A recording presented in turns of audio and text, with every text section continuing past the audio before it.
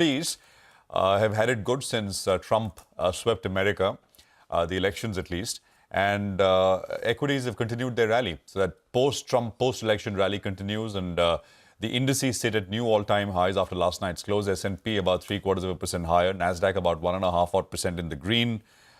You had the Fed meeting, which went without incident. So you had a 25 basis point cut, and really no big surprises in that sense. Actually, if anything, the most memorable part of the FOMC was not about monetary questions or their guidance, etc. It was, of course, about the election.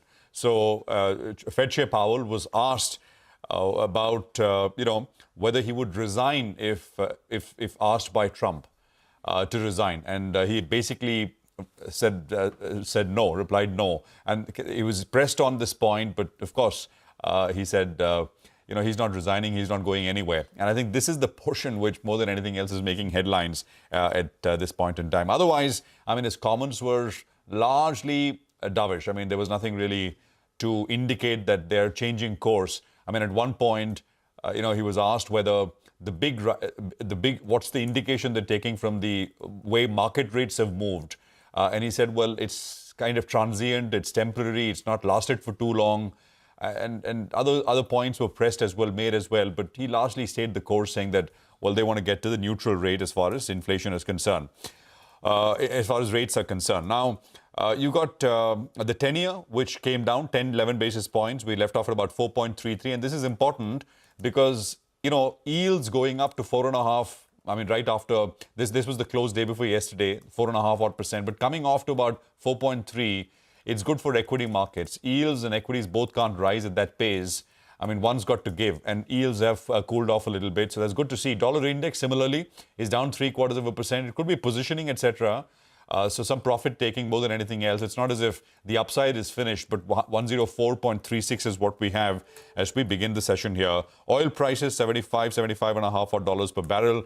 You got the China NPC, which ends today, the National People's Congress. So, I think people will be on the vigil to see if maybe some package is announced, etc. There have been reports by Reuters saying this could be the size, but we'll see if they announce something today before the end of the NPC, or they wait for actual policy pronouncements from the Trump camp.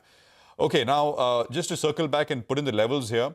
Yesterday, of course, was a complete reversal. The market left off at day before yesterday's low, which is 24,204. We left off at 24,199. So practically there, it'll be great if we are able to hold those levels, 24,200 or so. Below that, I mean, the support comes in between 24,100, 24,000. Resistance on the way up is the 20 and the 40, which is 24,527 on the way up. That's a 20-day, and the 40-day exponential is 24,713. Bank Nifty resistance comes in at 52,493. Support levels come in at about 50,470 to 51,500. These are supports which we are tracking. GIFT Nifty will come up on your screen. FIIs have been relentless sellers. Yesterday also we got that big number, and we'll talk more about that. How much more selling? I think that is the question which we don't have answers to. There's one view that maybe this goes on for a bit longer, and towards the end of the year that gets exhausted, and as new allocations to emerging markets and generally global allocations get set towards the last 15 odd days of the year and the first 15 days of the next year, maybe that'll give us a fresh look about what investors want to do. But so far, I mean, that's selling 4,000-5,000 crores every day. It's all gotten absorbed. But of course, I mean, it's not let the market rise or do its own thing. This morning, we're starting about 11-12 odd points lower. Rima. Hi. Even yesterday, the GIFT Nifty was flat, right? Yeah. And look where we ended, down about 300 points. The Nifty ending at 24,200. The Lal Street pretty much taking a big U-turn. But there's just one more point from the Fed statement. In the policy statement, Fed has removed the line, gained greater confidence that inflation is now sustainably moving towards 2%. He balanced it by saying that, yes, inflation has made progress towards the central bank's goal, but that statement about greater confidence about inflation achieving the 2% mark has been removed, and that's gotten investors a little bit more confused, keeping in context the U.S. election verdict, the possibility that the Trump tariffs could be inflationary. So that on the sidelines is a tad bit hawkish. I'll tell you one thing. He was asked specifically about this. Why is the line removed? He said, well, it's not. He explicitly said it's not hawkish. It is just reflecting market realities. I mean, so we don't need that line in that statement. So he was asked that. So yeah, I mean, that's a good point to highlight. But he was asked in that the press conference later. Okay, but I think we still have a lot more data points before the December meeting. I think 1, employment, and 2, inflation numbers should be out. So that will be the economic data points, which will decide in December whether we will have the 3rd interest rate cut from the Federal Reserve. But the sentiment across Asia is fairly upbeat. Taiwan is up nearly 0.9%. Hang Seng continues to gain up. You know, for China, which has rallied 6.5% this week, and this morning too, China is slightly on the higher side. It's basically optimism going or hope going into the NPC, offset to some extent by the Trump tariff. So it's pretty much a face-off between these two events. For the Indian markets, yesterday, of course, was a big down day. Week to date, the Nifty is down close to about 0.5%. Big earnings day. So you've got State Bank of India, Tata Motors, Ola Electric, LIC, Ashok Leyland, Whirlpool. These are some of the big, large and mid-cap numbers that we'll firmly keep our eye out on. In terms of flows, putting them on the table, the FI's net sold 4,900 crore. The DII buying was about 1,800 crore in the cash market. Also, final day, if you want to subscribe to the Swiggy IPO, well, the mood up until now has been a bit tepid. As of day 2, it's been subscribed a total of 35%. And even the grey market premium, which wasn't much to begin with, I believe now has dwindled down to just about 1%. So Swiggy, QIBs typically come in on the last day, but that's going to be an important data point to monitor the primary market action and response towards large IPOs. Pricing was good on Swiggy, so we'll have to see how demand shapes up. But for Hyundai well. Also, it came in right towards the end, right? Yeah. Till day 2, Hyundai was also very lukewarm. Indeed. I was just talking about the way they priced it was far more attractive. You know, Hyundai took a lot off the table before the IPO, which I think shareholders are a little bit skittish on that. But let's take the top cues then. You know, if you're looking at the US yield, you're looking at crude oil prices, both of them, you know, the crude oil prices are more or less flattish, while the yields, they cooled off closer on 12 basis points, but they popped back up as well. So they're currently holding at around 4.35% odd. Remember, early in the trading session, they went down closer to around 4.3. The good news, though, is that the dollar index has cooled off from around that 105 odd mark to 104.5. We'll want it to cool off a little bit more. Moving to our domestic cues then, how did the F&O action shape up in trade yesterday? The clients, they're going their own way, adding long positions. The FIs, they're going the opposite direction. They're adding shorts. So that was the action that we saw in index futures. And post this move, you have the FIs that are on the opposite ends of the spectrum with more than 1.5 lakh contracts on the short side, while clients are net long with close to 2.5 lakh contracts on the long side as well. Pulling up the options data, that appears there's a bit of a strategy at place, added on the 24,200 call and the 24,200 put. If you just club both these two premiums together, you'll see the total premiums around 200 rupees, you know, because yesterday the premium moved down a little bit. So if that's the case, then someone who's writing both these two strikes, they pocket close to 400 rupees. And then they're playing for a bit of a range. So 400 minus 24,200 and plus 24,200, which gives you that broad range, which perfectly tallies with what we've seen in the past. The recent low is at around 23,800, which is the lower end of the range. And the recent high is at around 24,604, which is at the upper end of the range. So that's the key data points out there. The Nifty Bank was off color yesterday, and that needs to perform to take us higher. And now I'll be looking at the reference point, which comes in at around that 20 DMA. That's 51,500. Extremely important that, the Nifty Bank holds on to that level. And talking about banking names, the stock to watch today is going to be SBI. In the last 1 month, the stock is up 10%. In the last 5 sessions, the stock is up close to around 6%. SBI comes out with a set of numbers today, and that has the ability, to swing things around, whether you're looking at the numbers or also the commentary that comes through. If it can deliver a positive surprise, it will be interesting to see whether or not the bulls latch onto that, not just for SBI, but for the PSU banking space as well. So we'll keep an eye out on that one. All right, Nigel, thank you very much for that. So SBI very much in focus ahead of the numbers later today.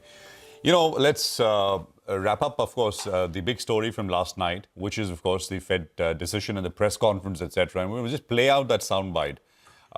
This is Jerome Powell, the Fed chair, when he was asked, about what he would do if Trump asked him to resign. I mean, his response. Listen in, and we'll see you. The latest economic data have been strong, and that's, of course, a great thing and highly welcome. But, of course, our mandate is maximum employment and price stability. And we think that even with today's cut, policy is still restrictive. We understand it's not possible to say precisely how restrictive, but we feel that it is still restrictive.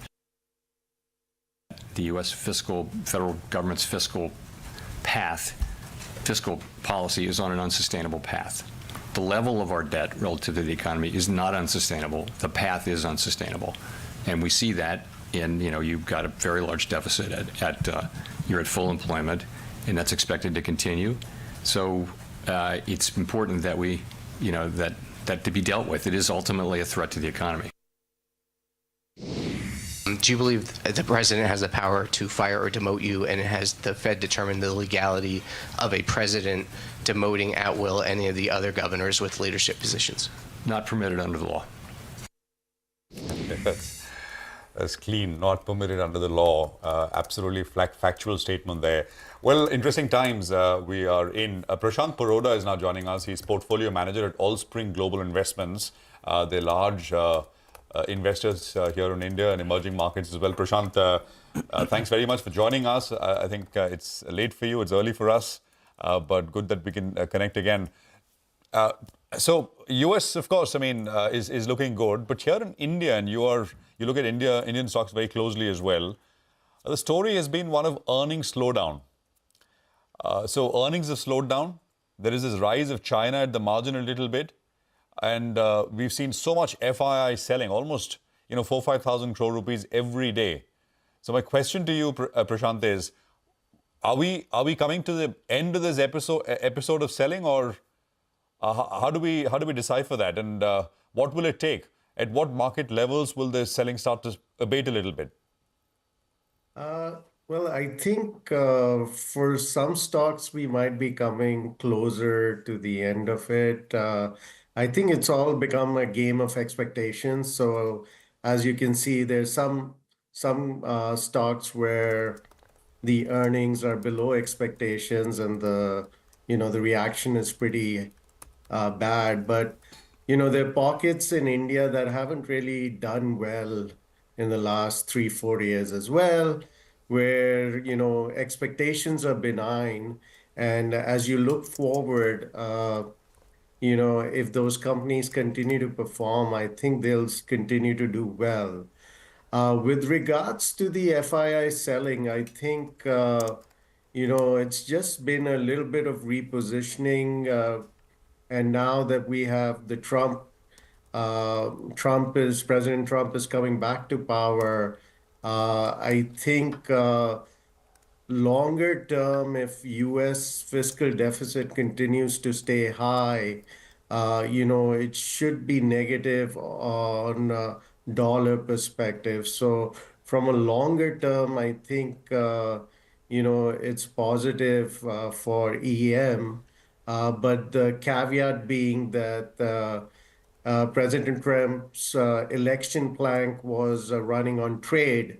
And if he's going to reopen issues on trade, and now he definitely has a mandate for that, that will have some repercussions for the EM asset class per se.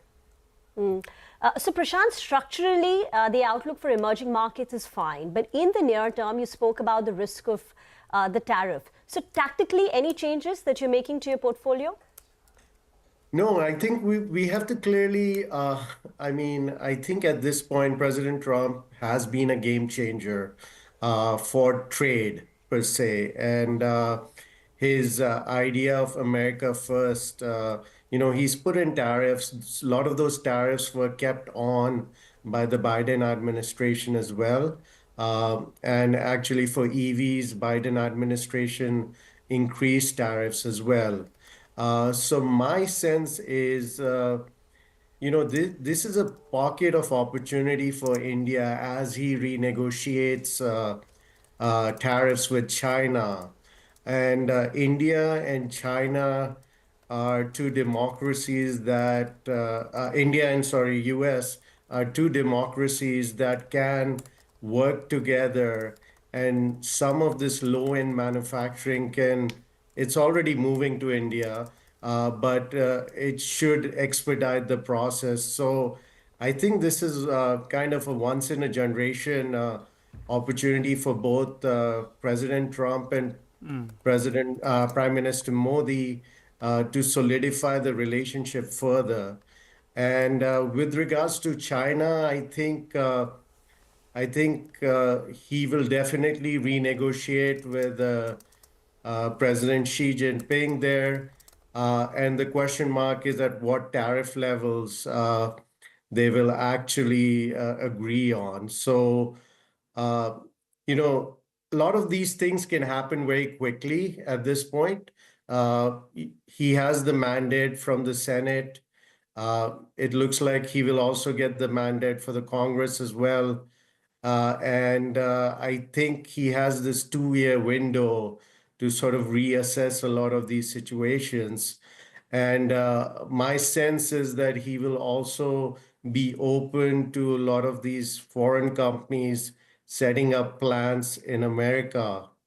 I think they will be high-end manufacturing, will definitely be moving. Some of it will be moving to US. The question really is where the other parts of manufacturing go and where India has a role to play and a big role to play. So I think given that the equation between President Trump and Prime Minister Modi is great, I think this is a kind of a once in a generation opportunity to cement this relationship from India's perspective.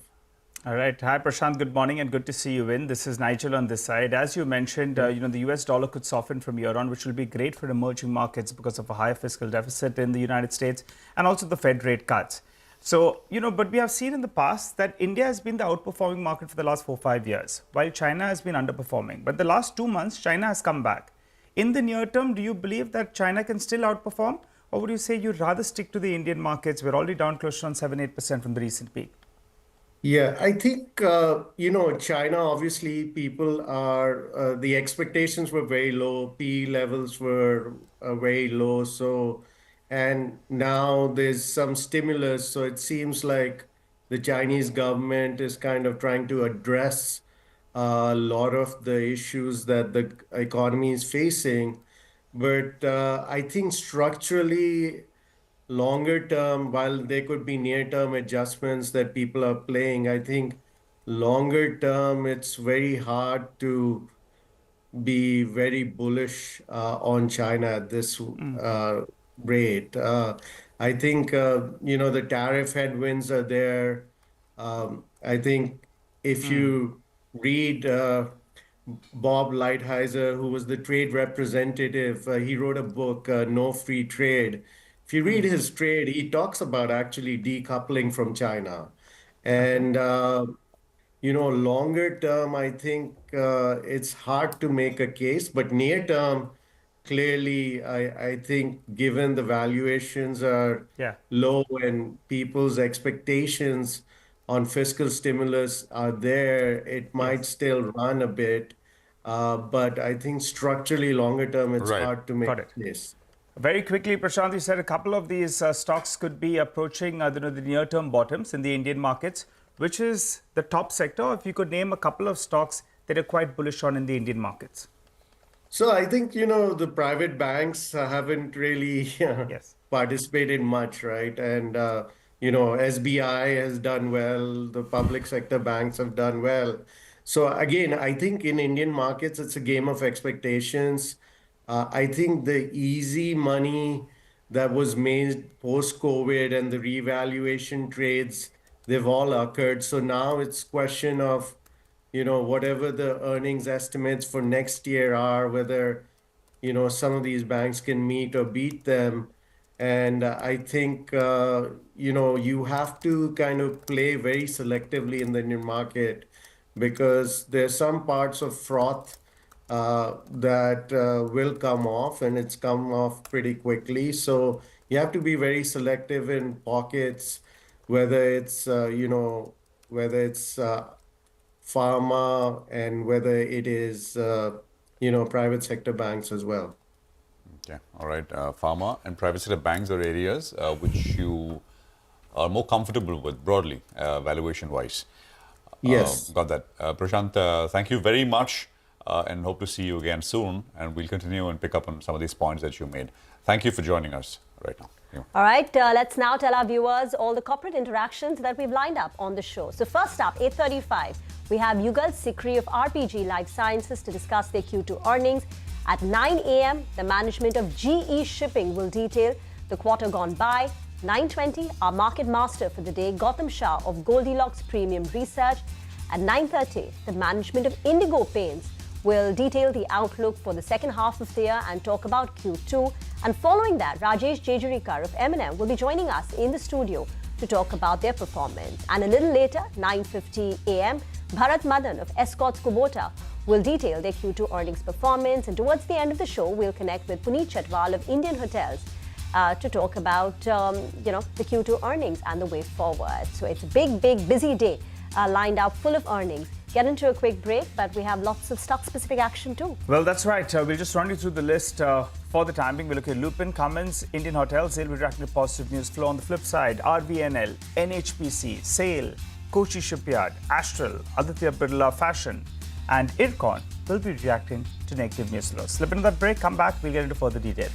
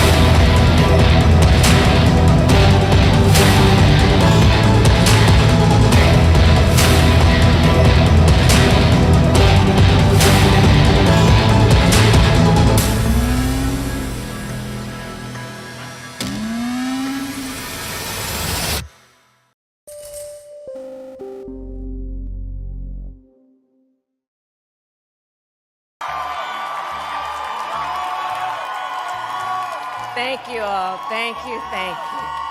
Thank you, thank you. The outcome of this election is not what we wanted, not what we fought for, not what we voted for, but hear me when I say, the light of America's promise will always burn bright. Now, I know folks are feeling and experiencing a range of emotions right now. I get it. But we must accept the results of this election. Earlier today, I spoke with President-elect Trump and congratulated him on his victory. I also told him that we will help him and his team with their transition, and that we will engage in a peaceful transfer of power.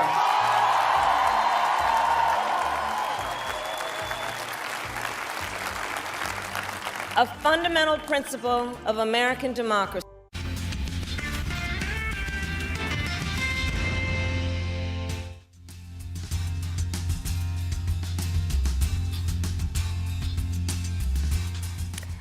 Welcome back. It's a Friday morning. The global setup is fairly upbeat, but the GIFT Nifty, after yesterday's massive sell-off of 300 points, is still pretty flat. But it's a big day in terms of earnings reactions and what to watch. So straight away, let's get to our team with CNBC-TV18's list of top stocks to watch for the day. And first up, it's Vinny on Lupin. Hi, good morning. Good morning. So Lupin, good set of numbers coming in from the company. Street was expecting this good number as well. Above the CNBC-TV18 poll is what we're seeing that the numbers came in at. Revenue saw a growth of around 13%. Margin seeing a growth, a sharp improvement in terms and expansion in terms of margins. 23.6% is what the EBITDA margin stood at, and profit saw an improvement by around 74%. Now, obviously, India sales growth grew by 19% versus a poll of 11% what we had. So better in terms of performance there, led by outperformance in diabetes, cardiology, respiratory and GI in the India business. US sales largely in line. $220 million is what the sales came in at versus a poll of around $232 million. So largely in line. Drug opportunity of Myra background, that is something that is supporting and aiding the margins as of now. We will see that benefit coming into the US business going forward as well. Growth markets also have seen a very good improvement, strong growth on that front. So all in all, a good set of numbers from Lupin. Okay, all right. Thanks a lot for that, Vinny. Let's go to Vamakshi. Vamakshi, tell us more about Cummins India. Well, the company reported a good set of numbers. This was an important quarter, and that is because it was the first full quarter after the implementation of the new emission norms, and the company has performed well this time around. Revenues came in at 2,492 crores. This is an uptick of almost 31% that we're seeing on a year-on-year basis, and it has come in much higher than the street's expectations.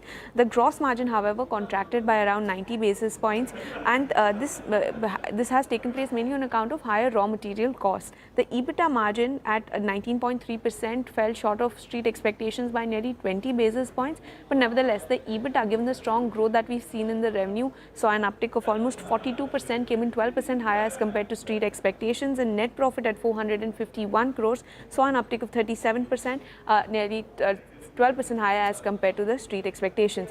Overall, this was a top-line led beat for Cummins India. Domestic sales saw an uptick of 47%. Strong domestic growth is what we're seeing out here. But the exports declined by 13%, and this is largely on expected lines. But nevertheless, when we look at it on a quarter-on-quarter basis, this is definitely an improvement. The management says that they are cautiously optimistic about the demand outlook for the near term. They're also cautiously optimistic about the demand outlook in the export market because geopolitical tensions and the impact on the economies have really impacted their end markets. A con call is scheduled today at 10 a.m. So we will be waiting for the commentary that comes from the management on the exports, the sustainability of the margins and the pricing environment. Overall, it's a good set for Cummins India. Expect the stock to open higher today. Vamakshi, and we don't get a guidance anymore, right? In the call, there's no guidance, but there'll be an explanation of the numbers. Yes, absolutely. Yeah.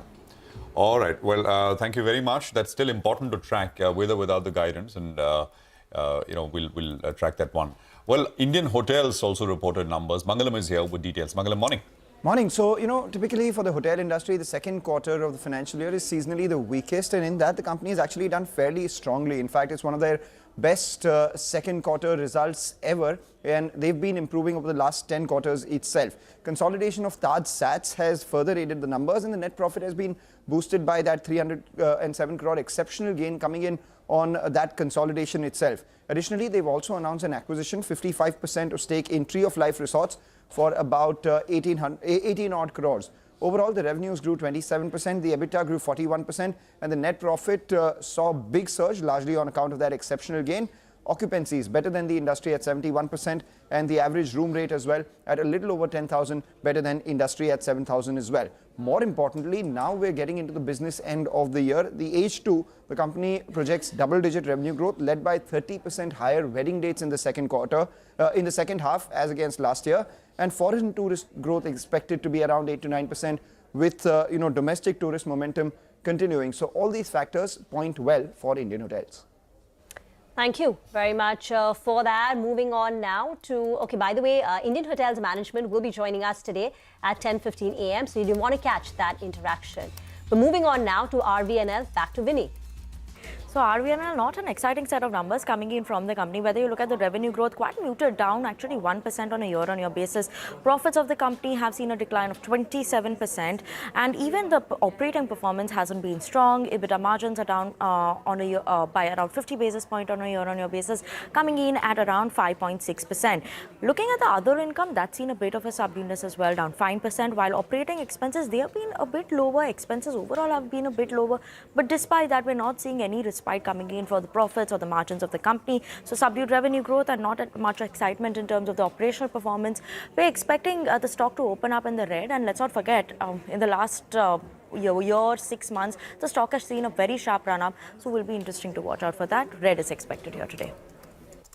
Okay, all right. Thanks a lot for that, Vinny. Well, let's go across to Vivek, who's here to tell us about NHPC. Morning, Vivek. Hope you had a good birthday evening, but good to see you in today. You can continue the party maybe later today, but tell us about NHPC. Well, good morning. That's right. So NHPC is the one we are looking at today. Slightly subdued strength. Remember, company has multiple projects, that are either plagued by flood worries like the Teesta 5 project. And other than that, there have been delays in commissioning as far as the Parbati as well as the Subansari projects are concerned. On the back of that, slightly subdued quarter.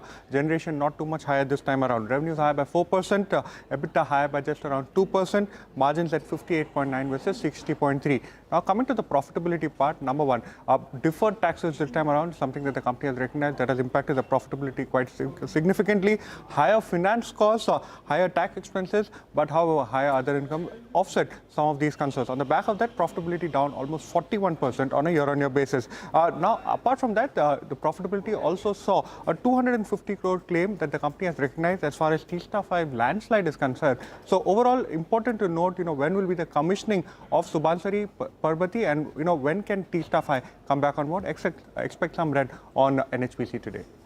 Okay, all right. Thanks a lot for that, Vivek. Well, SAIL, that one will be reacting to its numbers. And I'll tell you what, over the last few quarters, the most dangerous result to listen to that whisper number is SAIL, because there's always some kind of one-off in there.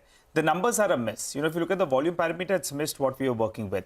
We have worked with adjusted sales as well as adjusted EBITDA, and both of them have missed the estimates that we put up. Why are we talking about adjusted? Because they include this component, which is the railway price revision in the sales, which we consider as one-off. So X of that, actually, the numbers are a miss. In addition to the weak operational performance because of lower realizations, there's no operating leverage that played out for them, and higher cost, the net debt number as well remains elevated at around 35,500 crores odd. So sales numbers go down as a miss. I expect the stock to open up in the red. Okay, all right. Well, let's hop across to Upasana. She's here to tell us about Kochi Shipyard as well as Astral. Morning, Upasana. Good morning, Nigel. First up, let me start with Cochin Shipyard. Company has missed their street estimates. Now, it's overall been a muted performance, and there has been a significant rise in the material cost, which has impacted the margins and the profitability of the company. Now, revenue stood at 1,143 crore with an uptick of 13% on a YoY basis, and gross margins dipped by 410 basis points at 47.2. EBITDA margins also saw a dip of 170 basis points at 17.2%. Now, margins are under pressure for both the segments on a YoY basis, and ship repair, which is mainly a high segment for the company, was down about 260 basis points, while the revenue was up about 13%. Coming to company's shipbuilding segment, the revenue saw a growth of 13%, while margins were down about 220 basis points here. Now, higher cost of material and sharp fall in the other income has led to a low single-digit PAT growth of 4% on a YoY basis. Now, next up, coming to Astral, the numbers were below street estimates. Revenue growth was flat on a YoY basis, and company's key segment, that is the plumbing segment, saw revenue degrowth. EBITDA margin stood at 15.3% with a downtick of 80 basis points, and margins were under pressure, 450 basis points in company's paints and adhesives segment, leading to an overall margin pressure. Now, PVC raw material prices were very volatile this quarter, as seen in is a common trend which was seen in other pipe companies as well, which has dented the margin, is what the company has indicated.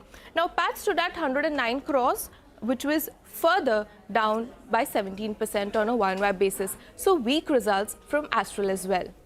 All right, Upasana, thank you very much for that. Well, AB Fashion and Ircon are the others we want to focus on. Vinny's here with those. Vinny, morning.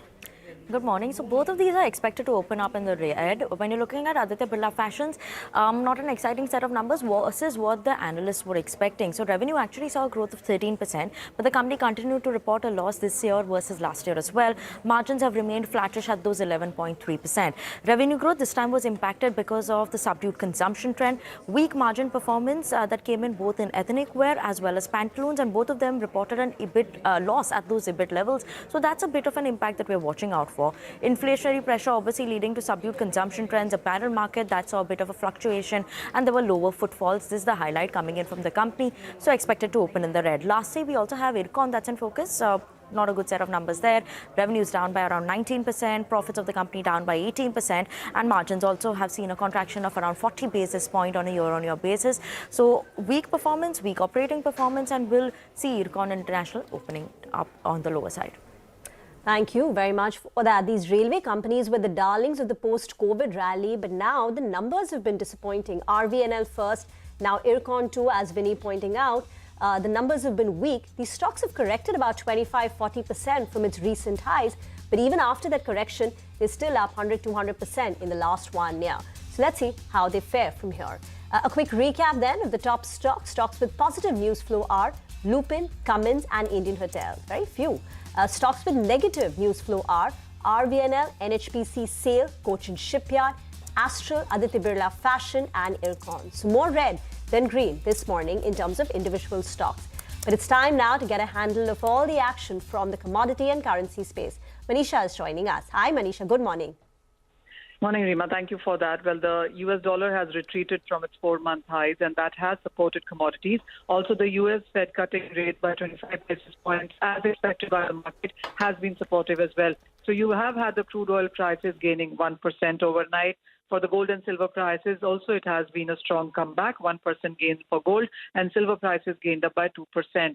For the base metal prices, remember it was a very sharp cut as we were listening to the Trump election numbers there. But overnight, with the US Fed and the US dollar declining, there has been a good support here as well. So you have the copper prices, which gained up by 4% overnight. Zinc was up 4.2% at one point in time. Aluminum prices gained up by 3.5% as well. Well, all eyes now on the China National People Congress meeting. Today is the last day, and expectation of a stimulus measure coming in from there clearly seems to be supporting all metals. Okay, all right, Manisha, thank you very much for that. So commodities in focus, metals, by the way, the Nifty Metal Index was the top loser yesterday, but that was also because of stock-specific reasons like Hindalco, which took a very sharp hit.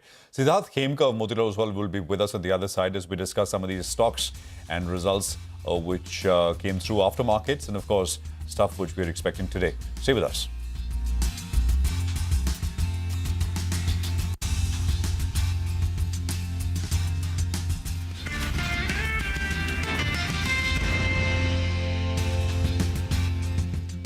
When we lose an election, we accept the results. That principle, as much as any other, distinguishes democracy from monarchy or tyranny. And anyone who seeks the public trust must honor it. At the same time, in our nation, we owe loyalty not to a president or a party, but to the Constitution of the United States.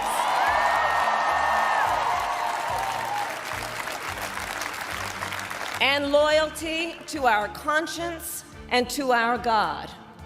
My allegiance to all three is why I am here to say, while I concede this election, I do not concede the fight that fueled this campaign.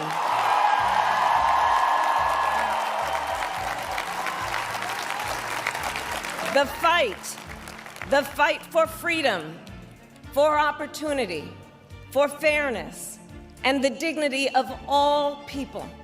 A fight for the ideals at the heart of our nation, the ideals that reflect America at our best. That is a fight I will never give up.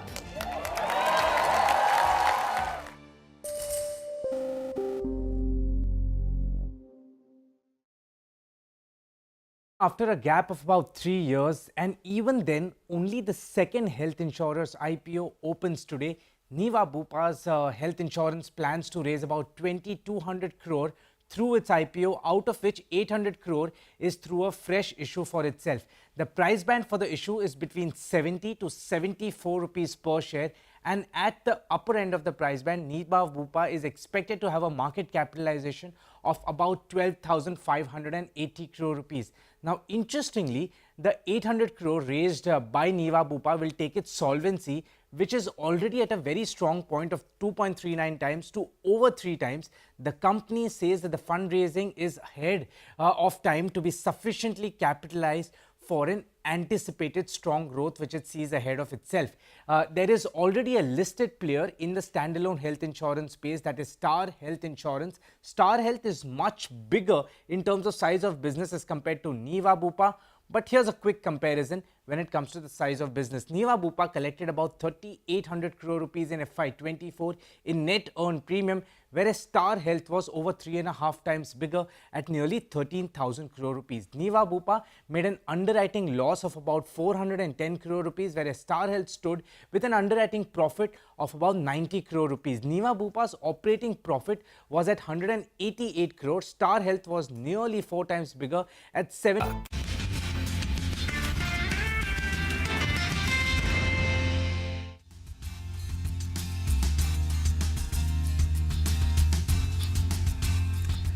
Welcome back. Hope you're having a good morning. Well, as promised, let's get in some fundamental insights into all those stocks that we tracked in our top 10 segments. Sid Khemka, Head Retail Research at Motilal Oswal Financial Services, joins us on the show. Hi, Sid. Good morning. Hope you're having a good Friday morning.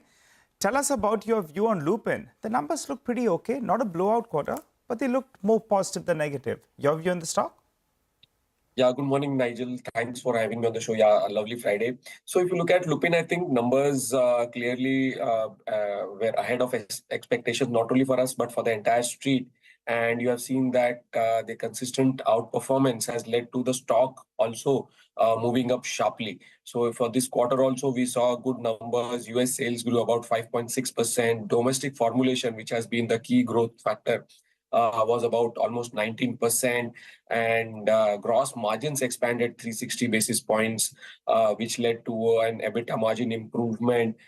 So you had some provisions plus forex gains and government grants. So if you adjust for all that, adjusted PAT was up 56% at almost 770 crores, much ahead of our expectation of 690 crores. So I think with consistent delivery in terms of earnings growth across segments, plus the sharp margin improvement, I would continue to keep a positive view on Lupin. Valuation-wise, yeah, it could be a little bit higher compared to some of the other pharma names. But nonetheless, I would say that with the kind of growth it is able to consistently deliver, the stock could continue to outperform. Siddharth, hi, morning. Are you telling your clients to buy Trent after yesterday's fall or not yet? So yeah, Rima, a very interesting question. We had a long debate in the morning meeting as well about what to do with Trent. So if you look at, while the numbers are definitely lower than expectations, but nonetheless, the growth in itself, and given the current environment where some of the consumer-facing names are unable to deliver the growth or are facing challenges, we felt that this growth is still very strong given the current environment. And this is a name that has been a fancy for a lot of investors who like this kind of brand, like this kind of B2C segment where they are consistently delivering growth. So yes, I think while the numbers are lower and some of these stocks where valuations are difficult to predict, it's just like, as I said, a fancy for the market. So any correction of about another 5 to 10%, I think that will be a good opportunity for people looking to get into a strong consumer brand which can consistently deliver growth. So our expectation is a 30% earnings growth for the next 2-3 years, which it can consistently deliver. And again, as I said, valuations best to leave it with the market.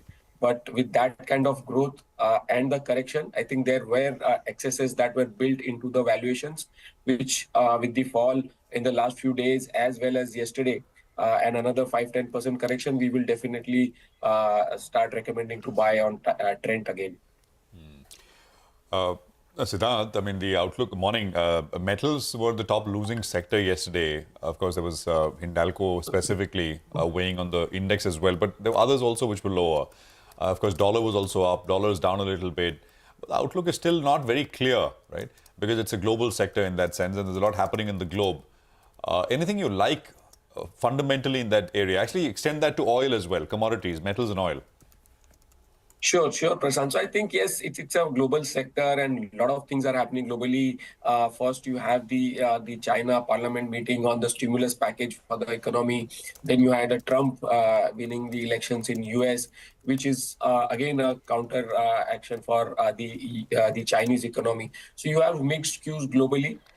Domestically, I think demand continues to remain a bit strong, and we have the upcoming budget in 1st of Feb. So you'll start hearing a lot of noise with the government spending on infra, which to our understanding has been pretty weak in the H1 of the current financial year, given the elections and then the government formation and all those kind of things.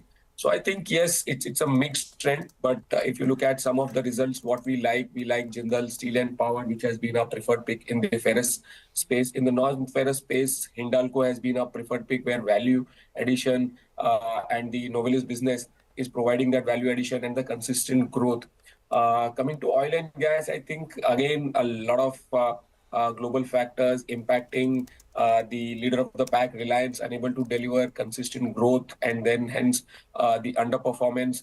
What we like from the upstream oil companies, we like both ONGC, Oil India. We believe they are in a structural uptrend for the next few years. They would continue to do well. From the downstream, if you look at, we like some of the oil marketing companies. So IOC, HPCL is something that we like from the oil marketing companies. Okay, thank you very much for that. Siddharth, do stay on. We just want to quickly get a chat in with the management of RPG Life Sciences. Now, they've reported a good set of numbers. In Q2, the revenue growth was about 12%.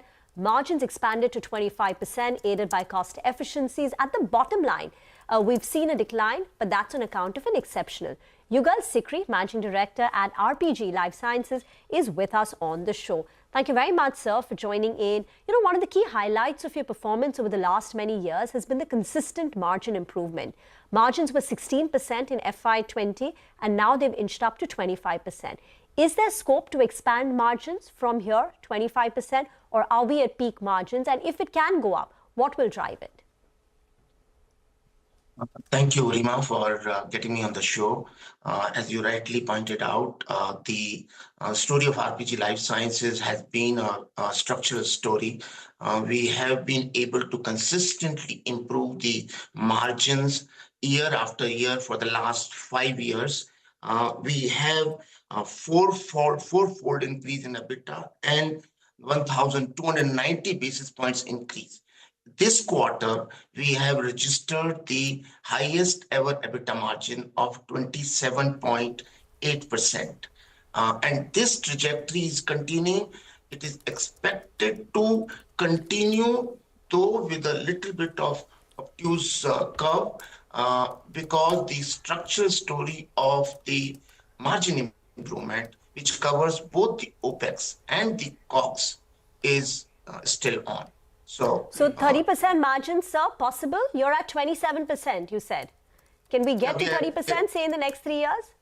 This quarter is 27.8%. For the H1, it is 26.5%. And the story is on.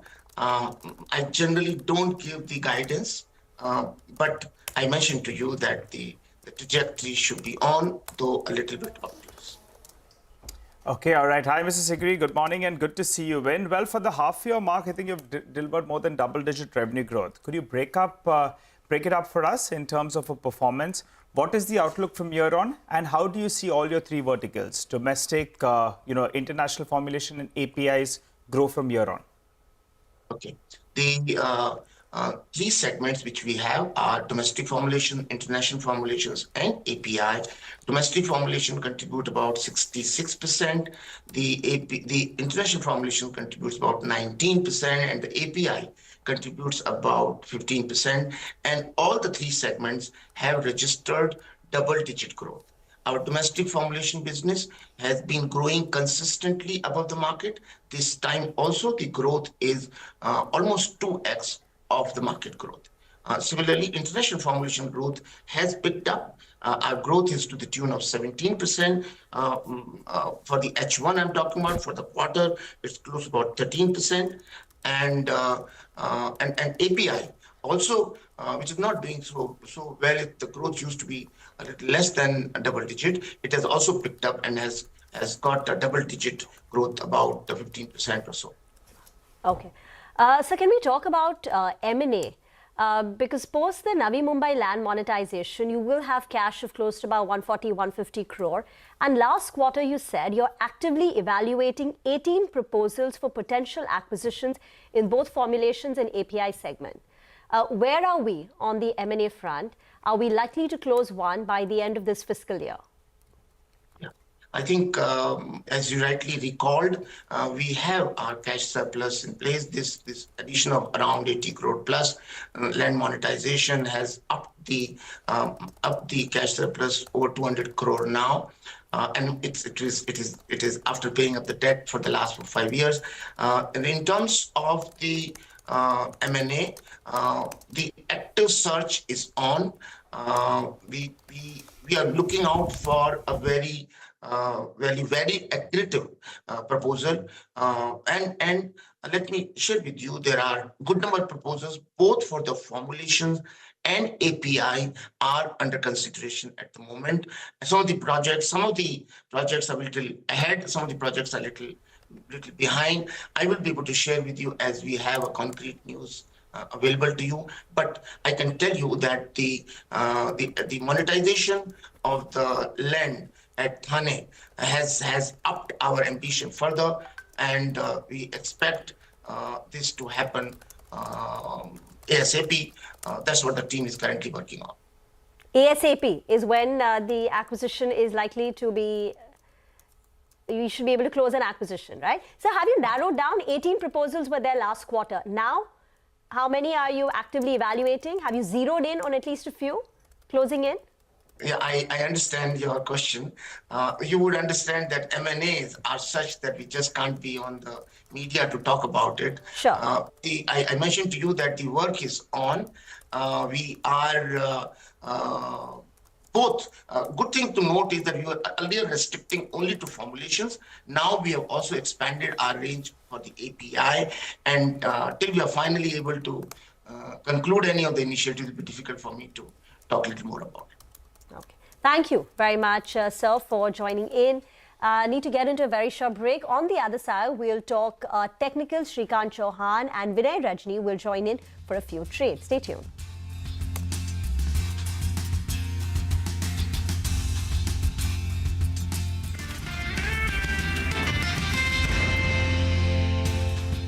₹1 crore. Star Health's combined ratio is better by about 200 basis points as compared to Niva Bupa. And finally, Niva Bupa's net profit of 82 crore rupees in FY24 was 10 times smaller than that of Star Health Insurance. In terms of market share, Niva Bupa's market share amongst general insurers was 2% and amongst standalone health insurance companies was about 17%, whereas Star Health's market share was 5% and 46% in the same two categories. But the smaller size has been bringing much stronger growth for Niva Bupa Health Insurance. Niva Bupa's net earned premium that grew by 43% versus Star's growth of about 18%. Niva Bupa's underwriting loss reduced by 20%, whereas Star's underwriting profit that came down by about 1.3 times. Niva Bupa's combined ratio that increased by about 154 basis points, and Star's as well increased by about 134 basis points.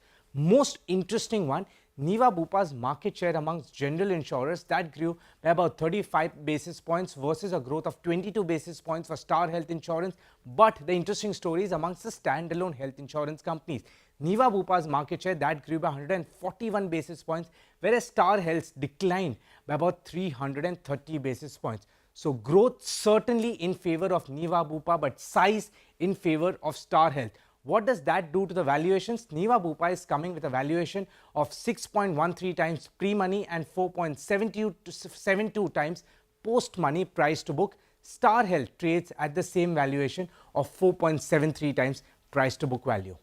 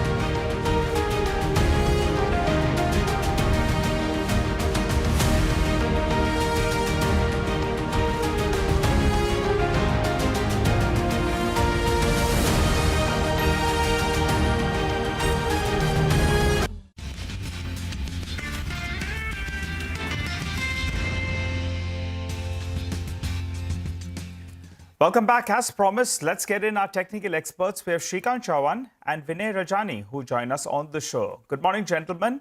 Well, Shrikant, you go first. Tell us, what is your view on the index? We had a good trading session the previous day. Yesterday, we pulled back. We're still defending lower levels, though. Your take? Yeah, good morning, Nigel. Good morning, everyone. I feel this particular market is like going to consolidate between the range of 24,500 and 23,800 before giving any meaningful rally or maybe furthermore fall.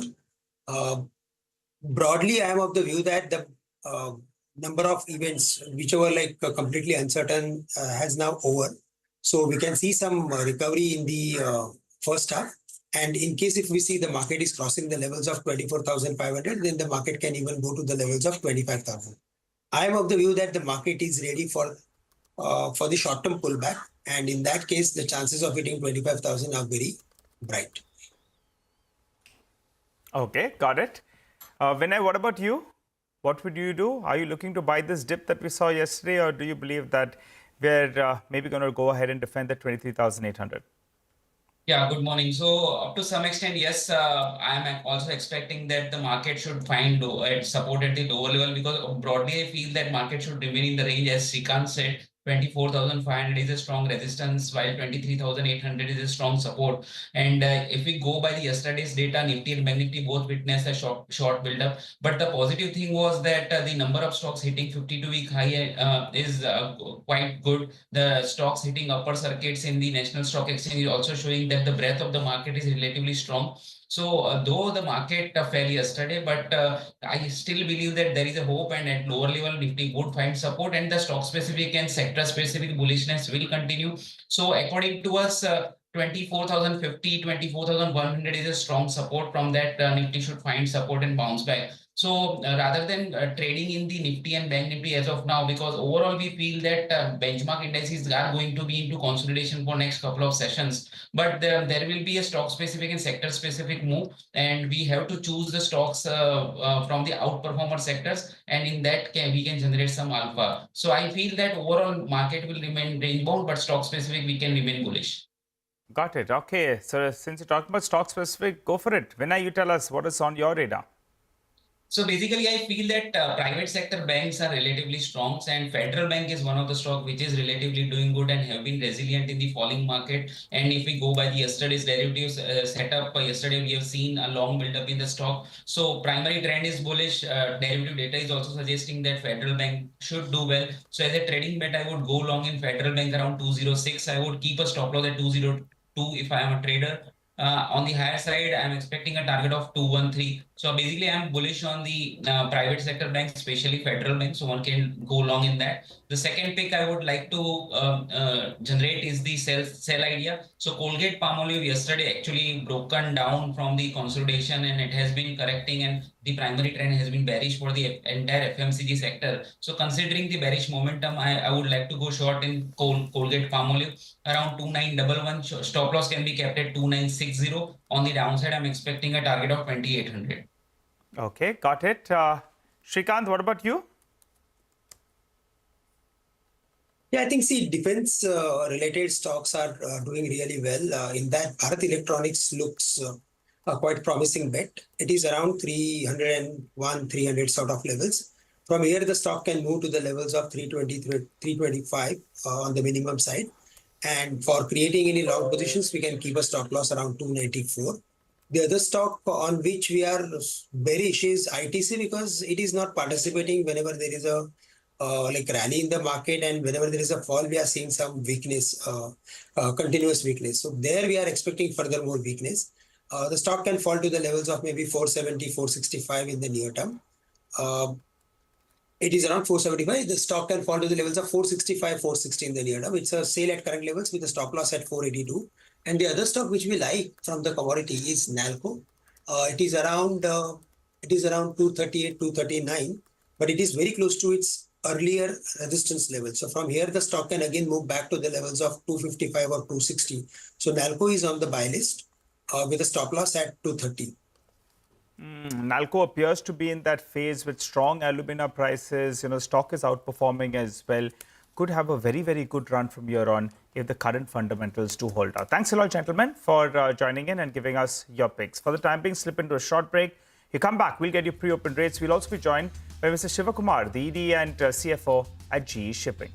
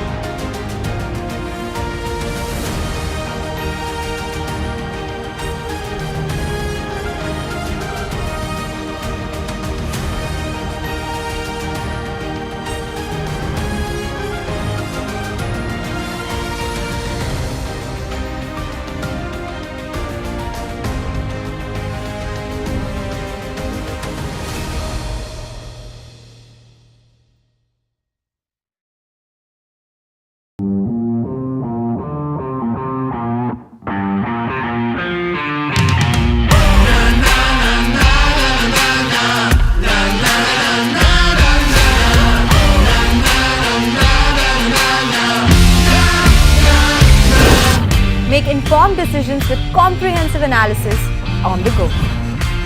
Strengthen your portfolio with real-time market updates on the go. Create effective strategies with insightful expert opinions on the go.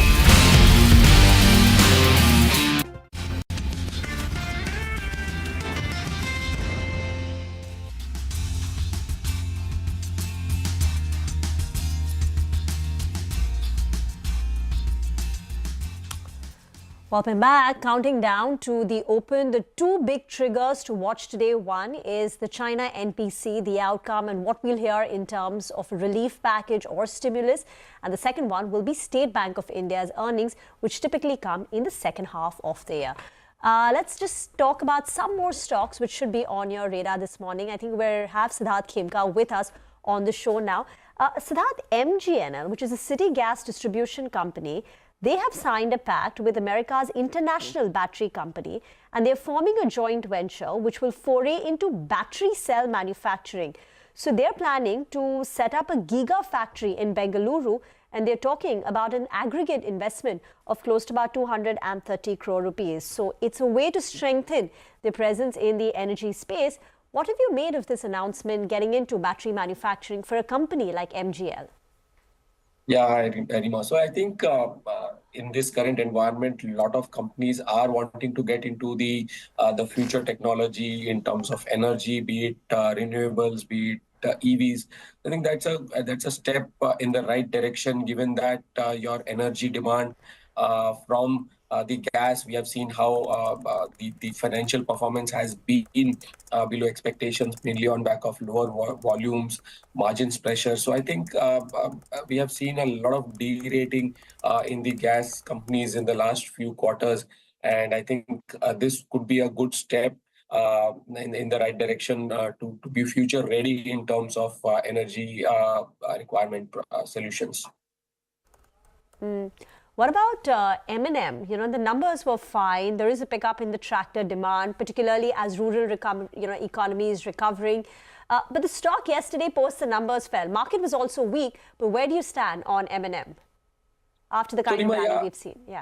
Yeah, so I think the performance was in line with our expectations. What was interesting is that the tractors business has done well, and they have raised the guidance in the second half. So you are expecting double-digit growth in second half, which is a key segment for them. So overall, we remain positive on M&M. We believe the numbers have been in line, and the farm equipment segment margins, the PBIT margin stood impressive at 18.7%, which is an increase of 120 basis points on a Y-on-Y basis, despite it being a seasonally weak quarter. So if you look at across segments in the SUV segments, that continues to do well. The core segment of tractors that has started doing well. So I think this company will do well. We have a buy rating and a target price of 3,420, which is almost 18% upside from current levels. Okay, well, Siddharth, thank you very much for your time. Great to have you with us here. Appreciate it. You know, the pre-open has kicked off and it's kind of flattish but slightly higher. So that's what we are looking at. The Nifty I saw was about 5-7 odd points in the green. Well, GE Shipping is the next company which we are speaking with. They reported a big set of second quarter numbers. Revenues were up 10% while EBITDA margin contracted. We'll talk more about the numbers and you know what the state of affairs for shipping rates are going to look like in this new environment. G. Shivkumar is Executive Director and Chief Financial Officer of the company. Mr. Shivkumar, good morning. Great to have you with us here. You know, things have been in Q2, but I think both you and your investors would want to know where things could be with what's happened, dramatic events in the US. And I think shipping markets have been impacted because of all these conflicts which have been going on, right? Red Sea, Russia, Ukraine, etc. Let's imagine for a moment that by the 30th of January, you've got some of these easing off, these conflicts easing off. We don't know how, but I mean that's been a big campaign promise, and we've heard the president-elect saying in the US that I intend to keep my promises. So let's assume that's the case. What do you expect the impact on shipping rates to be on crude and product carriers for dry bulk? Give us a sense. Yeah, morning, Prashant. Thanks for having me. Yeah, it's a bit speculative, but yeah, based on what has been said so far, there are a couple of conflicts going on which have affected rates in the last 2 years or so. One is, of course, the Russia-Ukraine conflict.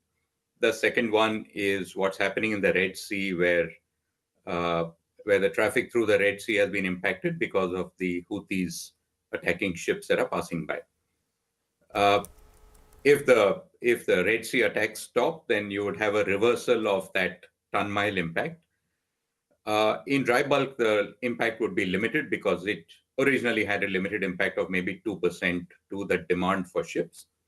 In crude tankers also, it had a fairly limited impact. In product tankers, it had more of an impact. And in the sector that we are not present, it had a much bigger impact, which is containers. As far as Russia-Ukraine is concerned, it's going to be a big impact if the whole trade pattern reverses. However, you'll have to see all the things that have to fall into place for the entire trade pattern to reverse. In the sense, do you see Europe going back to a very large level of energy dependence on Russia? Or is it going to only partly come back? So that equation is a little complicated. The Red Sea equation, not so much. But you're saying that the Russia-Ukraine one is the big one. If that conflict were to stop and it goes back to pre-2021, I think it was, right? Kind of situation. I mean, that'll have a tremendous impact on shipping rates. That's right. It'll have certainly a short-term impact on shipping rates. What has also happened is because of the hot market, tanker markets have been very hot for the last 2.5 years because of this conflict. It started in early 22. And because the market has been so hot, a lot of ships which would normally have got removed from the fleet because of age have been able to run for longer because they're making so much money and because the demand for ships is so high. Typically, when you have a weak market, those ships are very vulnerable and will get removed, which brings the market back into balance. Again, this takes some time to play out. So in a year or two, that would play out. But in the meantime, you would have very weak markets. If that trade change reverses 100%, which again is not the base case that we would put in. And the most impact will be on product tankers, right? which for you is... Sorry, go on. Sorry, the product tankers impact that I was talking about, the highest impact was because of the Red Sea disruption. Okay. Russia had an impact on product tankers and crude tankers, so about equal for both, maybe a little bit more for product tankers. Okay. And for crude tankers, for you, I mean, in terms of rates, it's 100%, all of it is fixed, right? And in terms of product tankers, I thought it was about 30% fixed. Yeah, crude tankers are 100% spot. Spot, correct. Exposed. Sorry, spot. And product tankers are about 30% fixed, so about 70% spot related. Okay. So, I mean, we could be looking at over the next, depending on how things move over the next 2 quarters, a big sort of impact one way or the other. But it's all, of course, up in the air right now. Yeah, if it has that impact and the markets drop, obviously we are sitting very under leveraged and with a lot of cash, and we are looking for opportunities to buy, get in some good ships at good prices. Okay. That, I mean, if what we're talking about were to materialize, that would be your response function. You would be in the market to buy ships. Absolutely. Okay. Absolutely. We are keenly waiting for an opportunity to buy, and now it's been quite some time since we did an expansion. Okay. All right. Got that, Mr. Shivkumar. Thank you very much for joining us. Appreciate you being here on CNBC TV18. Thank you for taking out the time. So that's G Shipping. Stocks, I think, about 6.5% lower at about 1,210. This is, of course, I think in the pre-open session as the rates are starting to show up. All right, I think we've got about 4 minutes to go for the market open. And let's go across to Vamakshi. And we're going to sort of talk about Cummins India once again. Cummins stock in the pre-open should also come up. Vamakshi, take it away. Well, Cummins reported a good set this time around, and this was an important quarter given that it was the first quarter after transition to the new emission norms. Revenue for the company came in at 2,492 crores. This is an uptick of 31% year on year and has come in nearly 13% higher as compared to estimates. The gross margins contracted by 93 basis points, and this is mainly on account of higher raw material costs. EBITDA margin resultantly came in 20 basis points lower as compared to street expectations at 19.3%. But given the strong growth that we're seeing in the revenue, the EBITDA came in 12% higher as compared to street expectations, and the net profit too came in 12% higher as compared to our own poll. This is largely a top-line led beat. Domestic sales grew quite healthily, up almost 47% on a YOY basis. The exports were a bit weak, down nearly 13% on a year-on-year basis, but this is something that we were already expecting. But on a sequential basis, exports have recovered by 13%. The management says in its commentary that they are cautiously optimistic about the demand outlook for the near term. They're also cautiously optimistic on the export outlook, mainly given the economic and geopolitical events that have impacted the end markets. Overall, it's a good set coming in from Cummins India. We'll be waiting for the commentary that comes through from the management in the con call at 10 a.m. Thank you very much for that.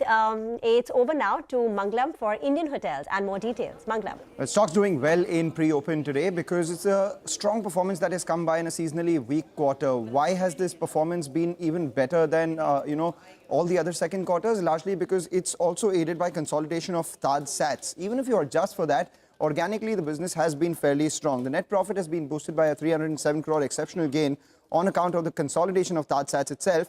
And additionally, the company has acquired 55% stake in Tree of Life Resorts owner for about 18 odd crores. Revenue growth at 27%, EBITDA growth at 41%, and the net profit has come in at around 582 crores. Again, this includes the 307 crore exceptional gain. Occupancy, average room rate as well as revenue per occupied room are all above industry standards, and the management guidance for the second half looks fairly strong as well, with a double-digit revenue growth and a strong wedding season expected in the second half as compared to the same time last year, along with increase in foreign tourist arrivals and continued domestic momentum would do well. Brokerage is happy with the performance.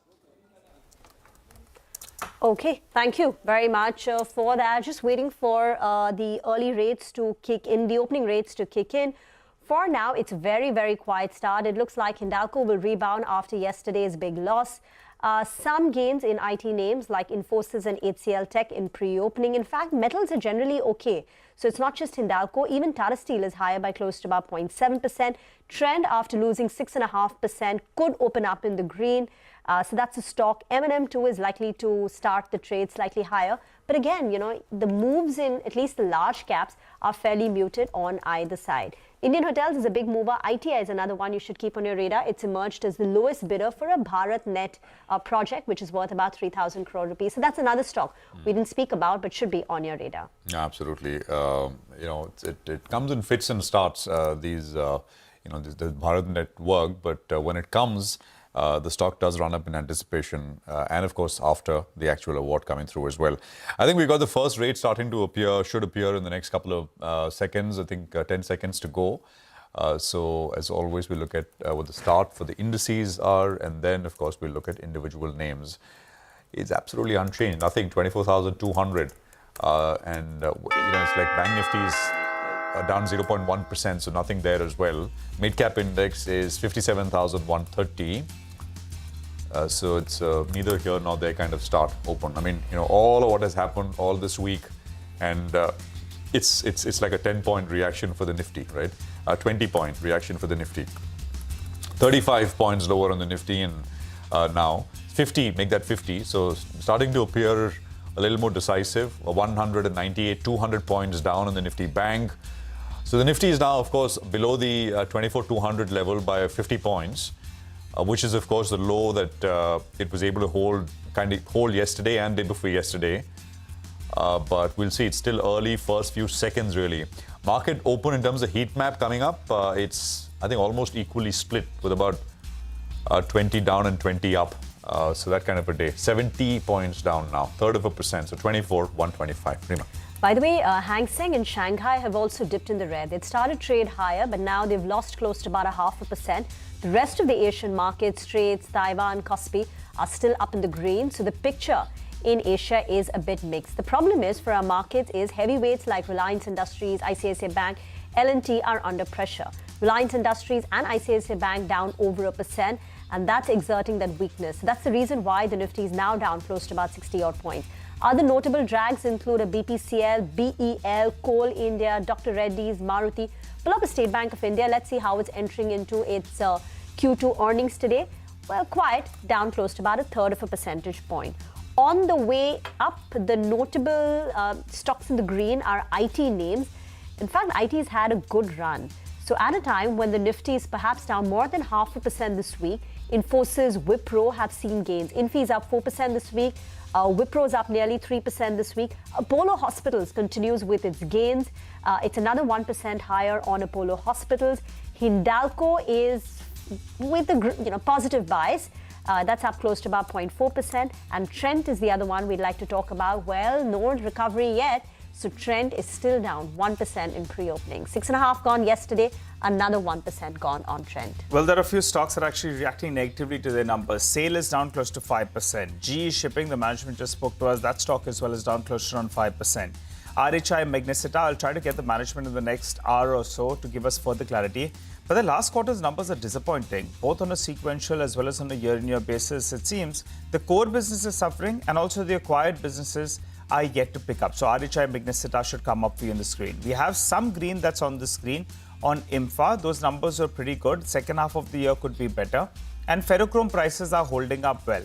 So that's why, that one, in fact, is holding mildly in the green. We can pull up an updated rate. Nalco, well, we do have that stock that's bounced up. It's up close to around 2.5%. And from, I think, 210 to 15 rupees odd, we are at CNBC-TV18 have been telling you that alumina is in short supply. That's what's putting up prices. And the only direct play is Nalco because they're selling alumina. They're more an alumina play rather than an aluminium play. So that's why that stock is holding up with a gain of close to around 2.5%. And I think, Rima, you mentioned, right? You have Indian Hotels, you have Page Industries, both of them holding the green. Voltas actually has had a very, very good week in a market that's been a little bit wobbly. Voltas, the flows have been strong as well. That stock is up close to around 9% in this week itself. All right. Yeah, sorry. No, just want to point out even the railway stocks, RVNL and IRCON. We highlighted how these stocks' Q2 performance has been subdued and the stocks have straight away opened up with deep cuts. RVNL's EBITDA has seen a decline of 9% on a year-on-year basis. For IRCON, the absolute EBITDA has fallen 23%. And straight off the bat, these stocks are down 5.5%. Another weak set of numbers is GMM Pfaudler, where again margins have fallen from 15% to 11.5%, and that stock has taken a knock. It's down close to about 6%. Oh, no, absolutely. You know, Vari, by the way, is the biggest volume. It's a full 100-point cut now. Just FYI. So 24,000, around 24,100 is where we find ourselves at, a clean 100 points lower from where we left off yesterday. Vari is now the top volume-led loser right now. It was the top volume-led loser yesterday as well. It was down 8%. It's down another 3.5%. Actually, now 4%. We've got SAIL, and Nigel was mentioning there's a 5% cut coming in on SAIL. These PSU names, so SAIL, of course, is one, but RVNL, NHPC, IRCON, these are all down. G Shipping, 6% lower. NCC reported numbers in the last hour yesterday. Stock spiked, is down 3%, 3.5%, 305 on NCC. Afcon's recent listing, stocks down 2.5%, 464. There is First Cry, which will come up on your screens, 5% lower, 563 on First Cry. Another recent listing is KRN. I think here it's a bit of a pullback because it had a big move from about 450 levels to about 650 in 2 or 3 days flat. It's just pulling back a little bit. That's KRN Heat Exchangers. Cochin Ship is down 4%. Oil India is down 2.5%. I think we already mentioned GMM Fodler. This E2E Networks down 5%. It's, of course, is up 5 times this year so far. Chennai Petro and so many others actually starting in the red, and it's 3:1 in favor of declines once again. 3:1 and 3 on the declining side for 1, which stocks which are higher. On the upside, apart from what we've mentioned, I mean, there isn't very much. Page Industries is up about 2.25%. I think there is a Motilal Oswal upgrade this morning as well. Of course, reported numbers yesterday. Avalon, which is the EMS company, was up 20% yesterday. It's up another 6% this morning. It's the 4th biggest volume-led gainer, almost nearing 1 million shares. We don't usually see it right in the morning, but it's there right now. Something called Lokesh Machines is up about 10%, 11%. Big rally in last 2 sessions on big volumes as well. NRB Bearings is up 9%. That's again coming up with very large volumes. There is Emcure, which is up, Emcure Pharma, I think, which is up 4% right now. Inox India is up 3.5%. We've got Manyavar, which is up 5%. IFB Industries is up 2%. And then volumes start to trail off a little bit. But this is the bulk of what's going on. Gautam Shah is our market master of the day, founder and chief strategist at Goldilocks Premium Research. Gautam, good morning. It's relentless. I mean, just the hits keep on coming. What's your sense, Gautam? Where do we find ourselves at? Around 24,100 price-wise, but how much more in your opinion? Good morning, Prashant. I think we must have seen a sort of a mini bear market in the last 1 month, because if you go by the headline indices, the cut has actually not been very large. But then if you look at the entire NSE, you have an average decline of anywhere between 25 to 30%. And as we speak today, the markets are very oversold, not just on the technical indicators, but even on the breadth studies. I do believe that the market has got into a base building process once again. And I think the key question a lot of people are asking is whether this is a correction within a larger bull trend or whether this is a trend reversal that leads to a series of lower tops and lower bottoms. I definitely believe in the former. I think this is a very nice, healthy correction within the larger uptrend. The market is a lot more fitter. The market is a lot more stronger internally. And I don't see deep cuts coming in from current levels. However, we are wired to believe that the markets will turn around and start making new highs quickly. That's not happening. So there is a big change. I think the Nifty is going to be stable. It's going to be in a sort of a range. 23,800, 24,000 area is a very important support. I don't see that breaking down easily. In fact, I'm more tempted to believe that the market will break out above 24,500 and gradually move to levels of 25,000 to 25,300. So I would be constructive from here. I think I know there is a lot of fear in the system, but the charts which were very, very overbought at the starting of October are quite oversold in the month of as we start November. So I think this is a buying opportunity. In the event, Gautam, hi, morning, if the 24,000 mark on the Nifty, which is an important support, breaks, what happens then? I think the market will have a lot of support on the downside. As I said, on an overall basis, the market is very oversold. Just to share a statistic, in the recent past, you had only 18% of the stocks in the NSE 500 that were trading above the 50-day moving average. And in the last 3 years, whenever we've tested such numbers, the markets have always bottomed out. So while you might see this volatility and it might look a little confusing, I'm still tempted to believe that 23,800 to 24,000 as a support is likely to work. In case it does not, I think then 23,300 is clearly the line in the sand, because that happens to be the high around the election result day. And mind you, I think you are in an environment wherein global markets are come back, US markets are at lifetime high, oil seems to have cooled off, VIX I think is in normal territory. The domestic money remains strong. India's fundamentals haven't really changed. It's just that all those stocks and sectors which were extremely overbought and overheated at starting of October have all cooled off. So the reality check has happened. The men have been separated from the boys. And I think we will build on a new trend on the way up going forward. Okay, all right. Got that. Hi, Gautam. Good morning. You're sounding far more optimistic, it seems. So tell us about crude. That's been the big positive for us, because we have crude oil prices that are very well behaved. What's the range out there? Yeah, I think, Nigel, last time when we spoke early October, I think our view was very clear that the market is headed for 24,000. We got that. I think it surprised a lot of people, but clearly the writing was on the wall. And now the studies continue to suggest that, global factors will ensure that our markets are protected. I know crude is in a sort of a band. $65, $67 on NYMEX has been a support for the last 8 months. Whenever crude has gone down to those levels, we've seen a rebound.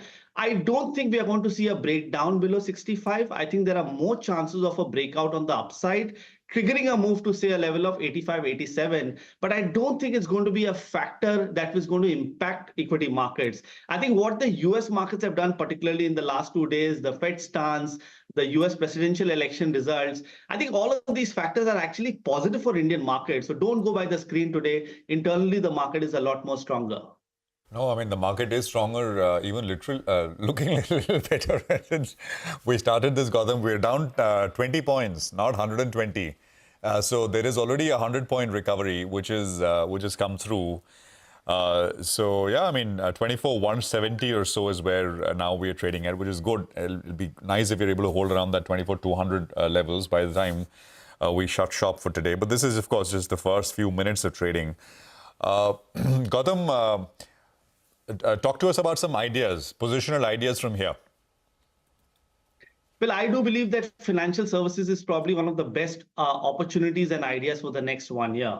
I think in a month of October, while the indices, headline indices and many of the sectors of the market corrected big, notice what the Bank Nifty and the Financial Services Index has done. It was absolutely range bound. I think it absorbed supply really well.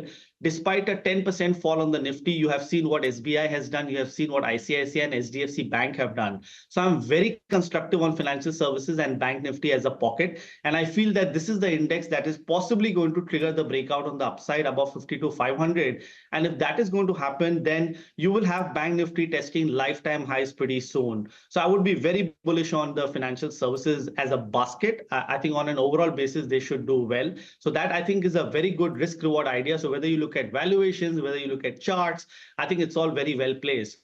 Barring that, I think IT is something where we are again very positive upon. Last 2 days, we saw a lovely move on the IT index, and I do see that index appreciating about 10 to 12% from here. So all the large cap IT stocks, I think, are very well placed. Followed by metals, which has been my old favorite. It's seen a bit of a comeback in the last 3 or 4 days, and I do see the metals index going back to 10,500. So, some of the older favorites of the market like defense, real estate, capital goods, PSU seems to be taking a bit of a backseat, and newer sectors are coming to the forefront, and I think they're going to take the markets higher. Okay, so you like banks, IT and metals. These are your preferred sectors to play the recovery in the markets from here on. What about autos? And if you could break that up in terms of passenger vehicles, CVs, two-wheelers, what are the charts telling you? Well, I have the same view as last time. I think we would be negative on the auto index just because it saw a phenomenal rally in the last 2.5 years. Please note, many of these sectors have moved up 2-3x, in the last 18 months, and they need a longish period of consolidation before they can start doing well once again. I mean, you must have seen what some of the top auto stocks have done, led by Tata Motors on the way down. So I think they are in consolidation mode, along with capital goods, and I think it's going to remain this way.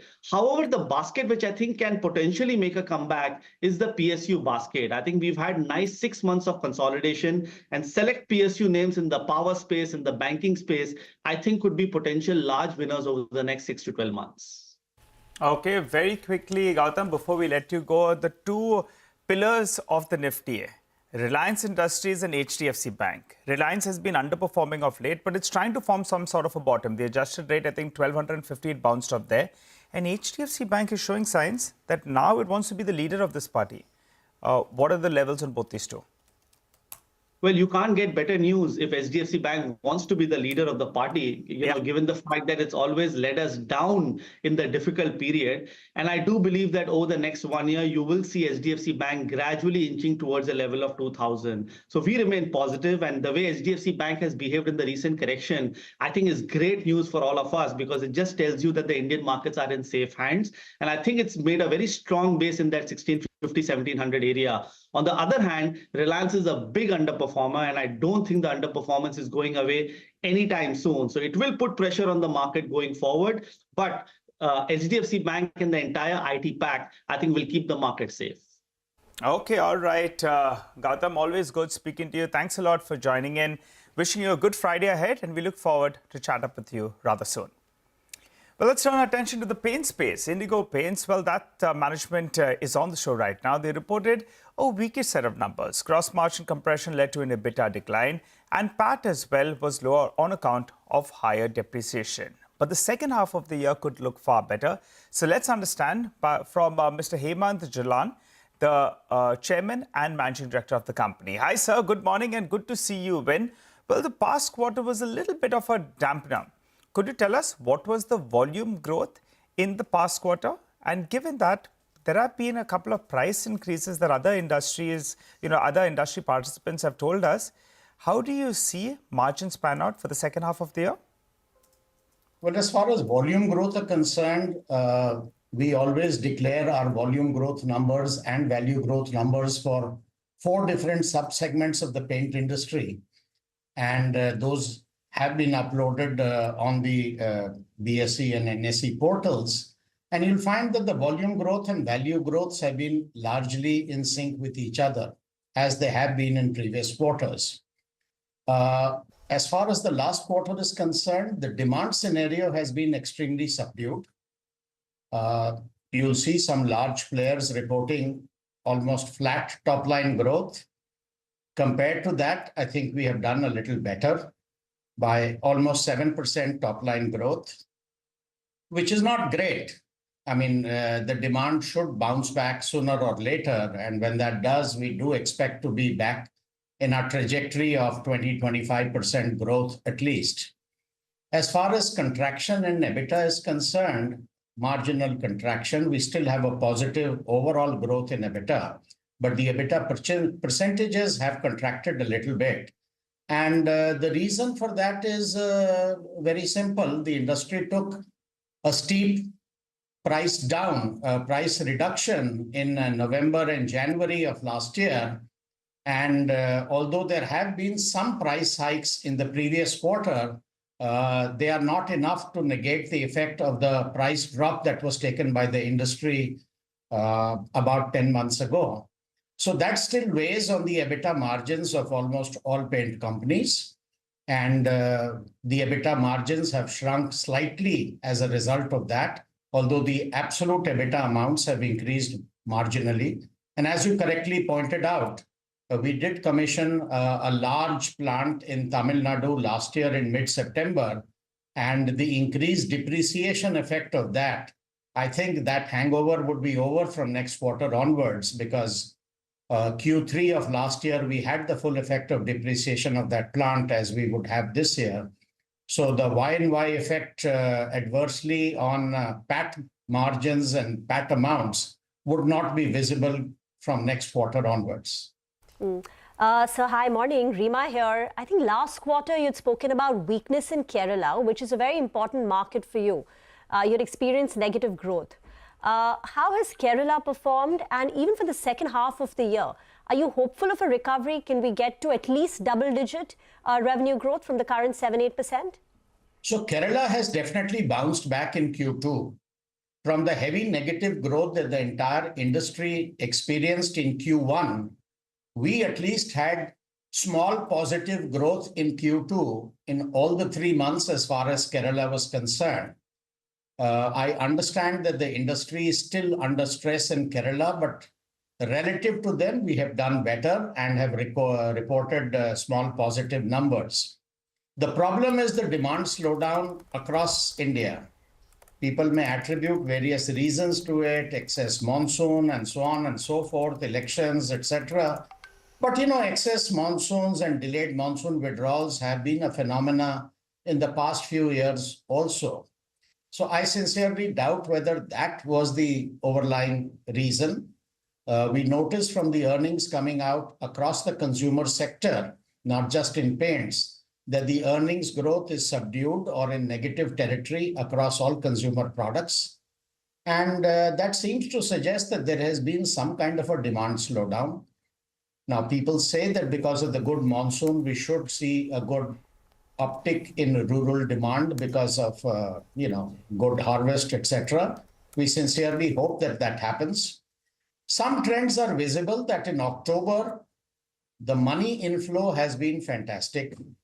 And that seems to suggest that all the inventory of the dealers has been liquidated.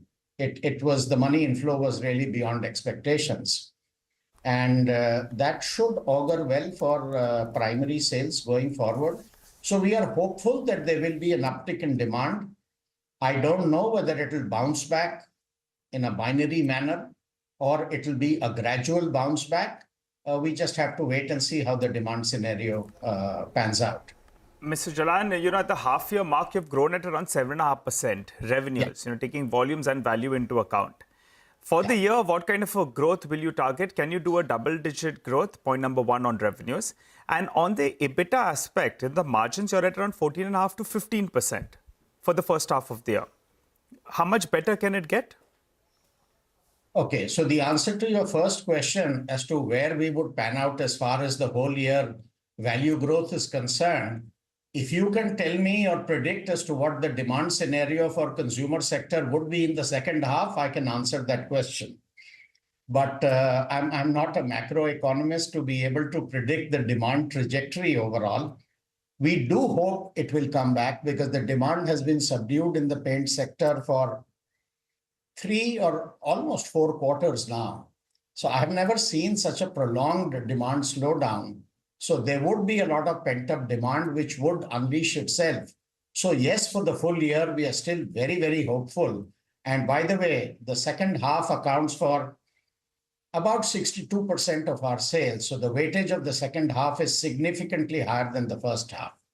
So yes, we do expect to come back to at least a double-digit value growth as far as the full year is concerned. Your other question was on, I'm sorry. Your second question, can you just remind me? Yes, sir. For the first half of the year, you've done around 14.6%. But now you've taken price increases and raw material costs should be fairly stable. So what should the outlook be? How much better can it get? See, if you watch our trajectory in detail for the last 4 years, Q2 is always the weakest quarter as far as EBITDA margins are concerned. It bounces back in Q3 and Q4 traditionally has been the highest EBITDA margin by a very, very wide margin. So last year we closed at an EBITDA margin for the full year at about 18%.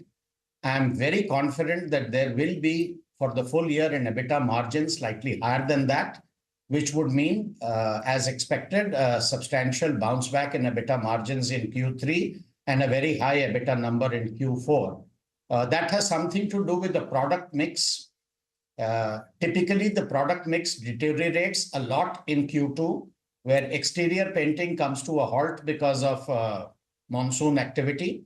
It picks up substantially in Q3, and Q4 is always the best quarter as far as we are concerned for most of the profitable items. So last year, in fact, if I remember correctly, in Q4, our EBITDA margins were somewhere in the range of 23% or something. And Q4 being the strongest quarter in terms of weightage, it pulls up the EBITDA numbers for the full year very substantially. Very quickly, sir, is there a possibility that you could team up with someone and try to bid for AkzoNobel if that's on the block? Very quickly. It's too premature to talk about that. What we know is what you know, and which is what is available in the public domain based on their filings, that they are conducting a strategic review of their business in India. And we have to wait for it to happen. We don't know what they wish to sell and what they wish to keep. And once they decide that, I guess they will make an outreach to whoever they think are the eligible buyers.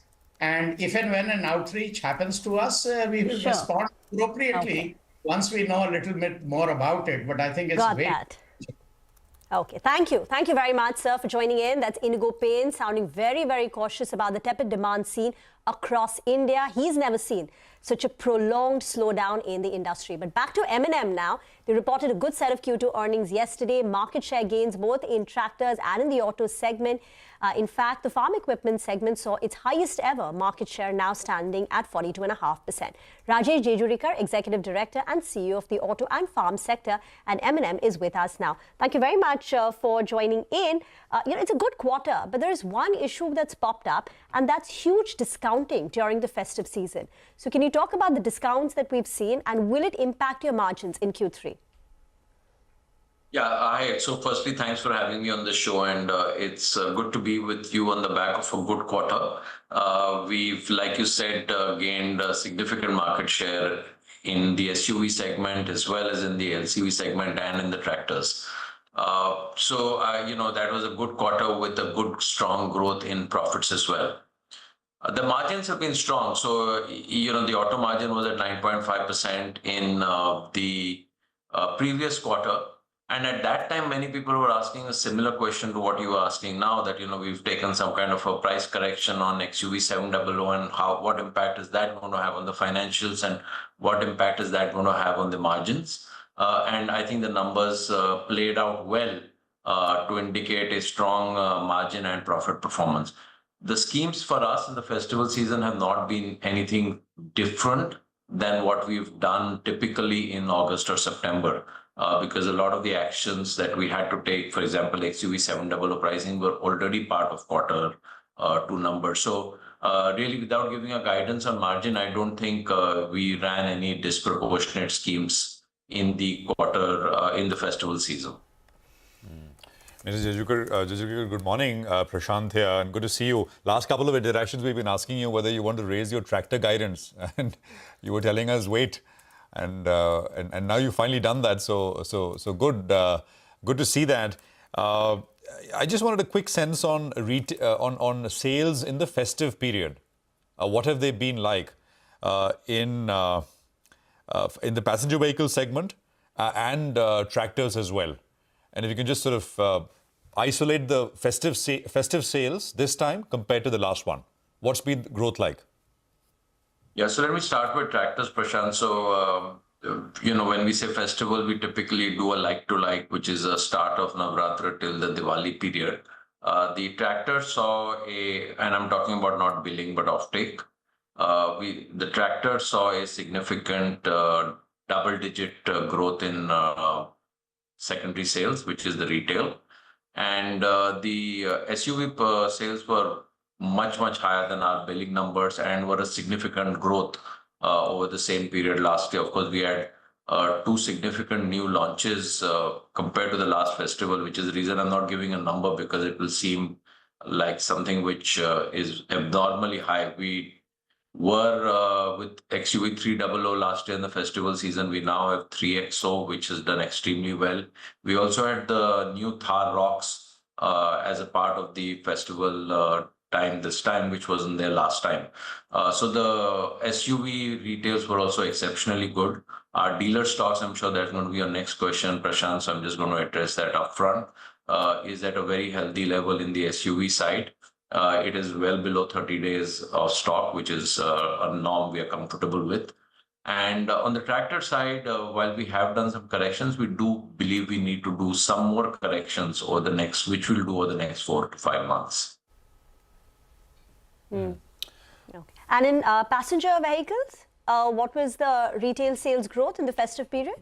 Yeah, I just said that. That was also double digit. So high, that number is so high that you'll be struck by it. But it's not a like-to-like comparison by way of growth, because we had 2 new products this year in the festival season, which we didn't have last time. But just giving an indicator to say that the stocks have come down quite significantly. They were not at a level of alarm by any stretch for us, and that has come down to less than 30 days, which is a level of comfort for us.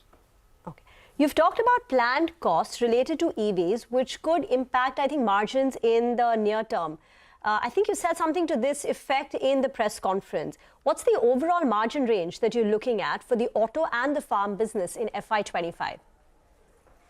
Yeah, so we don't give a margin guidance, as you know, but just to the specific question on electric vehicles will be a separate business subsidiary where we already set up a company called Mahindra Electric Limited. So we would see those margins separately.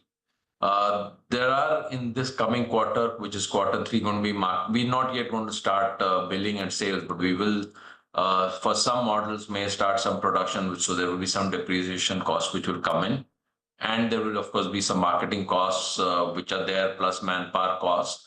So quarter 3 will have some upfront leading into launch kind of expenses, but that will be in a separate company. It won't affect the standalone margins that we see in M&M Limited. It'll flow into the consolidated numbers. You've also indicated some slowdown in the urban markets. Could you, quantify that or put some nuance to it?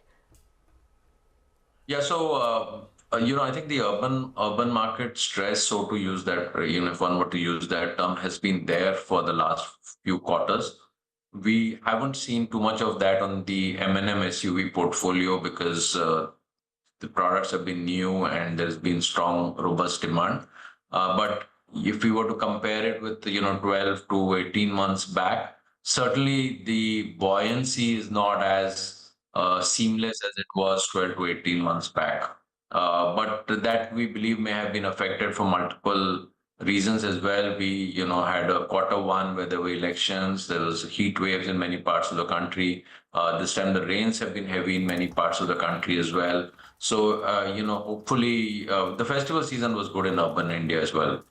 So hopefully as we get back into the next calendar year, January, we should see a good momentum in the urban areas as well. All right. Hi, Mr. Jejurikar. Good morning and good to see you in. What about the JV that's being speculated with Volkswagen? Skoda, Auto, Volkswagen. For a while now, there have been reports there's a JV, there's an MOU that's been signed, senior executives of both parties meeting each other. Where's that at? I think a question was, what about that? So I was actually going to ask the same question back to you. What about that? So Nigel, we always say that, and we've been saying that, we do talk to multiple partners in different businesses. There's nothing meaningful at this point of time, which is worth sharing and or at any stage of readiness. So these are conversations that we have with multiple potential partners. So really no update at this point of time on where we may be on such partnerships. No, got that. I'm gonna throw one more. Maybe I don't know if it's a curveball, but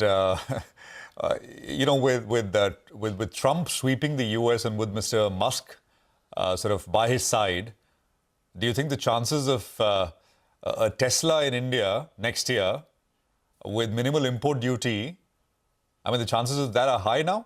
What's your sense? I think there's already a policy which is very enabling for any new electric player to come into India, and that was the EV policy which was announced a few months back. And we were expecting that Tesla would come in based on that policy, which was a very favorable policy with pretty low import duties on fully built vehicles over a period of time. Of course, there would have to be a commitment to invest in localization and make in India over a period of time. So we would welcome Tesla to come in, and we're sure good, strong competition will help grow the category. So we look forward to that. But do you think some of those commitments may, with the election outcome, it's all, of course, up in the air. We don't know exactly, but I'm just thinking out loud. Some of those commitments, they got a better negotiating position in that sense. The lowest Tesla model, I think, is about $35,000. I'm not sure what the import duties, etc., would be, but that's about 30 lakh rupees. It's still EVs are still growing nascent category in the country. You were coming up with your product line, and we did report on that earlier. So just wanted your thoughts around it. Yeah, like I said, firstly, in the Indian market, we've seen that anyone who has to succeed has to come in with good products which are exciting to customers. A product which is at the lowest end of a spectrum of anybody, if it's not priced attractively, is not going to do well just because it's a brand A or a B. The brand A or B should be a strong product at a really good price. So I would kind of say that, we welcome competition with new technologies. It would strengthen the ecosystem. And we really believe that strong products and building the EV ecosystem will enable stronger and greater EV penetration. Just a quick word, personal interest here. You're going to launch your first BEV on the 26th of November. I think deliveries will start only at the beginning of the next calendar year. What's the broad price range that we are looking at? I think you'll have to wait a little patiently for that. I'll tell you what, Rima was actually having a look at a couple of those now don't make up things, eh? sample pictures, and I think she's planning on it. Broad range. We would love to stay in touch with you on seeing that through. I know they are really wow looking products with amazing technology, the kind that India hasn't seen before. And, they are built on the Electric Origin platform, which we call InGlow. And they would really, really provide a very, very differentiated customer experience. Wow product. Thank you. Thank you very much, sir, for joining in. We look forward to chatting with you on the, around the time of that launch. Get into a break. On the other side, we'll touch base with Bharat Madan of Escorts Kubota to talk about their Q2 performance. Stay tuned.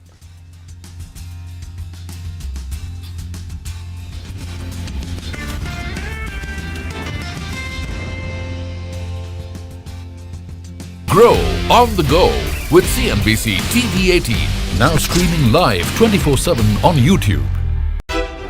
How about listening to global market maestros before crafting your investment strategy? How about getting deep insights into their businesses from top Indian honchos before putting your money on the line? How about making every trading day profitable with strategies from the market masters, macro pundits and chart wizards? Only one show gives you a head start to your trading day. Get ready to profit. Get ready for business with Bajar at these times on CNBC-TV18 and CNBC-TV18.com. CNBC-TV18, an unending pursuit for excellence. A pioneer. A leader.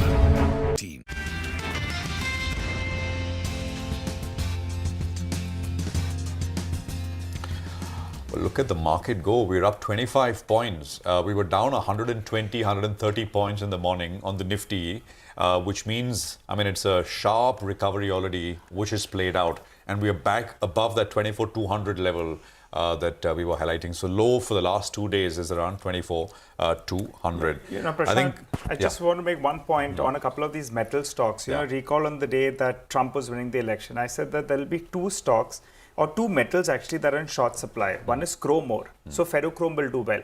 Infra currently is moved to the high point of the day because, that's going to be there for a longer duration. There's only one way to play it. The other one is alumina.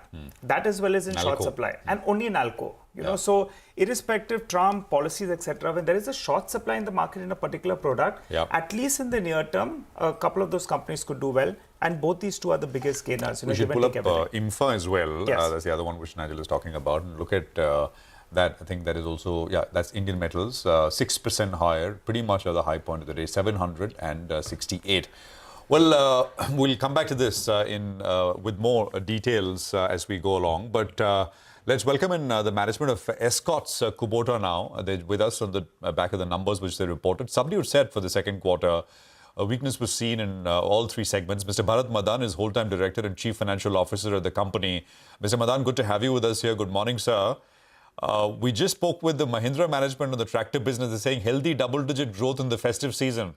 I wanted those numbers from you, sir, on tractors. What have you seen from the start of the Navratri period till the end of the festive season, as you define it? What has been growth this year compared to the last one? Yeah, so festive season, Prashant, has really gone well. So obviously, September was more like a stocking month because the retail, everything got concentrated, all the festivals got concentrated in the month of October. So October saw more than 50% growth in the retail numbers. So obviously, this season so far, September, October combined has given high double-digit growth, on the wholesale number as well as on retail number. But I think it will be important to also look at November because normally a season starts split into these 3 months. So if you do a comparison in the earlier period, so normally you look at September to November, the combined festive season months. And we expect this combined season even this year should give double-digit growth, high double-digit growth. So it's a positive sign looking at the rural market now, the way it's growing. High double-digit growth, September, November combined? Yeah, September to November, which is the combined festive season period. Okay. And what would that mean, sir, in terms of a full year performance for you? So full year, we expect, I think, industry, we're still maintaining our guidance of mid-single digit growth because the first half of the year was more or less flat for the industry. So we're banking on the double-digit growth to continue, in the second half of this year. And October has already seen, 20% plus growth. But now since the season period is over, so November may not be that, the strong growth visibility will be there. So it will be more like muted growth in November. So still we're expecting November to March will still be a double-digit growth number. So it will give you that sort of mid-single digit for this year. Okay, all right. Hi, sir. Good morning. Good to see you in. So on tractors itself, it appears that you're suggesting that you'll outgrow the industry. So what is your current market share, if you could help us out with that? And I recall in the past, you'll have been mentioning that you want to ramp up exports, post this merger that you all had done. Exports was one factor that you all said that, in the next few years, that will start looking up. I think you'll be guiding for double digit. So where is it at and where is it headed?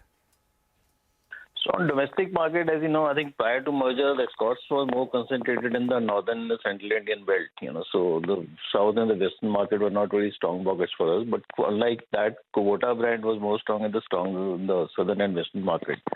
So the first 6 months really was down in those markets. So that's why the Kubota as a brand did not do well, in those pockets. So they actually had dropped market share. But now from October, the growth, they have outperformed the industry, in the month of October because the growth in South and West, especially Maharashtra, is very, very good.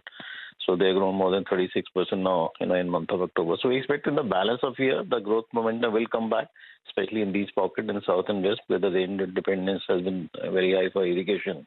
And this time the rainfall has been quite good and the water reserve is also very good.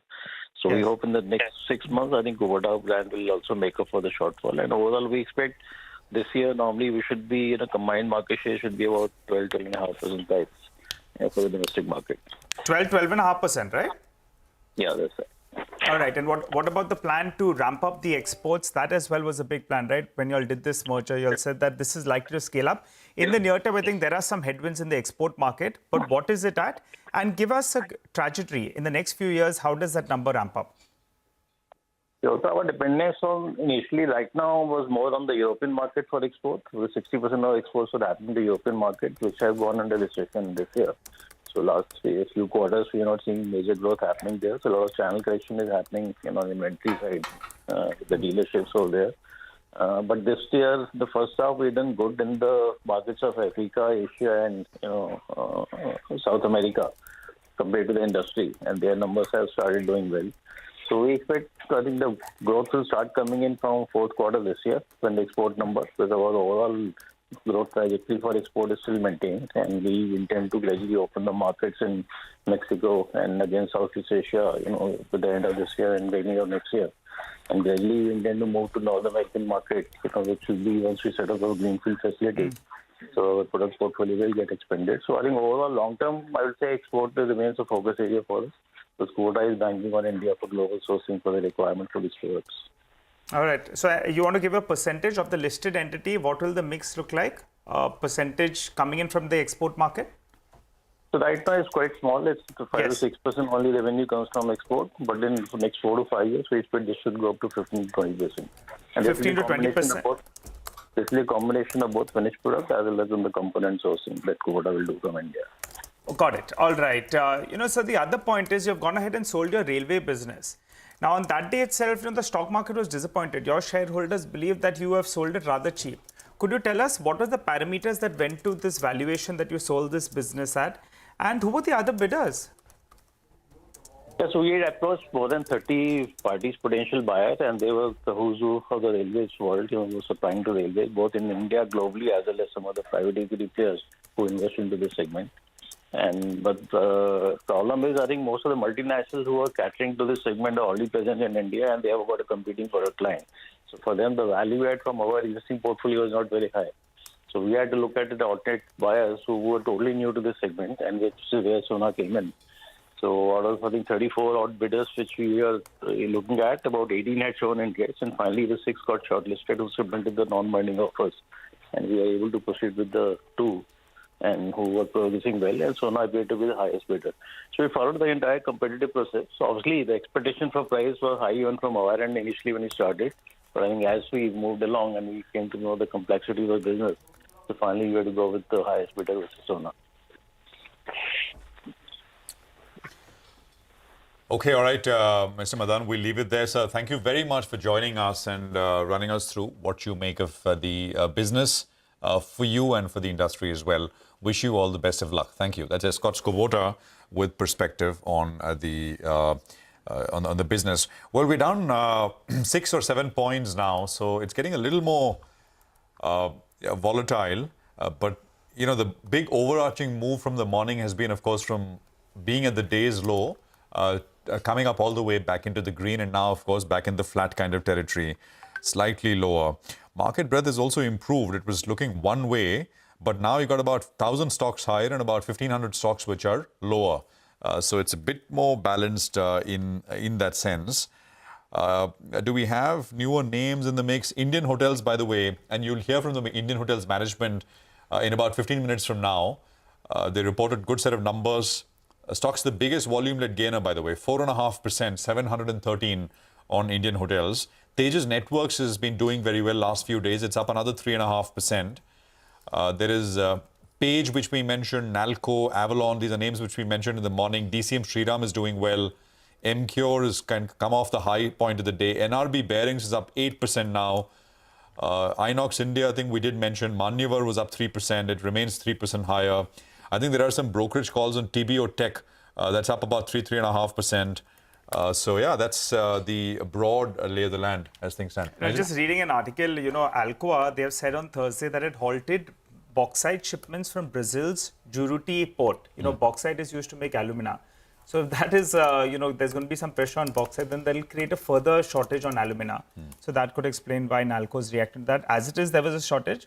Now, if there's going to be a bauxite, supply problem, then that's what will keep prices elevated as well. So we'll have to see how it pans out. But for the time being, by the way, the sheet is taking note of that. Trent is now down 3.5%. So even as at the index level, there has been a little bit of a recovery, Trent is moving southwards. There you have it at the day's low now. So in 2 days, Trent is down close to about 10%. So buyers still haven't emerged for that. We have with us Vinay Rajani of HDFC Securities now to talk about the markets. Vinay, a quick word on the little bit of an intraday recovery that we've seen at the index level, still in the red, but off the lows. And your thoughts on Trent and what is the chart telling you about the near term?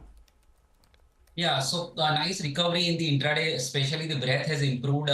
Difficult to trade the benchmark indices, but stock specific and sector specific bullishness is there. It's up, like I can see strength in the capital market related stocks. Some IT stocks are performing very well. So I think the markets will remain like this. It is likely to consolidate in the range, but overall I feel that the breadth, the market should improve from here, and some stocks will participate in the on the higher side. So I feel that long trades can be taken in the outperforming sectors like IT and the capital market theme. As far as Trent is concerned, it is into a downtrend. Yesterday, it fell significantly with a jump in volumes also. So the current setup is weak. It has breached the long-term moving averages also. So the setup is quite weak, and we should not anticipate the bottom. It is into continuation.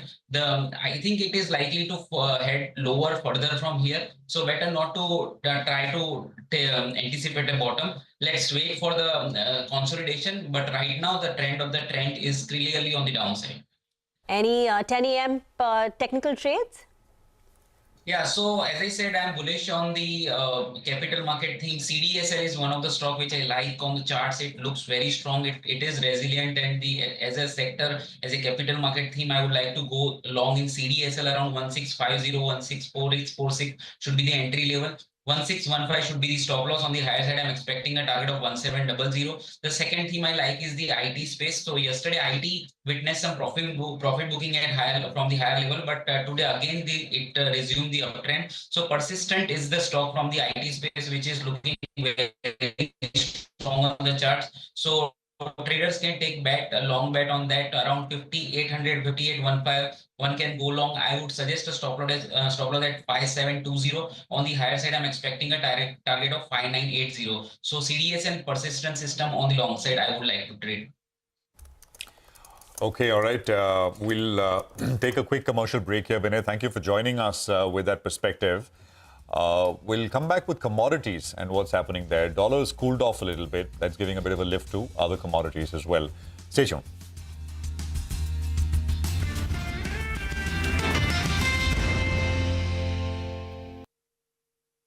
Visionary, building a lasting legacy of credibility, consistency, and trust. Giving unparalleled access to global thought leaders and powering conversations that are shaping the new world order. Setting the highest standards through exemplary leadership. It is this unrivaled reputation for the most comprehensive coverage, actionable intelligence, and in-depth reporting that makes CNBC-TV18 India's #1 business news brand.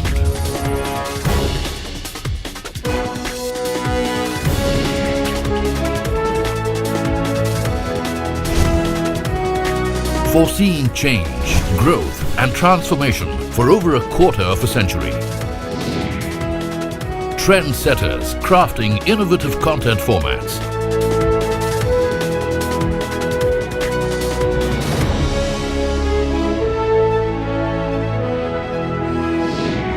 And award-winning business journalism. On air, online, on social media. As we embark upon 25 years of excellence, we invite you to be a part of our future. CNBC TV18, your trusted partner and investment ally. What does it take to build India's largest startup platform? It takes a journey of starting out as an unknown and ending up as unforgettable. It takes more than 2 decades of celebrating the most influential and influencing the most celebrated entrepreneurs. From chronicling the stories of India's startup universe to become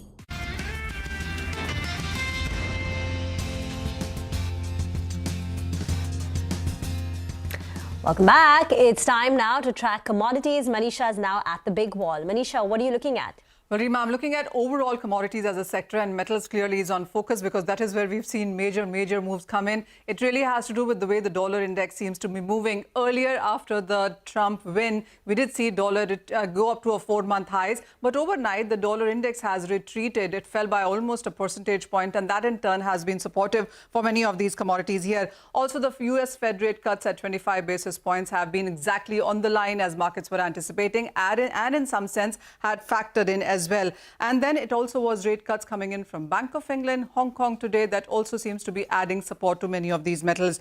The markets have seen gold prices gain up by almost a percentage point overnight. So from a low of around 26.50 on the weaker side, we saw 27.10 in the New York session yesterday. It clearly has been $50 to $70 of a move coming in one day in case of gold prices. Soft 3-week lows coming in for gold, and silver prices rebounded quite strongly as well. Here as well, we saw prices fall below 31, but it's trading at around 32 right now, so 1.8% of gains coming in for silver as well. The markets have seen copper prices recover quite strongly as we were counting those votes in US. We saw copper prices decline by 4.5%. Overnight, we've seen 3.5% of gain come in for copper. This has been a recovery from the biggest one-day decline in 5 months that the copper prices put forth.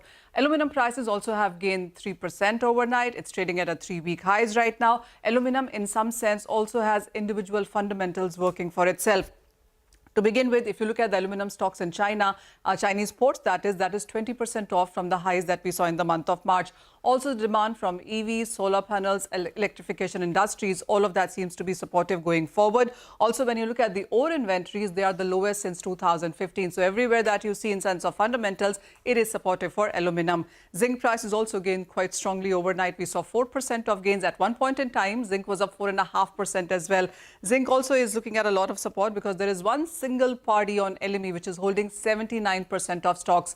Also, it is about lower bauxite stocks that we have seen coming in from Australia and Jamaica. That has been supportive. Zinc also is taking support from the fact that Russia's a company is facing sanctions when it comes to taking in equipment for mining, and that means that 2.5% of production that this company does in sense of zinc is slightly under pressure there, and that has been supportive for zinc. If you look at this year, zinc prices have gained up by 24%. That is how it stands right now as well. Now, all eyes really on the China meeting today, and it's the last day of China National People Congress meeting, and expectation that now major events are done with and some stimulus measure announcement could come. That in turn is also supportive for many of these metals. Okay, all right. Thanks a lot for that, Manisha. Keep your eye out on the bottom of the screen. Vamakshi is listening into the con call of comments, and the important line is out there. They're maintaining the double-digit revenue guidance for the year. So just keep an eye out on the bottom of your screen. Let's focus on a few more stocks. Sales numbers were clearly disappointing, on the top line, on the EBITDA front, as well as on the profitability. Why was that? Prima facie, you look at the numbers, you thought it's a beat. The problem is there's a couple of one-offs. The railway price revision has been included in this quarter as well as on a year-on-year basis. So we've stripped it off that, close to 1,600 to 1,700 crores. And post that, those numbers are a bit of a miss. Realizations we know were weak. Even the volume number did miss our estimates. We were working with a number of around 4.3 million tons. It came in at around 4.1 million tons. So the past quarter was a weakish one. We'll have to see how much it can improve from here on. The problem is the debt in their books has moved up to around 35,000 crores, and it's holding at those levels. So that's the problem pocket for it. Explains why the stock is down 4%. For the time being, though, we'll slip into a short break. On the other side, Lata will be in conversation with Mr. Puneet Chatwal of Indian Hotels. You don't want to miss this.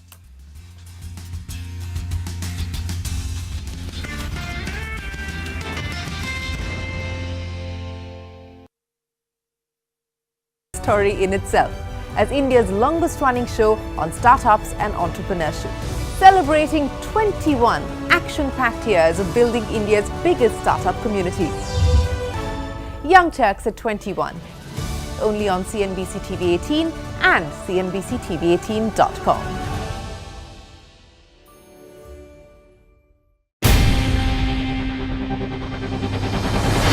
CNBC-TV18's most comprehensive and award-winning news show, India Business Hour, drops first on YouTube.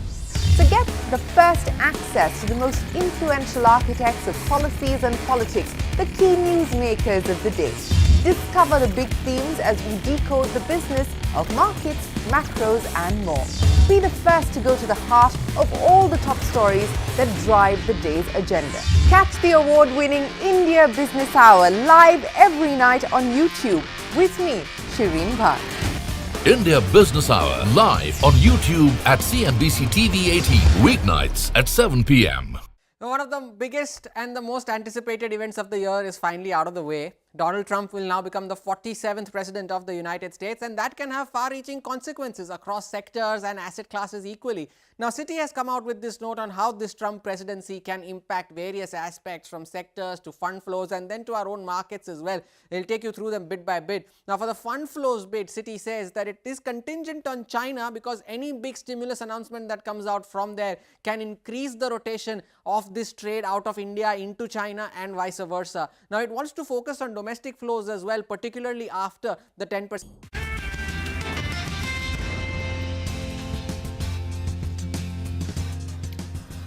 Welcome back to Corporate Radar. On a day when the overall stock market is still struggling in the red, just trying to make it to the green, Indian hotel stocks has got a 5% thumbs up from the market. And I'm not surprised. The company's EBITDA is up 41% and occupancy is at 71%. Industry's average is 61%. And all this is in a weak, rain-drenched quarter when normally people don't take holidays or hold meetings, we are told. Well, to take us through what worked for Indian hotels in the quarter gone by and how the second half may shape up, I have with me Mr. Puneet Chhatwal, Managing Director and CEO of Indian Hotels. Good morning, Mr. Chhatwal. Many congratulations. And that's what the stock market is screaming. But the stock market probably is also looking at the second half. If you could do a 40% plus EBITDA in such a tough quarter, how will H2 pan out for you when reportedly, everything is gung-ho? Good morning, Lata. I think I have said it often on your channel, and generally speaking, the sector is in for a very good run. Demand will continue to outpace supply. Disposable income in India is increasing. People are spending more. Foreign tourist arrivals are yet to come to the pre-COVID level.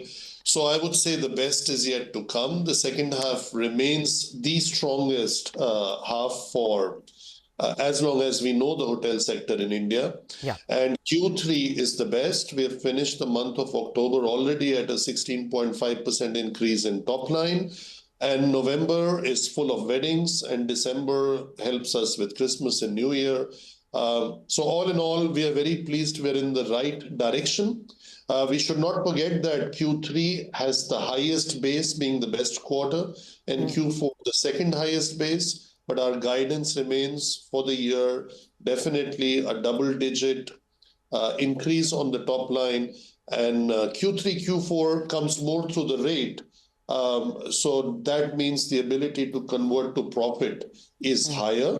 So we should be able to do healthy levels of EBITDA also in Q3 and Q4. Okay. Well, of course, you have a high base. Likewise, you had a weak base for Q2. But I believe there are 30% more wedding dates in this in the quarter that we are in. So does that mean that 16% also will be put in the shade and you will do even better November, December? We should do well. We have been doing well. It's our 10th consecutive quarter of a good run. Each quarter has been a record in itself. I see no reason about anything coming in our way except for any kind of geopolitical issue or a pandemic or things like that. I think we started working on the strategy almost 7 years ago when we defined our brandscape. We reimagined our brands. We went to all segments of the market, put all the horsepower we had first behind the Taj and now behind our new businesses. So I think we are looking at things beyond just a quarter. And this year we celebrated 120 years of the Taj. We'll finish 121 on 16th of December next month. So there is a long legacy, and we would like to take, a very long-term view, but definitely in the short term, I don't see any headwinds coming in the way of our business performance. Yeah, actually, I was going to ask you about these spaces that you have created for yourselves. But since you began that conversation, let me come to that directly. First up, Claridges. That's the latest news that's hit us. Where is Claridges? Is it a new space? Is it, I'm sure it's not as big as the Taj, but it may be better than Vivanta. Where does it figure? Well, Claridges is the Claridges. Claridges is a very important part of that beautiful location in Delhi, which is just, like complementing the Taj Mahal Delhi, also popularly known as the Mansingh. So with Taj Palace, Claridges, Taj Mansingh, and the recently opened Ginger in Chanakyapuri, I think we almost control or we are almost influencing more than 50% of the supply in that micro market of Delhi, which is very important. To that, you can also add the Ambassador and the Connaught. So all in all, very pleased because the strategy has been to be the most iconic and most profitable. So Claridges is as iconic as an asset can get in Lutyens, Delhi. So very pleased to have that as a part of our portfolio. And together with the ownership, we will grow the Claridges brand. Now, whether each hotel will be called Claridges or it will come in a different form, that decision will happen over the next 6 to 8 weeks as we work in a team. And as and when we are ready, we'll communicate that also on your channel. But at the moment, very pleased to have got the Claridges, which will complement the Taj Mahal Delhi and a very iconic asset, not just for Delhi, but for India. Yeah, I would second all the adjectives that you have used for Claridges and apply to it the Taj hospitality. I think that will be a great combo.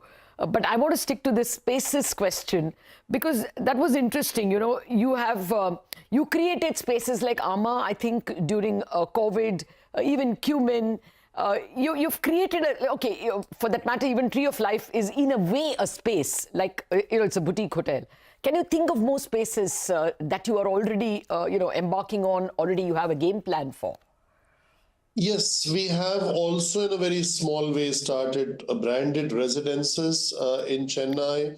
I think also our extended stay module of Taj Wellington Mews, very successful in Mumbai and then later in Chennai. I think this is a model that can scale up. So there is, and I think there is space for something which has not really happened in a big way in India, and that is an all-inclusive model in the leisure business. So as our airlines within the group grows and scales up, I think there's an opportunity to have a one-stop shop where you buy an airline ticket for a family, whether 3 or 4 or 5, and you have everything included, transfer from the airport to the hotel and back, the stay in the hotel, all meals, all drinks, as is very popular in various parts of the world, especially in Southern Europe, Northern Africa, and the Caribbean. So I think that's one segment which will see a lot of growth in the next 5 to 7 years in the way India is progressing. Okay. I can get absorbed in that conversation, but I must speak numbers as well. It's a very good margin number that you've announced even for H1, over 28%, 28.5%, and in particular for Ginger, it's Q2 is 42%. Will you do better on margins simply because there's so much demand in the second half? See, if you achieve operating margin north of 28, then in the first half, then mathematically you should be able to do somewhere close to mid-30s for the full year because Q3 and Q4, as I said, are really very strong in terms of revenue.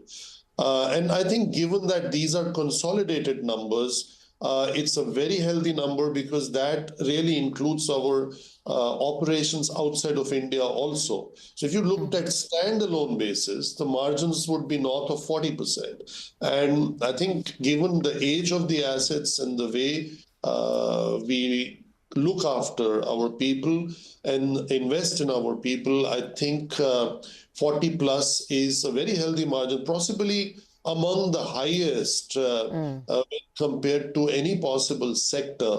And we should not forget that historically Indian hotels was between 12 to 14% margin till 7 years ago or 8 years ago. Yes. So getting to like 35, 40, 42, this is a big jump and is a proof of the change in the business model. Yep. You know, I could go on in this. When I first started reporting in the mid-90s, we had that FII rush, and there were hotels giving, you know, every third rupee that they make was their profit. You have gone back to that situation. Any new destinations we should know of that you're seeding? Well, on the international front, we just opened Thimphu in Bhutan, and we'll be opening Paro and Phobjikha later part of this year. In the next financial year, around September, October, we'll be opening the Taj in Frankfurt. All these are on capital light model, so there is no ownership in any of this. And when it comes to India, we are opening, the next one is a spiritual destination. The one to look out for is the Taj in Puri. And and also the Taj at the Kochi airport. So these two are neck and neck race. Of course, we are very pleased with the way 6 openings of Ginger happened this year, especially more recently in Nagpur. And the Ginger Mumbai airport has been a runaway success. We have started reporting it also separately, doing a revenue in the first half of already 45 crores at a 55% margin. Yeah, no, I agree. The margins are eye-popping, and I was going to ask you, whether the number of Ginger hotels will be, more than any of the other spaces that you have. But I have a more important question, and since I'm running out of time, I was reading through your annual report. You had something called Avhan 2025. And yes, what I discovered was even goals that you set for 25-26, you achieved last year, 24. Now that's, really outstanding. So is there a new Avhan coming? What's next for Indian hotels? it's coming, but I cannot disclose the name right now. Our capital market day is on the 19th of this month, and we will unveil the full strategy till 2030. On the 19th, would encourage you, Lata, and your colleagues to come join us, or if not joining physically, at least to get the web link, and you could transmit whatever we are saying live on your screens. No, we don't have a choice. If the stock is up 5% and the market cap is also shot up beyond 1 lakh crore, it becomes duty to cover these things. Just a very quick one. I'm running out of time. Would you do anything on wellness? My complaint would be when I go into a holiday, I hog too much. So would you think of wellness or diet restaurants? Is that a space? We have that already. We have possibly the highest number of wellness branded operations under the J Wellness Circle. But your point is well taken and well accepted in terms of maybe within that J Wellness, we need to create a space, which is whether it's for special dietary considerations or, generally well-being kind of meals. I think we should look at it, and thank you for the tip. We'll ask our wellness team to get on the drawing board and make it happen. No, it's just that when you go to a Taj Exotica and look at the spread, it's very difficult to think of diet. So give me a place where I don't even look at it. Anyway, I guess you guys are better at an exotic dietary menu, but it will remain exotic. It has to be. Okay, fair enough. We will reserve the remaining questions for the 19th.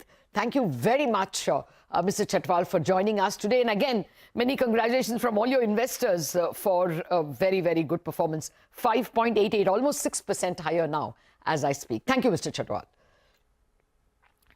Well, before we end up on Bazaar, let us once again play out to you what the Fed chair said, Jerome Powell, when he was asked whether he would step down. One of the big concerns of the market is that Donald Trump will try to have his way with the Fed and maybe fire or demote even the chairman. Listen to what he had to say. Do you believe the president has the power to fire or demote you, and has the Fed determined the legality of a president demoting at will any of the other governors with leadership positions? Not permitted under the law. I'm not surprised with that reply, but one hopes that it is not a contentious next 4 years. For the health of the institution, for the health of financial markets, you need an independent and stable Federal Reserve as well. The markets are just trying to peep into the green, the Sensex and the Nifty. We hope Chartbusters is luckier than Bazaar. Wrap up on Bazaar, Chartbusters coming up.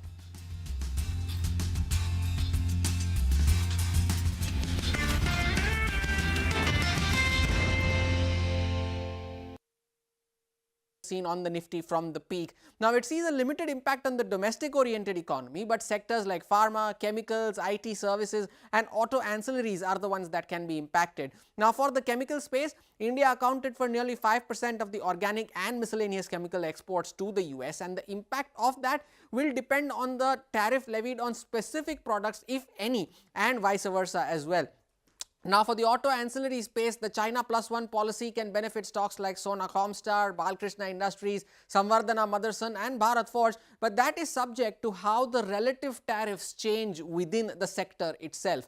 Now, for the pharma space, Citi says that the Western biopharma companies are looking for vendors beyond China, and stocks like Divi's Laboratories are better placed compared to its peers due to the costs and the capacities that it has. Now, while a Trump presidency was said to be negative for Indian IT, Citi believes that the companies are now better positioned to deliver more via offshore post the COVID pandemic. Now, it also wants to watch out for any potential tax cuts and the impact that it can have on any of these stocks. Now, the result is definitely a negative for the metal sector, just for the threat of the increased tariffs. But Citi is unsure whether any of this higher stimulus from China to offset this can lead to upgrades for Indian steel stocks, which have already run up quite a bit.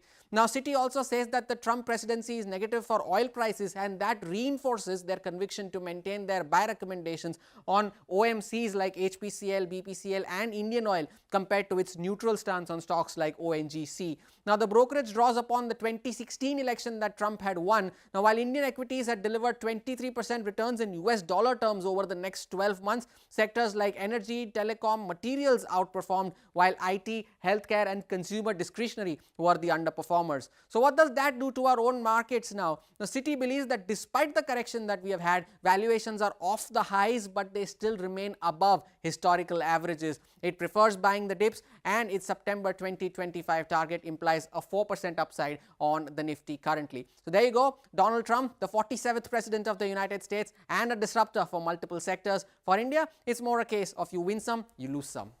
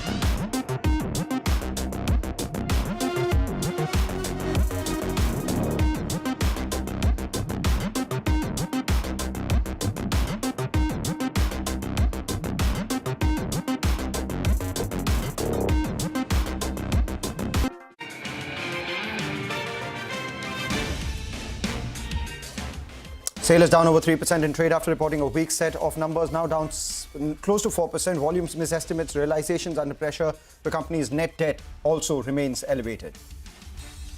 Indian Hotels is up close to 5% after reporting a strong set of numbers in a seasonally weak second quarter. The management tells CNBC-TV18 in the second half of FY25 will see strong growth, and the best is yet to come. ITI is up nearly 8% after the company's consortium emerges as the lowest bidder for a 3,000 crore rupee BharatNet project. GE Shipping is down more than 5% after posting mixed set of numbers in the second quarter. Revenue up 10%, but profits fall by around 4.5% on year-to-year basis. The management tells CNBC-TV18 that the easing Russia-Ukraine tensions should have a positive impact on shipping rates. GMM Pfaudler down nearly 7% after reporting a weak set of numbers in the second quarter. The EBITDA comes in lower by 35%, whereas the margins fall from 15% to 11.5% year-on-year. Hello and welcome to Chartbusters. I'm Nigel. With me is Mangalam. It's a Friday morning. The markets are more or less flattish, but plenty of movers in the broader market. So let's get straight to the first management on the show. RHI Magnesita, the company reported a rather weak set of numbers. Realizations were weak. Input costs as well spiked up. Mr. Parmod Sagar, who's the Managing Director and CEO of the company, joins us on the show. Hi, sir. Good morning, and thanks a lot for speaking to us here on CNBC-TV18. Well, things are a little bit tough, but when the going gets tough, the tough gets going. So give us a couple of details. Volumes, they have recovered on a quarter-to-quarter basis. But for the year, what kind of volume growth are you looking at? Point number one. And point number two is, on the realizations aspect, it continues to remain under pressure. Have realizations bottomed out? I think, Nigel, we're looking at pricing from two perspectives. One is input cost and the other is market condition. When we talk about input cost, the raw material pricing, particularly white fused alumina, brown fused alumina, or at broader sense, all alumina-based raw material pricing is going up. It is increasing rapidly. And also, the basic raw material is also going up to some extent. Freight still remain volatile and elevated. So we believe because of this, pricing should remain stabilized, but should increase at the same time because this is not a sustainable thing. We are expecting market to improve with planned new commissioning of plants, brownfield plants, which GSW, Tata, everybody is talking about, and it should happen in next 6 months' time or so in 2-3 places. Got it. All right, sir. So volumes will pick up is what you're telling us. On the raw material side, there is still some challenges. Now, give us two details. You know, earlier when we spoke, you said that the blended margins should move up to around 14-15%. Do you stick to that guidance? Because in the past quarter, it was a little bit short of those levels. It was at around 12.5%. So do you maintain second half of the year, margins will move up, and for the year, you will be at 14-15%? I always maintain it should be around 15%, and I still maintain that statement. And this year also, our this quarter, it is 14.1. You can consider, okay, this is a one-time in between, but you know, there was some provision which we took thinking of the performance, but the performance came better, so we released that. So in a way, I don't see it one time. It is part of the growth story, part of the actual EBITDA. Okay, and what about revenues? They declined at the half-year mark for the year. Can you give some growth? Yeah, that's what I'm saying. Because of the pricing got down, the revenue is in terms of numbers is looking like it is depressed or came down. But actually, if you see volume, 4.8% growth in volume in this quarter. So as I said, raw material prices are going up. Now we will have a correction in pricing. We'll get price increases and revenue will go up in next quarter and to next quarter. Okay, but we'll talk about more about your operational performance. But as I always ask you, the Dalmia Group has a big stake in the company. Have you all heard about them? Do they intend to sell? You know, things are not yet improving, so they also must be wondering what to do. What's your view? Will they potentially sell before the end of this fiscal? And if yes, is the parent entity interested in buying their stake? I don't see any in near future. I never talked to Mr. Dalmia. So I think they still believe in the growth of the company, but he's the right person to answer this question. Okay, all right. No, please talk to him if you have to. But in case you're talking about the deal, then we would like to know what's the update out there. The acquired assets, since we're talking about Dalmia, you were saying that the Dalmia asset will start growing now, maybe by mid-teens. Has that happened? Because it's not grown too much, I think so. Point number one. Point number two is the margins of Dalmia asset were relatively lower. Though from the time you have taken it over, you had improved it, I think, to low teens. What is the guidance on both these two parameters, growth at Dalmia and margin band? One is now we are looking at the consolidated number. We are not looking at, Dalmia or High Tech or ORL. We are looking at consolidated number. We talk about 14-15% growth in Dalmia plants. At that point of time, we were looking at robust export, etc., which is not happening because of the geopolitical situation globally.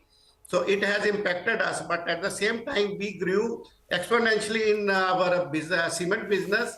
We are growing in iron making business through these Dalmia plants, and we are still very positive that we will deliver in medium term whatever we are guiding to the market. When it comes to profitability, it was less than 7% EBITDA when we took, and we are at 11.4 or 11.5%. And our ambition is to still maintain 12 to 13%. And I'm very sure in coming days, we will be able to deliver that as well.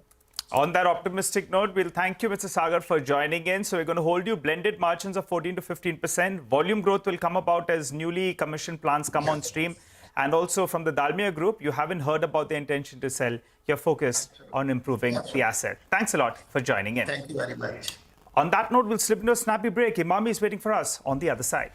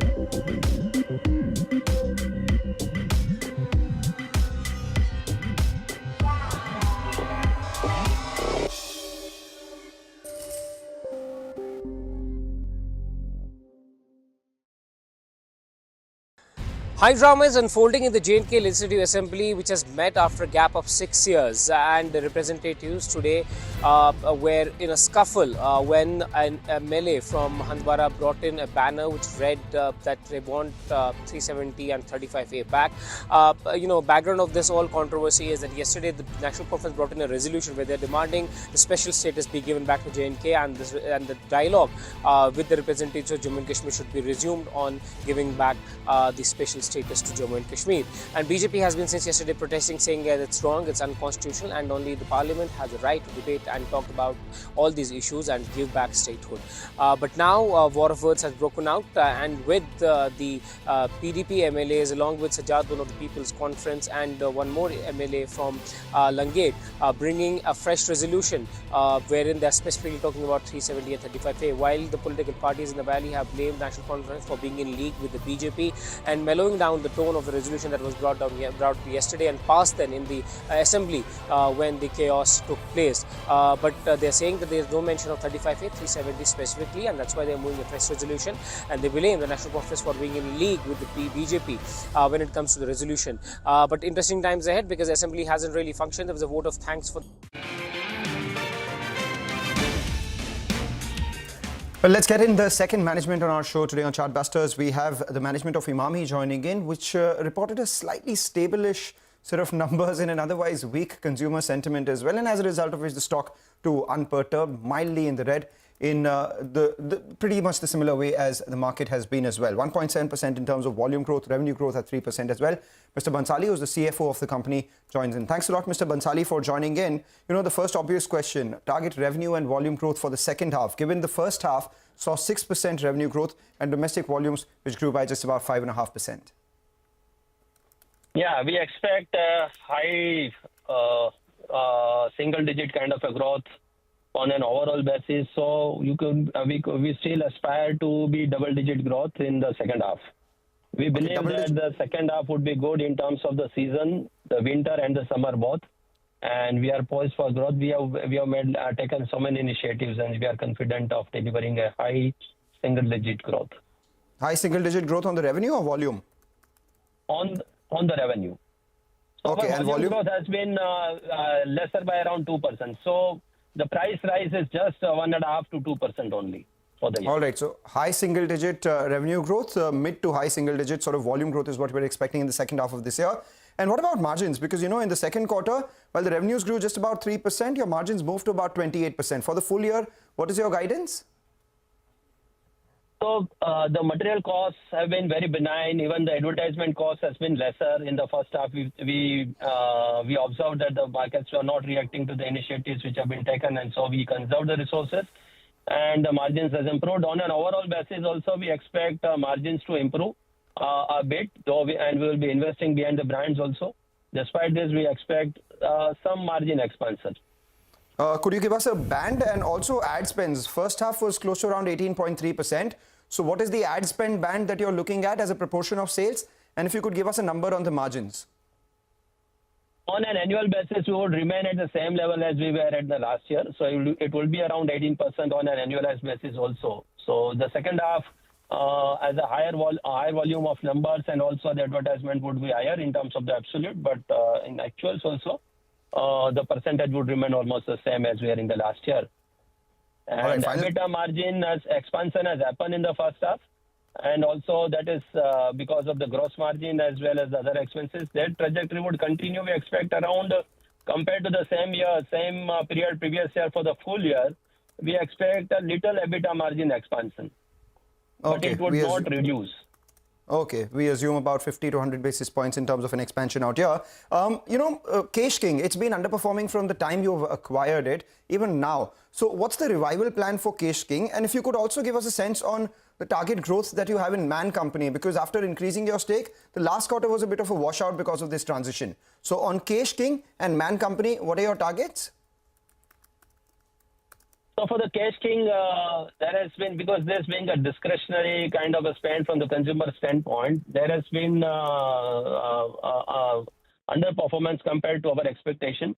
And but we believe, but the market shares are intact, and we believe that in the going forward, we would be able to demonstrate a good growth there. And we also robbed in BCG, the Boston Consulting Group, for advising us on the growth strategies for skincare and hair care brands, which includes Kesh King as well.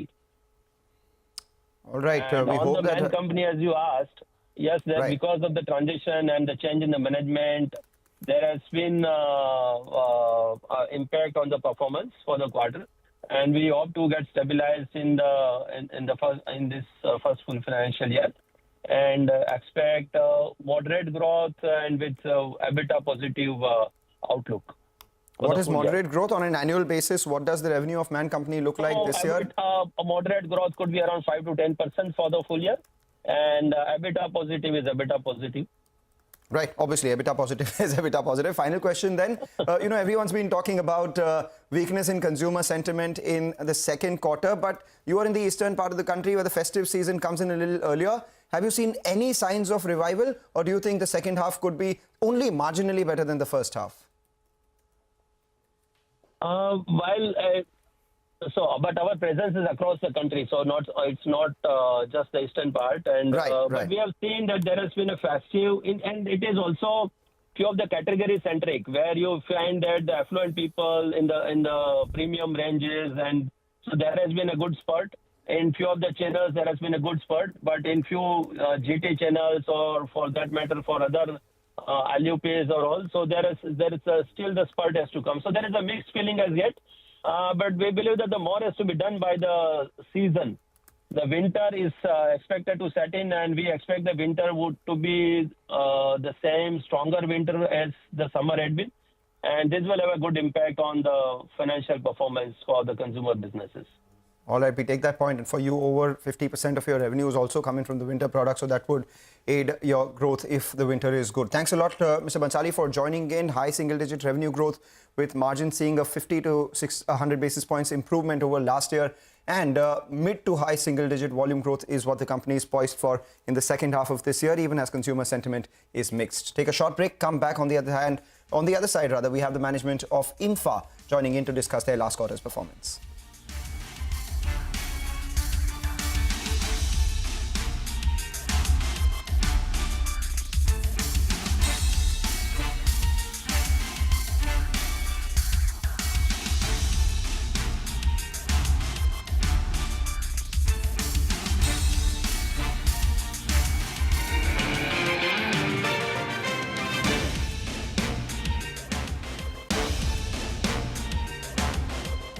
take place according to schedule, but that did not happen. There's a lot of chaos in the House, and tomorrow will be the last day of the session before it opens in Jammu. But yes, a lot of heated arguments, debates, and a lot of scuffle taking place in JNK Legislative Assembly. With Bashir Lonish Hanwani for CNBC-TV18.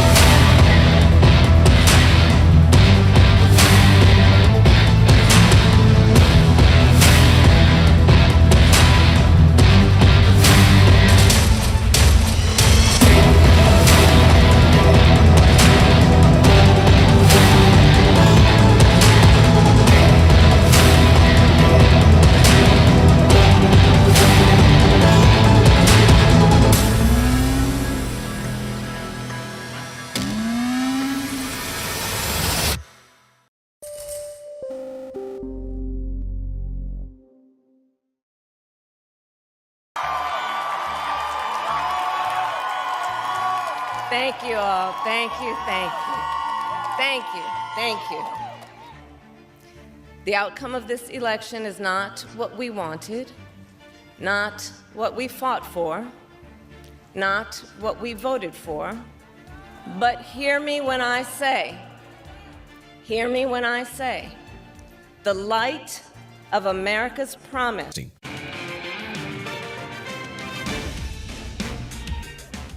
Welcome back. Markets are volatile, but one stock that's on fire this morning is Infra. The stock is now up close to around 8.5%.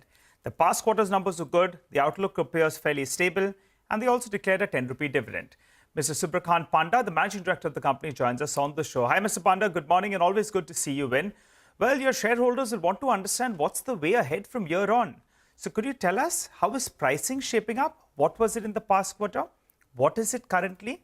And this run rate of around 160, 170 crores per quarter will only get better from here? Good morning, Nigel. Always a pleasure to catch up with you as well.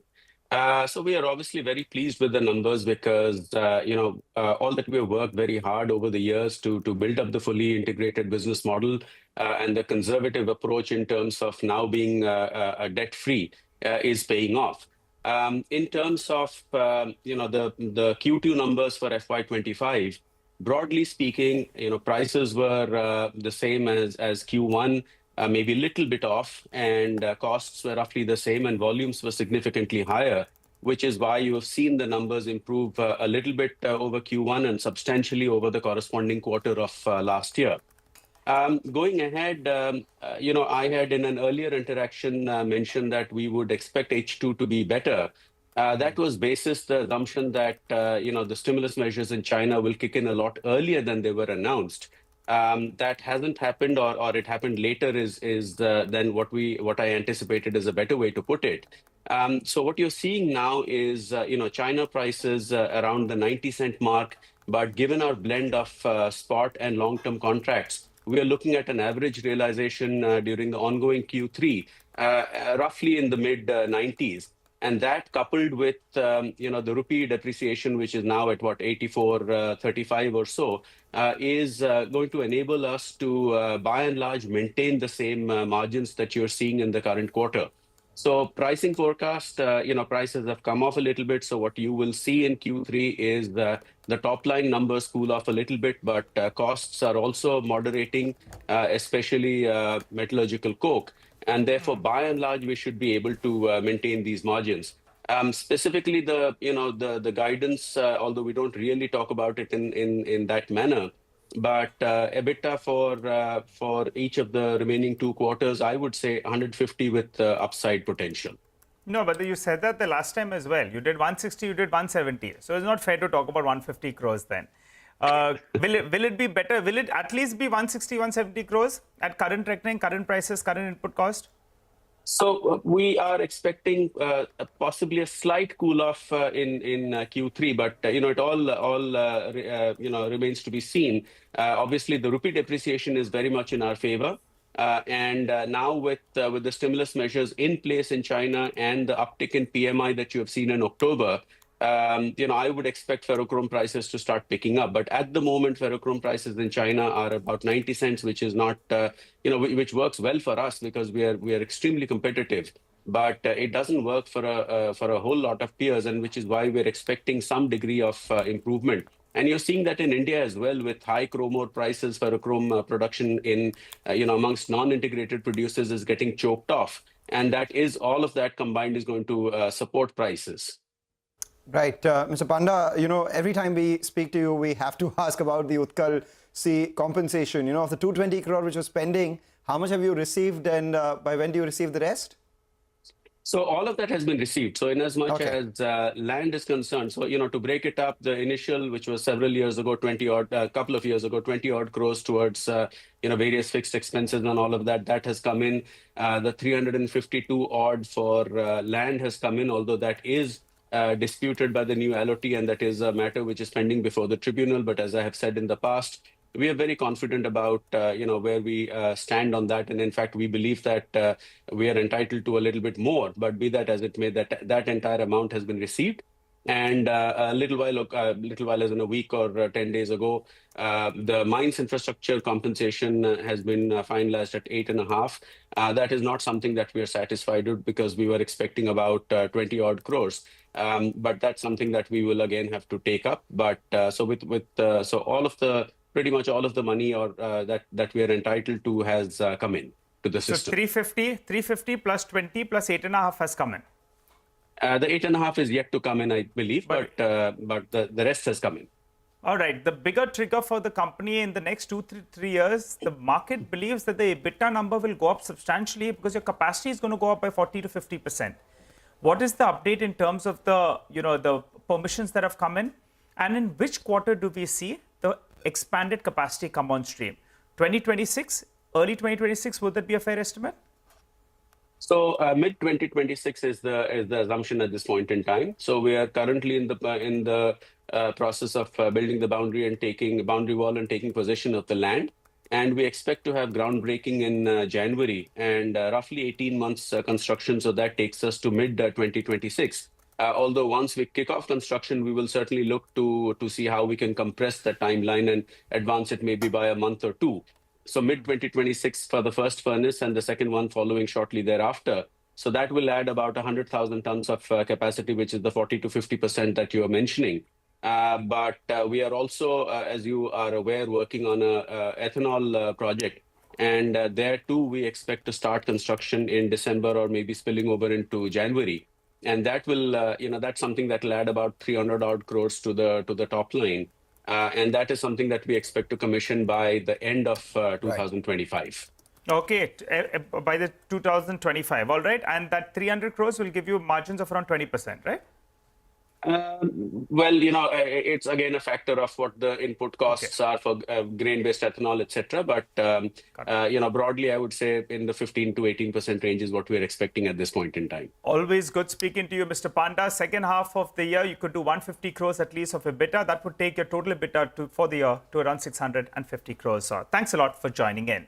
Well, that's the management of Infosys stock at the high point of the day as we speak, but we have run out of time on Chartbusters. Stay with us. Trading Hour comes up next.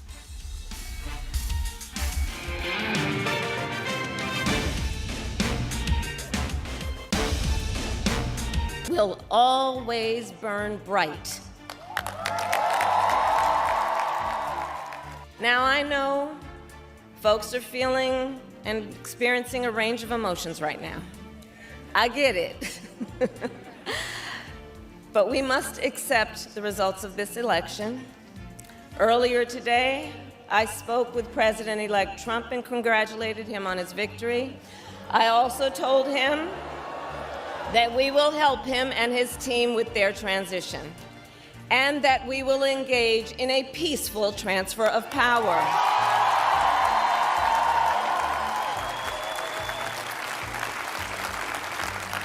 A fundamental principle of American democracy is that when we lose an election, we accept the results.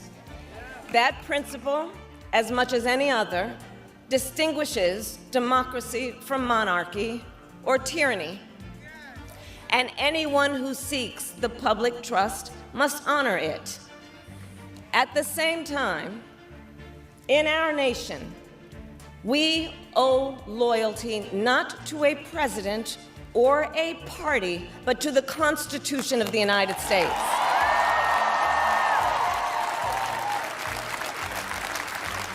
And loyalty to our conscience and to our God. My allegiance to all three is why I am here to say, while I concede this election, I do not concede the fight that fueled this campaign.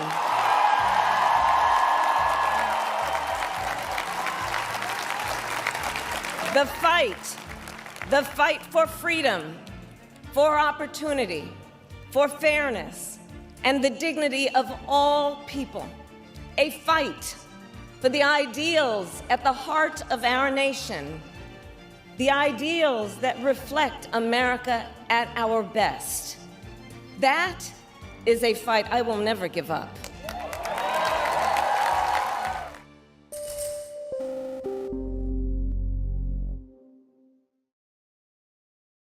After a gap of about 3 years, and even then, only the second health insurer's IPO opens today.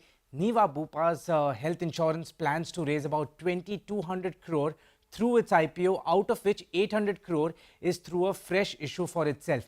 The price band for the issue is between 70 to 74 rupees per share, and at the upper end of the price band, Niva Bupa is expected to have a market capitalization of about 12,580 crore rupees. Now, interestingly, the 800 crore raised by Niva Bupa will take its solvency, which is already at a very strong.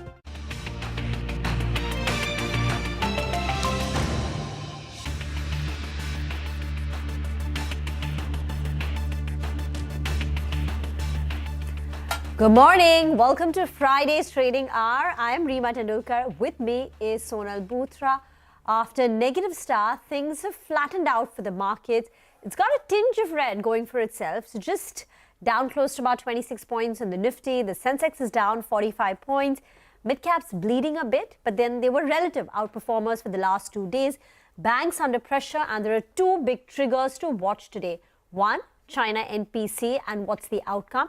And second, the State Bank of India numbers, which will come out in the second half of the year. Hi. Yeah, expected during market hours today. So that'll be the big earnings to watch out for. But the IT space, that continues to do well, Reema. We did see some profit booking yesterday, but this index has made a comeback, and we've been talking, and Reema has been highlighting what happens to the IT space if whenever Trump comes back. The IT index is up 1.1%. We have the FMCG space, which is doing really well. And while the broader markets, they are under pressure on the index level, there are a lot of moving parts. If we talk about stock-specific moves, Motilal Oswal, for instance, that stock has surged to the day's high. It's up around 9% right now. We have ITI on the back of that being that lowest bidder for the BSNL order. That stock is up around 7.5%. You have Indian Hotels after a good set of numbers. That stock is up 6%. Avalon Tech was up 17% yesterday. That continues to be the case today as well. So a lot of moving parts as we have been talking about, and we keep discussing and analyzing that for you in great detail as well. Let's start with the first management on the show, ITD Cementation. That's the stock that we are tracking. Posted a good set of Q2 earnings with revenue and profit surging. However, the margins have contracted. To discuss the Q2 earnings and more, we are now joined by Jayanta Basu, the Managing Director at ITD Cementation, to take a few questions on the earnings and a lot more because there has been a transfer in the management as well. Mr. Basu, good morning. Thank you so much for joining in. Well, you know, I'll definitely speak about the earnings, but I have to talk to you about how there has been a change in the owners. Now you're an Indian-owned entity. Can you give us a sense of what happens to the current management post open offer ending? Has there been any communication from the Adani Group in terms of the management and the vision going ahead as well? As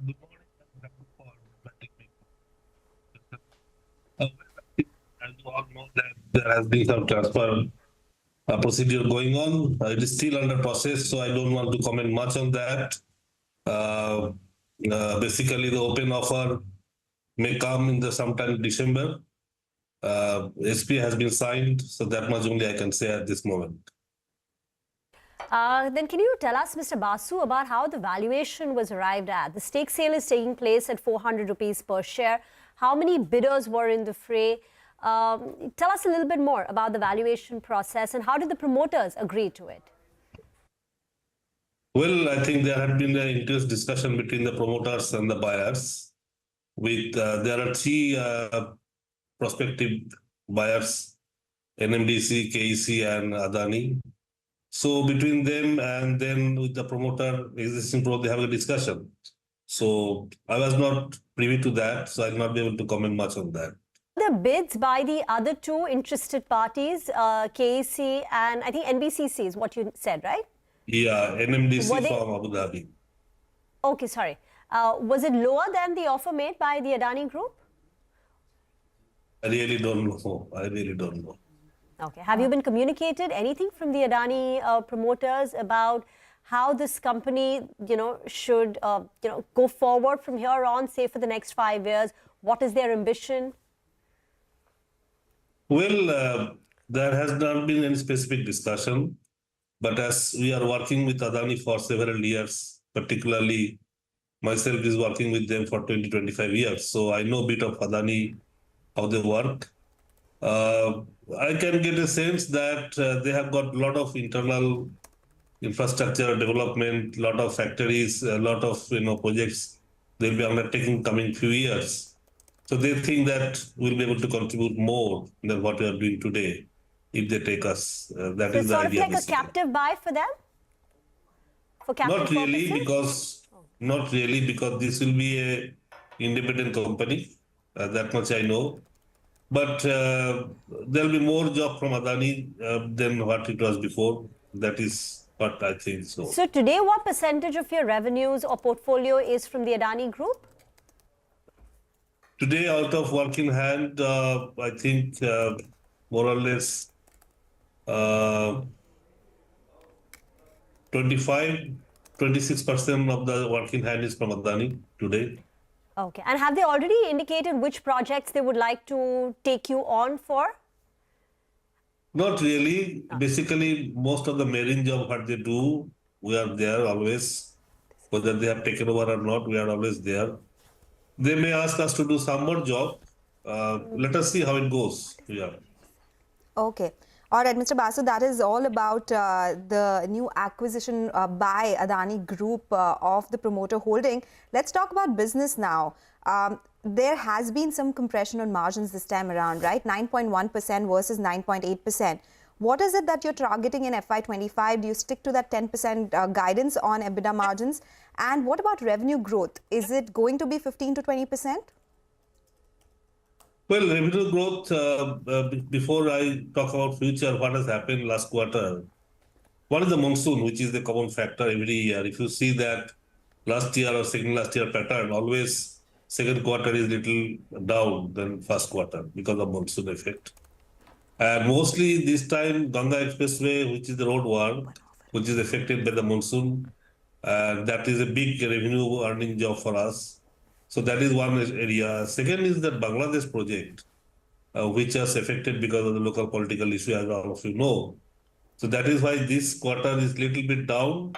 But compared to the earlier years, I think pattern is same. So that is over this quarter. But going forward, definitely third and fourth quarter is always better than previous 2 quarters. So we hope that it will be maintained. And the revenue growth of 15-20%, yes, it will be there. And order inflows of 8,000 to 10,000 crore rupees, you had earlier revised it upwards of 10,000 crore rupees. Is that something which is on track, considering of all the issues that you just mentioned? Yes, I think it will be close to 10,000 crore, if not 10,000. Has to be, yeah. And how big is this Bangladesh project which hurt you all in Q2? Bangladesh total value is around 1,500 crores. Okay. We are supposed to do around 150 to 200 odd crores during this quarter, which we could not do much. Has it started, sir, or is it pushed back even further? No, the good news is that it has started, and with all there are other few companies as well working in Bangladesh, like Incon, Escorts, L&T. So we are working together with Indian Embassy, and there's a green signal. So our people has all moved back, and I hope that by end of this month or beginning of December, we'll be able to resume the work. So is this the Bangladesh order only which led to order book declining a little bit, Mr. Basu? What are the prospects? What is the order pipeline looking like now? I think so far we have secured around 3,500 crore job so far this year. But the jobs which are in pipeline, close to about 30,000 crores in different stages. Some we have already submitted or bid, some under process. So I still maintain the guideline of around 10,000 crore work to be secured in this year. Okay. Thank you, sir, for joining in. That's Mr. Basu from ITD Cementation. The stock is up 1.5%. Talking about business ownership, the way forward for the company. Get into a break. We'll come back and discuss commodities. Manisha Gupta will be back with us.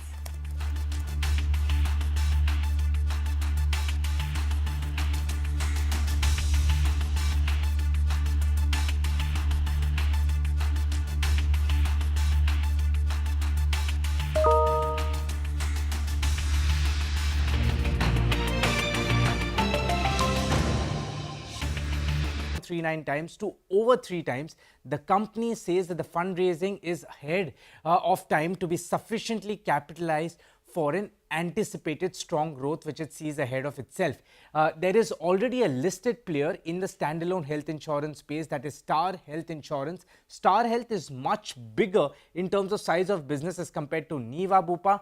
But here's a quick comparison when it comes to the size of business. Niva Bupa collected about 3,800 crore rupees in FY24 in net earned premium, whereas Star Health was over 3.5 times bigger at nearly 13,000 crore rupees. Niva Bupa made an underwriting loss of about 410 crore rupees, whereas Star Health stood with an underwriting profit of about 90 crore rupees. Niva Bupa's operating profit was at 188 crore. Star Health was nearly 4 times bigger at 731 crore rupees. Star Health's combined ratio is better by about 200 basis points as compared to Niva Bupa. And finally, Niva Bupa's net profit of 82 crore rupees in FY24 was 10 times smaller than that of Star Health Insurance. In terms of market share, Niva Bupa's market share amongst general insurers was 2% and among standalone health insurance companies was about 17%, whereas Star Health's market share was 5% and 46% in the same two categories. But the smaller size has been bringing much stronger growth for Niva Bupa Health Insurance. Niva Bupa's net earned premium that grew by 43% versus Star's growth of about 18%. Niva Bupa's underwriting loss reduced by 20%, whereas Star's underwriting profit that came down by about 1.3 times. Niva Bupa's combined ratio that increased by about 154 basis points, and Star's as well increased by about 134 basis points. Most interesting one, Niva Bupa's market share amongst general insurers that grew by about 35 basis points versus a growth of 22 basis points for Star Health Insurance. But the interesting story is amongst the standalone health insurance companies. Niva Bupa's market share that grew by 141 basis points, whereas Star Health's declined by about 330 basis points. So growth certainly in favor of Niva Bupa, but size in favor of Star Health. What does that do to the valuations? Niva Bupa is coming with a valuation of 6.13 times pre-money and 4.72 times post-money price to book. Star Health.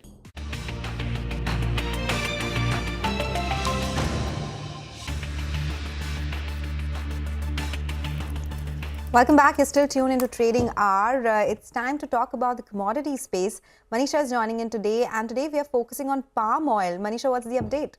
Well, it has been very volatile in sense of commodities when you look at last 24 to 48 hours. And I'm looking at palm oil prices because we've seen very strong gains come in for this one. It's a third weekly gain that we have seen come in for this. It's trading at above 5,000 Malaysian ringgit right now, which is the highest since June 2022 highs there. The markets are looking at production, which is expected to decline in the major producing countries. That is one reason that has been keeping prices in any case on the higher side. And then it has been seasonal rains. Markets also are looking at Trump, which could put in strict sanctions perhaps on some of the oil producing countries like Iran and Venezuela there.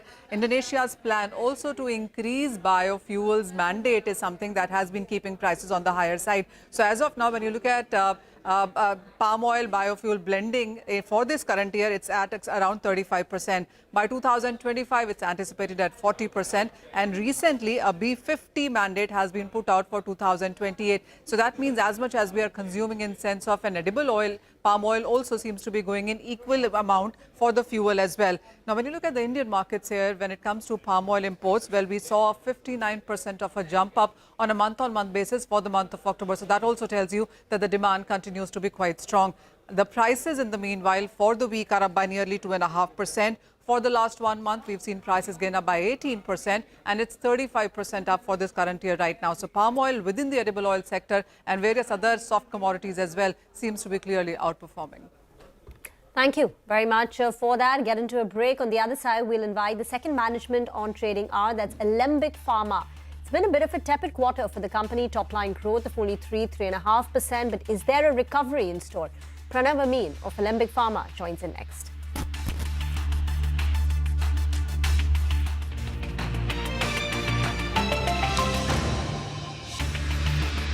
Valuation of 4.73 times price to book value.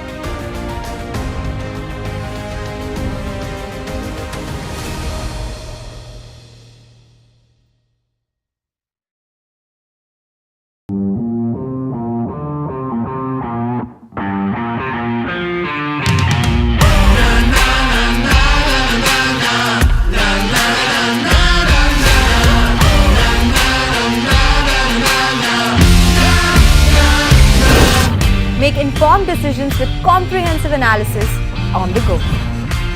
Strengthen your portfolio with real-time market updates on the go. Create effective strategies with insightful expert opinions on the go.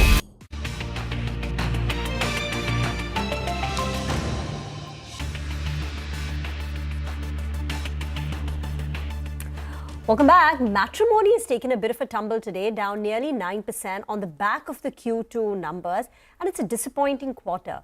Revenues have fallen quarter on quarter. Revenues are down 5% plus on a year-on-year basis. And this is now the second consecutive quarter that revenues have declined on a year-on-year basis. Margins too have seen a fall on a sequential basis, so that's another area of disappointment. And the problem is that even their billings, which indicates future growth, that is negative. So the sense is that perhaps the second half of the year is also going to be weak. Now, almost more than 98% of the revenues comes in from that platform business, which helps in matchmaking. But they have a very small business called marriage, where they help conduct the entire services, etc. But that's a business which is not doing well for them at all. They've not managed to scale up the top line, and the EBITDA loss for this marriage business has gone up. So that's something that's hurt the company's margins too. So on the whole, very disappointing, but we've got the management joining us later on in the channel to talk about the way forward. For now, it's Alembic Pharma's quarterly update that we'd like to take note of. The company's seen its net profit and EBITDA surge on a year-on-year basis. Margins are now stand at 14.5% versus 13%. But the reason perhaps why the stock is down 1.5% is because the top line growth has been missing for the company. This quarter, the revenue growth is at 3.3%. And for the last 4 or 5 quarters, we've seen a single-digit kind of a revenue growth for Alembic Pharma. But at 3.3%, this is the lowest in terms of a growth rate, at least in the recent past. Pranav Amin, Managing Director at Alembic Pharma, is now with us on the show. Pranav, thank you very much for joining in. Let's talk first about your domestic business, and then we'll get to the international US business, etc. Now, in the domestic business, the animal health, which is a smaller portion, has done well, 20% kind of a revenue growth. But acute and specialty has been a bit subdued. Tell us what went wrong, and is there a recovery in store? Hi, good morning. So the India business was a mixed bag. There were some sectors within the segments within the India business that did really well. The ones that did well for us were some of the specialty ones that we've been focusing on, such as gynecology, ophthalmology, diabetes, cardiology. So those have grown pretty well. In terms of animal health, that has been going gangbusters for us over the last 15 odd quarters. That's still picking up a lot of momentum, and we're spending a lot more on that in terms of new launches and new products. So that's looking quite good for us, and I expect that to continue growing. Acute was a little slower. I think for some odd reason, we couldn't pick up the ramp up in the acute. The market itself was much slower on acute. Hopefully that will recover as we go along. So let's see how that goes. So are we expecting second half to be better than the first half, Pranav? What is the outlook now for the domestic business? So actually, in terms of the outlook, I would rather give an outlook for the entire company. And I think the second half should be much stronger due to a variety of reasons. So if you see the international generics, right, the rest of the world generics, Q1 was rather subdued. Q2, we went back up to 18% growth. We had a lot of supply constraints in the first quarter and half of the second quarter. So we should see this kind of 15-20% growth going forward into H2 for the rest of the world generics as well.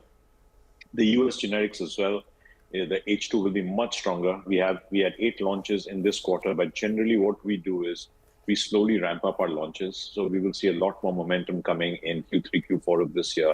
So US should get back to a much healthier growth rather than the 6%. It should be closer to the 10-15% growth for the next couple of quarters.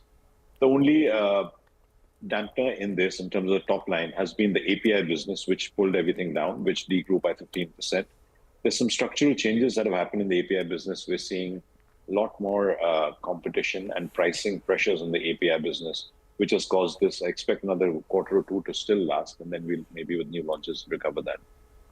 So just to summarize, is it fair to say that the India business, the domestic business, will see a mid-single digit kind of a revenue growth?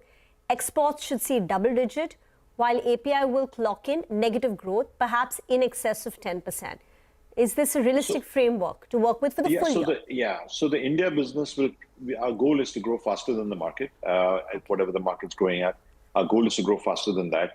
The first quarter, it's been at or below IPM, but we hope to grow faster than that in the next couple of quarters. So hopefully that should happen. And as regards the rest of the world generics, yes, about 15 to 20% is what we should grow that for the H2 of the year. US business as well, we'll see 10 to 15% growth in H2 of the year. Okay. And API will be negative growth for the full year? Yeah, API, there's been some structural accounts that we've lost due to pricing pressure and increased competition from China and some other Indian companies. So that has caused this. I think as we go along, we'll see whether we want to recover those accounts or we want to get new ones. So I think another quarter or two API will still be weak in terms of top line. Okay, so the second half looks weaker in the API space. What does it mean for margins overall, Pranav? And in FY25, what are you targeting? And if things improve in FY26, will you see a better number on the top line and margins? No, absolutely. And I think we have said in the investor communication that we do expect our margins, which are down to about 12%, 13%, to gradually inch up closer to the 18 to 20% in a couple of years' time. And that will happen due to all the businesses moving forward. You said on API, you're still deciding whether to, try and retrieve the clients that you lost due to pricing.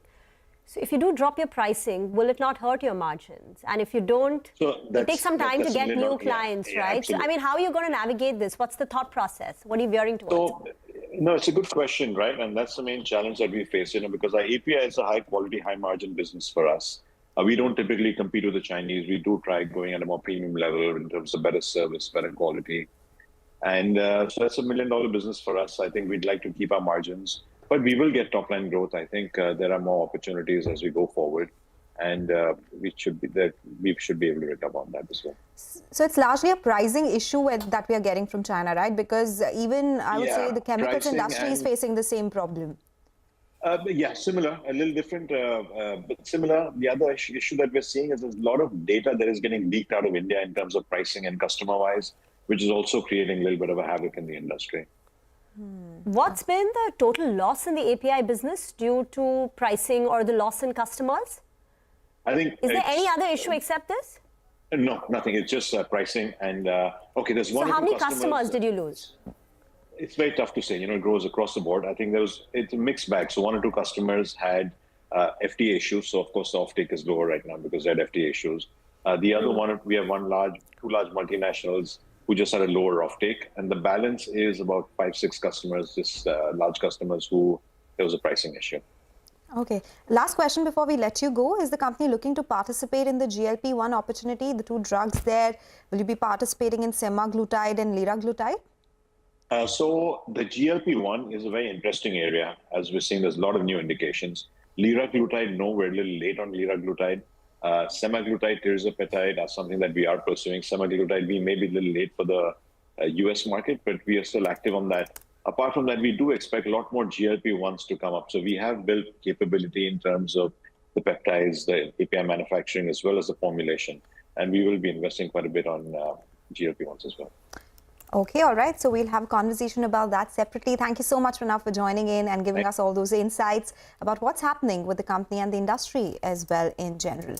That's Alembic Pharma. We'll wrap this conversation now and slip into a short break. As we do that, some exciting news for our viewers. Seize the opportunity to attend India's landmark economic summit. Show us you are a true CNBC-TV18 fan by answering a simple question in our Super Fan contest. Head over to CNBC-TV18 social media channels to participate and get a chance to win a free ticket to CNBC-TV18 Global Leadership Summit. Hurry, the contest ends on 10th of November. Answer now and you could be one of the 5 lucky winners.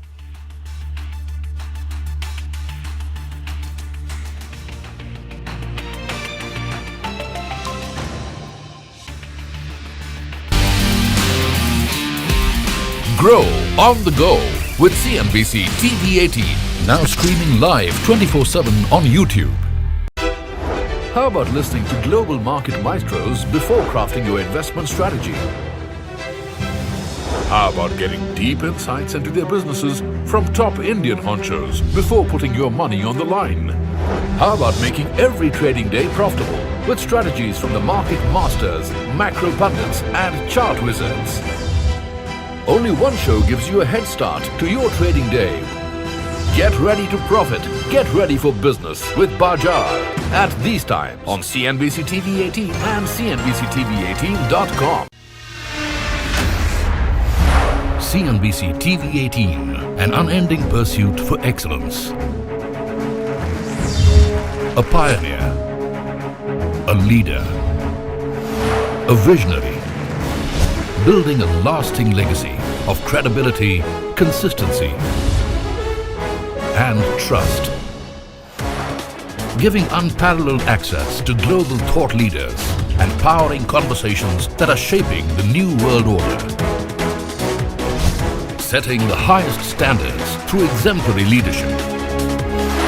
It is this unrivaled reputation for the most comprehensive coverage, actionable intelligence, and in-depth reporting that makes CNBC-TV18 India's #1 business news brand.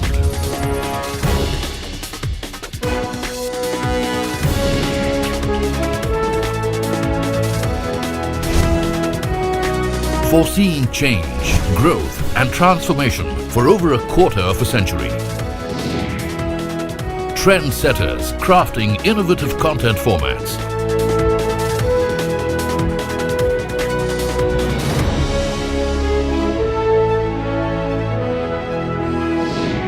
And award-winning business journalism. On air, online, on social media. As we embark upon 25 years of excellence, we invite you to be a part of our future. CNBC TV18, your trusted partner and investment ally. What does it take to build India's largest startup platform? It takes a journey of starting out as an unknown and ending up as unforgettable. It takes more than 2 decades of celebrating the most influential and influencing the most celebrated entrepreneurs.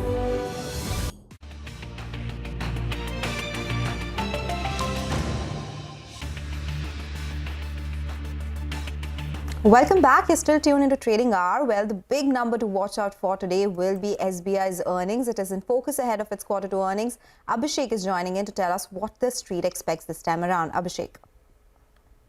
SBI is expected to report a mixed set of numbers for the Q2 FY25 performance, with business momentum being on the healthier side but weak P&L. So deposit growth is expected to be close to 9% YOY and about 4% sequentially as per Motilal Oswal estimate. Again, Motilal Oswal estimates more than 15% YOY growth in advances and about 3.5% on advances growth on a sequential basis. Net interest margin can come under pressure. Now, Morgan Stanley estimates a 9 basis point decline on net interest margin YOY and about 2 basis point decline on sequential basis. Now, Kotak Securities estimates that OPEX will be lower and that can drive the operating profits. Slippages of formation of bad loans in this quarter is expected to be at 6,500 crore by Morgan Stanley versus 8,700 crore in the previous quarter.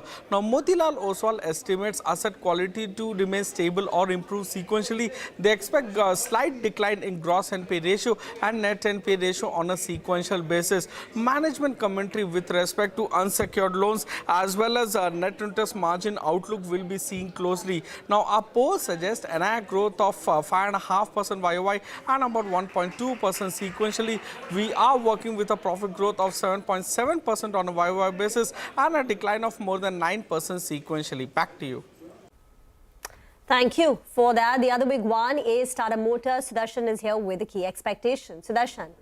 So Tata Motors has been under pressure ahead of its earnings. If you take a look at the stock performance, it's up 4% in 2024, but this week it's down 4% and it's down 31% from the record high hit on July 30th. If you remember, company had pointed out about muted global demand and constrained production at JLR level after Q1 earnings. So what do our expectations say for Q2 earnings? We are expecting a subdued set of earnings on the back of a decline in volumes. Overall volumes have fallen both sequentially and year on year. Also, JLR shipments excluding China JV have declined 10% YOY. Now, coming to the main numbers, Tata Motors consolidated revenue is seen falling 2%, while EBITDA and margin may see a minor jump on the back of an improvement in profitability and continued healthy demand for SUVs and electric vehicles. For JLR, as per limited estimate we have, expectations are of a decline in all the headline numbers.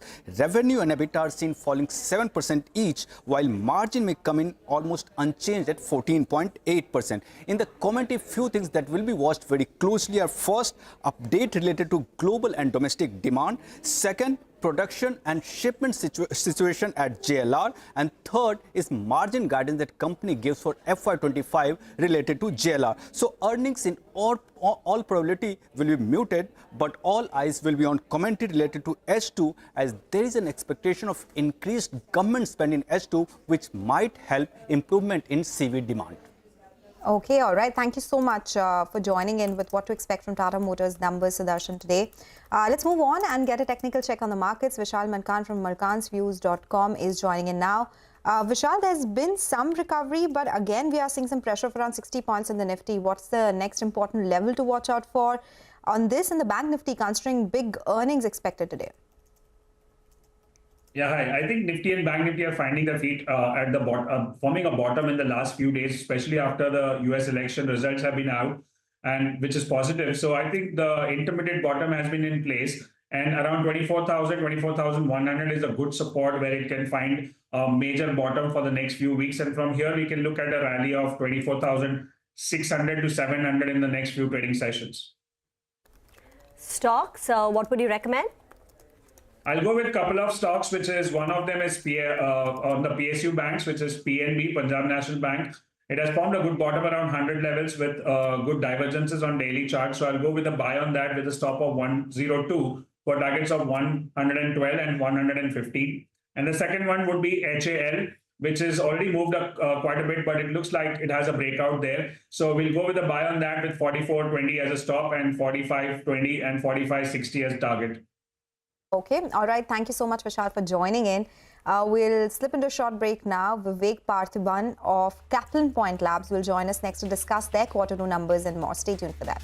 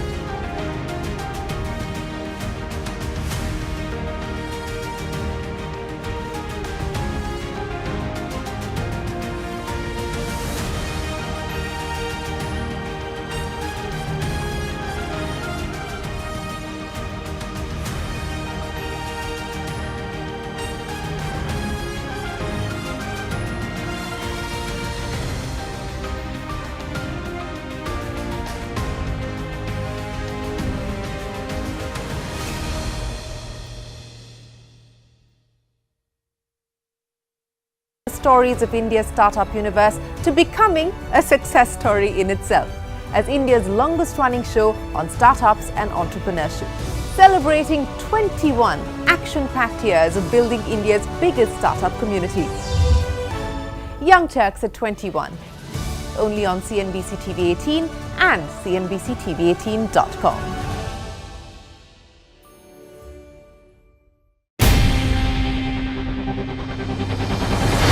CNBC-TV18's most comprehensive and award-winning news show, India Business Hour, drops first on YouTube.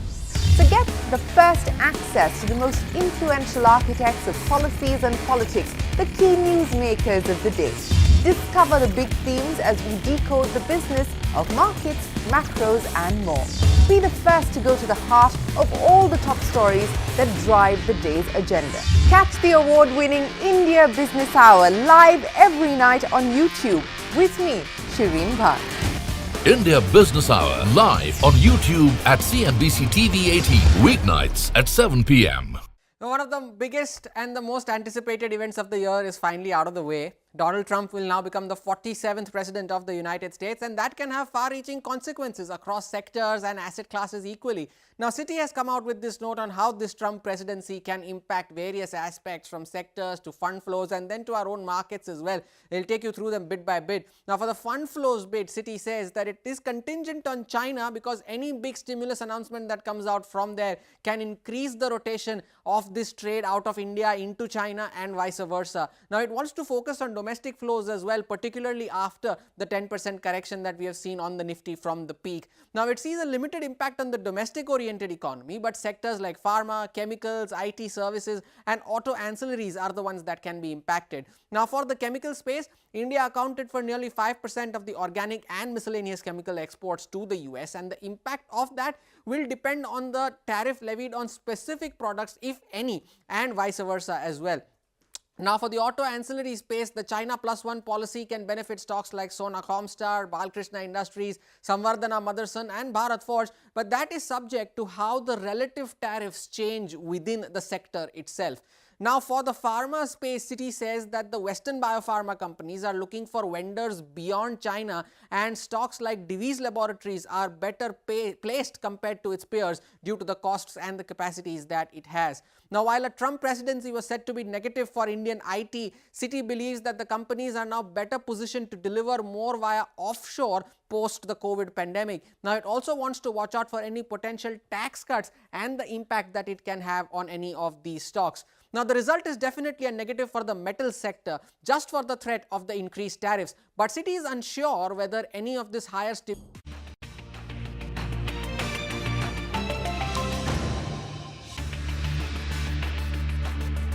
80.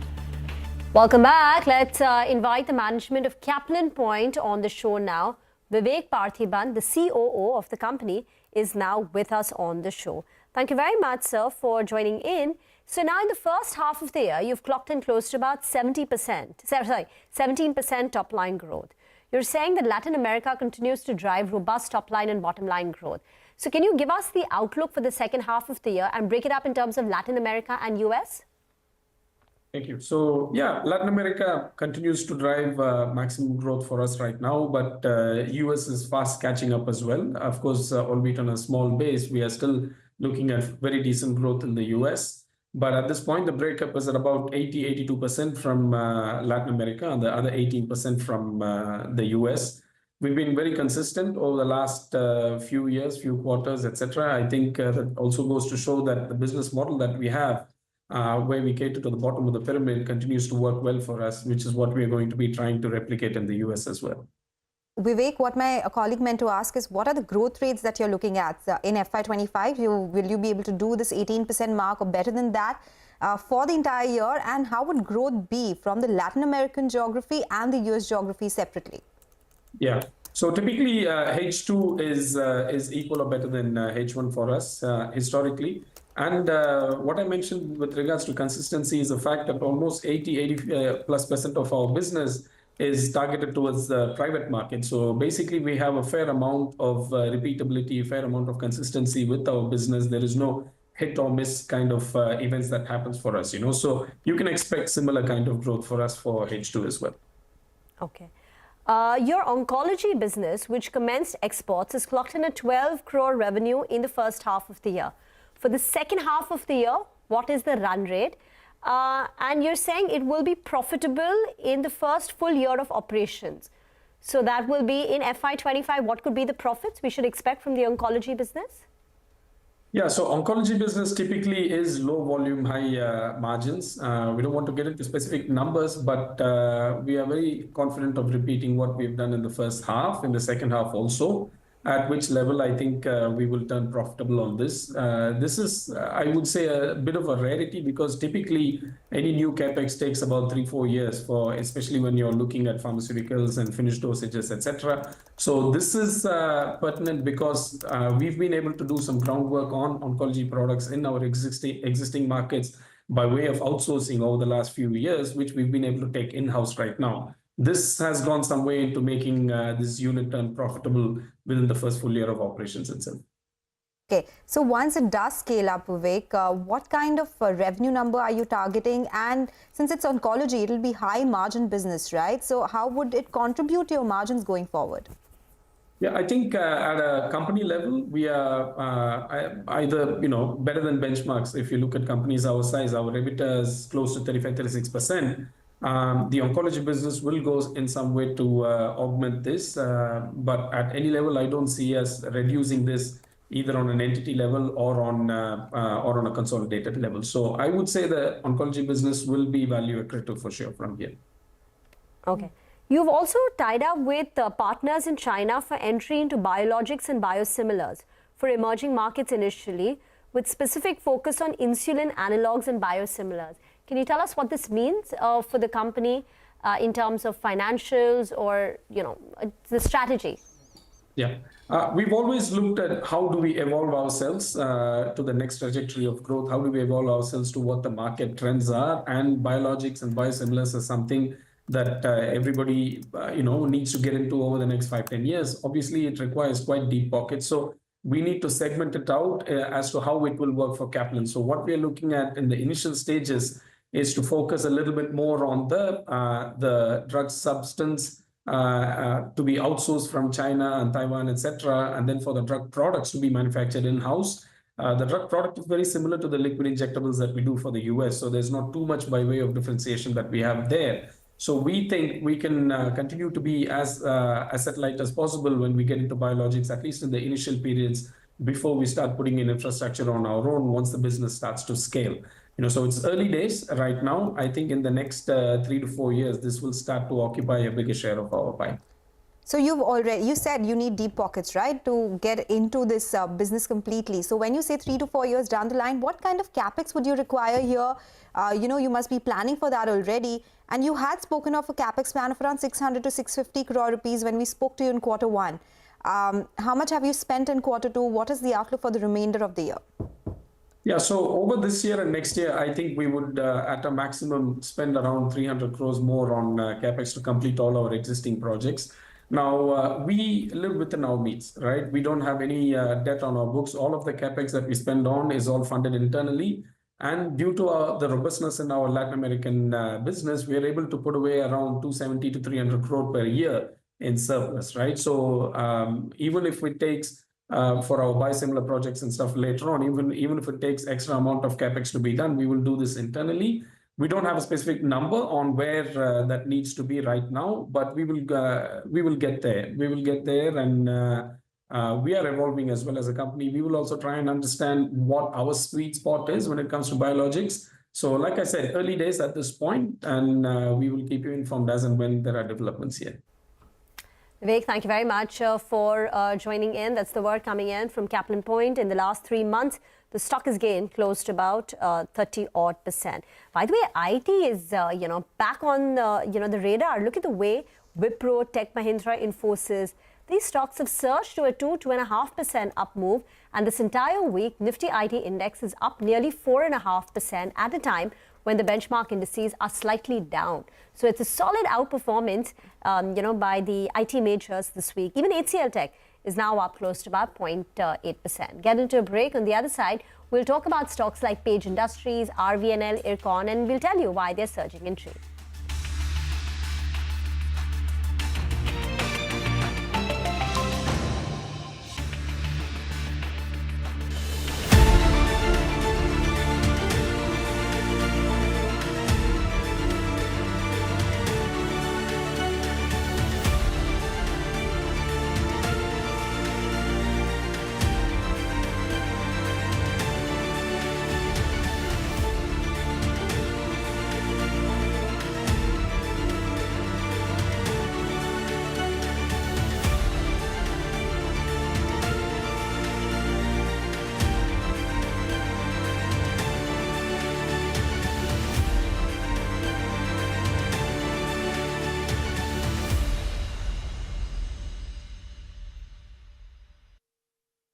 to offset this can lead to upgrades for Indian steel stocks, which have already run up quite a bit.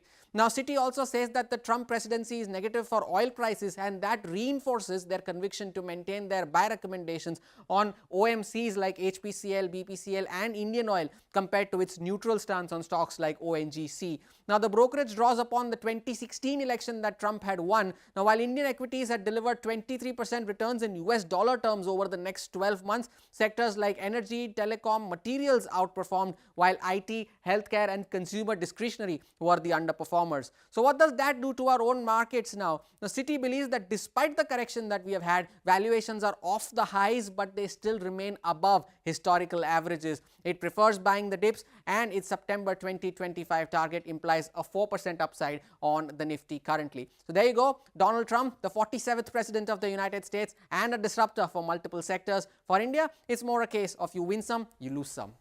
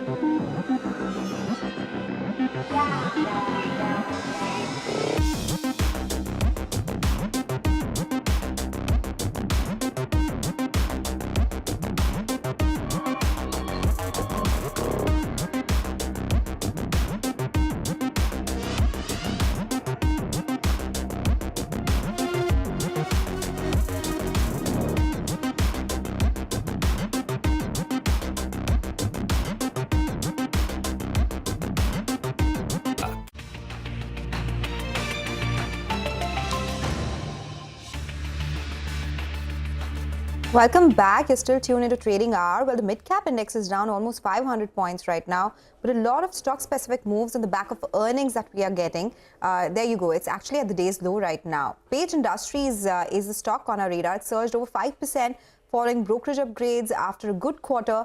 Vinny is joining us with all the details. Vinny?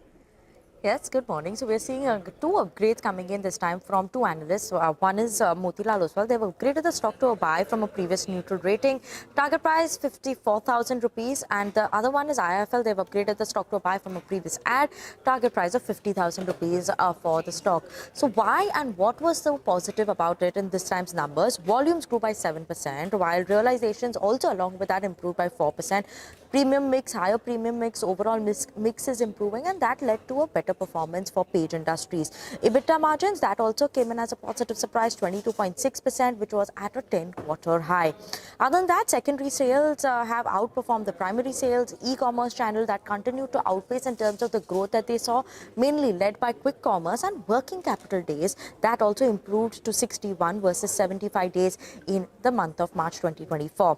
Key con-call highlights also, the company said that they're seeing gradual pickup in rural consumption. Tier 2, Tier 3 continue to witness better growth than metro cities, as well as operating margin, EBITDA. They expect that to be in the level of 19 to 21% annually. So yes, they're maintaining the target prices, target for EBITDA level, and that is why a good performance, stock buzzing in trade today.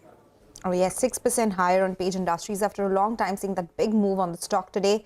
But when you stay on, RVNL and IRCON, they are also in focus on the back of Q2 earnings. Did not look so good this time around.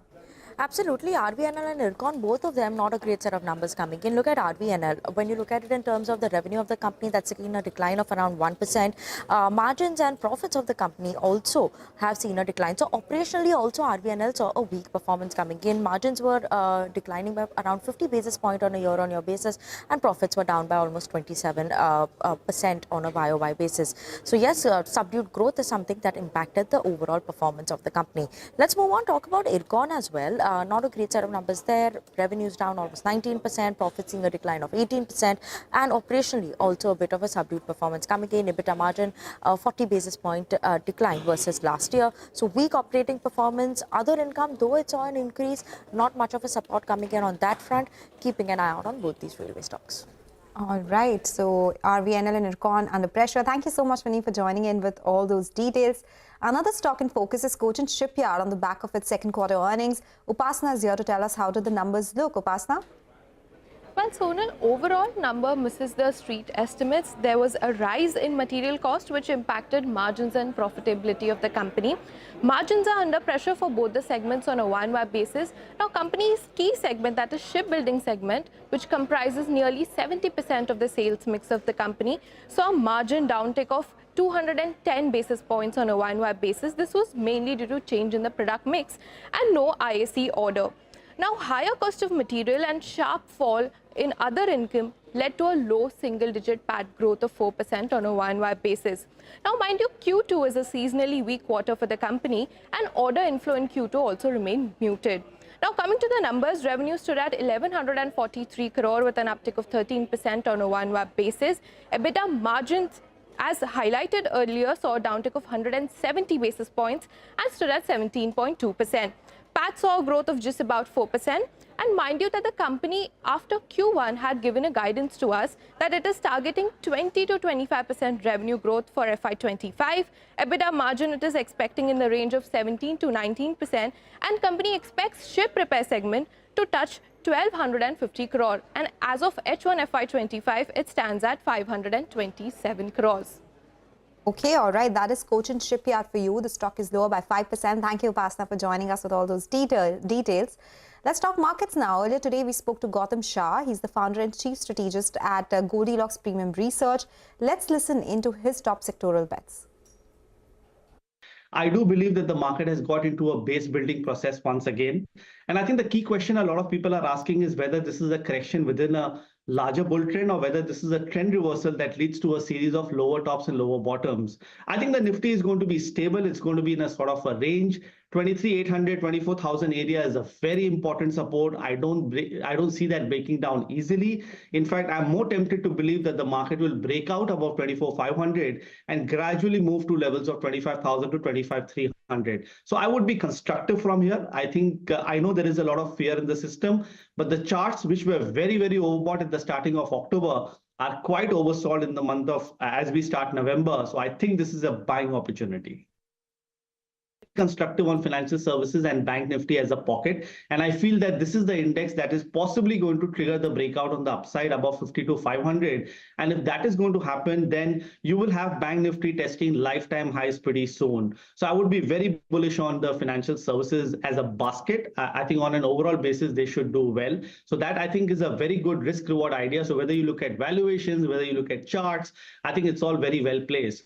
Barring that, I think IT is something where we are again very positive upon. Last 2 days, we saw a lovely move on the IT index, and I do see that index appreciating about 10 to 12% from here. So. All right, so positive on IT names, and that is one pack that continues to do well. But there's some more pressure on the Nifty that we are seeing. And it's coming from some of these banking names. ICICI Bank, for instance, is at the day's low right now. And if we pull the chart there, you'll see that that's some pressure from the top. NTPC is the other one. We have Coal India as well, which is at the day's low as we speak. But some of the stocks which are doing well, so we spoke about the IT pack. Infosys is one of the top gainers. HDFC Bank has also gathered some pace, so that stock is higher. Some of these consumption names like Britannia and HUL are also doing well. From the broader markets, watch out for ITI. It was the lowest bidder for one of the BSNL projects, and that stock is up around 12% right now. It has gained some more momentum. Avalon Tech, we spoke about the stock yesterday because of strong set of earnings. It is another 12% uptick today on the stock as well. It is at the day's high right now. Motilal Oswal is one stock which is doing well, 7.5% higher. And we do have some earnings reactions which are coming in. NIIT, there's Tejas Networks, Sterlite Technologies. All these stocks are up anywhere between 5 to 7% as we speak. Big moves that we are seeing across the board there. Paytm is also one stock which is doing well in trade today, 3.5% higher. Indian Hotels, the management spoke to us today and they did indicate that the future in terms of the hotels business will be much better than what the industry has seen earlier. So that stock on the back of that commentary is doing really well, 5.5% higher. Vedanta is well in focus. We have Hindalco, which is up 1%. Remember that stock was lower in trade yesterday, biggest Nifty loser actually. But today it has made some comeback up around 1.1%. But again, we are seeing some fall on the metal names as well from the high. So watch out for that index as well. That also is putting pressure on the Nifty as we speak. So that's the market update for now, but it's also a wrap on trading hours. Stay tuned. Halftime Report is up next with all the market action.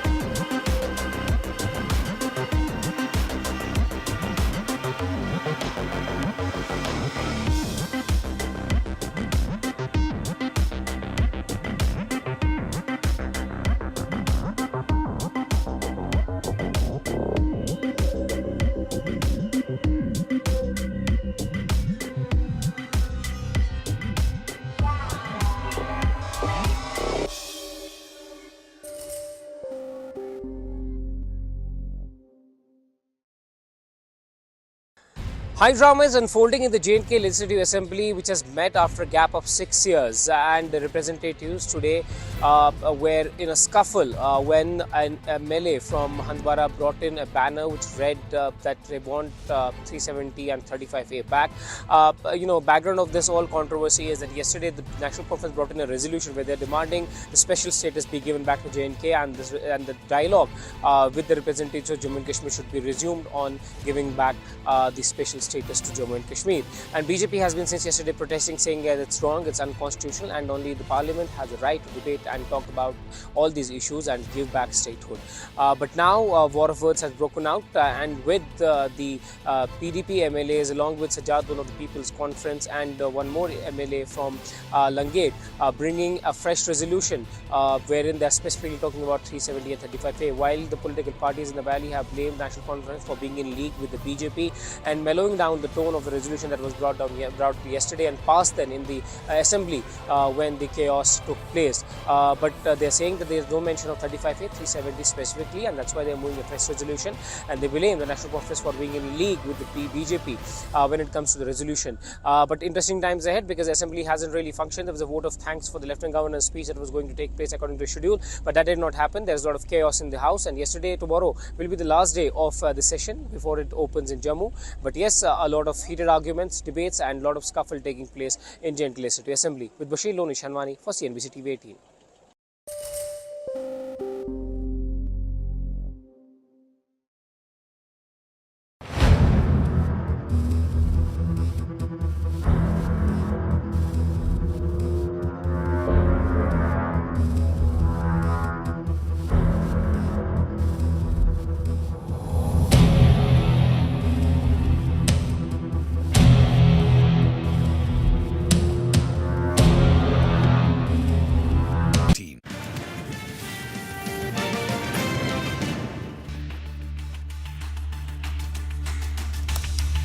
Stocks slip after a steady open as concerns over slowing earnings growth and uncertainty over Trump 2.0 linger even as the US Fed delivers another rate cut. Oil and gas and realty are the big drags even as IT and consumer durables eke out gains. Indian Hotels serves up a good show in a weak quarter with higher than industry occupancy and improved average revenue per room. The hospitality major expects double-digit revenue growth in the second half of the year. Cummins posts better than expected revenues and profits, shrugging off concerns over the impact of transitioning to less polluting CPCB IV gensets. The company maintains double-digit revenue growth guidance for the year.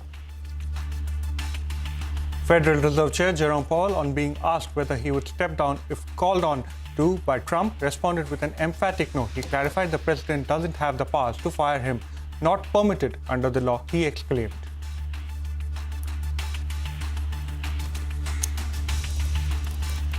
You're watching us here on Halftime Report. I'm Mangla Malu. With me today is Vivek Iyer. On the top of our screens, we have the frontline indices. We opened in the green, we opened in the red. Thereafter, there was a bit of a recovery that got sold into right now. We're standing just above that 24,100 mark for the Nifty. The Nifty bank has it slightly worse, and the mid-caps actually are seeing a fair amount of sell-off. The market breadth tells you that there are more than two stocks which are declining for the number of stocks which are advancing right now. Both the mid-cap index and the Nifty bank currently at the low point of trade, and the red and green lines are the widest that they have been all through the morning right now. Almost 1,700 stocks in the red for 700 which are advancing. On the advancing side, we do have a bunch of stocks which are gaining. IT in particular stands out, perhaps on the weakness in the rupee and maybe improving prospects for the US economy as well and valuation comfort, but no respite for stocks like Reliance, ICICI Bank, SBI, which continue to be key draggers on the frontline index. Hi, Vivek. Good afternoon, Manglam. Very rightly put, the selling pressure in the last half hour has actually intensified quite significantly. The entire pharma pack that was holding out in the morning, seeing quite a bit of selling pressure. Along with that, banks, especially names like RBL Bank, etc., seeing quite a bit of selling pressure. Names like National Aluminium, Nalco, that were actually trading in the green at one point of time, now trading near the day's lowest point. And even the auto companies, remember Mahindra as well as Escorts, actually had pretty upbeat commentary as far as H2 was concerned, but even those stocks have seen quite a bit of a sell-off from the opening hour gains that they see. But moving on, Matrimony.com is the first management on the show today. It reported a weak set of Q2 numbers. company's revenue and EBITDA margin came in under pressure. Average transaction value also remains flat. To discuss this and more, we have Sushant Pai, the CFO of Matrimony.com, joining us. Good afternoon, Mr. Pai. Thank you so much for joining us.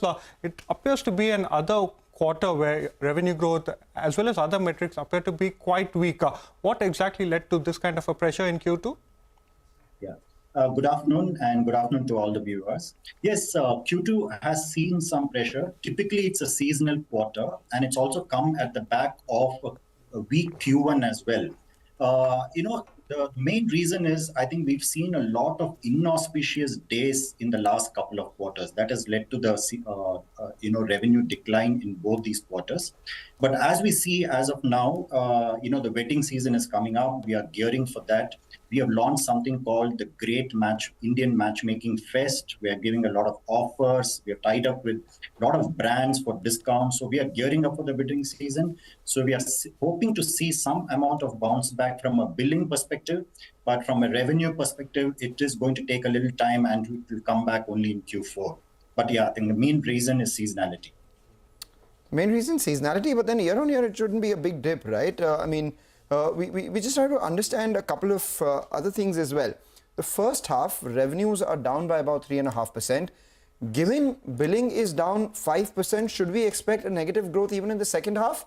What's your target for the full year? Yeah, so we don't give any guidance. We have to see how things go along. But the way we see Q3, the billings will bounce back. On a year-on-year basis, there will be some bounce back, and even on a quarter-on-quarter basis. However, we have a lag between the billing and revenue because of the subscription period. So therefore, we believe Q4 will be stronger. So as we go along, we need to see how the year pans out. But right now, that's how we are seeing Q3 and Q4. Okay, Mr. Pai, in terms of FY25, could you give us a guidance as to how exactly you expect revenue growth, EBITDA growth, margins as well as PAT? When you say that you expect Q4 to be a stronger quarter compared to Q3, will Q3 be weaker compared to Q2 as well?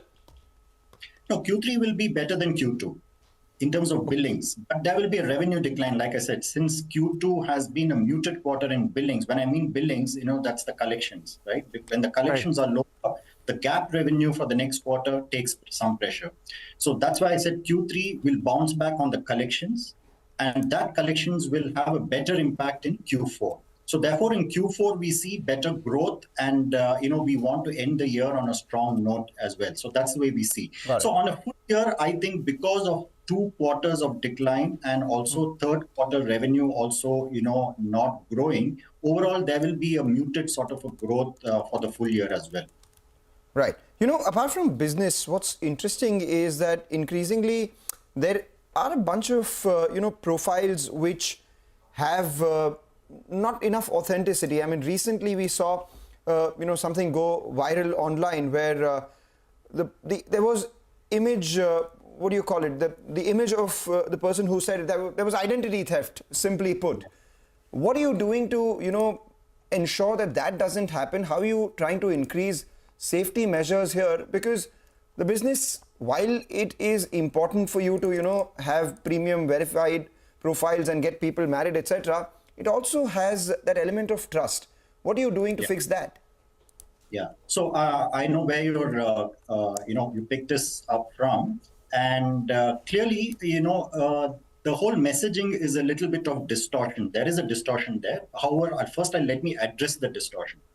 There is a claim that this is part of elite matrimony. Firstly, I want to clarify that elite matrimony is not listed anywhere on a platform because it's a confidential database. However, some issue has happened on a common platform, which is on the Bharat Matrimony platform. While we understand what happens is the profile is created by someone else. Bharat Matrimony or, our company does not create a profile. So if there is a fraudulent profile created, in this case, somebody has uploaded that image of some person here.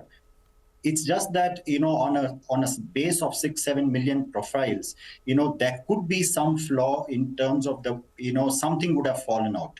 But that's a very minuscule number. So I think people should not get petrified of platforms like this. We have our own fraud detection mechanisms. We use a lot of AI intelligence to weed away fraud profiles. So we also want to amplify that we are a very safe platform. If you see, we are also spending money in in amplifying that. For example, a few months back, we had a tie-up with Vidya Balan to talk about safety and of matrimony sites. What should people do in terms of being safe? So I think we are doing all what it takes, but it can happen because we are a platform play, and sometimes certain verification mechanics will go out of the radar because it cannot be foolproof. But as an industry, I think we are going to take more and more steps to make the platform safe. Mr. Pai, let's talk about the average transaction value. For the past many quarters, it's remained steady. In fact, some marginal decline being seen over there as well. Now, in the context of heavy ad spends that you do, why is it so tough to go ahead and increase the average transaction value? It continues to remain in the range of 4,400 to 4,500. So when can we see that moving higher? Yeah. So clearly, I want to clarify the average transaction value is just an outcome of our strategies. So for example, we don't have a target average transaction value. When I mean outcome of the strategies, the market is very complex, right? It has north, west, east, south. We have 300 plus communities. So we do our own segmentation strategies to price every, segment or every market. So it's an outcome of that. The second complication also is it's also a culmination of various products that we have. For example, we have a basic 3-month package. We have Jodi, which is in the vernacular play where the average transaction value is very low. And we have personalized services where the average transaction value is very high. So the proportion of all of this contributes to the average transaction value. So we are not too worried about it because it's an outcome. I think as long as that we continue to grow and we see paid profiles growing and average transaction value is what it is. What is the expected growth that you have in paid profiles? How many have you added this year and so far? And what's the average addition per year? Yeah. So typically, we add, for example, in this quarter, our paid profiles was somewhere in the region of 2.6 lakhs. That's the sort of number that we have. So that's the amount of paid profiles that we add on a quarter-on-quarter basis. So broadly, our strategy is that, when we grow, broadly, it should come out of the paid profile growth. The ATV will be sort of, flattish to some plus or minus sort of. Okay. Thank you so much, Mr. Pai, for joining us. We wish you the very best for a strong H2. Let's now slip into a short break. We will get you more on the markets and stock-specific action on the other side.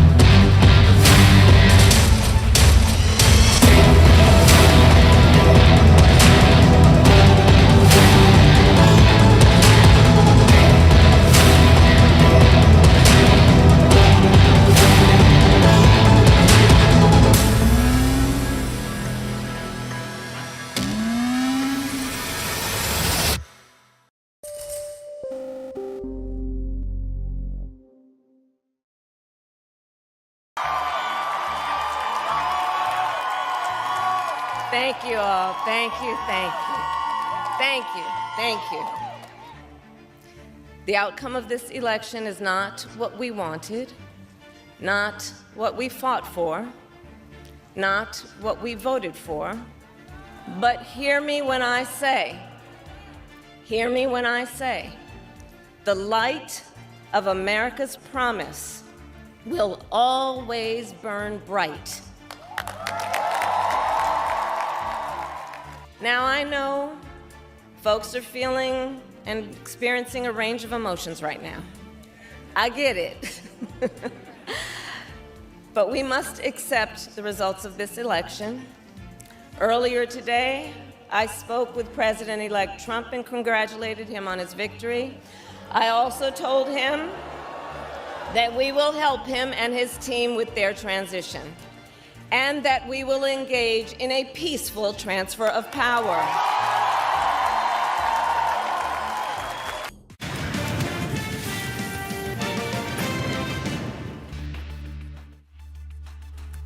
Welcome back to Halftime Report. Well, Lupin reported a strong set of Q2 FY numbers. India sales grew by 19%. In fact, it outperformance in diabetes, cardiology, respiratory, as well as GI in India. But US sales declined on a sequential basis. Our colleague Vinny Motiwala caught up with the top management of Lupin and began by asking about the quarter gone by and how they see growth in the Indian markets. We are very optimistic on the India growth momentum, as you saw in the quarter. Very strong momentum, 40% above the market. If you look at the first half of the year, we grew 30% above the market, which has been our goal. And very pleased that all our therapy areas, the major therapy areas, cardiovascular, diabetes, respiratory, GI, have been well above the market. Also, areas that we've been challenged in the past, like diabetes due to loss of exclusivity, has bounced back at above market growth. So very pleased with the growth in India, as well as continued momentum going forward based on both a strong portfolio of innovative products as well as our reach through a 10,000 people sales force. I just wanted to know, I wanted to know about the diabetic molecule India, the patent expiry, that is over now. I just wanted a clarification on that front. Yeah, I think some of the bigger ones are gone. We still have one which will come up at the end of the fiscal, which is the last of the exclusivities running out. After that, we would expect to be able to ramp up the growth even more. So I think we'll still end up at single-digit growth this year because we'll lose out something in that last quarter. But then from next year, we should start seeing stronger growth in diabetes also again. Okay, that's great to hear. Now, moving on, let's just talk about the US business. And Nilesh, US business, bit of a decline when you look at it sequentially, though it's still in the range with the company had guided last time as well. So not bad on that terms, but what was the impact on a sequential basis coming in for the US business? And was there still any price erosion coming in on a Supra front? So maybe I'll start and then hand over to Vinita. I think the US business is going strong for us. In the bigger sense, I think this is the complex generic pipeline coming to market. You see the year-on-year growth. Yes, you see a little bit of adjustment sequentially, but I mean, complex generics are just a very large part of what we do today. 40% of the business comes from complex generics in the US, and that's backed on the inhalation products that we brought to market. Very proud that we got both an MDI and a DPI to market. But I'll let Vinita add more color. I'll just add that, while the business sequentially was a little bit down, it was primarily due to one phasing of launches. I mean, Mirabegron was launched in Q1, so you see some of the phasing. And we expected competition on products like Suprep and doxycycline that have shown into Q2 numbers. Having said that, I mean, a profitability quarter over quarter sequentially, as well as year over year, has been very strong. So we're very pleased to continue to improve profitability of the US business while sustaining the inline portfolio and tackling additional competition on products that have been exclusive. Sure. I just wanted one more thing, is the update on the latest in terms of the litigation that is going for Maya Batrick. What is the latest on that front? So the case has been remanded back to the district court by the Federal Circuit. So it's back to the same court that already ruled in favor of generics. So we'll wait to see the outcome of the district court over the next year or so. But we continue to build on our position on mirabegron. Okay, and then, we are waiting out for this result coming out on this front. But does that impact the FY25 outlook then? Because we had given the range of around $225 million to $200 million, something in that range for the US dollar revenue. What are we expecting on that front then? Yeah, we continue to maintain that, I think, $220 to $230 million a quarter range going forward for the U.S. business on count of both the inline products, strong respiratory franchise, mirabegron ramp up, while we'll see some competition on products like albuterol and already started seeing on Suprep and doxycycline. We also have other new product launches that we have planned, some 4 or 5 launches in the second half. The generic Predfort, where we had CGT exclusivity that launched in October. And we hope to launch a couple of injectable drugs before the end of the fiscal, dalbavancin and hopefully glucagon as well. So it's been exciting new product launch trajectory for our U.S. business. Sure, and just you mentioned a bit in albuterol, so I just wanted a word on that as well, because sequentially a bit of a decline in terms of market share. So what are we watching out for here, and what was the impact this time in terms of the market share loss of market share in albuterol? Yeah, so we haven't seen any material loss of share. I mean, there's always some phasing based on the prescription generation and the trade. Our albuterol revenues, units, and share has been fairly stable at the 20% plus. Couple of there may be some marginal change quarter over quarter, month over month, but overall there's not been any material shift. Having said that, we expect some competition impact of Amphastar that has recently entered going forward. So expect to offset that with our other inline products as well as new products that are ramping up. Sure. Ramesh, I just want a word in terms of overall, given that there are so many triggers for the company as well, launches that are planned. What are we expecting in terms of revenue growth outlook for the second half of the year, FY26 as well? And in terms of margins, are these levels we are looking at something that is sustainable? Firstly, on the growth, I think the trajectory will continue. So essentially, we would expect to grow a good double digit in the second half as well, vis-a-vis the previous year. And insofar as the margins are concerned, you would appreciate that it's been growing, quarter on quarter for the last 6 quarters, successive quarters, so to speak. But this is on the back of, in fact, a host of good launches, as well as, in fact, a tremendous focus on cost. On every aspect of the P&L, so to speak, in terms of the gross margins, that's gone up because of the buoyancy on the top line, and a host of lines below that. The productivity of people at the factory level, productivity of the sales force, at the R&D level, and a host of other things in terms of the G&A itself. All of this has borne pretty good fruit, and that's there for people to witness. We believe that the core margin should be 23-25% irrespective of launches, and that's what we are trying to aim to. At the beginning of the year, we said that it should be around the 20.5 for the full year, or 21. So in the second, and this time around, given the buoyancy, we believe that we should be between 22 and 23% for the full year considered. Sure. Nilesh, I just want a word in terms of, obviously, there's a lot of buzz that's coming around the GLP-1 drug. The company said that they're working on some bit of a license for this as well in terms of branded market, such as India plus oral semaglutide is something that they're working at. Any status, any update on that front? Yeah, short answer, we hope to be in the first wave of people bringing GLP-1 generics or innovative products to the market. We're working obviously on semaglutide. We have others in the pipeline as well. But likely in 2026, we should be able to bring the first of these products to the market. All right, so that's the management of Lupin. Let's take a short break, and as we do that, let's get you some exciting news for our viewers. Seize the opportunity to attend India's landmark economic summit. Show us that you're a true CNBC TV18 fan. Answer a simple question in our super fan contest.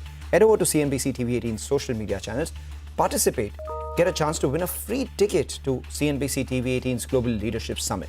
Hurry, the contest ends on 10th November. So 2 days to go. Answer now and you could be one of the 5 lucky winners. All details on your screen.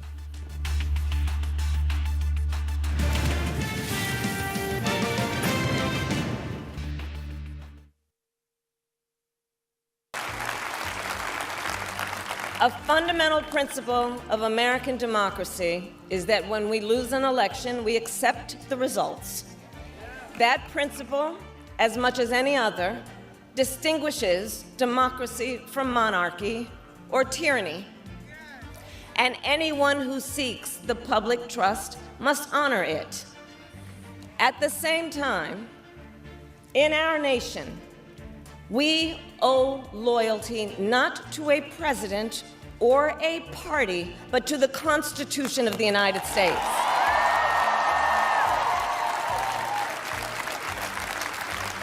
And loyalty to our conscience and to our God.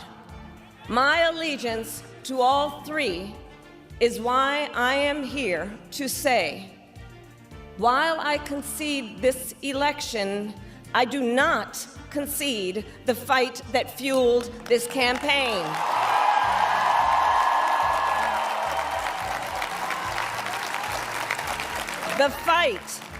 The fight for freedom, for opportunity, for fairness, and the dignity of all people. A fight for the ideals at the heart of our nation, the ideals that reflect America at our best. That is a fight I will never give up.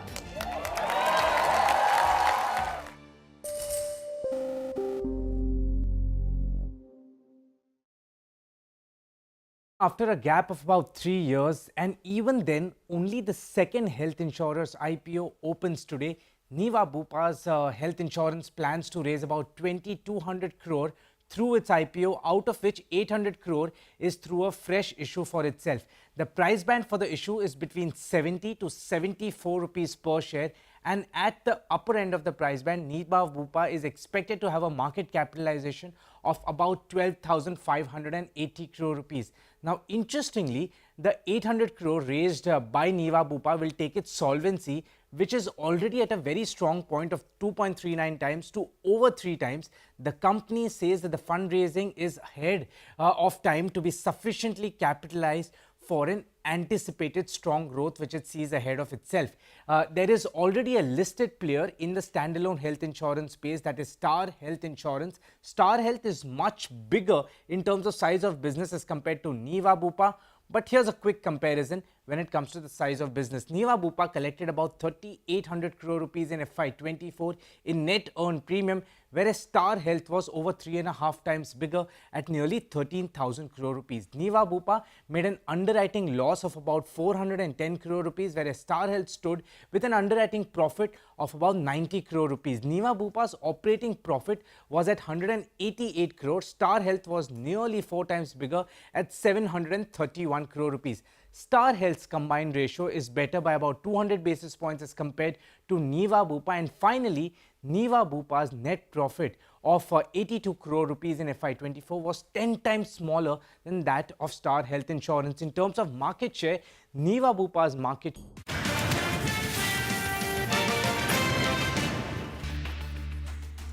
Welcome back. You're watching us here on Halftime Report. Perfect time to get you in an update on everything that's taking place from the F&O end of things. Before that, just keep an eye out on MRF. The net profit's down about 20.5%. We'll keep an eye out on their margins. That'll be crucial to track this time around for all. A lot of the tire companies, rising input costs would have impacted their margins. Revenue growth at 11.1% and EBITDA is down 14%. So that's telling you there has been margin compression.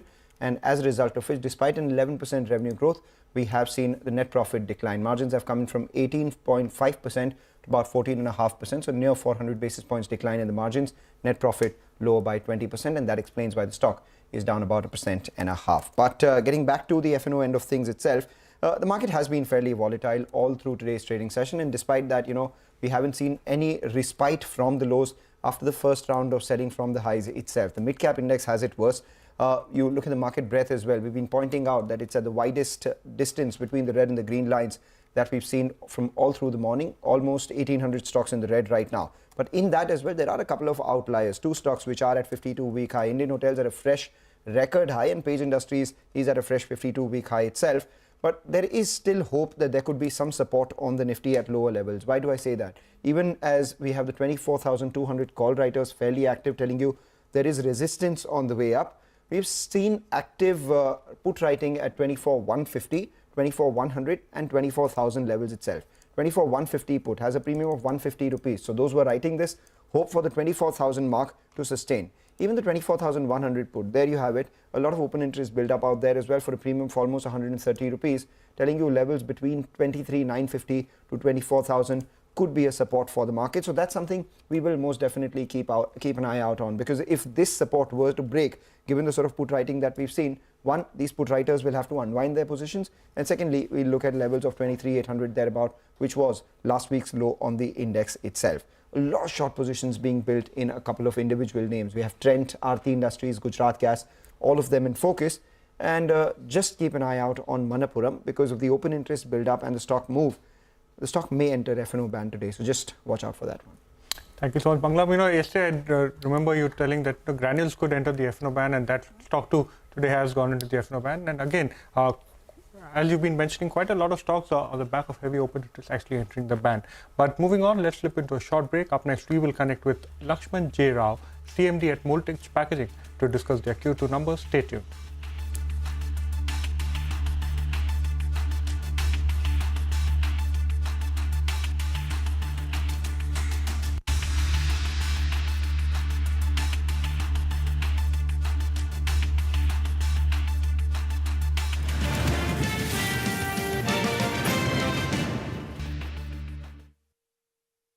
Insurers was 2%, and among standalone health insurance companies was about 17%, whereas Star Health's market share was 5% and 46% in the same two categories. But the smaller size has been bringing much stronger growth for Niva Bupa Health Insurance. Niva Bupa's net earned premium that grew by 43% versus Star's growth of about 18%. Niva Bupa's underwriting loss reduced by 20%, whereas Star's underwriting profit that came down by about 1.3 times. Niva Bupa's combined ratio that increased by about 154 basis points, and Star's as well increased by about 134 basis points. Most interesting one, Niva Bupa's market share amongst general insurers that grew by about 35 basis points versus a growth of 22 basis points for Star Health Insurance. But the interesting story is amongst the standalone health insurance companies. Niva Bupa's market share that grew by 141 basis points, whereas Star Health's declined by about 330 basis points. So growth certainly in favor of Niva Bupa, but size in favor of Star Health. What does that do to the valuations? Niva Bupa is coming with a valuation of 6.13 times pre-money and 4.72 times post-money price to book. Star Health trades at the same valuation of 4.73 times price to book value.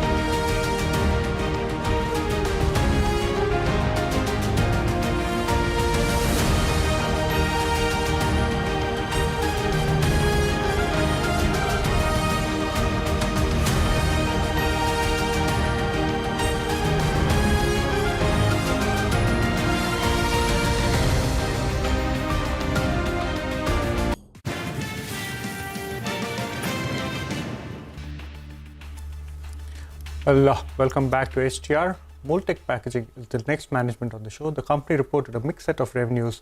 Revenues came in healthy, while operating profit margin and profit after tax came under some pressure. We have Lakshman J. Rao, CMD at Moltech Packaging, with us. Good afternoon, Mr. Rao. Thank you so much for joining us.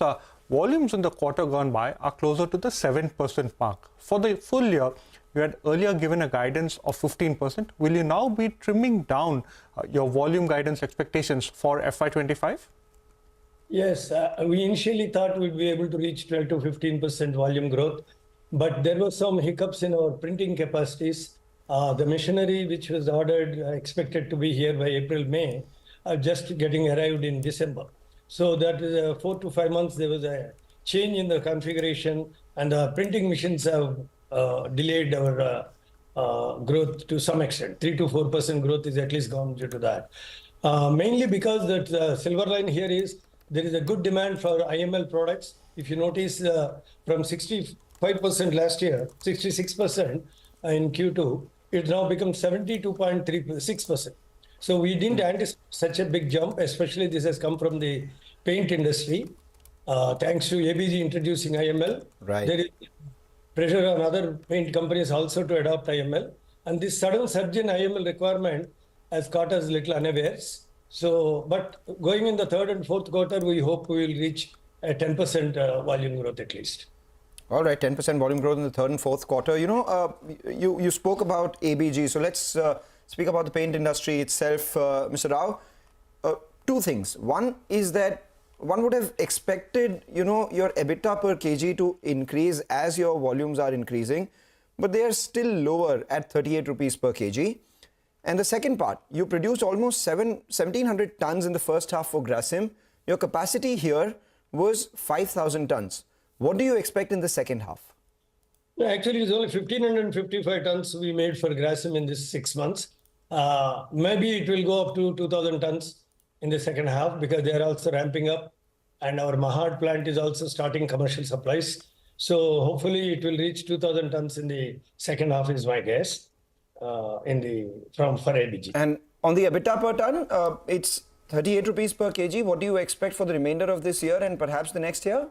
Yeah, if you go through the P&L in detail, maybe you don't have access. The sudden jump is in the staff cost because we have completely filled our pharma division with all the capable people in quality control, in mold development, in production, in safety, all the areas, because that requirements of pharma DMF is very stringent, and all these people are casting to the company while the pharma division is hardly doing about 10% capacity utilization, less than that. So those costs directly have hurt. Okay, Mr. Rao, can you hear us? Yeah. Mr. Rao, you know, what we want to understand is as far as the pharma part of the business is concerned, I think it's contributed close to 1 crore. In Q2, you've onboarded quite a few new clients, names like Markins Pharma, BioPlus Life Sciences. So when do these companies come on stream and when do they start contributing to the top line? Initially, what kind of margins can you expect from these companies? See, I'm very glad the way our pharma forests are going. We have not only got orders from Markson, small commercial orders. They will turn into bulk very soon because already mission trials and even minor small quantity supplies have been affected and they are found to be running smoothly on their assembly machines. Now we are anticipating to get bulk orders anytime in this month onwards. And with MSN also, all the formalities, including mission trials, stability tests have been conducted and passed. So they will be also start giving us commercial orders. And I'm also glad to tell you, 5 new products we are developing for pharma, 2 for Marksons, 2 for Pulse Pharma, and 1 is a generic product, which is meant for anybody, any other application. Many companies can use that. So Mr. Rao, Mr. Rao, so going forward, percentage of top line, how will the revenue mix look like? You know, what will be the contribution from the food and packaging or the food and pharma as you classify it compared to how it has been in the last couple of years? See, pharma is hardly a few months old in the company. Packaging is now, food packaging is contributing close to 28% of the volumes or 32% of the sales revenue. Coming to pharma, it's hardly 0.25% as of today. But going forward, in the fourth quarter onwards, we may see turnover crossing more than 1 crore per month. And in the next financial year, we are anticipating a turnover between 30 to 45 crores from the pharma alone. That will be because 5 new products which we are introducing now will go into stream by January. Molds are under development. And what we noticed is in pharma, there's a lot of depth for new product development.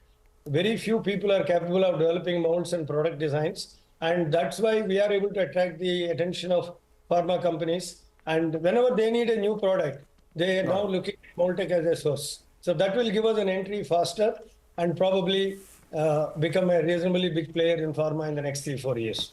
All right, 35 to 40 crores. What is reasonably big according to you? I mean, 35-40 crores is the next year target. 1 crore per quarter, 1 crore per month is the Q4 target.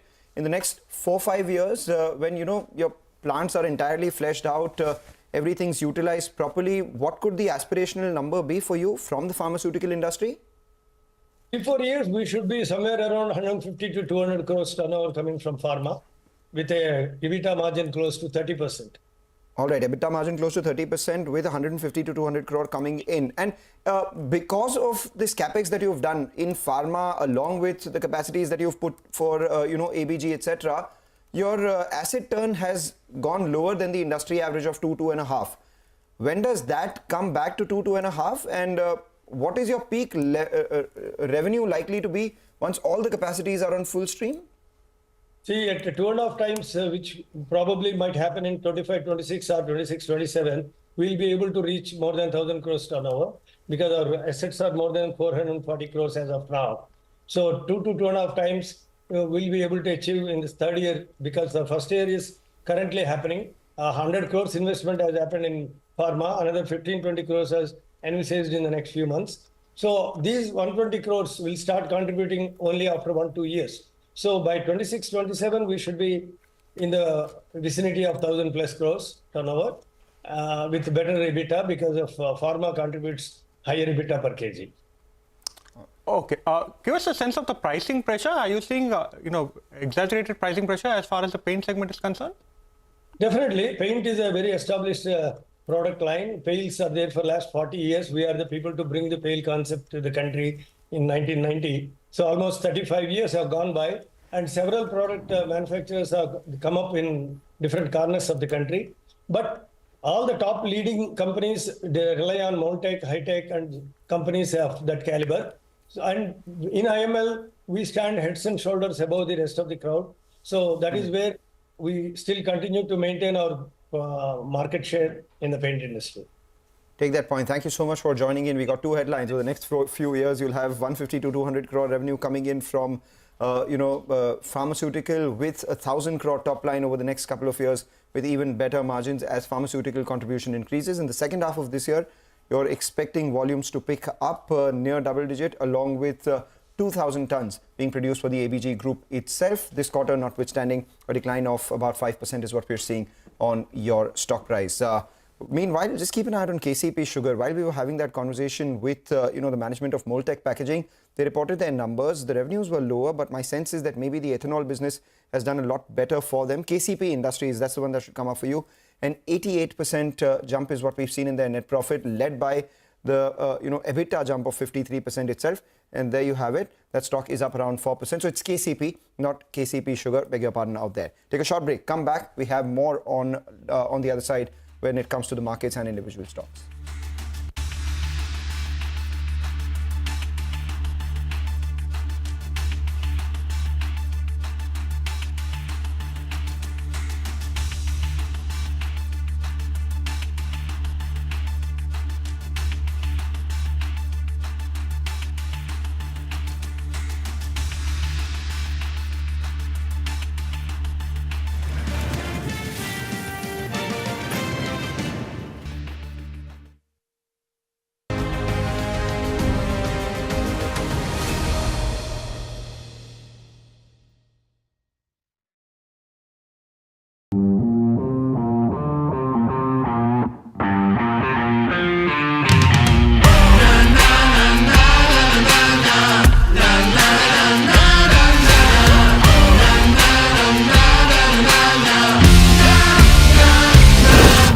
Make informed decisions with comprehensive analysis on the go. Strengthen your portfolio with real-time market updates on the go. Create effective strategies with insightful expert opinions on the go. Grow on the go with CNBC-TV18, now streaming live 24/7 on YouTube. How about listening to global market maestros before crafting your investment strategy? How about getting deep insights into their businesses from top Indian honchos before putting your money on the line? How about making every trading day profitable with strategies from the market masters, macro pundits and chart wizards? Only one show gives you a head start to your trading day. Get ready to profit. Get ready for business with Bajar at these times on CNBC-TV18 and CNBC-TV18.com. CNBC-TV18, an unending pursuit for excellence. A pioneer, a leader, a visionary, building a lasting legacy of credibility, consistency, and trust. Giving unparalleled access to global thought leaders and powering conversations that are shaping the new world order. Setting the highest standards through exemplary leadership. It is this unrivaled reputation for the most comprehensive coverage, actionable intelligence, and in-depth reporting that makes CNBC-TV18 India's #1 business news brand.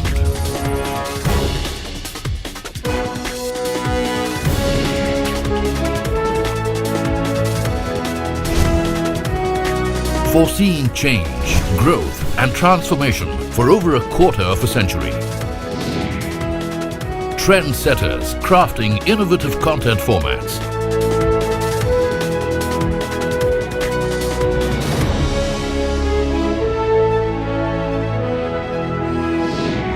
And award-winning business journalism. On air, online, on social media.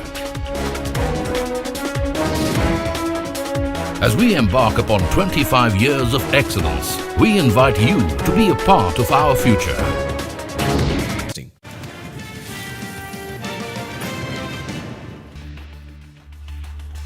Welcome back to Halftime Report. Well, just taking stock of the market, some individual stocks that have rebounded to the session highs. The auto pack has made a bit of a comeback. So look at a name like Maruti Suzuki has recovered quite sharply. Along with that, even M&M, it's been a very volatile trading session as far as Mahindra and Mahindra is concerned, but that stock too has rebounded quite sharply.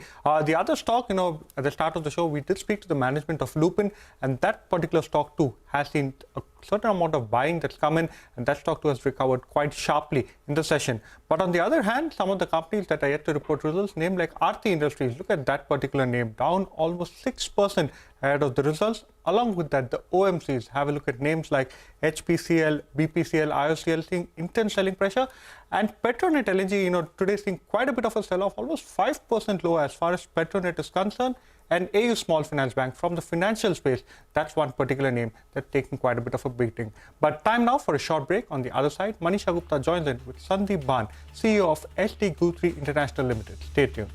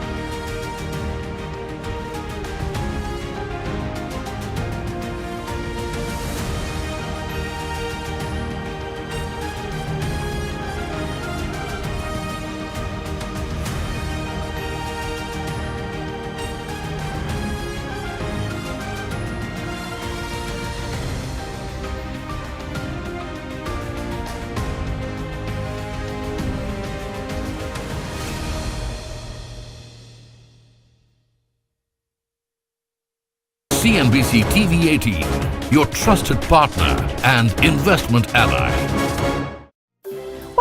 take to build India's largest startup platform? It takes a journey of starting out as an unknown and ending up as unforgettable. It takes more than 2 decades of celebrating the most influential and influencing the most celebrated entrepreneurs. From chronicling the stories of India's startup universe to becoming a success story in itself as India's longest running show on startups and entrepreneurship.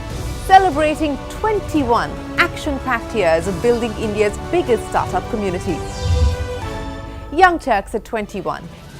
Only on CNBC-TV18 and CNBC-TV18.com.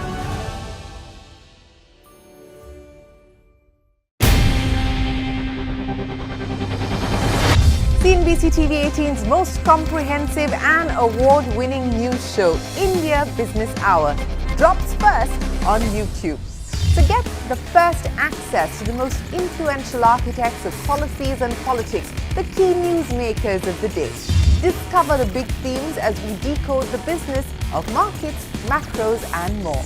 Be the first to go to the heart of all the top stories that drive the day's agenda. Catch the award-winning India Business Hour live every night on YouTube with me, Shireen Bhan. India Business Hour live on YouTube at CNBC TV18 weeknights at 7 p.m.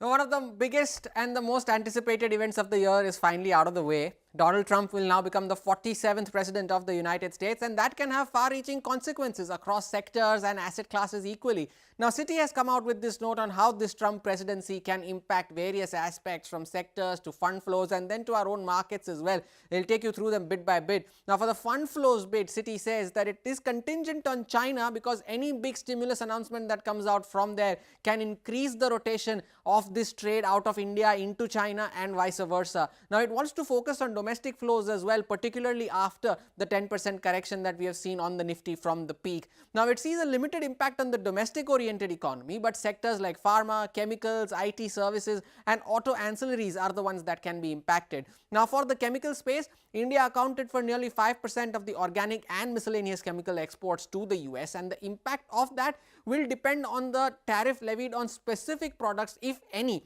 and vice versa as well. Now, for the auto ancillary space, the China +1 policy can benefit stocks like Sona Comstar, Balkrishna Industries, Samvardhana Motherson and Bharat Forge, but that is subject to how the relative tariffs change.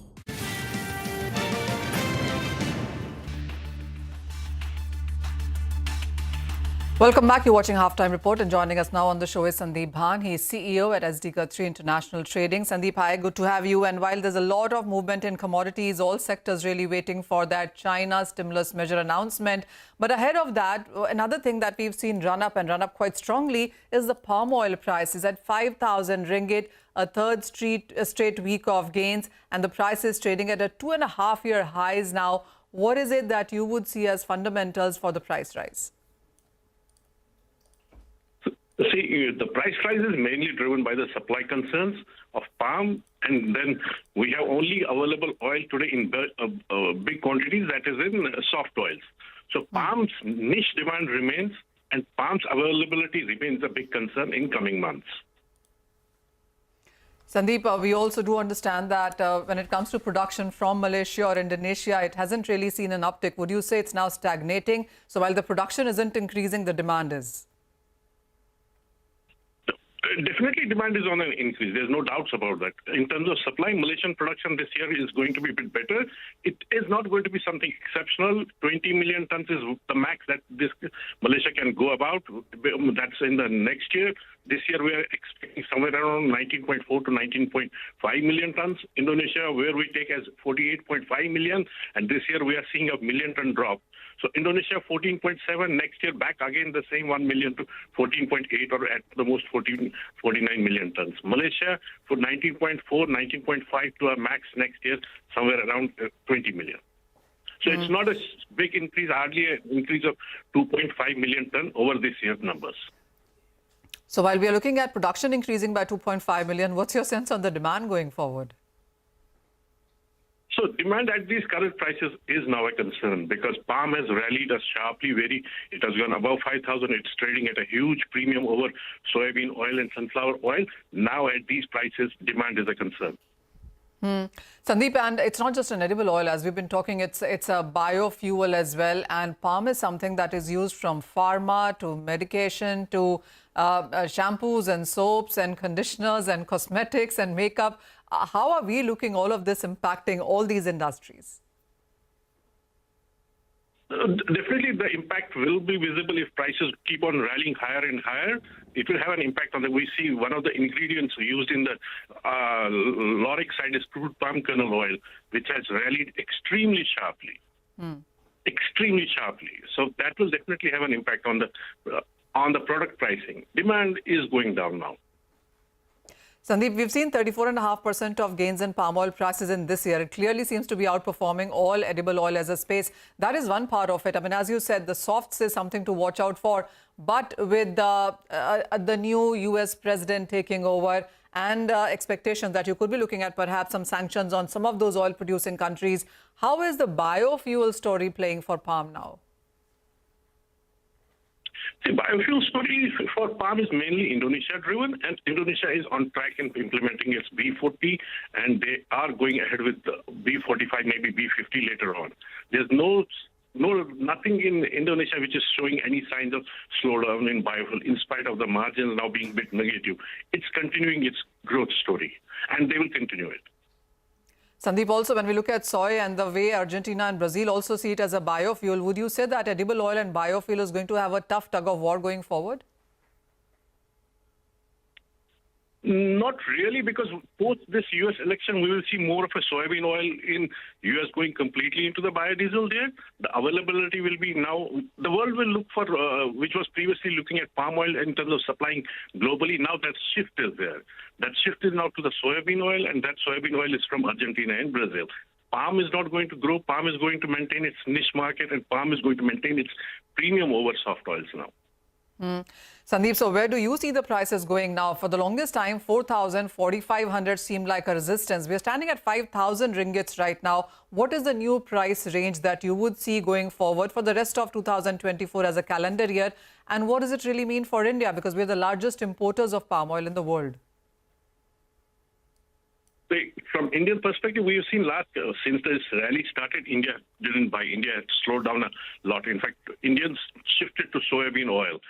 In terms of price outlook to give in current scenario is extremely challenging. In a bull rally like this, it's hard to predict which way the markets will go. Of course, like demand is becoming a big concern now at these prices.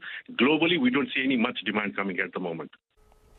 Thank you so much, Mr. Ban, for joining us and giving us your views. And thank you so much, Manisha, for joining us and taking us through what's exactly happening as far as the commodity space is concerned. Well, quickly back to the markets. The Nifty continues to trend lower, almost 0.3% lower. The Sensex 2 down almost 0.17%. And we're talking about the mid-cap as well as the small-cap index.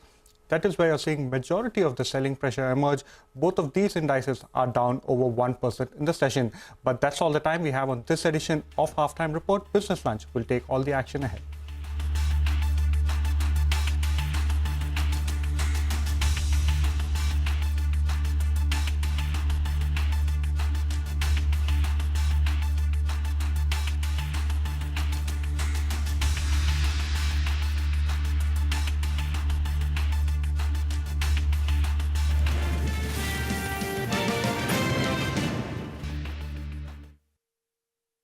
Sector itself. Now, for the pharma space, Citi says that the Western biopharma companies are looking for vendors beyond China, and stocks like Divi's Laboratories are better placed compared to its peers due to the costs and the capacities that it has. Now, while a Trump presidency was said to be negative for Indian IT, Citi believes that the companies are now better positioned to deliver more via offshore post the COVID pandemic. Now, it also wants to watch out for any potential tax cuts and the impact that it can have on any of these stocks. Now, the result is definitely a negative for the metal sector, just for the threat of the increased tariffs. But Citi is unsure whether any of this higher stimulus from China to offset this can lead to upgrades for Indian steel stocks, which have already run up quite a bit.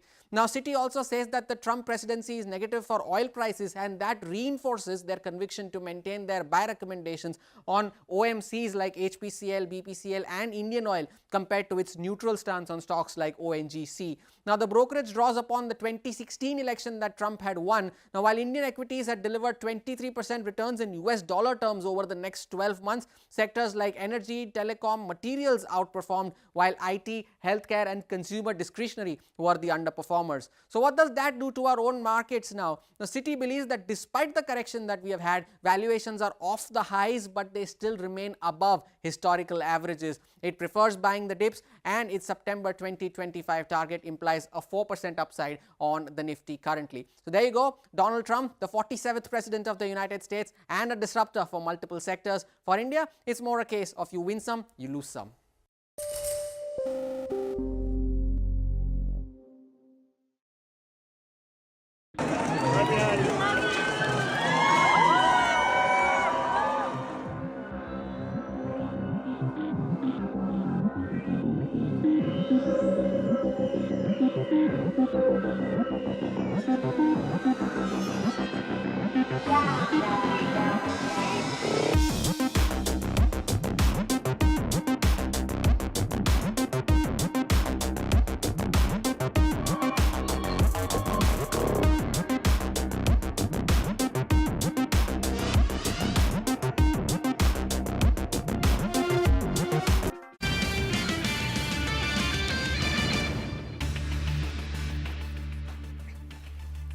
Stocks leap after a steady open as concerns over slowing earnings growth and uncertainty over Trump 2.0 lingers, even as the US Fed delivers another rate cut. Oil and gas, as well as realty, are the big drags, even as IT and consumer durables eke out gains.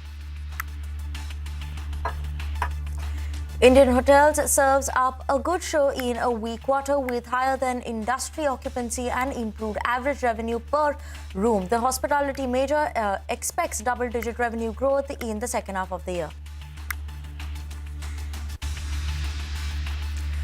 Cummins post better than expected revenue and profits, shrugging off concerns over the impact of transitioning to less polluting CPCB for gensets, and the company maintains double-digit revenue growth guidance for the year. Federal Reserve Chairperson Jerome Powell, on being asked whether he would step down if called on to by Trump, responded with an emphatic no. He clarified that the president does not have the power to fire him, not permitted under the law, he exclaimed.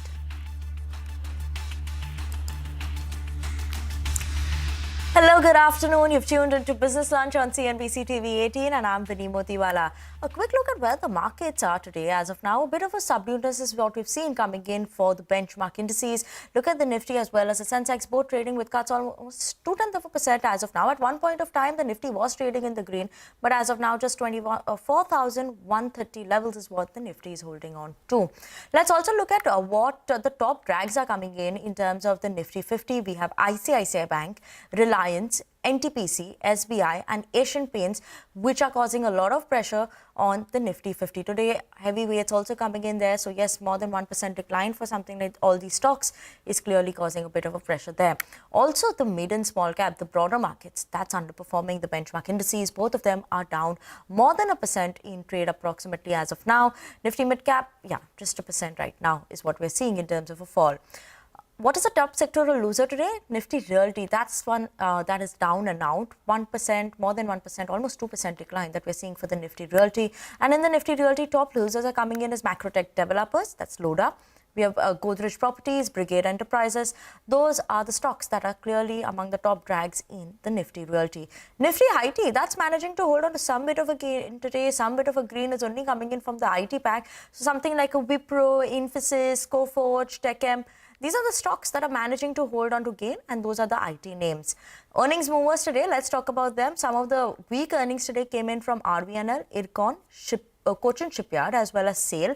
These are causing some bit of a pressure, and all these stocks are seeing a sharp fall today in trade.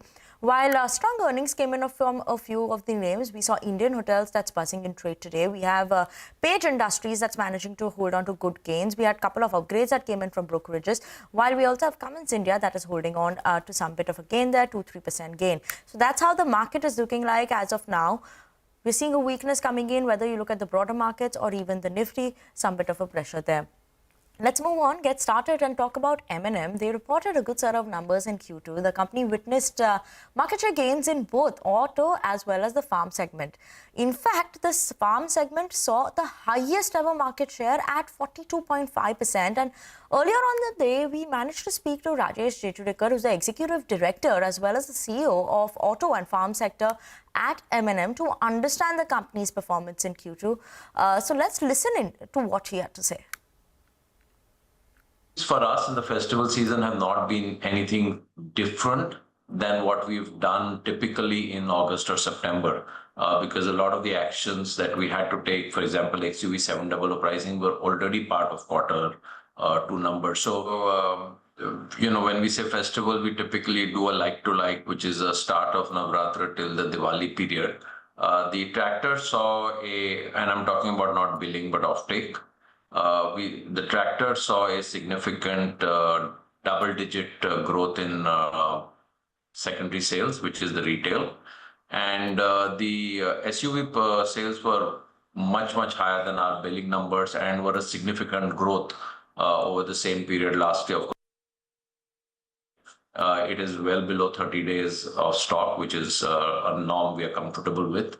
And on the tractor side, while we have done some corrections, we do believe we need to do some more corrections which we'll do over the next 4 to 5 months. So Q3 will have some, upfront leading into launch kind of expenses, but that will be in a separate company. It won't affect the standalone margins that we see in M&M Limited. I think there's already a policy which is very enabling for any new electric player to come into India, and that was the EV policy which was announced a few months back.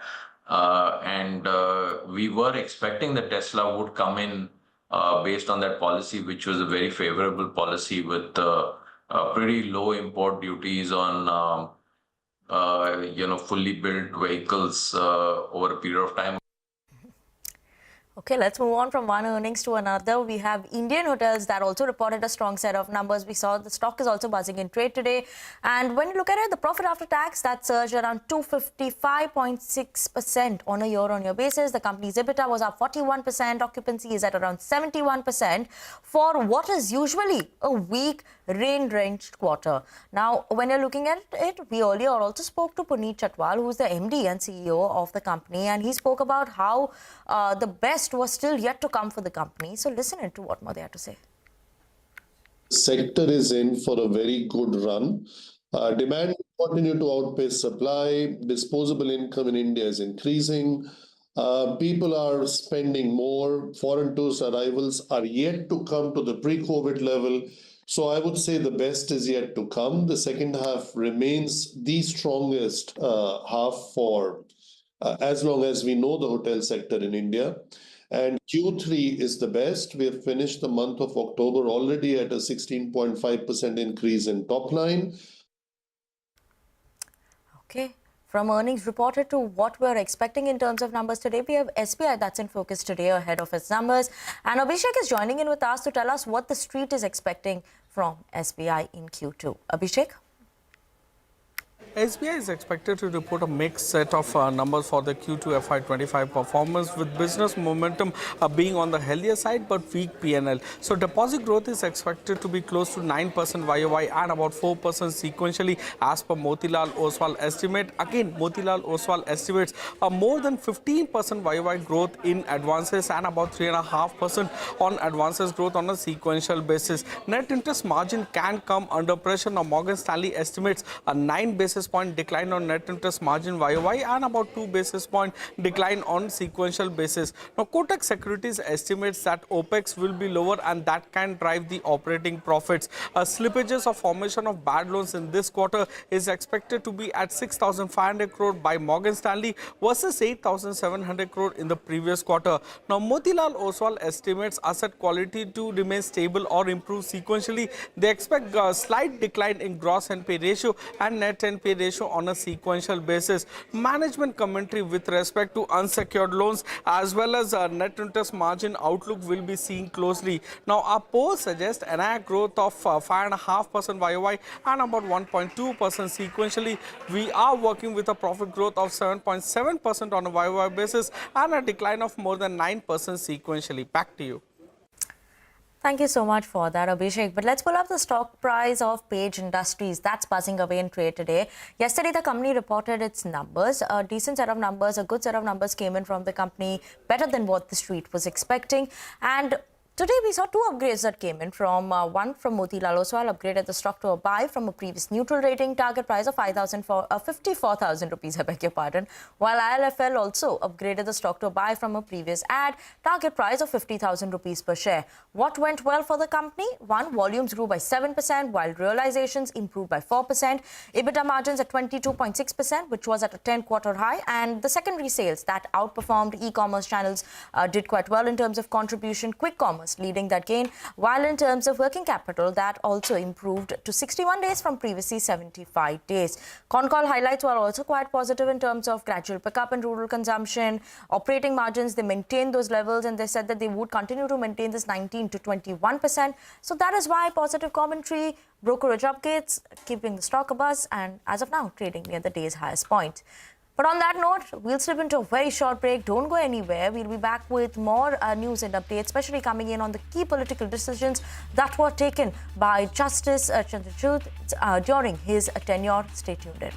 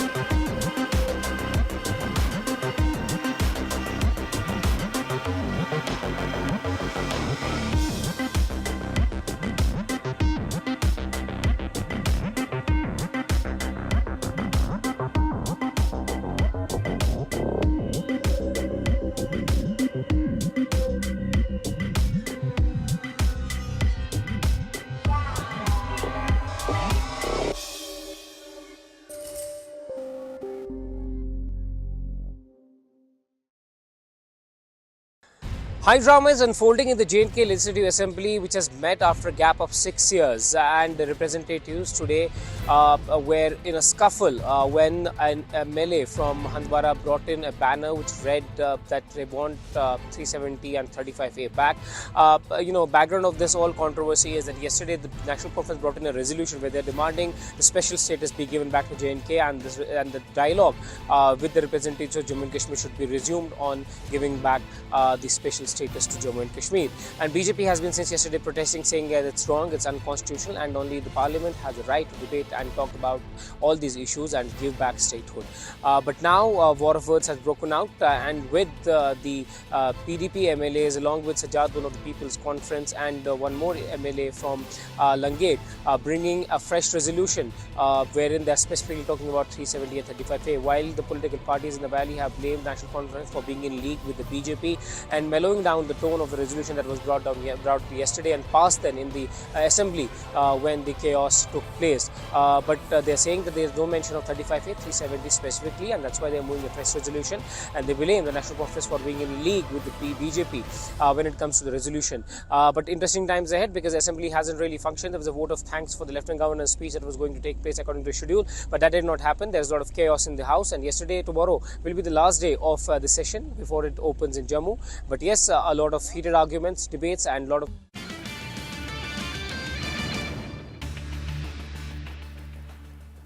Welcome back. You're watching Business Lunch on CNBC-TV18. You have the numbers of Ashok Leyland that are flashing at the bottom of your screens. Net profit coming in at 770 crores versus an expectation of 561 crores. There is a one-off this time as well. But even I think after adjusting the one-off, the net profit is still better than what CNBC-TV18's poll was. Other than that, revenue is largely in line, coming in at 8,769 crore rupees, while the EBITDA performance is also better than what we were expecting here at CNBC. Look at the margins, 11.6% versus expectation of 10.9%. So slightly better than what one was expecting out here. Good set of numbers, seems like it, at least on the first cut of it, seems like a good number. Profits obviously seeing a good growth there as well, and adjusted profit coming in at 653 crores. That's adjusting that one-off that we were talking about. As of now, stock is managing to hold on to gains of almost 1%, has spiked up in the trade post the numbers were reported, like you can see on the screen as well. We're seeing a spike up in the stock, trading in the green as of now. But that's Ashok Leyland for you. Good numbers coming in from the company on the first cut. Let's move on to the national updates, and today is the last day of Chief Justice Chandrachud's 2-year tenure, and Justice Sanjeev Khanna has been nominated as the next Chief Justice and will take oath in the next week. Ashmit is joining in with us to tell us about the key discussions and decisions that were taken by the Chief Justice during his tenure. Ashmit, take it away.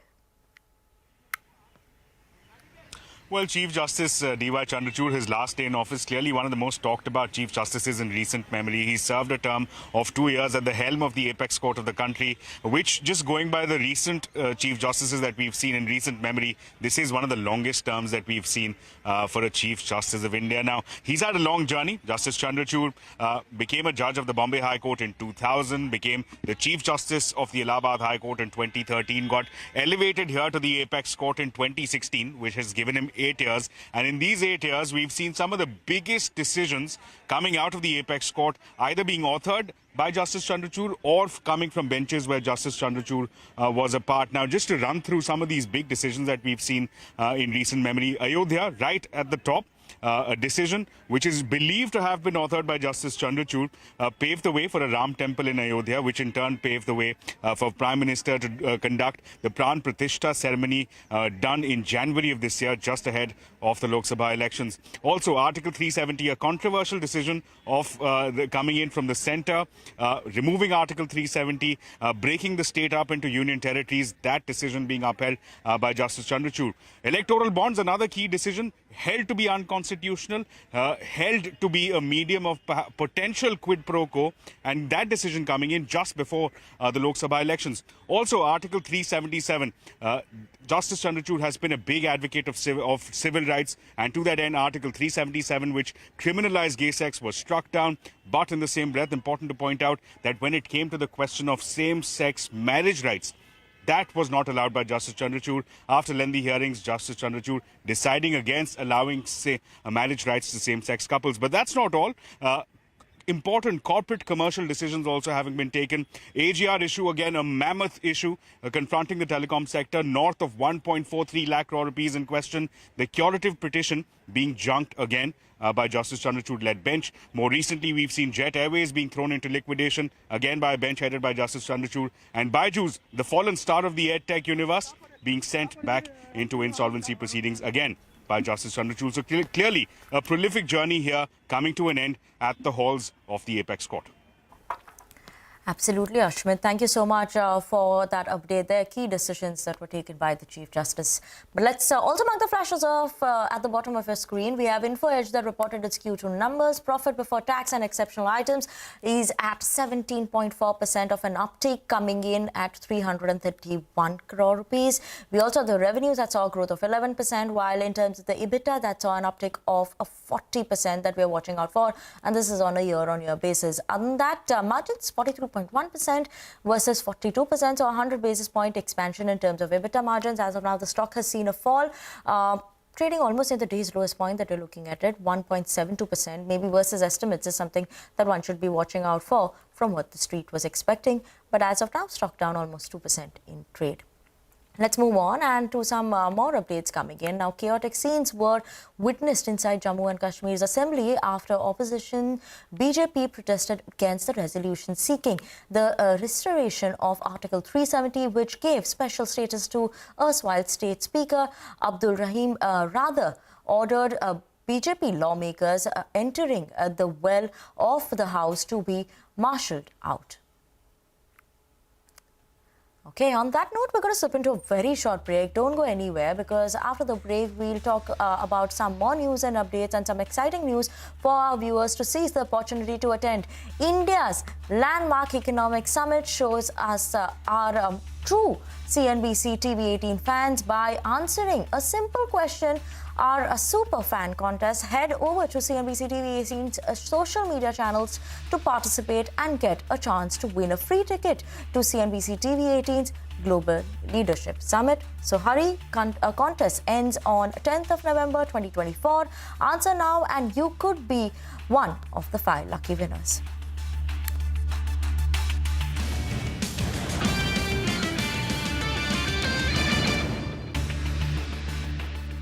In gentle legislative assembly with Bashir Loni Shanwani for CNBC TV 18.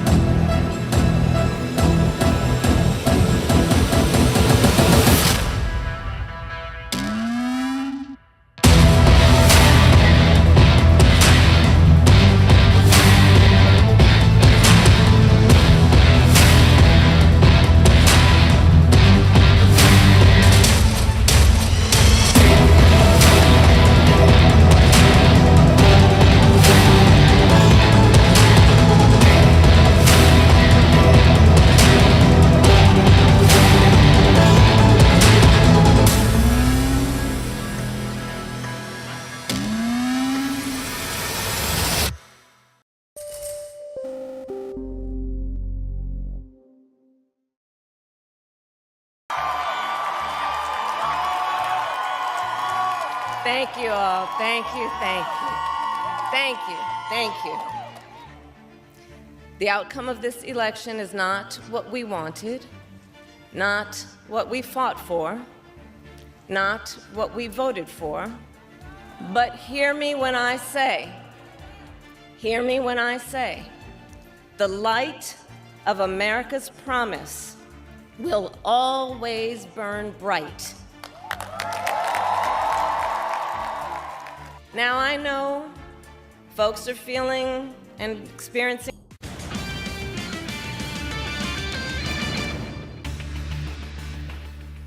Welcome back to Business Lunch on CNBC-TV18. Moving on to some news and global updates. In a follow-up to the September's 0.5 percentage point reduction, the Fed lowered the interest rates by 25 basis points, which is in line with the market's expectation. And unlike the last time, all the members voted for a 25 basis point rate cut in November. During the press conference following the announcement of the Federal Reserve's decision, Fed Chair Jerome Powell spoke about the outlook for the U.S. economy and said that although he was feeling good about the strength of the economy, the fiscal policy was on an unsustainable path. Let's hear out some of the excerpts of his conversation at the press conference. The latest economic data have been strong, and that's, of course, a great thing and highly welcome. But, of course, our mandate is maximum employment and price stability, and we think that even with today's cut, policy is still restrictive. We understand it's not possible to say precisely how restrictive, but we feel that it is still restrictive. The U.S. federal government's fiscal policy is on an unsustainable path. The level of our debt relative to the economy is not unsustainable. The path is unsustainable. And we see that in, you've got a very large deficit you're at full employment, and that's expected to continue. So it's important that we that to be dealt with. It is ultimately a threat to the economy. Okay, the Fed chair also addressed questions on whether he would step down if the President-elect Donald Trump tried to fire or demote him. Let's listen into what he had to say. Do you believe the president has the power to fire or demote you, and has the Fed determined the legality of a president demoting at will any of the other governors with leadership positions? Not permitted under the law. Okay, let's move on. And another rate cut decision. Bank of England cuts rate by 25 basis points, and it is the second time only since 2020 that the bank decided to cut rates. The bank said that the future decisions are likely to be gradual, seeing higher inflation and growth after the new government's first budget. The central bank's governor, Andrew Bailey, said the bank needed to retain a gradual approach to the policy. Listen in. First of all, actually, I'd slightly push back on the budget complicating the picture. I think, frankly, we needed to have a budget. So in many ways, from our point of view, the most helpful thing is to actually have the budget. So in that sense, it doesn't complicate. It helps, actually, to know what the position is. In terms of, Chancellor and I talk regularly. They have, as a Treasury observer, can observe the MPC and can distill particularly what's relevant to the Treasury from that. And so we've gone through, in a sense, taken the Treasury and the Chancellor through the sort of inflation impact. But I'd say this: I've been very clear that actually, yes, we have factored it in, but at the end of the day, we have a central view that inflation is going to go up a little bit, but by the standards of what we've seen in recent years, I'd emphasize the word little. But we think it's going to come down sustainably to target within the horizon we look at, and therefore that's why we've been able to cut rates today. Okay, let's move on. Another policy update that we have coming in from South Asia. After 4 days of deliberation, Chinese authorities are likely to announce a highly anticipated fiscal stimulus package in a short while from now. The National People's Congress called for the meeting to strengthen the fiscal and monetary support and halting the real estate market slump. So that's the update coming in on the front from China. But as we wrap up this edition of Business Lunch, here's some good news. While Donald Trump's dominated the race to the White House, CNBC-TV18 dominated here on YouTube with the most watched live coverage. A big thank you to all our viewers for choosing CNBC-TV18 for US election coverage, analysis, and expert opinions.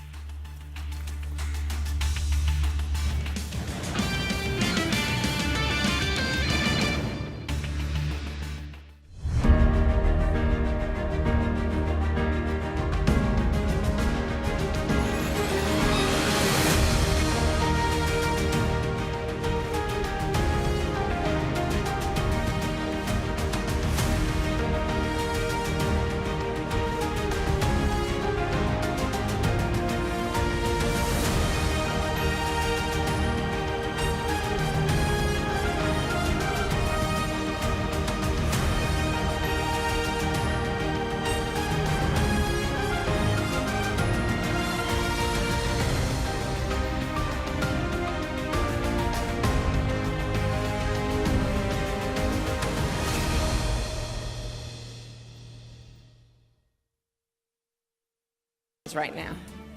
I get it. But we must accept the results of this election. Earlier today, I spoke with President-elect Trump and congratulated him on his victory. I also told him that we will help him and his team with their transition, and that we will engage in a peaceful transfer of power.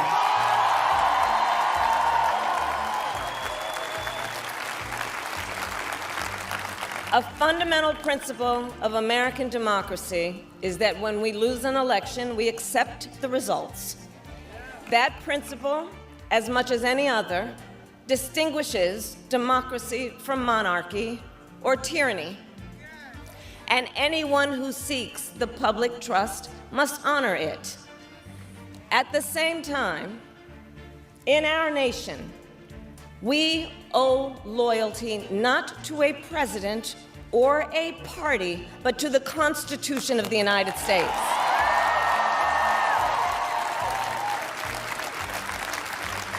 And loyalty to our conscience and to our God.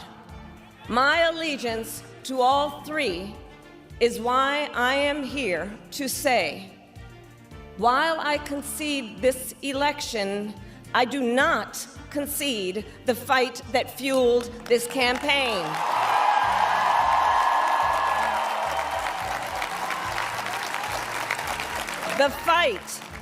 The fight for freedom, for opportunity, for fairness, and the dignity of all people. A fight for the ideals at the heart of our nation, the ideals that reflect America at our best. That is a fight I will never give up.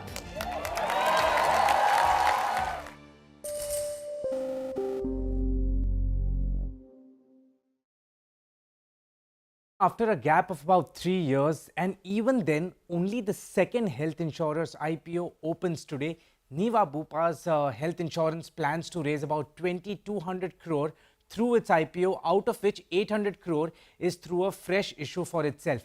The price band for the issue is between 70 to 74 rupees per share, and at the upper end of the price band, Niva Bupa is expected to have a market capitalization of about 12,580 crore rupees. Now, interestingly, the 800 crore raised by Niva Bupa will take its solvency, which is already at a very strong point of 2.39 times to over 3 times. The company says that the fundraising is ahead of time to be sufficiently capitalized for an anticipated strong growth which it sees ahead of itself. There is already a listed player in the standalone health insurance space, that is Star Health Insurance. Star Health is much bigger in terms of size of...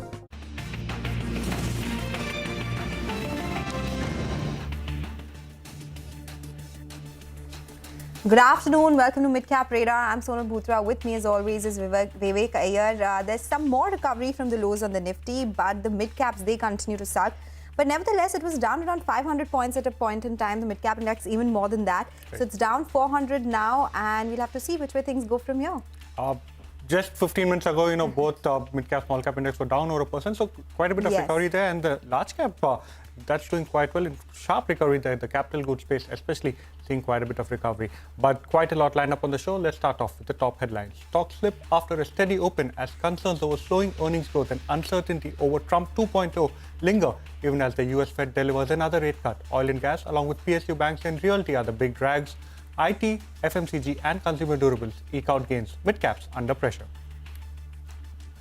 ITI shares rally after its consortium emerges as the lowest bidder for a 3,000 crore Bharat Net project. The stock is up 12%. Page Industry shares surge in trade following a couple of brokerage upgrades from Motilal Oswal and IIFL following its Q2 results. Motilal Oswal has a target price of 54,000 rupees on the stock. Railway PSUs, RVNL and IRCON fall in trade following a subdued set of Q2 earnings. RVNL's margin declines nearly 50 basis points, while its EBITDA falls 9%, while IRCON's EBITDA falls 23% on a YOY basis. GMM followed down nearly 7% after reporting a weak set of numbers in the second quarter. EBITDA comes in lower by 35%, while margin falls to 11.5% versus 15% on a year-on-year basis.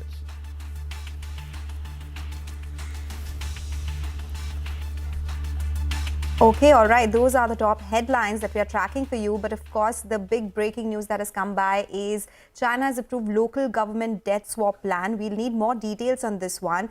We are getting in more information coming in, but that was something that we had been watching out very closely as well. Because in terms of any stimulus, in terms of any commentary on what's happening with the economy is something that the entire global markets have been watching out for. The metals index, remember, ahead of this NPC briefing was down 1%. So how is that one doing right now is something we'll be tracking very closely. For now, these are the basic flashes that we have. And the point is that there is an approval of local government debt swap plan. But I don't think there are any more details that we have as of now. That's right. That's right. We'll take a quick check as far as the metal space is concerned. The Nifty Metal Index. Look at names like Tata Steel, JSPL, SAIL. Those stocks have been under pressure since morning. It'll be interesting to see whether there's been any reaction over there. But as of now, the only details that we have is that China has approved a local debt swap plan. But we'll come back to this particular breaking news in a bit. This is our special segment, Midcap Mover. Horsepower is at the wall to take us through the midcaps that are moving around in the session. Counting down to SBI results, but the broader markets are underperformers in today's trading session. And start off with some of the losers then in the broader markets, and they include the likes of Suzlon and the likes that are underperforming in today's trading session within the broader market space. Suzlon down 5.5%, Aarti Industries ahead of results, and oil sensitives are facing some pressure in today's session like HPCL and Oil India. A lot of PSUs reported results today, most of them witnessing some margin compression compared to the same period last year, and it's showing up in the stock price today, be it RVNL, Cochin Shipyard, Ircon. All of them witnessed margin pressure, although some are recovering from the lows, still trading with losses of anywhere between 2 to 5%. Some other stocks that are doing well on the back of strong volumes in today's session, but though before that, some stocks that are at a 52-week high in today's session. Indian Hotels is at a record high, Page Industries is at a 52-week high, and Vijaya Diagnostics too making a new 52-week high in today's trading session. And stocks that are doing well on the back of strong volumes. ITI after an order win, Inox Industries and TBO Tech 2 are seeing some strong gains on the back of very strong volumes. Okay, all right. Thank you so much for joining in, as always, Hormas. Let's welcome Himain Kapadia from KR Choki Securities for a quick technical check on the markets. Himain, good afternoon. Can you quickly tell us what are the important levels to watch out for on the Nifty? Very good afternoon, Sonia. Thank you for having me. 11 trading sessions. The range is between 23,800, 24,500. If we need to progress, we need a close about 24,500. Till then, we're going nowhere, Sonal. Okay. Thank you so much, Heyman, for taking us through the levels of the Nifty, given the volatile nature of the market. We'll skip the individual stock calls today. But moving on, as we slip into a short break, some exciting news for our viewers. Seize the opportunity to attend India's landmark economic summit. Show us that you are a true CNBC-TV18 fan by answering a simple question in our Super Fan contest. Head over to CNBC-TV18 social media channels to participate and get a chance to win a free ticket to the CNBC-TV18 Global Leadership Summit. Hurry, contest ends on 10th November 2024. Answer now and you could be one of the 5 lucky winners.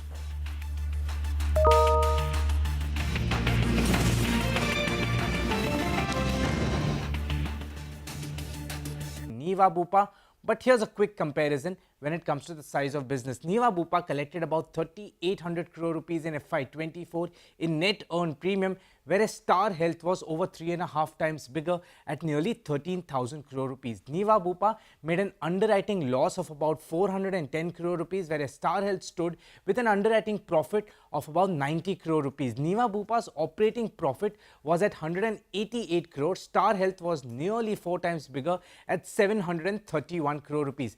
Star Health's combined ratio is better by about 200 basis points as compared to Niva Bupa. And finally, Niva Bupa's net profit of 82 crore rupees in FY24 was 10 times smaller than that of Star Health Insurance. In terms of market share, Niva Bupa's market share amongst general insurers was 2% and among standalone health insurance companies was about 17%, whereas Star Health's market share was 5% and 46% in the same two categories.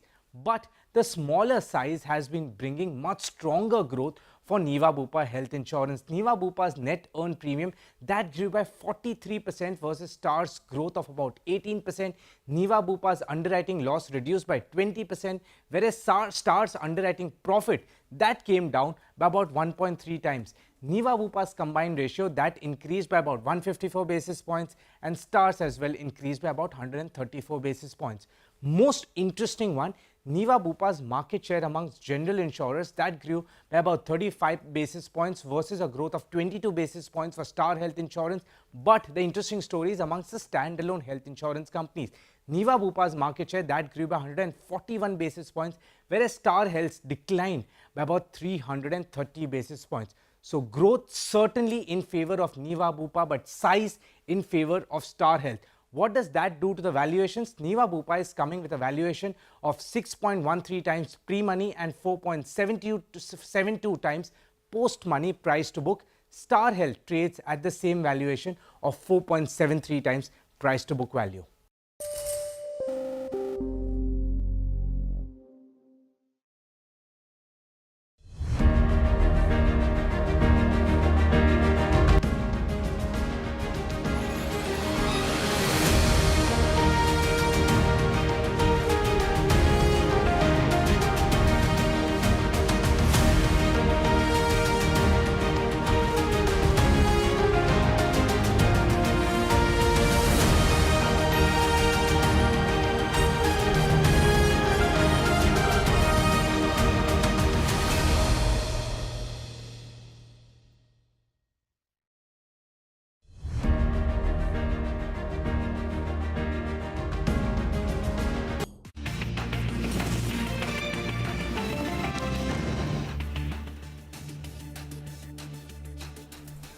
Welcome back. You're still tuned into Midcap Radar, and SBI's numbers, they are trickling in. The NII has come in at 41,620 crore rupees, which is absolutely in line with the poll of 41,623 crore rupees, if I got the number correct.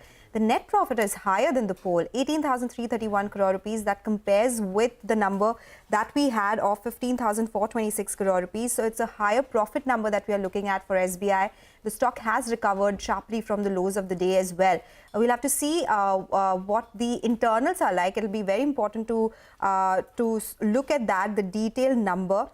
Do remember that this time around the expectation was that the deposits growth will be lower than the system on a YOY basis, and advances growth is expected to remain healthy, where Motilal Oswal is estimating advances growth of around 15.8% on a YOY basis and 3.5% on a sequential basis. The gross NPA has improved on a sequential basis to come in at 2.13%, which compares with a number of 2.21%. So far, it has been better than what the street was working with in terms of profitability. NII is absolutely in line with estimates, and gross NPA, the asset quality, has improved on a sequential basis as well. In fact, we have Nyanad Vaidya of Axis Securities joining us on the phone line now to get his first reaction, and then we'll get in Abhishek as well with his take on the numbers. Mr. Vaidya, good afternoon. Thank you so much for joining in. Well, Ms. Vaidya, sorry. We have the first initial numbers. If you can give us a sense of what you made, the profit number is a beat, the asset quality has improved, NII is largely in line with estimates. Right. Hi, good afternoon. The numbers for NII seems to be in line, driven by possibly a delivery on expected lines in terms of credit growth, about 15-16 odd %.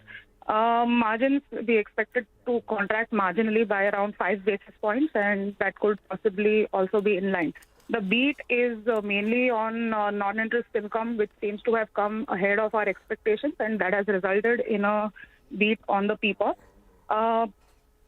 I'm sorry, I cannot see the credit cost numbers, but PAT numbers seem to be ahead of our expectations. So overall, it's a good set of numbers. But even in terms of asset quality, the bank has delivered a good performance with a sequential improvement. Slippages number is something that we would want to see.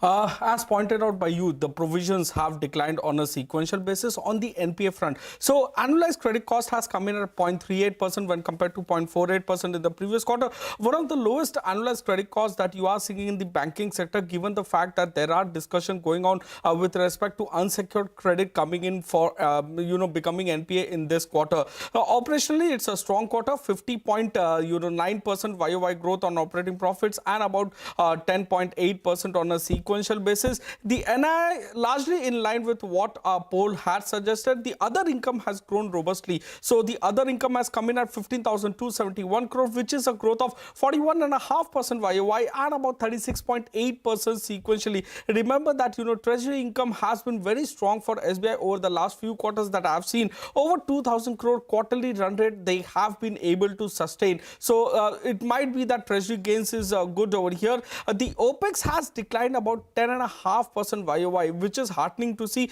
The employee expenses, that's aided the cut in OPEX. So employee expenses are down 21.8% YOY and about 4.3% sequentially. Hence, the operating profit growth is really good. The credit cost is on the lower side, and they have reported nearly 19% more profits than our poll on account of two key factors: the other income, lower OPEX and lower credit cost. The asset quality has improved in absolute value. Gross NPA is down 1%, net NPA is down about 6% on a sequential basis, which suggests that their PCR or provision coverage ratio might have improved on a sequential basis. And we can also see from these numbers that slippages might have reduced on a sequential basis because provision for NPA is down. So slippages might have declined on a sequential basis.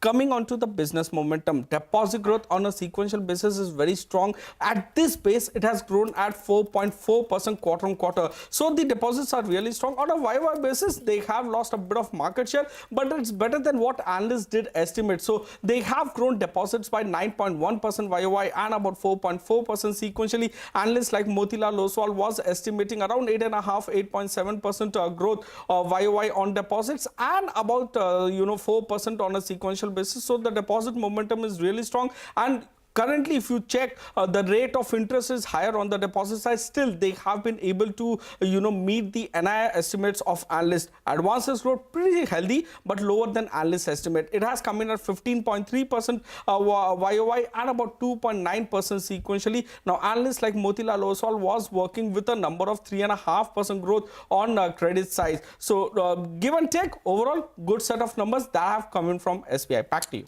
Thanks so much, Abhishek, for that. We also have Ashutosh Mishra of Ashika Stockbroking joining us on the phone line to react to the numbers.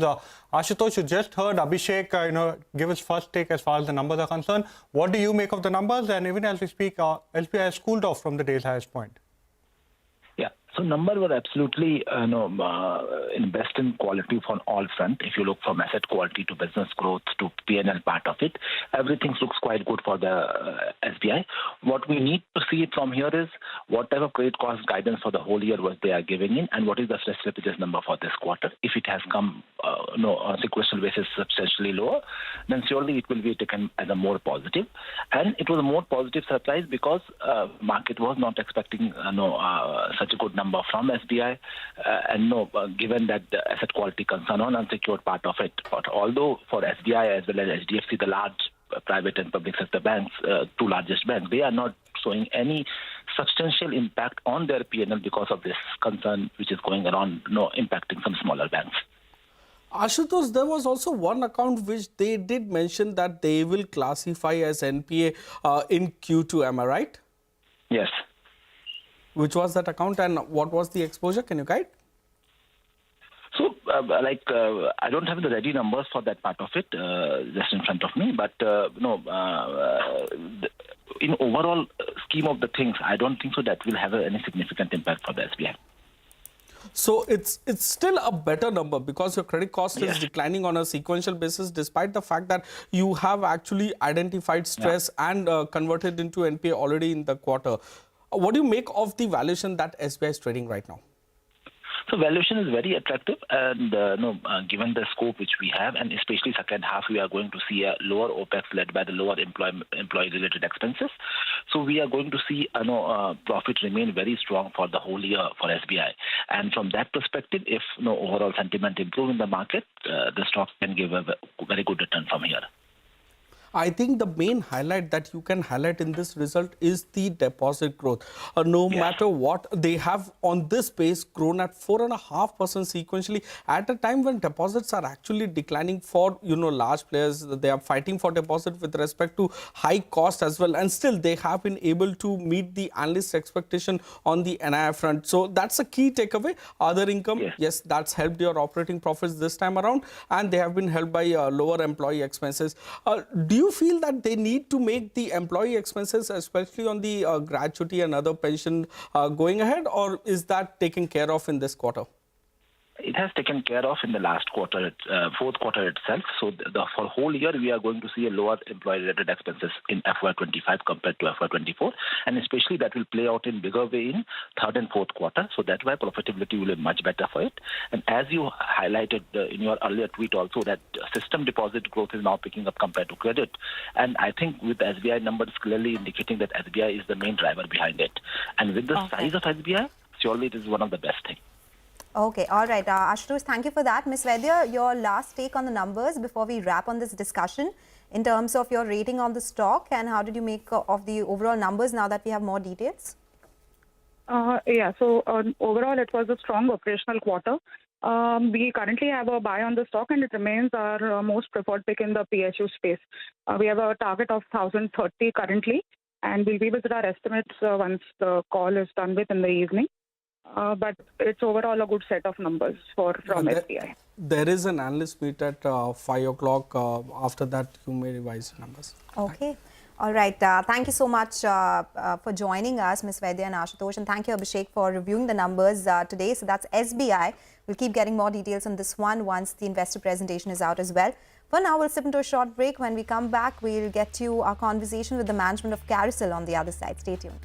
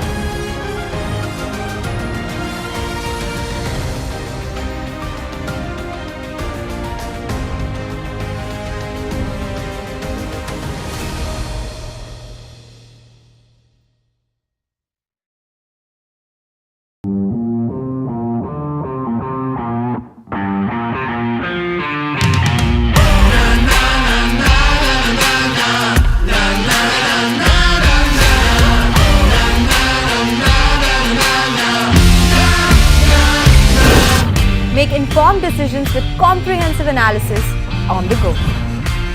Strengthen your portfolio with real-time market updates on the go. Create effective strategies with insightful expert opinions on the go. Grow on the go with CNBC-TV18, now streaming live 24/7 on YouTube. How about listening to global market maestros before crafting your investment strategy? How about getting deep insights into their businesses from top Indian honchos before putting your money on the line?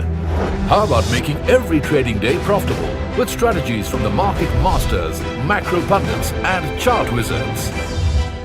Only one show gives you a head start to your trading day. Get ready to profit Get ready for business with Bajar at these times on CNBC-TV18 and CNBC-TV18.com. CNBC-TV18, an unending pursuit.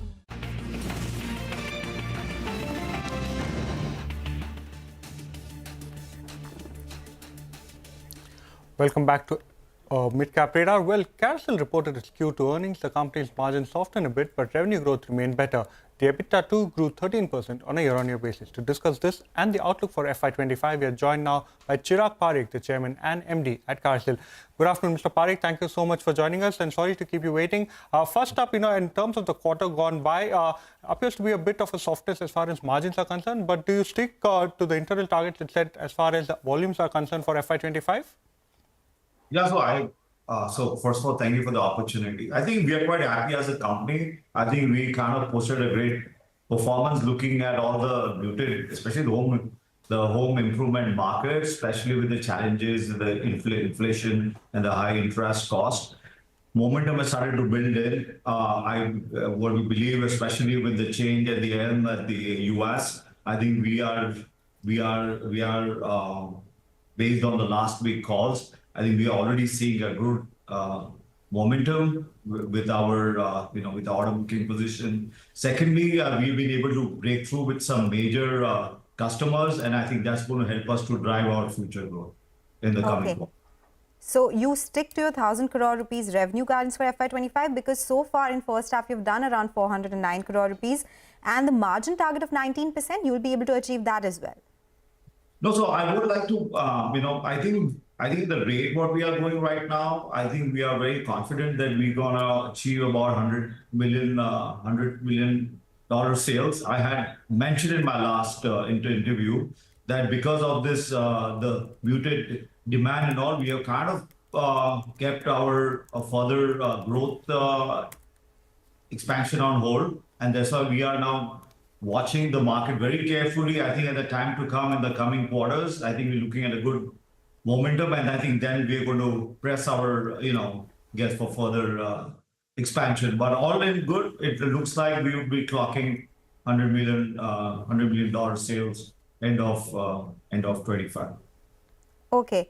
So what will you had indicated earlier 850 crores would be organic. So there's still some inorganic growth on the cards in this one?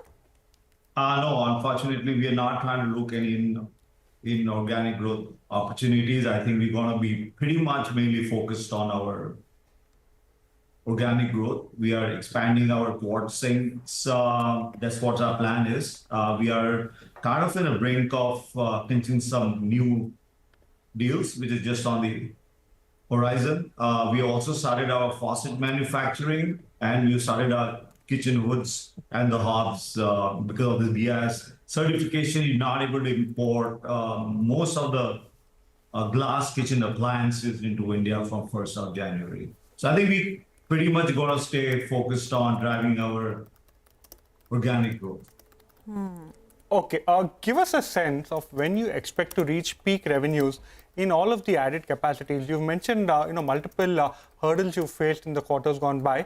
But as far as the steel sinks, appliances, as well as faucets business is concerned, when can you reach peak revenue potential?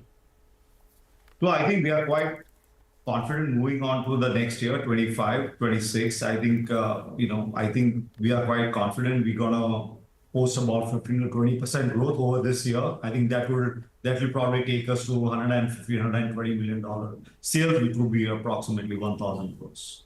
You are talking about you're still in the wait and watch mode for a lot of demand trends that are coming by as well. Earlier, you had spoken about 1,000 crore revenues. Now it's around $100 million. That would be around 850 crore rupees. What is the idea and the plan of expansion of quads of 2 lakh units? Are you taking it up again because you had postponed it earlier? Yeah, I think it's a great question. I think when we had the COVID time, post-COVID time, we had such a strong demand, and we had such a traction in our business. And then gradually, because of the inflation rates, the interest rate, the kind of the home improvement kind of slowed down. And now once again, we see there's a lot of, there's a lot of backlog on the homes now. And I think with now 25, 26, and with the cracking with the, with the new deals with our new clients, I think we should be back in business from 2025, 26. And the new deals, which fortunately, I think, India is quite favored right now. The most of our competition comes from Europe, and they are facing some very hard challenges with the cost levels. So that is kind of favoring us and would be favoring in future. So I think we see some great deals over the horizon, which we plan to clean by end of the year, and I think that will take us to the next level in the 25, 26. Thank you so much, Mr. Parekh, for joining us, giving us a sense of how Q2 was and also giving us some guidance as to how you expect the rest of FY25 to pan out. Well, a couple of stocks on the radar, quite a few of the metal stocks, given the fact that there's not been too much details coming in as far as, the Chinese announcement is concerned, quite a few of the metal stocks have taken a bit of a beating. As you can see, the metal index down over 1% and trading near the day's lowest point. But that's all the time we have on this edition of Midcap Radar. Your stocks when we return.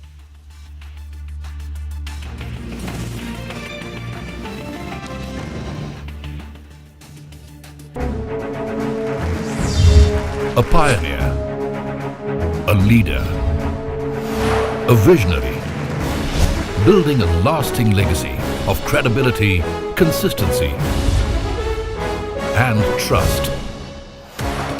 Giving unparalleled access to global thought leaders and powering conversations that are shaping the new world order. Setting the highest standards through exemplary leadership. It is this unrivaled reputation for the most comprehensive coverage, actionable intelligence, and in-depth reporting that makes CNBC-TV18 India's #1 business news brand.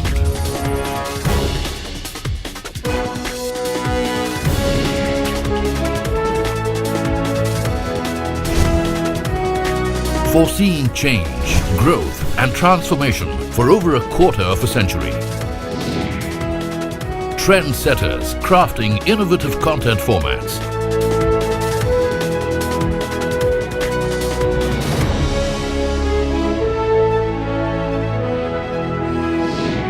And award-winning business journalism. On air, online, on social media. As we embark upon 25 years of excellence, we invite you to be a part of our future. CNBC-TV18, your trusted partner and investment ally. What does it take to build India's largest startup platform? It takes a journey of starting out as an unknown and ending up as unforgettable. It takes more than 2 decades of celebrating the most influential and influencing the most celebrated entrepreneurs. From chronicling the stories of India's startup universe to becoming a success story in itself, as India's longest running show on startups and entrepreneurship. Celebrating 21 action-packed years of building India's biggest startup community. Young Turks at 21. Only on CNBC-TV18 and CNBC-TV18.com.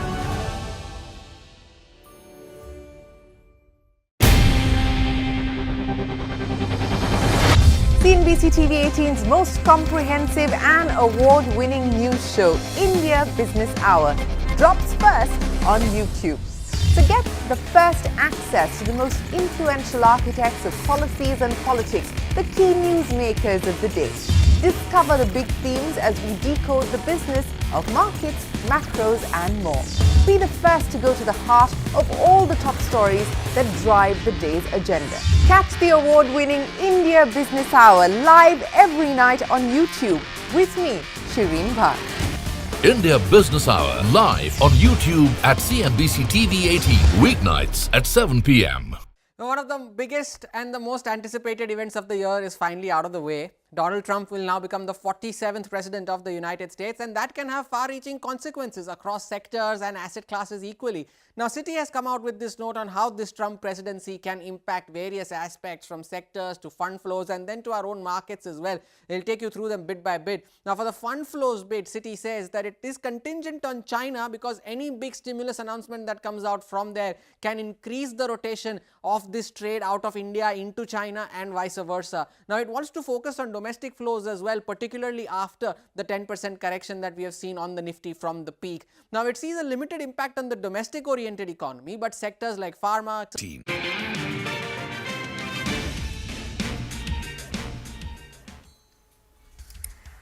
Hello, good afternoon. You're watching Your Stocks on CNBC-TV18. I'm Vinny Motiwala from the Mumbai News Studio.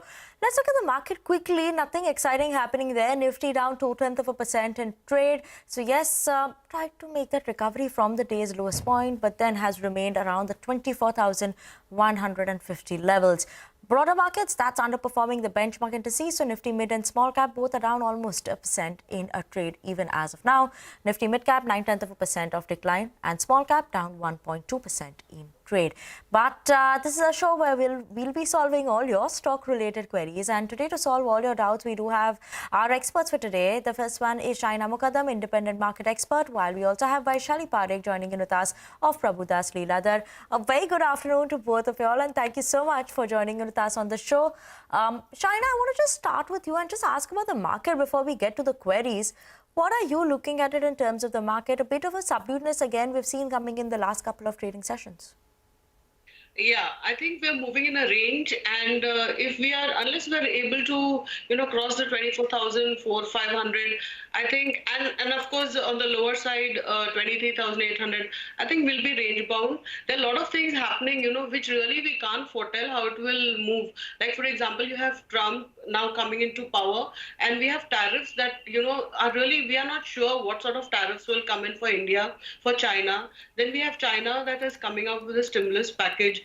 So the impact on metals, large sectors on metals, on, the interest rates the Fed has cut. So we don't know, while SBI has come out with good numbers, we really don't know what is the impact of all these global factors on large cap stocks. So to that extent, we have to move in a range, be selective, do not take any high leverage, and be invested for the longer term. Okay, surely we will keep an eye out on that in terms of the markets. But let's get started with our queries, and we have Venu Gopal K, who's writing to us from Chennai. He holds 1,000 shares of Suzlon at a price of 80 rupees per share. Currently, stock is trading at around 63 rupees per share. Wants to know what he should be doing with Suzlon. In the last 1 month, we have seen a decline coming in, but before that, the stock has seen a good rally. Vaishali, what's your view on Suzlon? Hi, very good afternoon, ladies. So yes, Suzlon has given a good run up. If I'm looking at the weekly chart, the long-term trend is still intact, and there's just a little bit of retracement. But when I'm seeing the daily chart, it has got into a corrective mode. So if market being volatile and some profit booking seen, this can go towards 58.60. So that is a level to watch. So I would say if he's holding for a longer term perspective, he can average out at 58, 55 levels. Or else I think for now he should exit. Okay, long term then hold, otherwise you can look to exit. That's the word from Vaishali. But Shaina, what's your word on Suzlon? Long term, should the viewer continue to hold this? Well, yeah, you can, but I would agree with Vaishali. At the current levels, a lot is factored into the price. If you look at valuations, it's almost about 50 times EV by EBITDA. So while they have huge orders on hand, while the sector is doing very well and likely to have good potential going forward, I think at least for the, say maybe a year or so, it's likely to have a time-wise correction. So to that extent, I would exit. Okay, let's move on to the next query, and we have Srijit, who's writing to us from Kerala, holding 500 shares of SAIL at a price of 134 rupees per share. SAIL reported their numbers yesterday as well, and so today also we're seeing a bit of a weakness coming in the stock.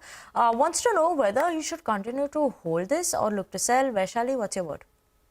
So I think, SAIL has seen a very good beating. I mean, we have seen the recent high at around 150, 160 levels that we had seen some time back. And now it's corrected, and it recently made a low of around 110 levels. So I guess this selling has come because of the result. But, well, I would say not to be hasty. Continue holding because the stock is already in a very oversold zone. And, well, as again I said, short term, it is the trend is still weak. But for a positional trade, I think hold on. Once metal sector improves, you can see a bounce coming towards 140. Okay. And Shaina, what's your word on sale? Because obviously numbers were a bit weak this time in terms of volumes also was a miss, realizations were under pressure. So does it make sense for the viewer to continue to hold this? You know, I think the numbers were really in line actually. Basically, even we saw in first quarter, this is a reflection on the overall weakness in steel prices that we've seen globally on a YOY basis. And it is reflected in the numbers. So it was expected. You know, I would agree with Vaishali, and I think maybe we can hold, but hold with a stop loss, given the fact that, you know, steel prices are remaining low. We do not know the impact of the stimulus that China is going to come up with. And valuations are very attractive. If you look at pure valuations, even at this sort of lower performance, you see price to book it is at 0.8. EV by EBITDA, it is just 7 times. So, you know, while it is not too expensive at current levels, one needs to keep a stop loss. If it goes much lower, then yeah, you need to exit because we really don't know how steel prices will pan out over the medium to longer term. Okay, let's move on to the next query. Vinod Agarwal is writing to us from New Delhi, holding 50 shares of Wari Renewable at a price of 2,035 rupees per share. So right now the stock is trading at 1,600 rupees, and obviously the viewer is making a loss on this. In the last 6 months also, we're seeing that the stock has seen a significant correction coming in, around down 43%. What is the prospect of the company, and should the viewer continue to hold this for a time period of 12 months if that's their holding period? Shaina, I'm going to come to you first on this. I would say that the viewer is making losses and he needs to book his losses and move out.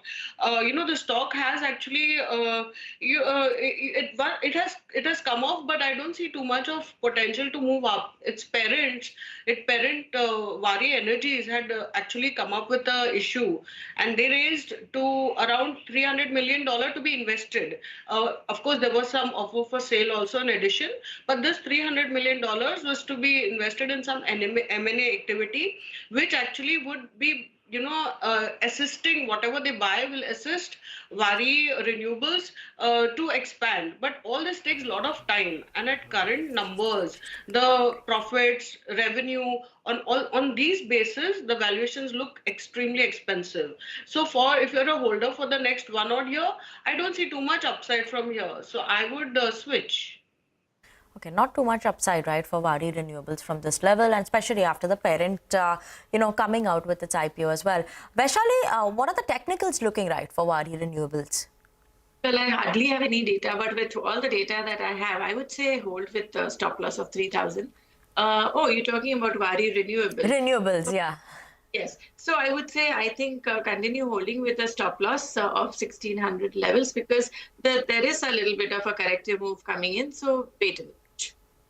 Okay, wait and watch out there. But that's Wari Renewables that we were talking about.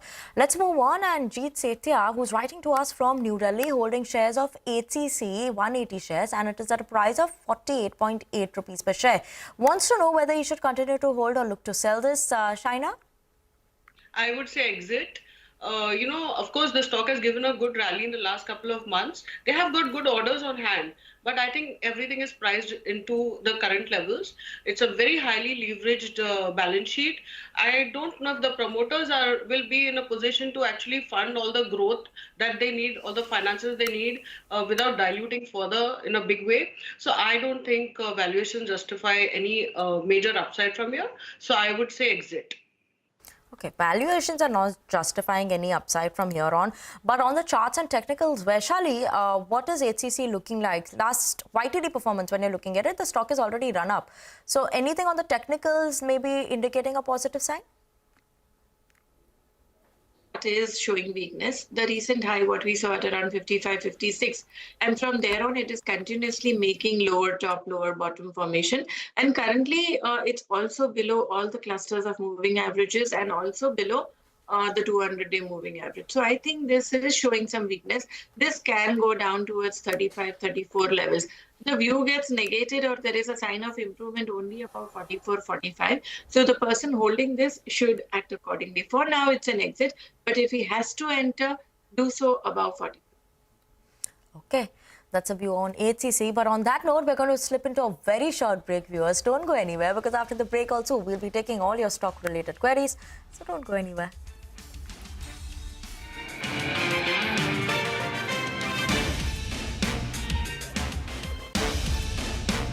Services and auto ancillaries are the ones that can be impacted. Now, for the chemical space, India accounted for nearly 5% of the organic and miscellaneous chemical exports to the US, and the impact of that will depend on the tariff levied on specific products, if any, and vice versa as well. Now, for the auto ancillary space, the China +1 policy can benefit stocks like Sona Comstar, Balkrishna Industries, Samvardhana Motherson and Bharat Forge, but that is subject to how the relative tariffs change within the sector itself. Now, for the pharma space, Citi says that the Western biopharma companies are looking for vendors beyond China, and stocks like Divi's Laboratories are better placed compared to its peers due to the costs and the capacities that it has. Now, while a Trump presidency was said to be negative for Indian IT, Citi believes that the companies are now better positioned to deliver more via offshore post the COVID pandemic. Now, it also wants to watch out for any potential tax cuts and the impact that it can have on any of these stocks. Now, the result is definitely a negative for the metal sector, just for the threat of the increased tariffs. But Citi is unsure whether any of this higher stimulus from China to offset this can lead to upgrades for Indian steel stocks, which have already run up quite a bit. Now, Citi also says that the Trump presidency is negative for oil prices, and that reinforces their conviction to maintain their buy recommendations on OMCs like HPCL, BPCL and Indian Oil compared to its neutral stance on stocks like ONGC. Now, the brokerage draws upon the 2016 election that Trump had won. Now, while Indian equities had delivered 23% returns in US dollar terms over the next 12 months, sectors like energy, telecom, materials outperformed, while IT, healthcare and consumer discretionary were the underperformers. So what does that do to our own markets now? Now, Citi believes that despite the correction that we have had, valuations are off the highs, but they still remain above historical averages. It prefers buying the dips, and its September 2025 target implies a 4% upside on the Nifty currently. So there you go, Donald Trump, the 47th president of the United States and a disruptor for multiple sectors. For India, it's more a case of you win some, you lose some.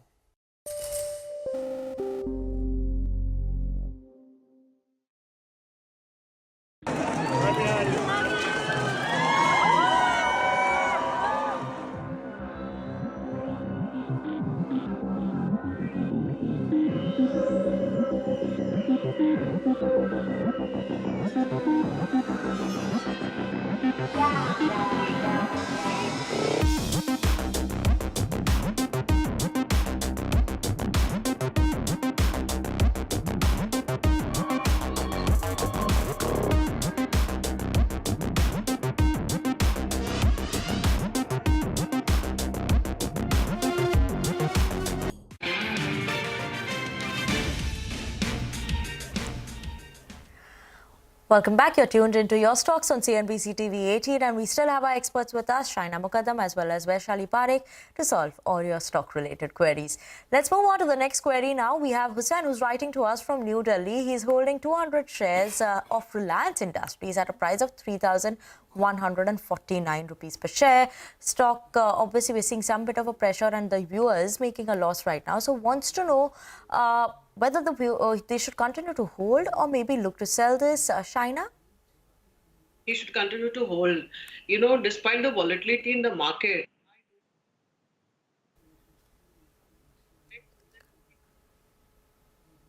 Okay, I think we have lost your audio, Shaina, so we'll connect back with you. But Vaishali, what's your view on Reliance Industries? I think this being such a heavyweight stock, it has given a good erosion, right, from 3,200. I mean, that was the previous rate, and now it is currently at 1,280. So the stock is in deep oversold zone. And even when I'm looking at the weekly chart, it is at a crucial support level.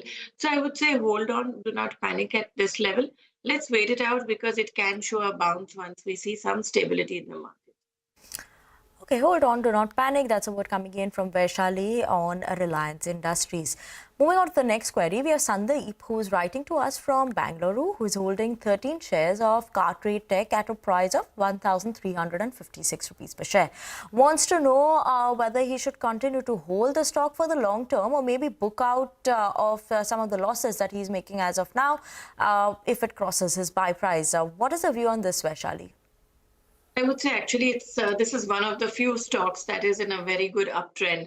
So I would say continue holding with a trailing stop loss, because now that I'm looking at, of course, in between whipsaws cannot be ruled out. So I would say now from here on 1,050 should be the trailing stop loss level. But even when I'm looking at the weekly chart and all, I think we have a good upward trajectory coming towards 1,500. So I would say not in a hurry, but do hold this. Okay. That's the word on Cartrade. Shaina, what is your view on Cartrade? Our viewer is holding the share at a price of 1,356 rupees per share. So for the long term, what would you suggest them to do with Cartrade? Yeah, I would suggest he can continue to hold at, say, maybe keep a stop loss of 1,200, but he should exit at a bounce. Because actually, while, it is a unique platform for buying and selling of second-hand cars, I think, the IPO was very aggressively priced in 2021. And post that stock has never seen those high levels. So I believe that, and even valuations are expensive. So I would say that the investor can, take any a bounce to exit, because most of the stock is also held by PE investors and they will continuously come and sell at highs. So it is better to take an exit, switch to some other platform stock. Okay, let's move on and talk about the next stock that is in focus, and we have a query on is PNC Infratech. We have our viewer Deepak Kishan, who's from Hyderabad, holding 20 shares of PNC Infratech at a price of 398 rupees per share. What's your long-term view on this? Hold or exit, Vaishali? So I would say, again, this stock is also thoroughly beaten. So, right now it has taken a support. It's just hovering around that 200-day moving average. So now that it is held on for so long, continue holding, but keep a stop loss below 300. Because if 300 levels are broken, then this could trigger a further sell-off. So hold for now for a bounce back. And if it is showing it has an inherent strength, this can give a bounce up to 400. So stop loss 300, hold for target of 400. Okay, stop loss 300, target of 400. Shaina, would you also suggest the viewer continue to hold this? Yeah, you can hold with a stop loss for about 300. And because, the order book position is quite good. They have got about 20,000 crores of order on hand, and they continuously are getting orders in Maharashtra because from the Highways and Road Authority. And if you look at it, it's about 2.5 times their revenue. So they should continue to do decently well. And they're also looking to monetize some of their assets through InvITs. So all these things are positive, but these are longer term positives. So you keep a stop loss, because in terms of valuations, while it is not expensive, if they're not able to execute the projects properly, and you see, in construction, you really cannot never say, then you may see a big downfall. So to that extent, keep a stop loss and keep a watch. Okay, keep a stop loss of 300. Both our experts have said that. Long term, yes, they do have a good order book. Execution is going to be a key for PNC Infratech, keeping an eye on that one. Vishal Mohan is writing to us now from Chandigarh, who has an investment query, and he wants to know whether to buy Maruti Suzuki at the current levels, and wants to know what would be the perfect entry level for the long term. Vaishali? So I would say auto index on the whole has seen a good erosion, and it's now sustaining a 200-day moving average. So likewise, even Maruti has seen a good beating. So exact bottom, it's very hard to tell, but these are good attractive levels to start accumulating. So I would say accumulate, because even if Maruti goes towards, in a worst scenario, around 10,800 to 11,000 levels, it's yet above. Okay, long-term, good attractive buy. And on the fundamental, Shaina, Maruti is a good bet, or maybe the viewer can look to buy some other company in the four-wheeler space? Four-wheelers, Maruti looks decent, but buy it at declines as suggested. Basically, while the volumes may remain subdued, average realizations are improving with newer launches and better margins on the newer launches. So I would say you can buy it at dips and hold it for the longer term in your portfolio. Okay. Let's move on to the next query. We have Ramesh, who's writing to us from Chennai. He's holding 2,000 shares of Indus Stars at a price of 300 rupees per share. Wants to know whether to hold or exit the stock. What is your view on this, Vaishali? I would say exit for now because the stock has seen a good change in trend. It is broken the 200-day moving average. So I would say, well, there can be a further sell-off. So depending on the time horizon, because, well, this if there is further selling to this can drop towards to 90. So depending whether you are a trader or for a long term, I would say if you are a trader, you should exit. But if you're a long-term holder, then, well, wait it out because you're close to the support. Okay, and Shaina, what's your view on Indus Stars? You know, I missed the Reliance question, so I would like to say it would be better to hold a Reliance as versus the Indus Towers. Valuations, while not expensive for Indus Towers, and I think FY24 was one of the best years for the company, and it has actually reflected in the stock also coming off post that. Whereas in Reliance, if you see the stock has actually corrected, and at current valuations, despite the volatility, a large cap stock, I don't think it will correct more than 2-3%. And if you want to be in this segment, telecom segment, it's better to be in Jio, which is likely to, Reliance will come up. They're talking of, 2025, a possible listing of Jio. And there, I believe the valuations talked about are close to about $100 billion. So to that extent, I would believe it's better to be in Reliance versus an Indus Towers. So it's a switch. Okay, switch from Indus Stars to Reliance. That's the word coming in there from Shaina for the query. But thank you so much, Shaina, as well as Vaishali, for joining in with us this afternoon on the show, solving all our viewers' stock-related queries. But quickly taking a look at the market, as of now, 24,130 levels is what the Nifty is trading at. So in the last 1 hour, it's remained in this range. Down 0.2% is what the Nifty is at. Nifty Bank down 0.7% in trade. 51,500 levels is what the Nifty Bank is at. Again, slipped a bit more in the last few minutes. We're seeing almost near the day's lowest point is what the Nifty Bank is trading at. Broader markets continue to underperform the benchmark indices. So keep an eye on that. But that's all the time that we have on this edition of Your Stocks on CNBC-TV18. Thank you so much for tuning in.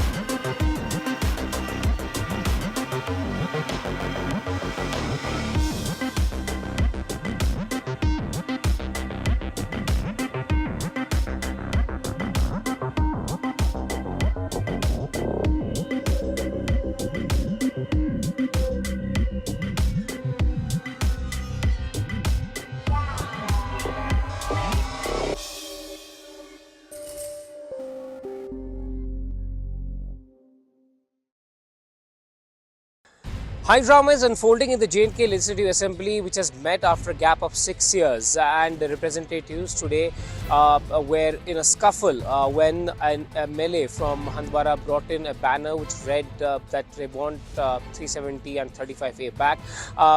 Background of this whole controversy is that yesterday the National Conference brought in a resolution where they're demanding the special status be given back to J&K, and the dialogue with the representatives of Jammu and Kashmir should be resumed on giving back the special status to Jammu and Kashmir.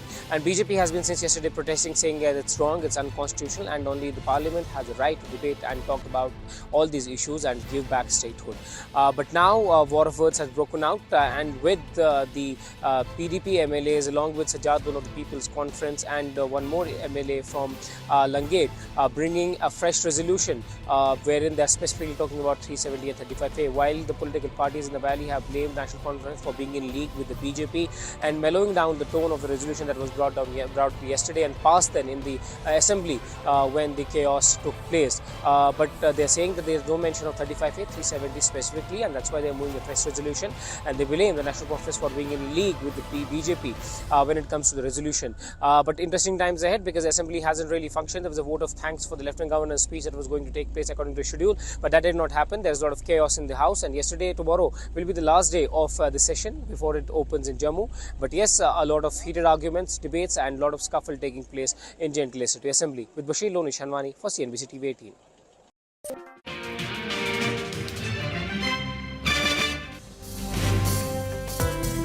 Taiwan Index holding on to gains of 0.9% and Hang Seng holding on to gains of 0.7%. Policy is on an unsustainable path. The level of our debt relative to the economy is not unsustainable. Resistance on the way up is the 20 and the 40, which is 24,527. The Nifty is now, of course, below the 24,200 level by 50 points. Gained a significant market share in the SUV segment as well as in the LCV segment. So all in all, we are very pleased we're in the right direction. After a negative start, things have flattened out for the market. We hope to be in the first wave of people bringing GLP-1 generics. We've seen some of the biggest decisions coming out of the Apex Court. Some more recovery from the lows on the Nifty, but the mid-caps, they continue to sell. Sharpest strategies, top market trends, unmatched perspectives, the trading day's most comprehensive roundup. Stay ahead with NSE Closing Bell, broadcasting live from the CNBC-TV18 Motilal Oswal Studios in Mumbai.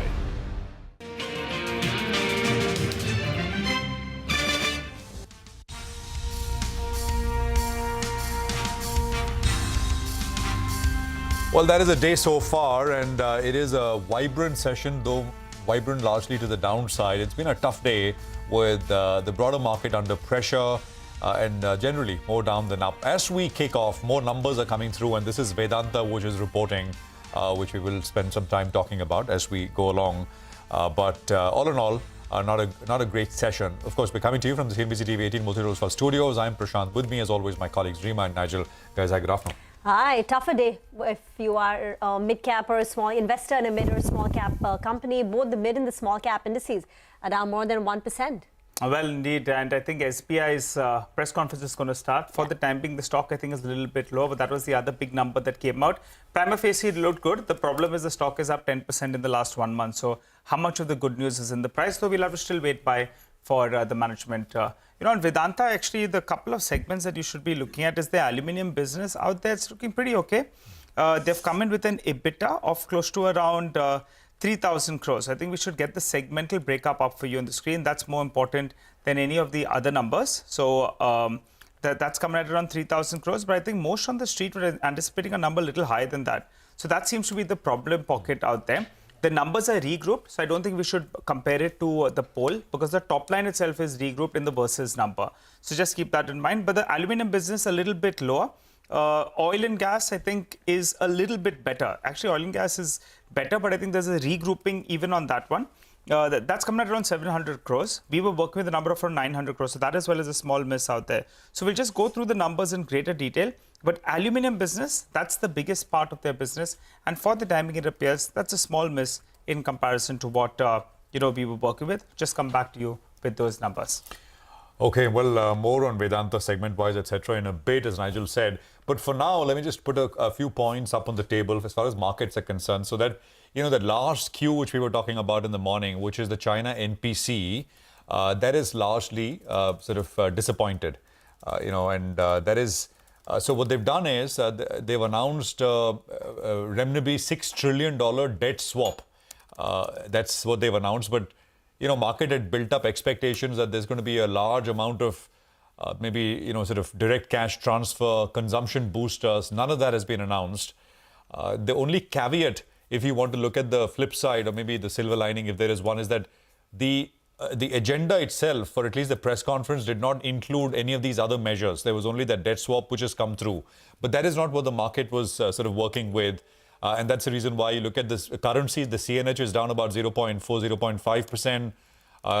You look at the reactions in commodities, I think oil is down about 1.5%. And I think commodity price, base metal prices have also come off. So that's the picture. Real estate, PSU banks and oil. Sectorally speaking, those are the three sectors under pressure. The sole gaining sector with any over 1% is the IT services space that's doing okay. And as I said in the morning, support for the Nifty basically between 24,000 to 24,100. Now that 24,200, which basically was the low for the last 2 days, has been taken out. And we are closer to 24,100 at this point. Just want to quickly mention about Vedanta. We look at the bigger segments because Hindustan Zinc's numbers are already with us. So in the international zinc business, out there they've delivered a number of around 378 crores. This is the consolidated EBITDA number for Zinc International. That's better than what we were working with. So that's good news. International zinc business is better. You have the power and fuel power business. Out there, you have the EBITDA of around 193 crores. That's a little bit lower, but that's a small segment. Aluminium actually is much better. 4,119 crores is what they've delivered. We were working with a number from 3,600 crores. So actually, the aluminium business has done much better.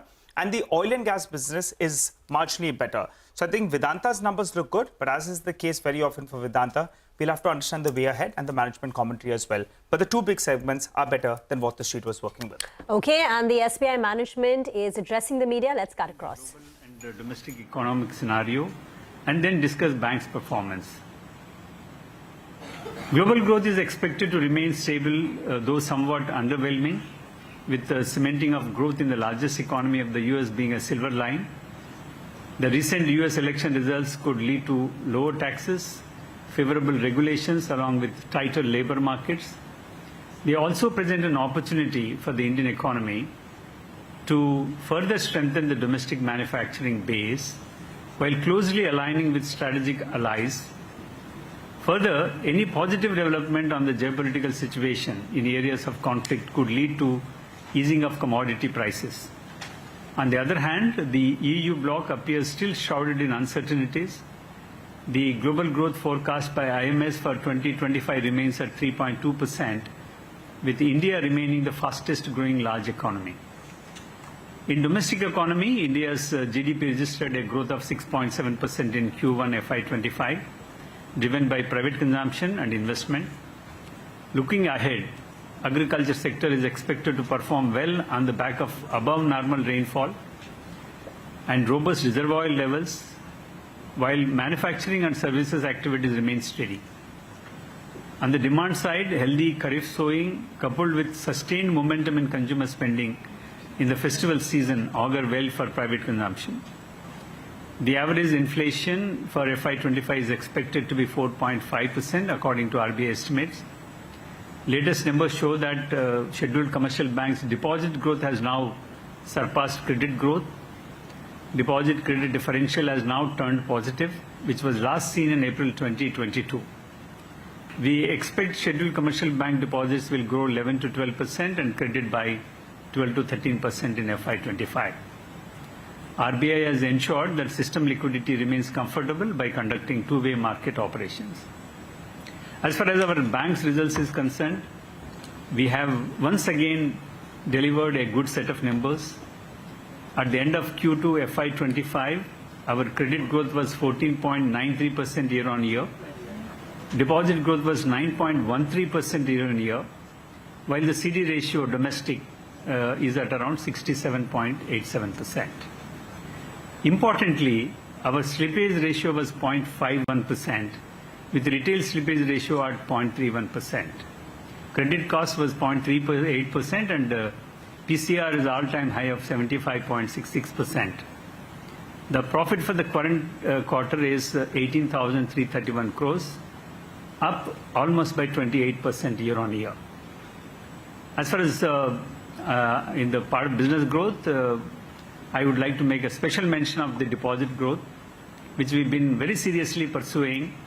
At the end of Q2 FY25, deposits have crossed a milestone of 50 trillion rupees. I think this is a milestone which we crossed, and we stand at 51.17 trillion. We serve more than 50 crore customers. We are humbled to serve 1 out of every 3 Indians, but I take pride in saying that SBI in some manner touch every Indian family. The total deposits have grown by 9.13% year-on-year to 51.17 trillion. Term deposits have grown by 12.51% in year-on-year. Our current account deposits have grown by 10.05% year-on-year. And CASA grown by 4.24%, and we have maintained CASA ratio at more than 40%. So this is a good deposit story in our view. As far as credit growth is concerned, I am pleased to advise that the credit growth continues to be robust across all segments. Our domestic advances have grown by 15.55% year-on-year, driven by 18.35% growth in corporate, 17% in agriculture, and another 17% in SME, and 12.32% in retail segments. Our foreign offices advances have grown by 11.56% year-on-year in rupee terms. As regards asset quality, slippage ratio, as I mentioned earlier, is 0.51%, while the credit cost for Q2 FY25 stood at 0.38%. The net NPA ratio improved by 11 basis points year-on-year, stands at 0.53%. We have a well-provided NPA book, as mentioned earlier, with a PCR of 75.66%. These indicators of asset quality highlight the robust quality of our loan portfolio. As far as liquidity is concerned, our liquidity position is comfortable, with the liquidity coverage ratio being about 129% as on 30th September, while the domestic CD ratio was at 67.87%, indicating a significant potential to grow our credit portfolio. The bank remains well capitalized, and we have sufficient headroom to take care of business growth requirements. Our capital adequacy ratio is at 13.76% without considering plowback of profits, and is well above the regulatory requirement. And if we include the profits for H1 FY25, our CAR would be at 14.79%. As in the digital journey, I'm happy to share that the progress we are making in digital banking is paying dividends. More than 8 crore customers have been registered on YONO, driving digital agenda of the bank. 61% of regular saving bank accounts are opened through YONO in Q2 FY25. Our subsidiaries are also consistently performing well and continue to create significant value for all the stakeholders. We will nurture these subsidiaries and maintain leadership position in the respective businesses. We are glad to report that the bank continues to report ROA and ROE greater than 1% and 20% respectively at the end of half year FY 2025. That is State Bank of India. That's been a good quarter for the company, in line, decline in slippages, but perhaps the stock has been, priced in all these numbers. As Nigel pointed out, it moved up nearly 10% in the last 1 month. So how should you position yourself in the last hour of trade? Nagraj Shetty, Senior Technical Research Analyst at HDFC Securities, is with us on the show. Nagraj, this is the third tough day for our markets. What would you do now? Hi, good afternoon, Rima. Our market has been in a consolidation mode from the higher levels. We have seen good volatility recently, market showing a firm up more. After that, a healthy correction from the hurdle of 24,500. I'm expecting this consolidation could continue at least for a short term. And at the lower levels, we have a good support around 23,800 levels. From the lows, I'm expecting a sustainable upside bounce in the market. One can look to buy at the lower levels, and even market over the period of time could reach the hurdle of 24,500 levels again in the near term. Okay, thank you. What about individual stocks? What would your trades be? Yes, I have two individual stocks with me right now. First is one NIT. If you look at the chart, NIT was in a continuous downtrend over the last few weeks, and recently it has witnessed a decisive upside breakout a few days back. Now showing consolidation moment again placed at the higher levels. The overall chart pattern is looking positive. RSI and volume breakout is also visible on the chart. One can look to buy at this point of time, currently trading around 190. The immediate target would be around 205, and one can place a stop loss at 182. I have another stock that is from a fertilizer side, NFL, National Fertilizers Limited.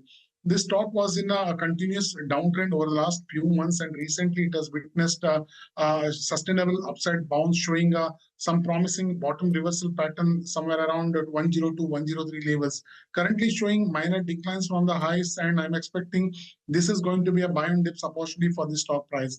Currently trading around 116, one can look to buy around these levels, and upside target would be around 122, 123 for immediate, and one can place a stop loss at 110. Thank you very much for that. Prakash Diwan is also joining us in the last 1 hour of trade. Prakash, State Bank of India, that's the big one. Absolutely, Rima. But, I think there is nothing exceptionally bad or good about the numbers. They're fairly, average in that sense. But it's a reaction to the movement of the stock in the recent weeks that we've seen, and precisely because of that, it's kind of sought some profit booking. But remember, what the SBI numbers tell you, and because they come right at the fag end of the earnings season, it also sets the trend for what to expect for the commentary. It makes a very good reading for the sector as a whole, especially the PSU banking sector. Now, the deposit growth that they've spoken about is my key takeaway.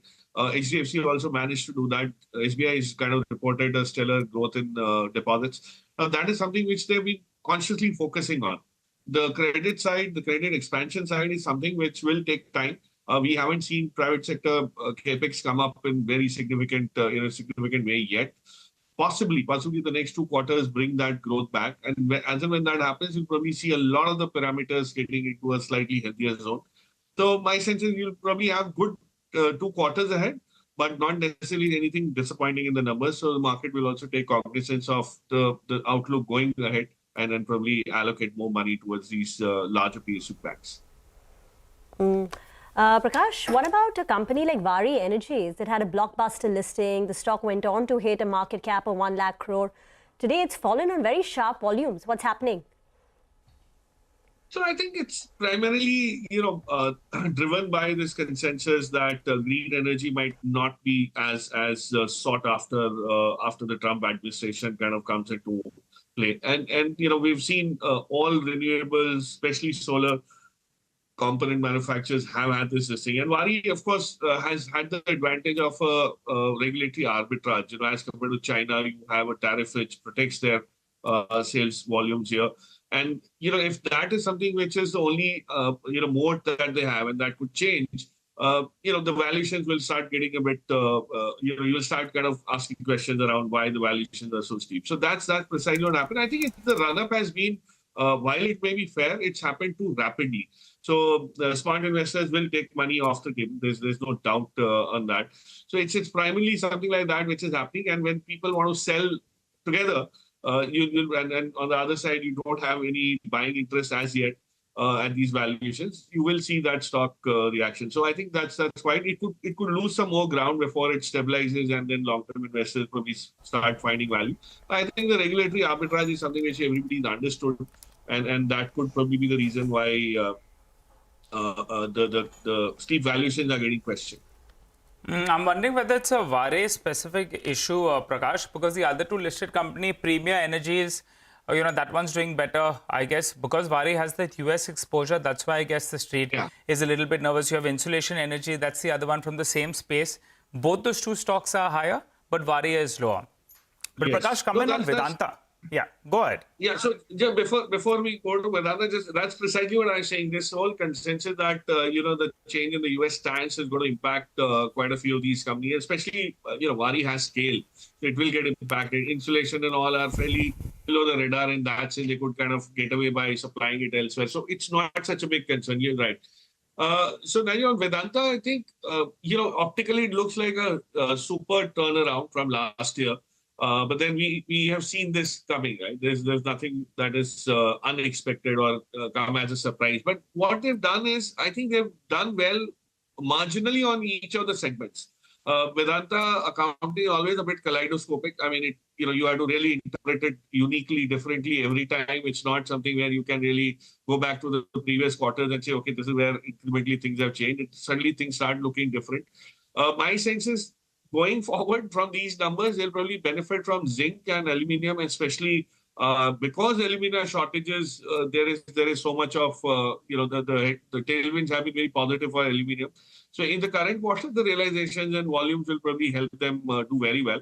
But otherwise, I think more or less all this goodness that you see in terms of a YOY change is probably priced into the stock. I mean, the stock's done well last 12 months.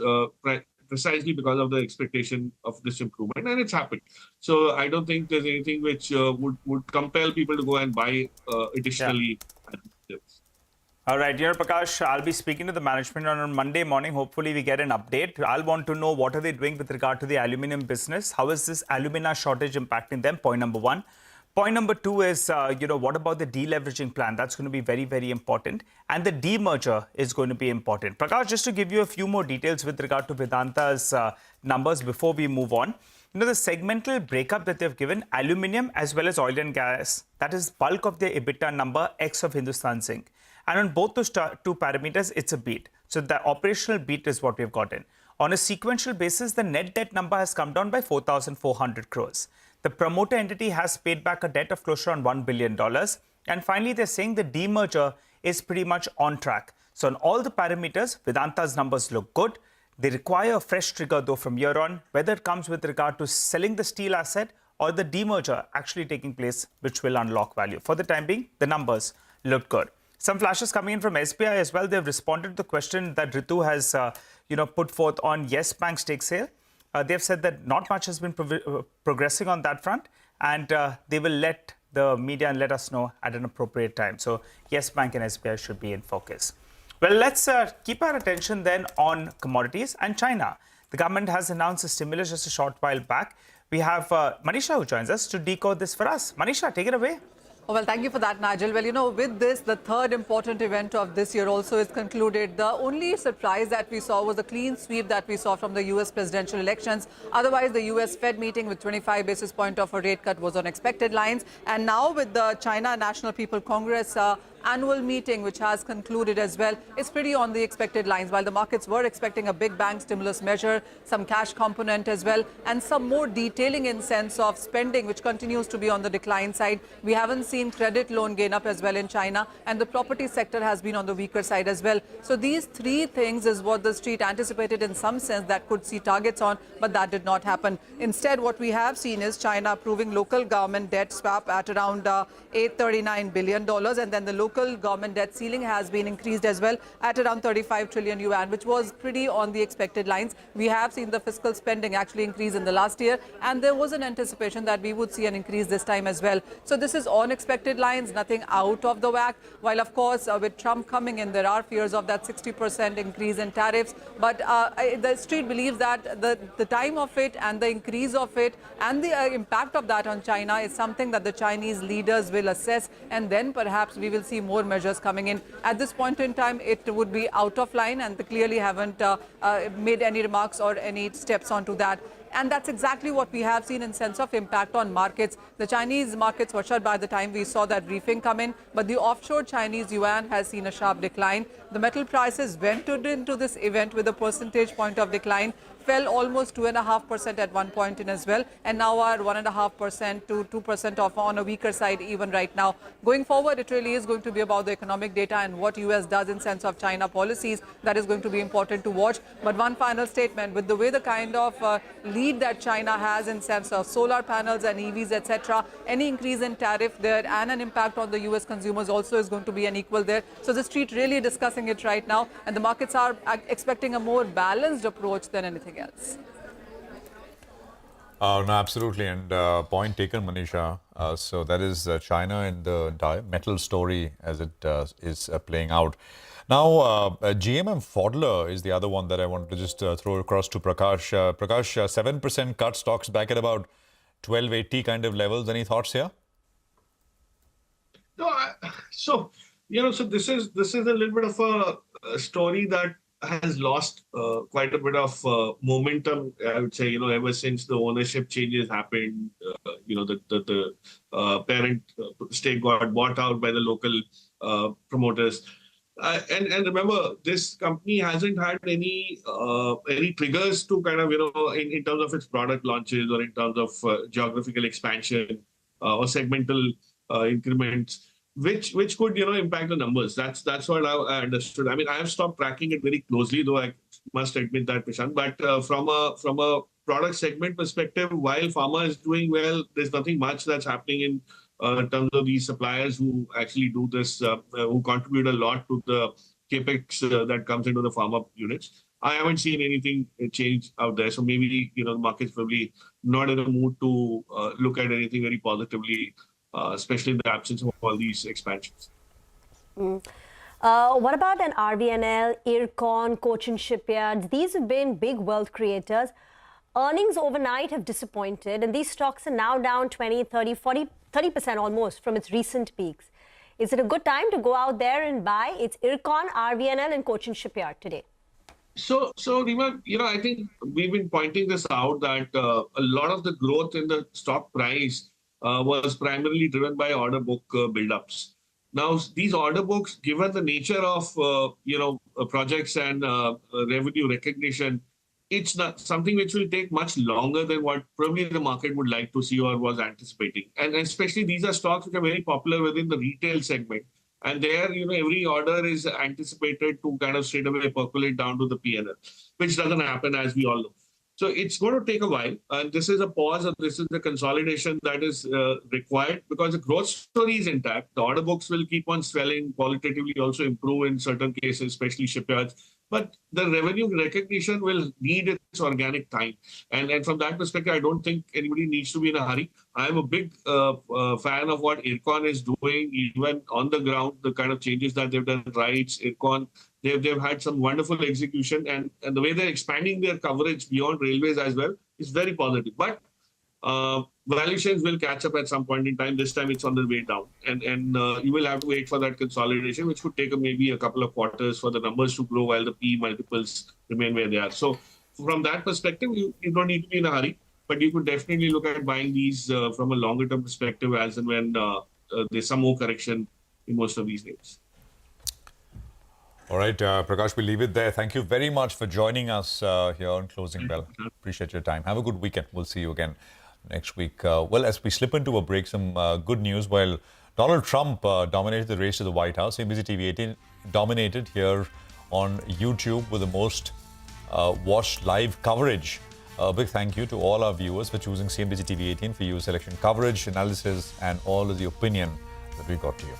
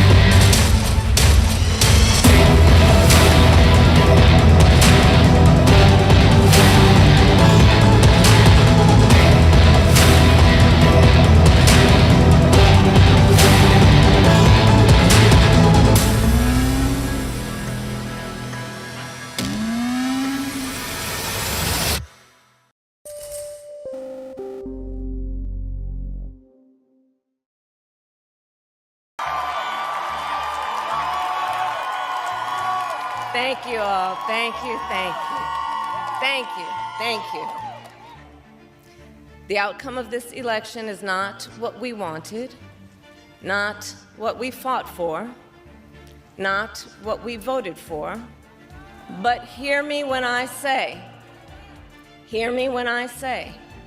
the light of America's promise will always burn bright.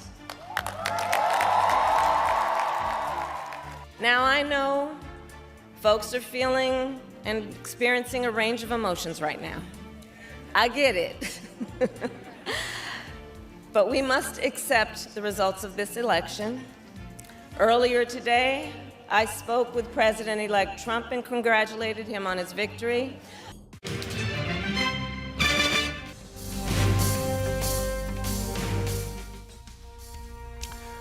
Come back. You got the market, which is 33 minutes away from closing. And it has looked better, then it has looked worse. It's been that kind of a day. Seesawed and very sharply sometimes, but has kind of come back to these levels. So the average would be around this where we are trading now, 24,150 or so for the day so far, after the spikes and the dips as well. Amit Gupta is with us, Senior Vice President and Fund Manager at ICICI Securities PMS. Amit, good to have you with us here. Thanks for your time. Just want to start with your thoughts on all these renewable plays, green energy. A lot of some discussion, not a lot of discussion, but a lot of movement in stocks. You look at this Vari, which is coming off. Suzlon is down sharply. A few other names are coming off as well. What is your sense? I don't know if you have investments in any of them. Basically the concern is around tariffs going up, into the US and, and of course with specific companies, the worry is maybe, they import from China and then they sort of, value add and then export out. So that comes under some pressure, possibly if tariffs in the US, etc., go up. So just wanted your thoughts. So I think we have to take this volatility now going forward, because the tariff and all those kind of news will keep on coming out. We are not sure about this, but these stocks have also run up. That also we need to understand. And I think here only the opportunity comes when the stock declines. So before this whole segment, some of these stocks have started falling now. Some stocks had fallen before. For example, the battery makers. And I think this electric vehicle segment, if you see the EV push in India, which was hardly 1% in just 2-3 years before, now it is almost 7.5%. And the battery as a space we like, and that is part of our portfolio. I think one of the immediate kick for this segment is that the battery prices are coming down. It used to be $153 per kilowatt hour. But by this fiscal year ending, it may be close to $115 per kilowatt hour. In the coming 2 years, it can even decline below $90. So if it is happening not because there is a destocking from China, it is happening because there is a raw material decline. So we had seen the lithium prices also had declined. And along with this, there is an advancement in the technology. It favors the manufacturers. And actually, it will lead a volume expansion in the EV. I think the time may also come when without subsidy, you will have the price of EV equivalent to the ICE. In that case, once your running cost is lower, I think eventually you will see more attraction toward the EV passenger vehicles. It is more into the two-wheelers currently, but it can come into the passenger vehicles also. And that's why these battery makers, will have a benefit. Amar Raja Battery is a part of our portfolio. And we have started buying now when the stock has declined from 1,800 to 1,300. And that's where I think the opportunity comes in. I think they are coming out with 16 gigawatt of, lithium ion battery plant going forward, which is going to be commissioned in possibly 1 or 2 years. They are going to come out with a lithium iron phosphate plant. And they have gone into, agreement with one of the Chinese battery player also, which is Gotian, which is the top 5 player in China and the top 10 player in the global markets. So the things are coming back here, and I think they have seen a little tough period actually before, so they were consolidating for a long period. Now in the Telangana, we have seen there is a government change, and that's why the things can come favorable eventually for this company. So this is what we feel should be looked at currently in this space. Amit, hi. Afternoon. Now, IT is seen as a bit of a macro trade to play this Make America Great Again. IT companies get about 70-80% of their revenues from America. The corporate tax cut will help. Plus, on the margin, the rupee depreciation aids the margins. Would you look to add to tech positions based on this narrative? So my immediate answer is yes. I think if you look at technology, for the last 2 years, it was underperforming because it was looking for growth in US. And if you see from September onwards, there is, if you look at the spread between 10-year bond yield in US and the 2-year bond yield, this spread was continuously negative from the mid of 2022. So almost 2 years it was negative. It was indicating towards some kind of recession. And from September onwards, we have seen it has come in positive. So it looks like the recession is no more there and they will look for more growth. And this is what actually can come good for the IT companies. Their guidance possibly can start increasing. We have seen little bit. If somebody has given 3 to 5% guidance, they are coming to 3.5 and 5.5%. So those kind of things are happening. But eventually our sense is they can increase more. Along with this, there is a time now in technology itself to focus on those companies which are looking at ER&D as a segment and they are looking at generative AI as a segment. So SCL Tech, for example, is part of our portfolio. We feel that this company is looking into both these segments. ER&D, we feel, can have a faster growth path going forward, because if you look at in your own cars, we had only 7-8% of softwares used before. Now it has increased to 26%, and we feel it can go to 57-58% also going forward. So these companies will get benefit of this. And generative AI, we have seen the companies have started working now, and that is where the growth path possibly is there. The valuations are okay, if not very cheap. But from here, relatively, I think this segment can perform. Hi, Amit. Good afternoon. Good to see you in. Amit, Indian Hotels, the stock is been strong all through the trading session. And we heard Mr. Puneet Chhatwal earlier today. He's sounding even more optimistic about the second half of the year. So how do you play this theme? In India, the hotel industry is going to do well. If the second half is stronger, the luggage space could do better, right? If people travel more. You have two listed companies in there. VIP, that's been a rank underperformer. And Safari, that's corrected 20% on the top. The other way to play it is aviation. And there you have Interglobe that's corrected 20% from the top. And you have the other player that's struggling for survival. But some believe that SpiceJet will make it. Your take on this entire theme? Yeah. So Indian Hotel and Indigo both are part of our portfolio. And we feel that eventually you will see the levels beyond 800 also in Indian hotels. And our sense is, if you look at the luxury segment, that is driving the show. The luxury, actually, the EBITDA, the margins have improved. The cash flow situation has improved much better. If you look at one of the other player in this segment, which is EIH, now that is consolidating more currently because of the will dispute. But once that is settled out, then I think that stock also can start coming back, which has Reliance, 18% stake, and ITC 15% stake. So we like this luxury segment play, which is, I think, is a more sustainable play going forward. So Indian Hotels has a major chunk of it. Yes, I understand Ginger is also there, which is in the mid segment. But eventually our sense is more cash flows are coming from the luxury segment itself. Now, airline industry, you rightly mentioned 65% is owned by, the market share is owned by Indigo. Our sense is one of the, kick there is the ethanol blending of 5%. Now you are seeing how the government is pushing more for ethanol, and from 20% blending, they are going to 25% blending actually in the passenger cars. And in the airline industry also, there was some testing which has already happened for 5% of it. So just understand, in the industry which has 50% cost coming, if suppose they start working on that cost, it's a big positive. So our sense is the declines in Interglobe Aviation also in this decline of the market should be taken as a buying opportunity. And that is what we are still holding the positions, and we can add on more on declines now. By the way, did you own or have looked at Indus Tower? What a fall. I mean, early September high was 460. Stocks now closer to 300.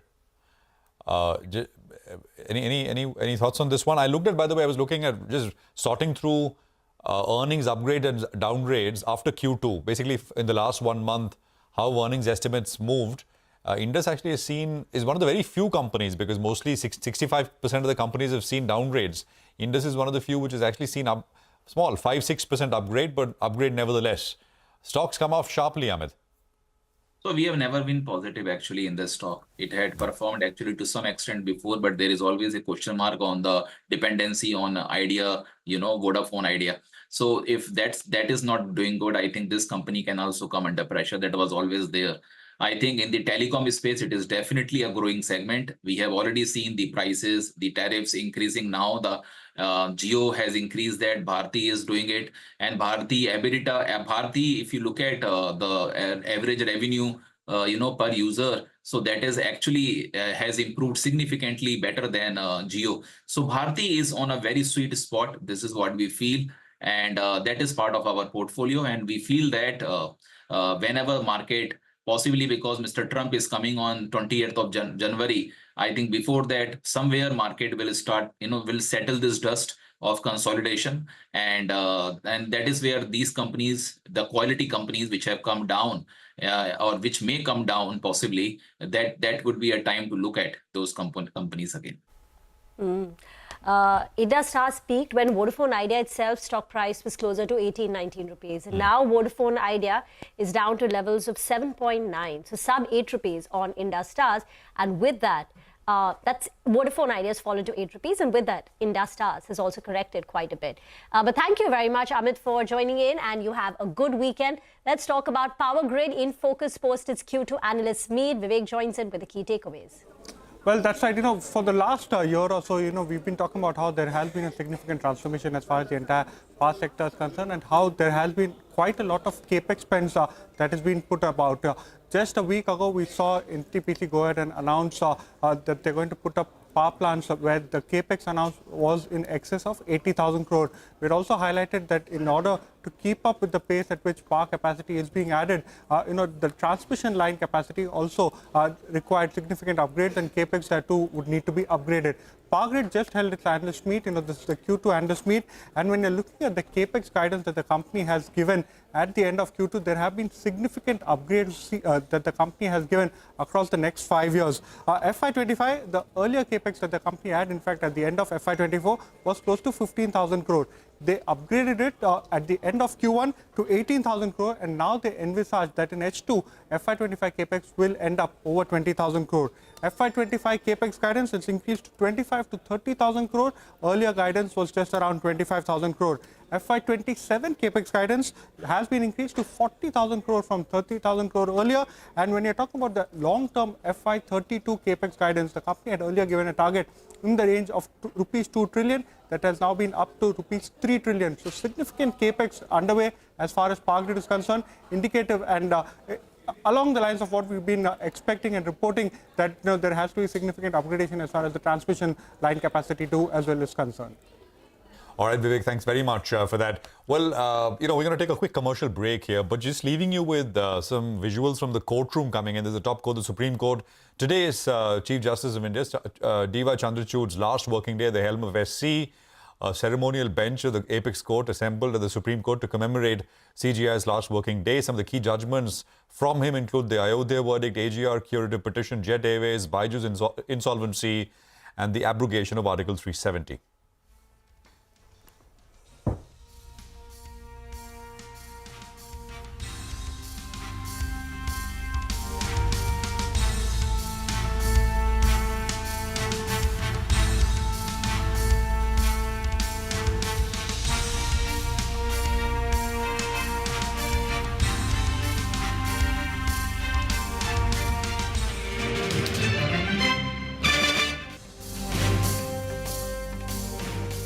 Told him that we will help him and his team with their transition, and that we will engage in a peaceful transfer of power.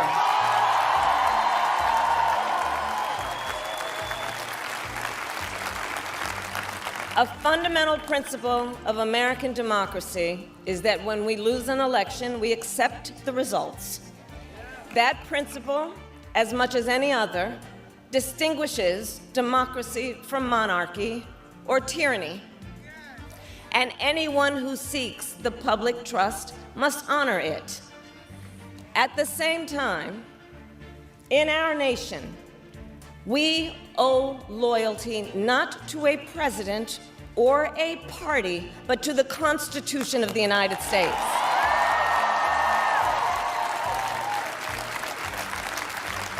And loyalty to our conscience and to our God.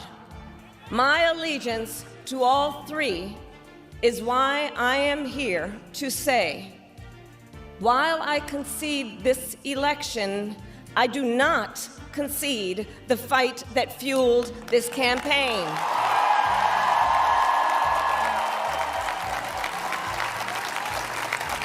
The fight for freedom, for opportunity, for fairness, and the dignity of all people. A fight for the ideals at the heart of our nation, the ideals that reflect America at our best. That is a fight I will never give up.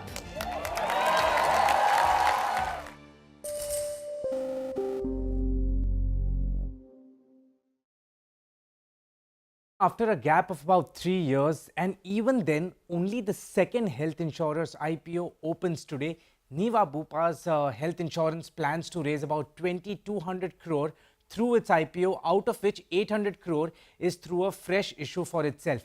The price band for the issue is between 70 to 74 rupees per share, and at the upper end of the price band, Niva Bupa is expected to have a market capitalization of about 12,580 crore rupees. Now, interestingly, the 800 crore raised by Niva Bupa will take its solvency, which is already at a very strong point of 2.39 times to over 3 times. The company says that the fundraising is ahead of time to be sufficiently capitalized for an anticipated strong growth which it sees ahead of itself. There is already a listed player in the standalone health insurance space, that is Star Health Insurance. Star Health is much bigger in terms of size of business as compared to Niva Bupa.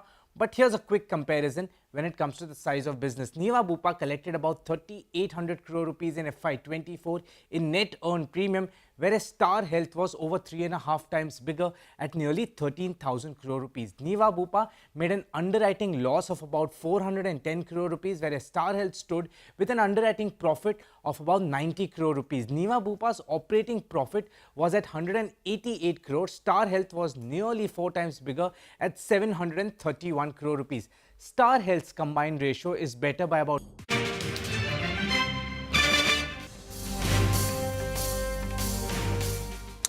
Well, a lot of earnings is what we're going to be looking forward to, and Tata Motors is set to report its quarter numbers. Sudarshan's with us to help us with the key expectations. Sudarshan. So Tata Motors has been under pressure ahead of its earnings. Stock is up 4% in 2024, but this week it's down 4% and it's down 31% from the record high that it hit on July 30. If you remember, after Q1 earnings, company had pointed out about muted global demand and constrained production at JLR. So what do we are expecting now for Q2 earnings? Earnings are going to be subdued on the back of a decline in volumes. Overall volumes have fallen both sequentially and year on year. Also, JLR shipments, excluding China JV, have declined 10% year on year. Coming to the main numbers, Tata Motors consolidated revenue is seen falling 2%, while EBITDA and margin may see a minor jump on the back of an improvement in profitability and continued healthy demand for SUVs and electric vehicles. For JLR, as per limited estimates we have, expectations are of a decline in all the headline numbers. Revenue and EBITDA are seen falling 7% each, while margin may come in almost unchanged at 14.8%. In the commentary, few things that will be watched very closely are: first, updates related to global and domestic demand; second, production and shipment situation at JLR, and if company gives any margin guidance for JLR. So earnings in all probability are going to be muted, but all the eyes will be on what company says on H2 demand, considering that there is an expectation of increased capex by government in H2, which might help improvement in demand for commercial vehicles. Thank you very much for that. The other big one is going to be LIC. Yash joins in with the key expectations. Yash. Well, Rima, a steady quarter expected from LIC as far as the second quarter is concerned. The new business premium, that's expected to grow at 16% to come in at about 58,109 crore rupees.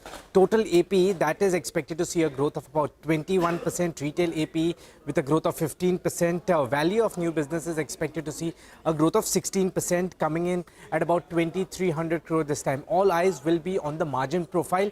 All the companies in the sector have seen some sort of negative impact on the margins because of higher ULIPs. It remains to be seen how LIC sort of responds to that. What is expected out of LIC is a deterioration of about 73 basis points, margins to come in at about 14.56%. Now, as far as the stock is concerned, it's up about 54% in this year, in the last 12 months. But in the last 3 months, it's down about 16% and down 23% from its 52-week high levels. So, of course, any positive news could be a good trigger for the stock. Okay, all right. Thanks a lot for that, Yash. We'll be tracking it and you'll give us a quick update on Monday as well. Nagraj Sethi joins us to tell us what to buy or sell for a reverse trade. Nagraj, first on the index, what is the view? Getting to the weekend, are you carrying any positions, carrying not? So if you have to advise someone on the index first, and then give us your picks.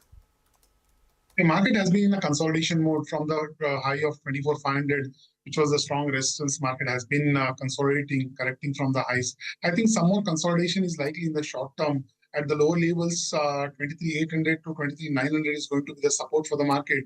And I'm still expecting that market to bounce back from the lows. And even we could see Nifty over the period of time touching the recent hurdle of around 24,500 odd levels. The broader markets are looking intact and they are outperforming. I think I have a one buy pick from the mid-cap segments, that is Jubilant Food. If you look at the Jubilant Food, the downward correction of the stock price seems to be over. And from the 200 EMA, the stock has bounced back and broken above the descending downsloping trend line. The overall chart pattern is looking positive, currently trading around 607. One can buy at this point of time. 630 is going to be the immediate targets in the short term, and one can place a stop loss at 595. Okay, thank you very much for that. Those are some stocks to watch. Even Ola Electric reports their numbers later today. We'll get into a break. We're counting down to the close of today, the week. But here is some exciting news for all our viewers. Seize the opportunity to attend India's landmark economic and iconic summit. Show us that you're a true CNBC-TV18 fan by answering a simple question in our Super Fan Contest. So head over to CNBC-TV18 social media channels, participate and win a chance to get a free ticket to the CNBC-TV18 Global Leadership Summit. Hurry, the contest ends on 10th of November 2024. Answer now and you could be one of the 5 lucky winners.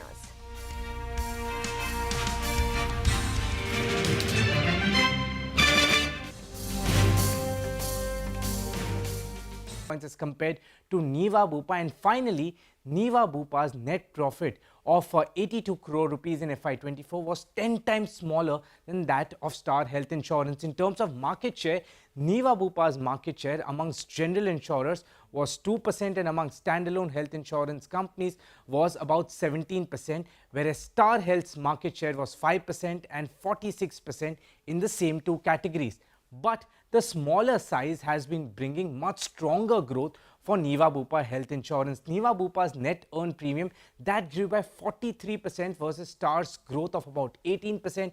Niva Bupa's underwriting loss reduced by 20%, whereas Star's underwriting profit, that came down by about 1.3 times. Niva Bupa's combined ratio, that increased by about 154 basis points, and Star's as well increased by about 134 basis points.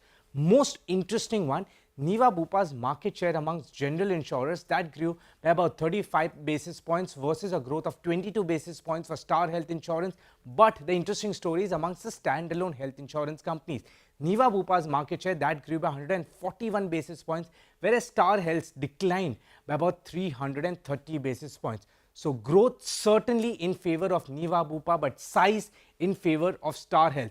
What does that do to the valuations? Niva Bupa is coming with a valuation of 6.13 times pre-money and 4.72 times post-money price to book. Star Health trades at the same valuation of 4.73 times price to book value.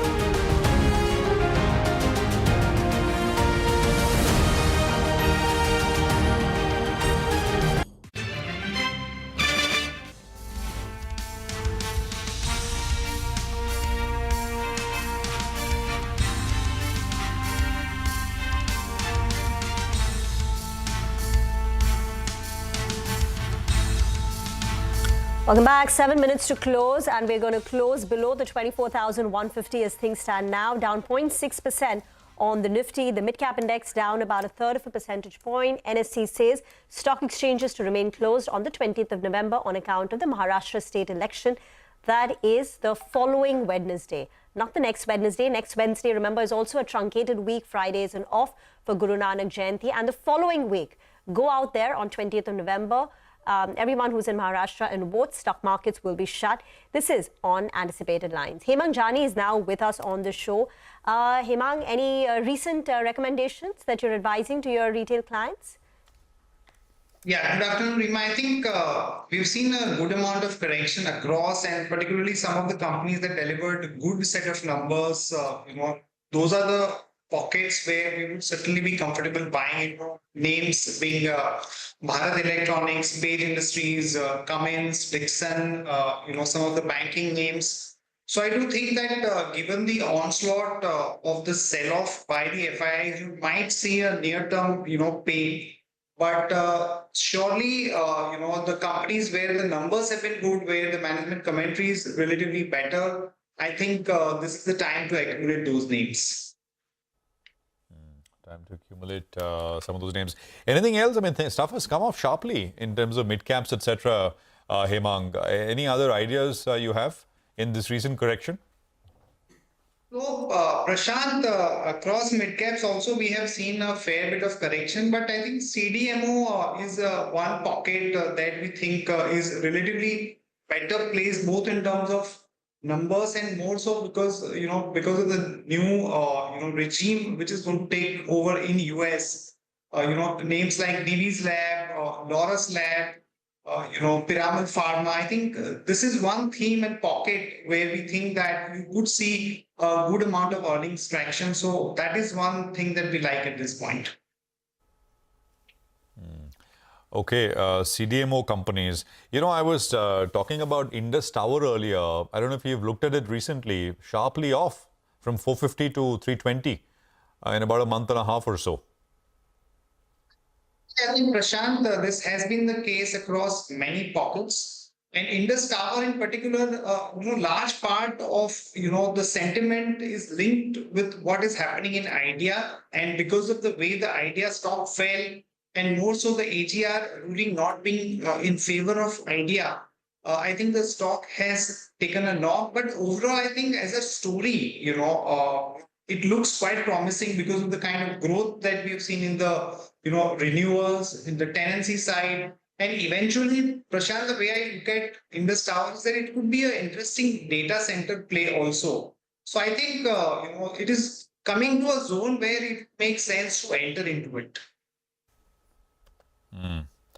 Okay, by the way, any thoughts on these EMS names?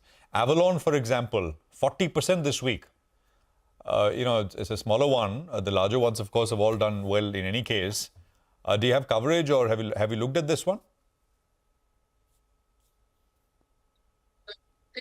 Firstly, EMS, I think by and large, the companies have delivered, reasonably good set of numbers, and the outlook also remains good. Be Dixon and few other names. So the theme remains quite good. I think we need to go with the larger and, more stronger players rather than trying to, buy into something just corrected more. Okay, all right. Let's just get some technical view in as well. We spoke with Gautam Shah earlier of Goldilocks Research. So here are his views on the market, then we'll come back. I do believe that the market has got into a base building process once again. And I think the key question a lot of people are asking is whether this is a correction within a larger bull trend or whether this is a trend reversal that leads to a series of lower tops and lower bottoms. I think the Nifty is going to be stable. It's going to be in a sort of a range. 23,800, 24,000 area is a very important support. I don't see that breaking down easily. In fact, I'm more tempted to believe that the market will break out above 24,500 and gradually move to levels of 25,000 to 25,300. So I would be constructive from here. I think I know there is a lot of fear in the system, but the charts which were very, very overbought at the starting of October are quite oversold in the month of as we start November. So I think this is a buying opportunity. constructive on financial services and Bank Nifty as a pocket. And I feel that this is the index that is possibly going to trigger the breakout on the upside above 52,500. And if that is going to happen, then you will have Bank Nifty testing lifetime highs pretty soon. So I would be very bullish on the financial services as a basket. I think on an overall basis, they should do well. So that I think is a very good risk reward idea. So whether you look at valuations, whether you look at charts, I think it's all very well placed. Barring that, I think IT is something where we are again very positive upon. Last 2 days, we saw a lovely move on the IT index, and I do see that index appreciating about 10 to 12% from here. So, got that. So that's Gautam with his technical view. Spoke with him earlier today. Look at something like a Novama back to 7,000 rupees. I mean, it had a quick move to about, I think, almost 7,300, but. Actually 7,500, maybe even higher. Yeah, 7,500 was the high, and back down to about 7,000 rupees with this 5% cut that you're seeing. Petronet is another big mover. It's down about 5%. So stocks at about 330.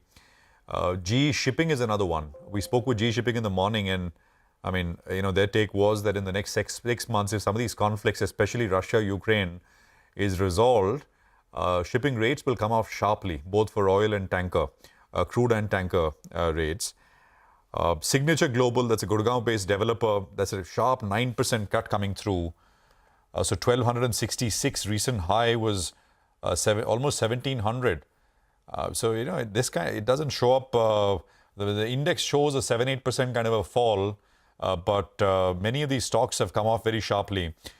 Aarti Industries, again, the recent high you want to look at, but it's not a sort of big performer or anything of that sort. But recent high was closer to 770. Stocks down under 500 rupees now, and that high was in the middle of August this year. Look at something like a Suzlon, for example. Suzlon, the high was about 86 rupees, and stocks closer to 60. Suzlon will come up on your screen as well. So, I mean, there's a fair bit out there, which of course is corrected between 20 and 35% as we look at things right now. I think we're just going to wrap up things. Hemang, I'm going to thank you here. Appreciate your time on CNBC-TV18 as always. Thank you very much for joining us on the show. We'll end about 1/3% lower. That's about 90 points in the red. So that's about 100 points away from the lows of the last 2 days, which is about 24,200. Nifty Bank had a bit more in terms of pressure. Percentage cut-wise, that was about 0.75%. So that's 400 points gone, 51,522. And of course, mid-cap and small caps. Actually, even if you take a look at the week, that is Friday to Friday, the Nifty and the small cap index have lost. I mean, the mid-cap and the Mag Nifty, Friday to Friday at least, are flat. The small cap index over the last 1 week is down about 2%. The Nifty is down about 0.7% or so. So, I mean, this is turning out to be a continuation of what we've seen over the last several weeks now on the downside. So, big week, big events, 3 of them. You had the US elections first, you had the Fed meeting, and then, of course, you had China NPC, which was a bit of a dud because nothing really came off it and the market was disappointed. But all of that behind us and the market now, in a way, looking ahead into next week. It's a wrap on this edition. A closing bell from all of us here. It's goodbye. Thanks for staying with us. But Editors Roundtable is where we'll pick up on the action and look ahead. Stay with us.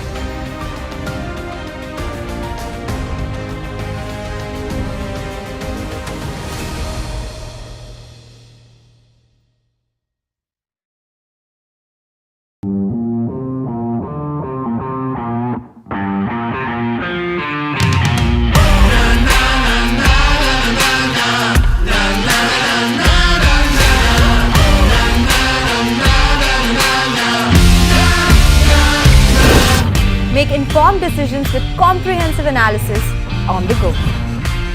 Strengthen your portfolio with real-time market updates on the go. Create effective strategies with insightful expert opinions on the go. Grow on the go with CNBC-TV18, now streaming live 24/7 on YouTube. How about listening to global market maestros before crafting your investment strategy? How about getting deep insights into their businesses from top Indian honchos before putting your money on the line? How about making every trading day profitable with strategies from the market masters, macro pundits and chart wizards? Only one show gives you a head start to your trading day. Get ready to profit. Get ready for business with Bajar at these times on CNBC-TV18 and CNBC-TV18.com. CNBC-TV18, an unending pursuit for excellence. A pioneer, a leader, a visionary, building a lasting legacy of credibility, consistency, and trust. Giving unparalleled access to global thought leaders and powering conversations that are shaping the new world order. Setting the highest standards through exemplary leadership. It is this unrivaled reputation for the most comprehensive coverage, actionable intelligence, and in-depth reporting that makes CNBC-TV18 India's #1 business news brand.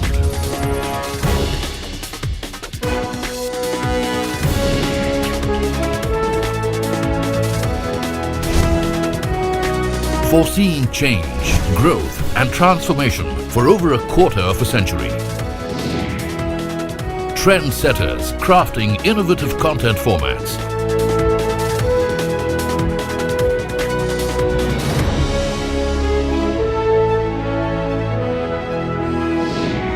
And award-winning business journalism. On air, online, on social media.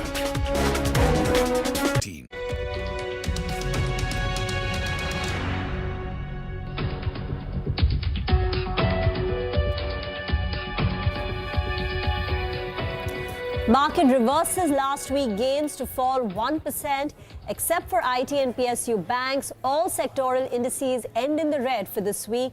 Hello and welcome to a new edition of Editors Roundtable. We take stock of the market action.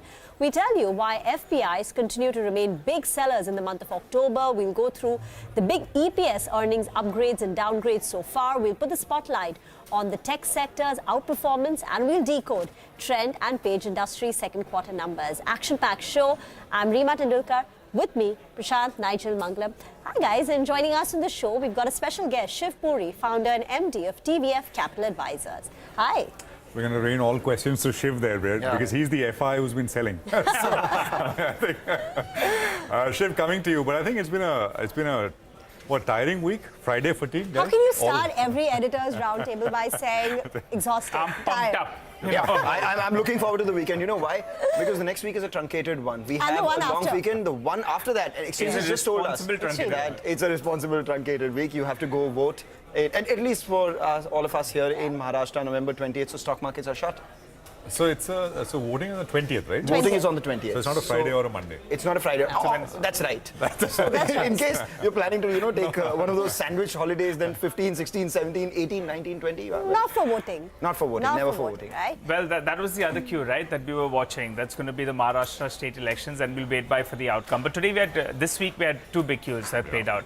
Donald Trump is back at the White House, and in fact, he's back the US presidency. And on expected lines, the Fed went ahead and they cut the rates by around 25 basis points. The problem is the FIs, they continue to sell in the cash market, and they're net short in the index futures. But there's no signs of them covering those shorts, at least as of now. So we'll require a fresh trigger on that front. In terms of a market range, 23,800 to around 26,000, 24,600 appears to be that range, at 800-point range.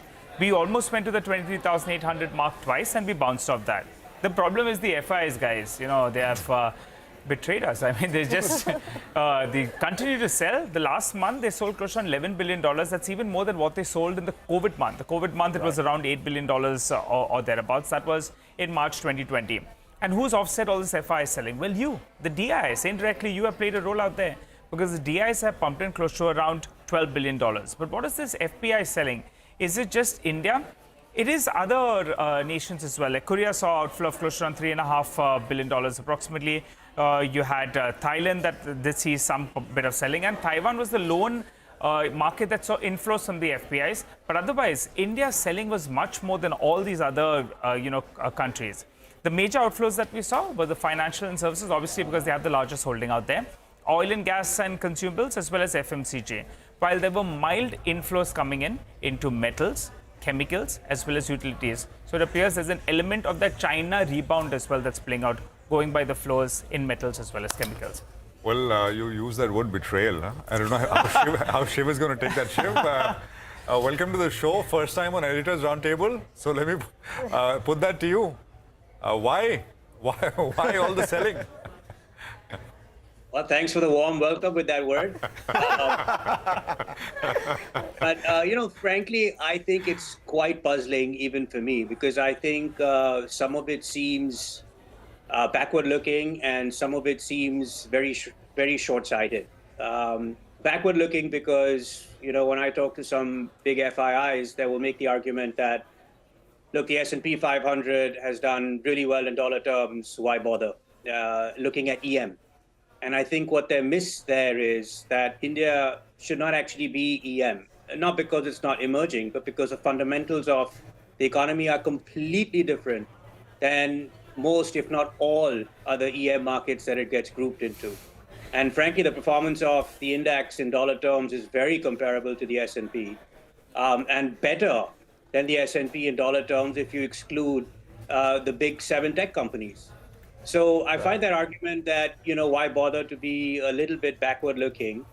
I think the short-term view, which is why I think you see this big number in October, other than just simply looking at, price to earnings ratio in China being so much lower and therefore saying we're going to reallocate without understanding the structural issues that still exist there, is a real fact that near-term earnings are really slowing down in India. And the last 2 quarters, the slowdown has been quite steep. I'm surprised more people are not focused on it. I think I was on your show right after the budget, and I was a bit surprised that the budget focused so much on the fiscal deficit, but not enough on spending. I think you're seeing some of that in terms of the slowing earnings growth that is really coming across the sector. So there are 2 points to what you're saying. One, you said that you are confused, so we're wondering whether you are selling or buying. And the second part, you said that when you speak to the big FII, so again, we're wondering whether you're not the big FII itself. But on both those points, we'll come back to you. But the third point that you made on earnings itself, that being disappointing. Well, Prashant's done some data crunching. Prashant, it's a season to forget. It's a season to forget, right? And I hope we can forget it. And, starting the next earnings season, we get better tidings. But let me go across to the wall and explain essentially what has happened, right? And this is the second quarter earnings season that we're looking at. And to the Chiv's point that some of this is backward-looking data, so be sure this is backward-looking.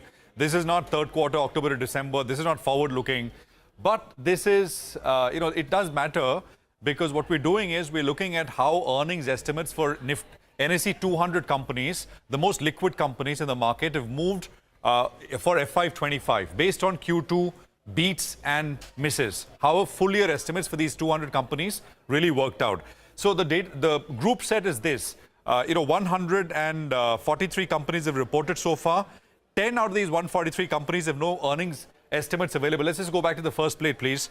10 have no earnings estimates available. So the data set is 133 companies. Out of 133 companies, 66% of these companies have seen EPS downgrades. I don't remember the last time we had such high percentage of companies seeing downgrades. 27% companies have seen EPS upgrades, and 7% companies have seen no changes to their EPS estimates at all. So let's quickly now work down to individual stocks and which are these companies which have seen the maximum downgrades. And I've sort of kind of largely tried to group these along sector lines. Look at the steel companies, JSW Steel, Tata Steel, JSPL. This is earnings estimates for the full year FY25 and how they've moved since the earnings season started, and the earnings season is 4 weeks old. So this is, this is the set. So steel, look at the next plate, please. IOC, HP, BP, anything between 8 and 25%. Let's move along to power companies, right? Adani Green, JSW Energy, BHEL. Look at the downgrades here, 17 to 20%. Look at cement, 13%, 11%, Ambuja, 7.5%, 8%. You look at some of these new age companies, Zomato, 15% sort of downtick to full year numbers. SBI Cards, IndusInd Bank are some of the others. Indigo has seen a 19% pull down to their full year estimates. SRF, APL Apollo. Then there's an assortment of other companies. Biocon, I was surprised. I'm not sure what happened here, but these are Bloomberg consensus numbers. Tata Communications, PV Fintech, Supreme Industries, DMart has seen a 10% downgrade to full year numbers, and there's Container Corporation as well. So, and of course, on the flip side, this is the set.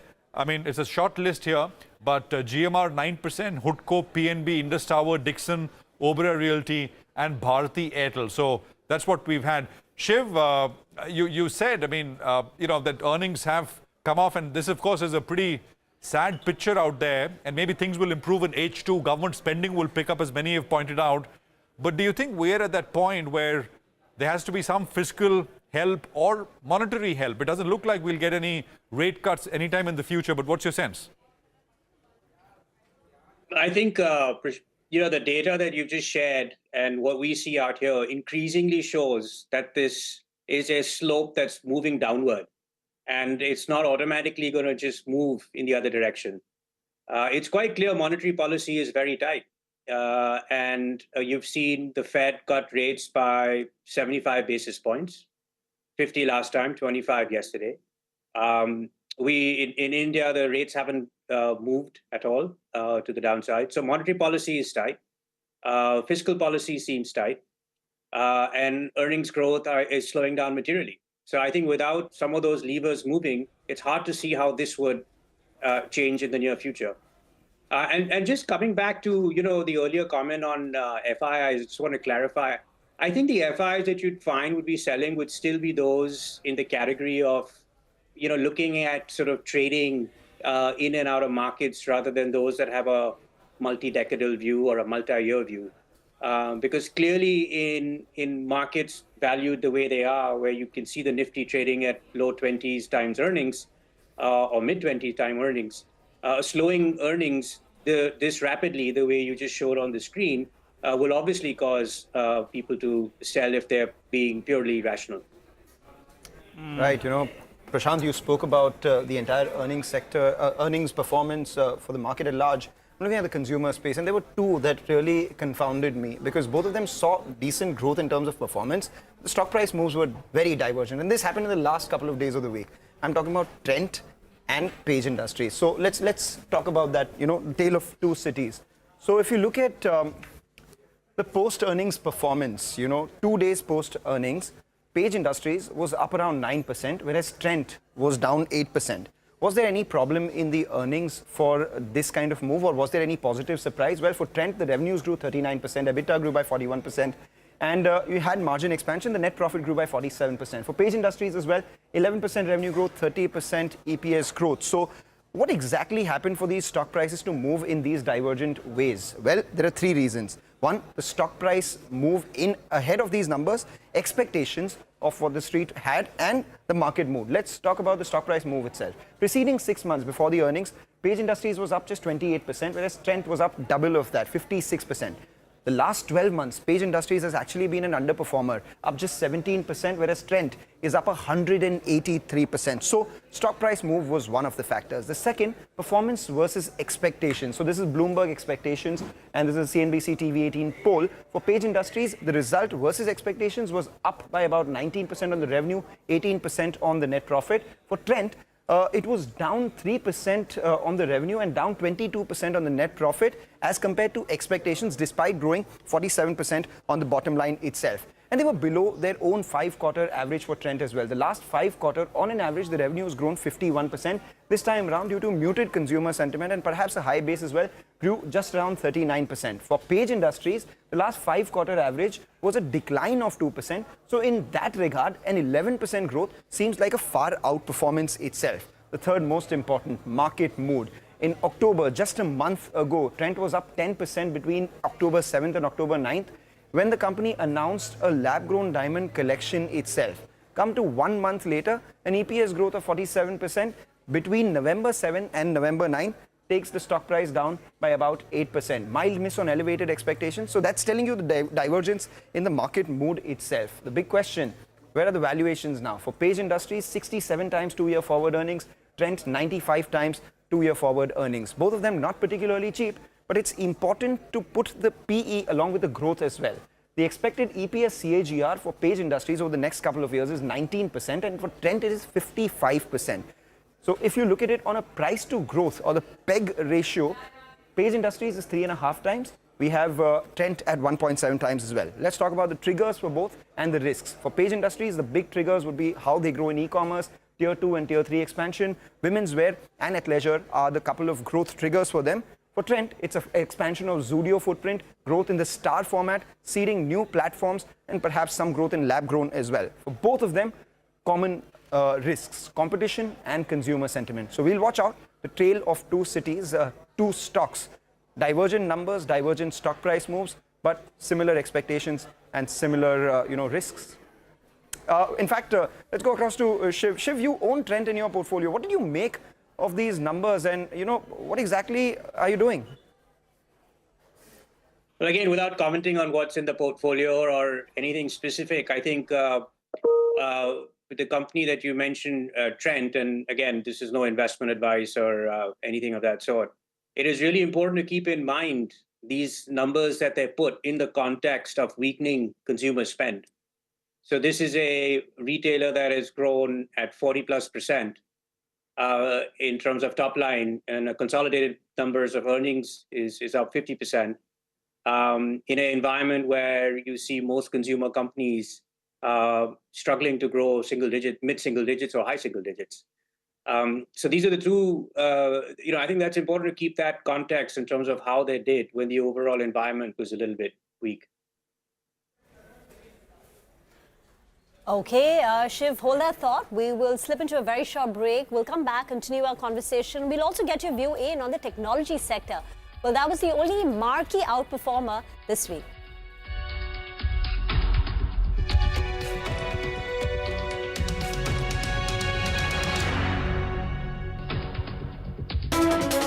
As we embark upon 25 years of excellence, we invite you to be a part of our future.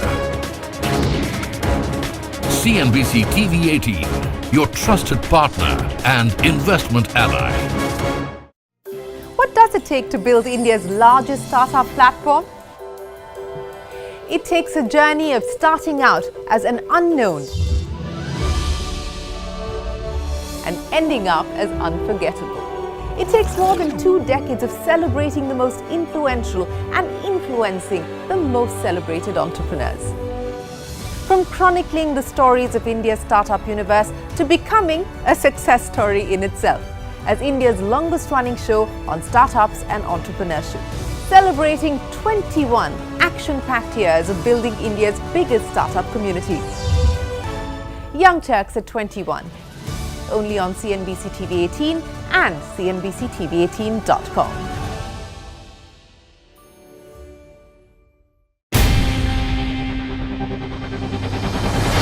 CNBC-TV18's most comprehensive and award-winning news show, India Business Hour, drops first on YouTube.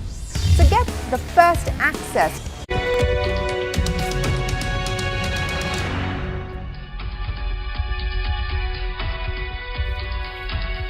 Hi guys, you're watching Editor's Roundtable. It was a tough week for our markets. We gave up nearly 1% at the index level, but one sector stood out, and that's IT. The Nifty IT index soared nearly 4.5% this week. I spoke to a few analysts, and they're saying that IT perhaps is now seen as a US macro play. Because this cut, the potential cut in US corporate taxes, opens up space for budget increases, and maybe discretionary spending also comes back. And if you remember, in Trump 1.0, in his earlier term, IT had underperformed because of restrictive immigration policy. H-1B visa rejection rates went up.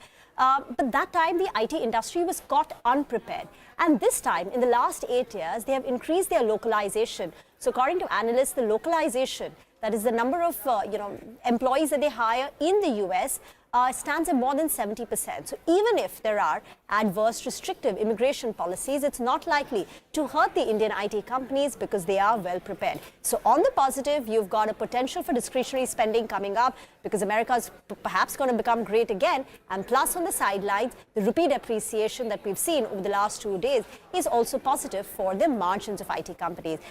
Shiv, so come in. Is there a case to increase allocation to technology? Technology is not performed. And now, even in the Q2 earnings, we did see green shoots in BFSI recovering. So all in all, would you go out there and increase your allocation to tech?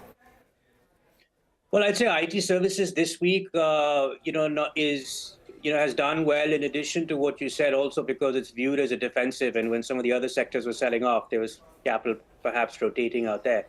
I'm going to mention 2 points, which I think are really interesting from a structural perspective on IT services. So without commenting on what's going to happen this quarter or next quarter. Number one, historically, it's never been a great macro play on the US economy. It's been actually the opposite when companies are looking to cut costs and they want to move their budgets or through migration work. A lot of that has come to IT services. And the number 2 point I'll make is that if you heard the earnings calls from the big cloud vendors like Amazon and Google, Google mentioned on their last earnings call that 25% of all the code that's written at Google was done through AI. Amazon mentioned that they migrated 36,000 applications, which would normally take hundreds of developer years in the quarter using AI. And when you talk to them offline, they've got very big plans in terms of what they're going to do regarding taking some of that development in-house using AI. So I'm not quite sure what the implications are, but I think it's going to be very interesting once this current migration work is over, which is getting the data ready for Fortune 500 companies to get them ready for AI, and we are into that. What does this mean longer term for IT services companies? I think that's a very big question.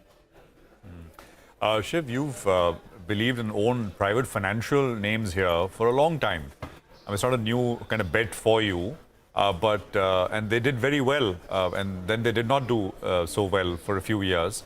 But it's the time here now for private financials, valuation-wise, and of course, I mean, actually largely valuation-wise, because everything else is so expensive and maybe there's a bit of an earnings deceleration elsewhere as well. Well, a couple of things happening in financials, right? In the last 1 year, you've seen how tight monetary policy has been. And with a lot of money moving into the equity markets from domestic retail, there's been pressure on gathering low-cost deposits for some of the financial institutions. But in the last quarter, that was changing. And you could see some of the big banks growing their deposit bases quite healthily. I think the interesting thing in financial services is that the larger banks and the larger, more well-run NBFCs will now see an increasingly better time in the coming 12 months. And I say that for a couple of reasons. Number one, you saw in the last year and a half or 2 years, a lot of lenders come into the market, especially in the unsecured space. And you saw the RBI also come down and get concerned about it. And what you're seeing right now is the impact of all of that lending. But the bigger lenders were a lot more cautious, and the largest bank was a lot more cautious. And if you see what they're doing now they're talking about over the next 12 months, increasing their exposure to that space as the data changes. And this is very typical. This has happened over cycles, which is why the big companies in financials don't change and they get stronger with each cycle. I think the second thing is that I think monetary policy will loosen over the next couple of quarters. And if that happens and liquidity in the system goes up, that's another benefit to the financial sector. Shiv, thank you very much for your insight. Enjoy your weekend. And with that, folks, it's a wrap on this week's broadcast. Thank you very much for watching. But next week's a big one, right? First, it's the last of the earnings season, and then we've got a very special Global Leadership Summit. But till then, thank you for watching the show. Enjoy your weekend and stay with CNBC TV18 for more news and updates.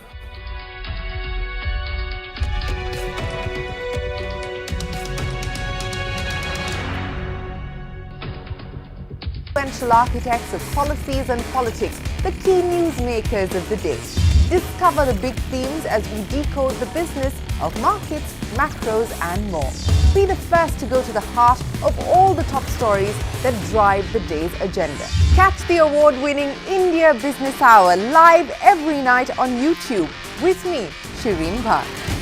India Business Hour live on YouTube at CNBC TV18 weeknights at 7 p.m.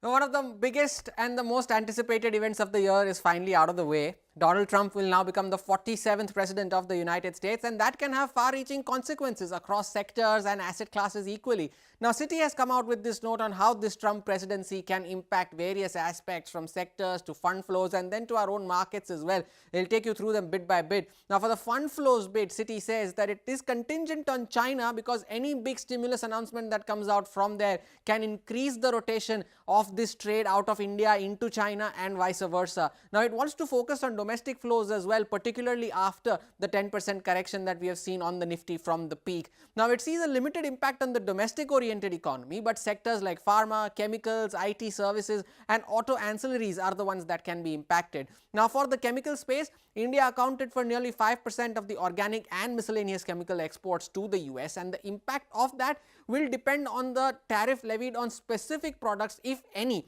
and vice versa as well. Now, for the auto ancillary space, the China +1 policy can benefit stocks like Sona Comstar, Balkrishna Industries, Samvardhana Motherson and Bharat Forge, but that is subject to how the relative tariffs change within the sector itself. Now, for the pharma space, Citi says that the Western biopharma companies are looking for vendors beyond China, and stocks like Divi's Laboratories are better placed compared to its peers due to the costs and the capacities that it has. Now, while a Trump presidency was said to be negative for Indian IT, Citi believes that the companies are now better positioned to deliver more via offshore post the COVID pandemic. Now, it also wants to watch out for any potential tax cuts and the impact that it can have on any of these stocks. Now, the result is definitely a negative for the metal sector, just for the threat of the increased tariffs. But Citi is unsure whether any of this higher stimulus from China to offset this can lead to upgrades for Indian steel stocks, which have already run up quite a bit. Now, Citi also says that the Trump presidency is negative for oil prices, and that reinforces their conviction to maintain their buy recommendations on OMCs like HPCL, BPCL and Indian Oil compared to its neutral stance on stocks like ONGC. Now, the brokerage draws upon the 2016 election that Trump had won. Now, while Indian equities had delivered 23% returns in US dollar terms over the next 12 months, sectors like energy, telecom, materials outperformed, while IT, healthcare and consumer discretionary were the underperformers. So what does that do to our own markets now? Now, Citi believes that despite the correction that we have had, valuations are off the highs, but they still remain above historical averages. It prefers buying the dips, and its September 2025 target implies a 4% upside on the Nifty currently. So there you go. Donald Trump, the 47th president of the United States and a disruptor for multiple sectors. For India, it's more a case of you win some, you lose some.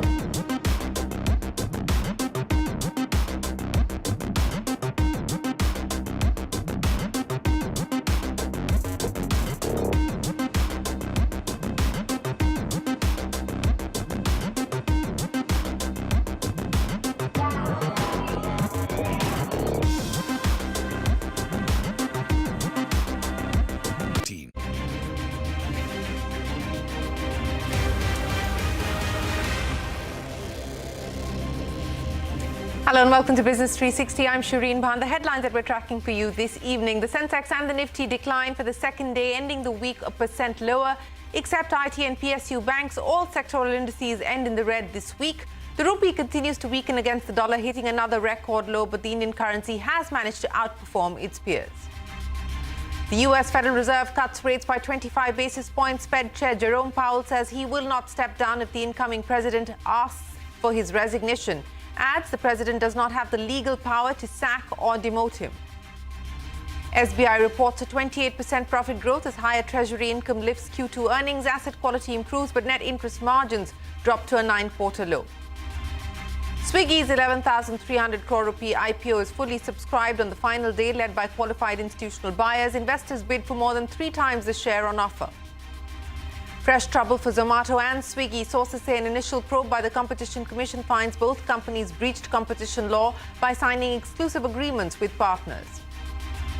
Russia's Vladimir Putin says he's ready for a dialogue with incoming US President Donald Trump. Putin says Trump acted like a man after the assassination attempt in Pennsylvania. Israeli attacks continue in southern Lebanon and Gaza, taking the death toll higher. Hezbollah claims it targeted a naval base in Haifa. The second such attack in less than 24 hours. Clashes break out between Israeli football fans and alleged pro-Palestinian supporters during a football match in Amsterdam. Chief Justice CJI Chandra gets emotional, wiping tears from his eyes on his last working day. His 2-year tenure at the helm has been the longest in the last 12 years. It is essential to act now, says the UN General Secretary on the eve of the annual climate summit COP29 in Azerbaijan's capital Baku, warns global leaders against underestimating the risks of catastrophic climate breakdown.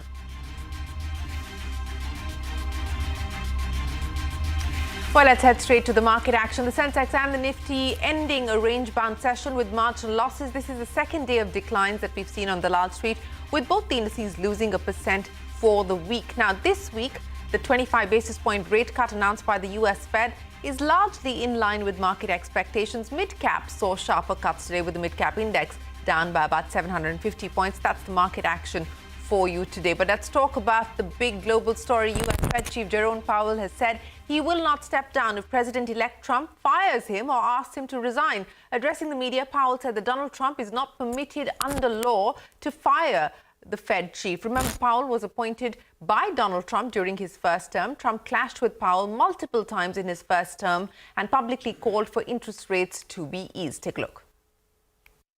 Do you believe the president has the power to fire or demote you, and has the Fed determined the legality of a president demoting at will any of the other governors with leadership positions?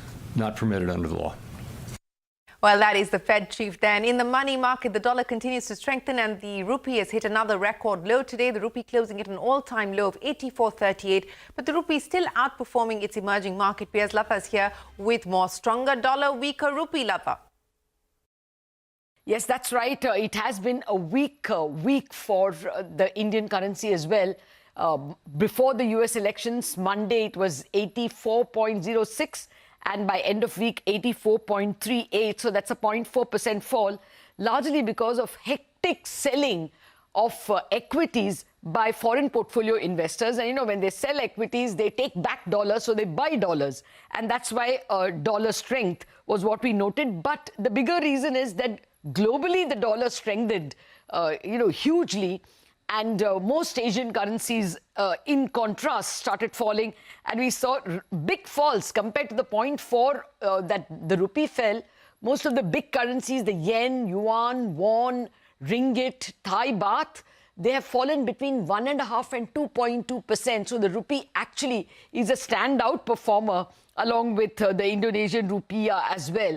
Now, the reason why you're seeing this fall is because the expectation is that the Trump administration will impose tariffs. And in 2018, when tariffs were imposed by US on Chinese goods, China responded by depreciating the currency so that Chinese goods are cheaper. And therefore, the expectation is that there will be Chinese depreciation, that is renminbi depreciation this time around as well. Now, India runs a current account deficit with China, and therefore, if the renminbi depreciates, Chinese imports will rush into India, and therefore India will also want to depreciate its currency somewhat. That is the expectation. The market is expecting the yuan, which is already depreciated from about 7.07 to 7.17. They expect it to fall to 7.30. So further depreciation of the rupee is expected by the market. Of course, the sale of Indian equities by FPIs is another reason why the rupee is still seen as likely to. All right, Lata, many thanks for joining us. That was the rupee. Let's talk about the Bitcoin. It continues its record-breaking run, hitting an all-time high of $76,900. The cryptocurrency's four-day rally has been fueled by Trump's victory as the U.S. president. Now, the U.S. Federal Reserve's 25 basis point rate cut also supported prices. Bitcoin up 77% this year. The U.S. President-elect Donald Trump has appointed Susie Wiles as the White House Chief of Staff. This is the first appointment of the new Trump administration that will take charge on the 20th of January next year. Susie Wiles was one of the key campaign managers behind his election victory. She will become the first woman in U.S. history to hold the role of White House Chief of Staff. In a statement, Trump said that Susie will continue to work tirelessly to make America great again. Outgoing U.S. President Joe Biden addressed the nation and promised an orderly transfer of power. Speaking about the election defeat suffered by the Democrats, Biden said, and I quote, "Setbacks are unavoidable, but giving up is unforgivable." Take a look. Setbacks are unavoidable, but giving up is unforgivable. We all get knocked down. But the measure of our character, as my dad would say, is how quickly we get back up. The America of your dreams is calling for you to get back up. That's the story of America for over 240 years and counting. It's a story for all of us, not just some of us. The American experiment endures. We're going to be okay. Well, that is outgoing President Joe Biden. Meanwhile, Russian President Vladimir Putin congratulated President-elect Donald Trump. Speaking at an event in Sochi, President Putin said that Russia was ready for a dialogue with Trump. Putin also said Trump acted like a man after the assassination attempt in Pennsylvania. I take this opportunity to congratulate Donald Trump with his election to the post of the President of the United States of America. I have said already that we will be working with any head of state who would be trusted by the American people. Indeed, this is going to be like this in practice. And incoming President Trump has promised to end the war in Ukraine. Before his inauguration, a Kremlin spokesperson termed Trump's declaration as an over-exaggeration. To propose something in order to solve the Ukrainian crisis, even before his inauguration. Of course, there was a little bit over-exaggeration that you would be able to do it overnight. Certainly there's nothing that can heal this problem overnight. Well, but at least if is going to, I mean, new administration is going to look for peace, not for continuation of the war. And let's talk about crude oil prices remaining largely steady even as Israel intensified its strikes and conducted raids in both Lebanon and Gaza. According to media reports, at least 13 Palestinians have been killed in Israeli attacks on North Gaza, with 4 more killed elsewhere in the war-torn enclave. Israel's military offensive has killed around 13 Palestinians in northern Gaza today. Israel has also ordered residents in Gaza City to evacuate. Parts of the city have witnessed airstrikes at multiple locations, including residential buildings and refugee camps. Israeli attacks also continued in southern Lebanon, where 52 have died in the last 24 hours. This as Hezbollah said that its artillery shelled Israeli forces in southern Lebanon. The Lebanese armed group also said it targeted a naval base near the Israeli city of Haifa with missiles. Meanwhile, violent clashes erupted over a football match in Amsterdam between fans of Israeli football team and pro-Palestinian protesters. Israeli officials have said that 10 Israelis have been injured and 2 people remain missing. Israel's Prime Minister Benjamin Netanyahu has said the country will dispatch planes to bring back its citizens from Amsterdam. Well, back home, Swiggy's initial public offer has been subscribed over 300% on the last day so far. The subscription was led by qualified institutional buyers who booked the issue 6 times over. The portion allocated to retail investors has also been fully subscribed. Remember, the company plans on raising over 11,000 crore rupees from this public issue. So that is Swiggy and its IPO. But staying with Swiggy, fresh trouble for both Zomato and Swiggy. Sources tell us that an initial probe by the Competition Commission has found that both companies breached competition law by signing exclusive agreements with partners, essentially restaurants. Parikshit is standing by now to take us through the details. Parikshit, what are the findings of the CCI probe? Well, the CCI had received complaints from certain restaurant bodies earlier this year, to be specific, in March this year. And the DG investigation in the Competition Commission of India began his probe, which has found that aggregators like Swiggy and Zomato were breaching and were in violation of competition law of the country. Essentially, they entered into exclusive agreements with their partners, which allowed them to promote the growth of certain restaurant chains or restaurants exclusively on the platform. This, the CCI initial investigation believes, is in violation of competition laws and can attract action as well. Now, these are initial findings. The report will be sent to to both Swiggy and Zomato. Their statements will also be called for. They will be given a chance to explain themselves. That process has not yet happened. Currently, this is at an investigation stage. These are the findings of the probe. What the CCI will now do is, after hearing all the parties and stakeholders, it will adjudicate on the matter and then give a ruling. And that will be the course of action that will be taken. So this is where the case is, but definitely not good news coming in for both Swiggy and Zomato. All right, Parikshit, many thanks for joining us. We will head into a break, but up next, Chief Justice CJI Chandra gets emotional on his last day in office. That and more when we return.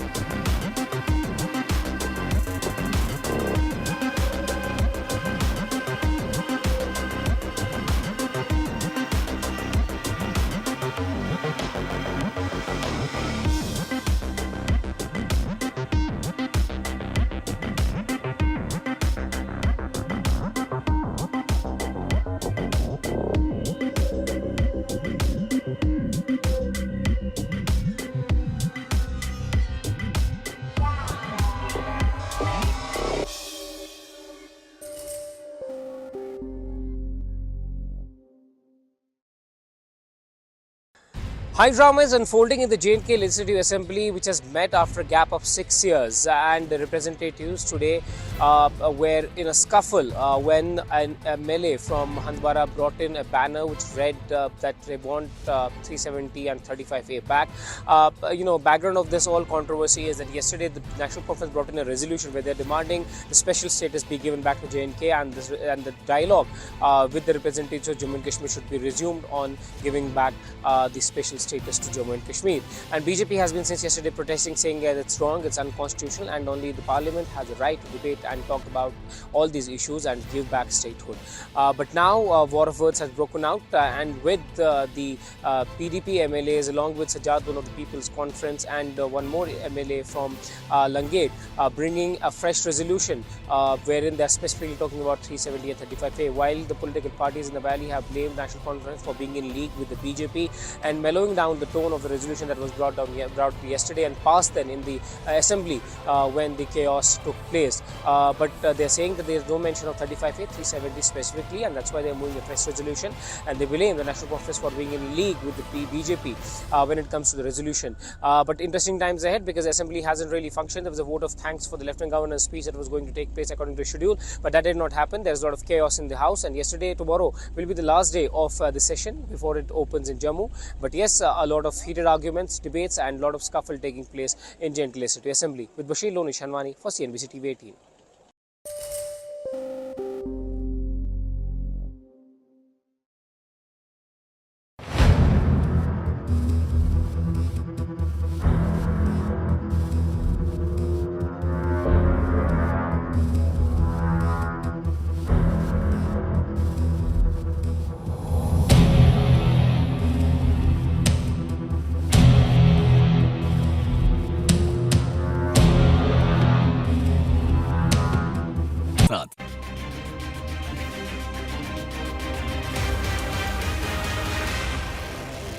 Well, the big earnings of the day. State Bank of India reporting a good set of numbers for Q2 with a higher treasury income boosting profit margins, however, dropping to a 9-quarter low. Abhishek is standing by with the key numbers from SBI. Abhishek.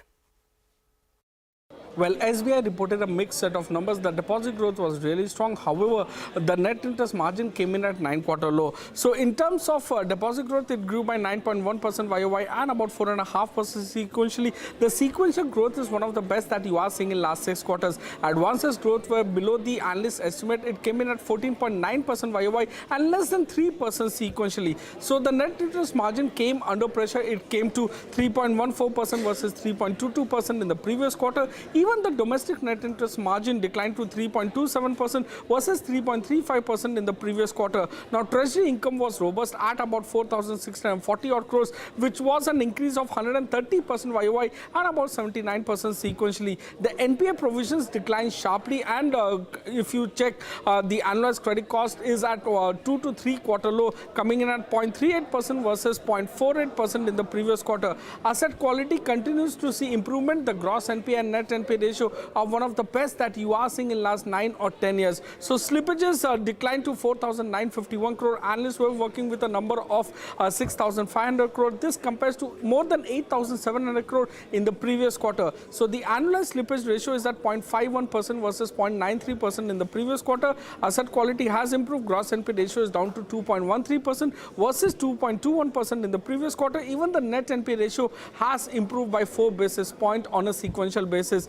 In terms of the performance, the NI is largely in line with our poll, and thanks to treasury income, which was on the higher side, the PAT beat our poll. Back to you. All right, Abhishek, many thanks. And Tata Motors missing muted estimates in Q2. Sudarshan is standing by with the details. Sudarshan, what's gone wrong here for Tata Motors?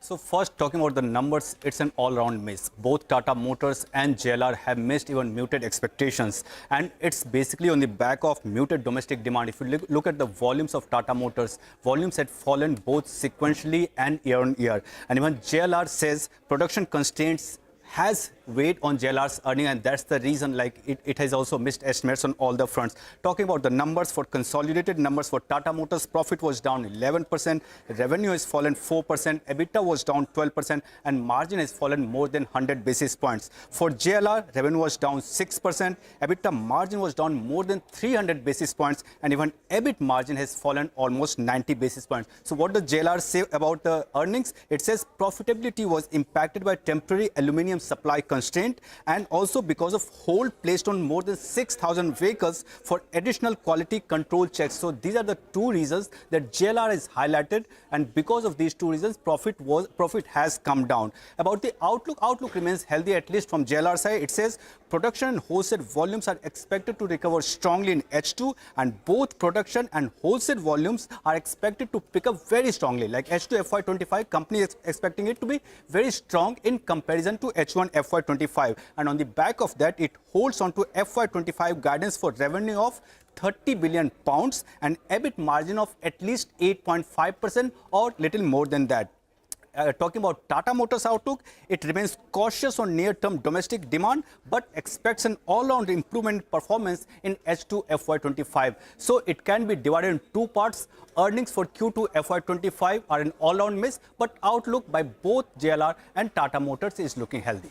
All right, Sud, many thanks for joining us. Well, an emotional last working day for Chief Justice Niva Bupa, who retires on the 10th of November. Justice Chandra got emotional and was seen wiping tears as Justice Narasimha hailed his extraordinary ability as a lawyer. Justice Rishikesh Roy also had words of praise for the CJI, who also happened to be his classmate. Chandrachud's 2-year tenure as the Chief Justice has been the longest in the last 12 years. I had the great opportunity of appearing before him and also sitting with him. Yes, well, that's... I must say that at both instances I failed to come up to, as a lawyer, extraordinary ability, as a judge, extraordinary ability, as we were all appearing from the bar, and his patience, his participation in the proceedings, whoever appears, it was amazing. You ask me, what keeps me going? It's this court which has kept me going. Because there's not a single day when you feel that you have not learned something, that you have not had an opportunity to serve society. And there's no greater feeling for a judge than to be able to serve those in need and people you would never meet, people you possibly don't even know of, people whose lives you have the ability to touch without ever having seen them. So I'll conclude by thanking all of you. Each one of you, believe me, each one of you has taught me so much that I didn't know about law, and more importantly, what I didn't know about life. Because in all that all of you said to me in the court, I learned so much about life. I learned so much about life today. I mean, those 45 matters which we did. There's no case which is similar to an earlier case. So in every case that you decide here, you learn so much about what's happening in society, what's happening across the nation. If I ever hurt any one of you, I would like to just say Michami Dukadam. Please forgive me for something which I didn't intend to ever say or do. So what would Justice Chandrachud's legacy be? What were the key judgments delivered during his tenure? Ashmit has compiled a list, joins us now. It has been a long career for Niva Chandrachud. Ashmit, take us through some of the key milestones, the key verdicts. Well, borrowing a few words from what Justice Chandrachud had said in a famous rebuke to a persistent lawyer, Justice Chandrachud had once remarked that the lawyer could not spend a day under the pressure of the CJI's chair. Well, after a distinguished career as a judge, stretching across 24 years, India's 50th Chief Justice, that's Justice Niva Chandrachud, can finally breathe easy as he steps down, marking his last working day in the Supreme Court. He began his practice as a lawyer in the Bombay High Court, swiftly moved up the ranks, was appointed as the Additional Solicitor General in 1998. After a brief stint, he was appointed as a judge of the Bombay High Court, a challenge he gladly welcomed, grappling with commercial disputes for 13 years in the Bombay High Court. He was elevated as the Chief Justice of the Allahabad High Court in 2013. But the road eventually led to the Supreme Court. Justice Chandrachud was elevated as a Supreme Court judge in 2016. And 6 years later, in November of 2022, he assumed charge as the Chief Justice of India, as the 50th Chief Justice of India. Now, in the 8 years at the Supreme Court, Justice Chandrachud pronounced 620 judgments. We look at the ones that made the biggest of impacts and the loudest of headlines. Ayodhya verdict is right on top. In a departure from convention, the Supreme Court judgment was silent on who authored it. Justice Chandrachud is believed to be the author. This judgment paved the way for the new Ram Temple, which in turn led to the Prime Minister completing the Pran Pratishtha ceremony in January of 2024, just ahead of the elections. The judgment has been celebrated and criticized in equal measure. Article 370, Justice Chandrachud-led bench upheld the centre's controversial decision to not only abrogate Article 370, but also to strip statehood, reducing J&K to a union territory. The Supreme Court noted that Article 370 was only transitory in nature. Electoral bonds. He also brought some pain to the centre in the form of striking down of the electoral bond scheme as unconstitutional. The outgoing CJI held that bonds left room for quid pro quo, with corporates seeking favours for donating money. The timing of the judgment was critical, coming just a couple of months ahead of 2024 Lok Sabha elections. Privacy. One of the most lasting impressions left by the 50th CJI is granting Indians a new right, the fundamental right to privacy. He also built on this verdict to dissent against the majority judgment upholding Aadhaar's legality. Justice Chandrachud had flagged the possibility of surveillance using Aadhaar. Section 377. Another big defense of civil rights was the striking down of Section 377 of the IPC, which criminalized gay sex. Justice Chandrachud was a part of the 5-judge bench. This judgment served as the foundation for securing rights of the LGBTQ community. Same-sex marriage, but while Justice Chandrachud struck down criminalization of gay sex, he could not find it in him to also allow the right to marry the same-sex couples. In an elaborate judgment, he recognized the need to remove stigma from the LGBTQ community, but left it to the parliament to decide this issue. The AJR curative plea. With his pedigree and experience in corporate litigation, the outgoing CJI also decided key legacy issues like the AJR issue. He rejected the curative plea of telcos who had been claiming arithmetic errors. In doing so, he reaffirmed the 1.43 lakh crore rupee demand. Jet Airways liquidation. The airline, after 25 years of operations and 5 years of insolvency, will now be sold for scrap. The Supreme Court expressed frustration with 5 years of IBC proceedings not yielding any results and directed for the airline's liquidation. And finally, Baiju's insolvency. The EdTech company tried to escape insolvency proceedings by settling payment dispute with the BCCI. The Supreme Court expressed unhappiness with procedural irregularities and sent the company back into insolvency. Now, this was just skimming from the top of his vast body of work, 620 judgments, mind you. And while many of these key decisions have left some parties unhappy, even the strongest of critics have often tipped their hats to the 50th Chief Justice of India.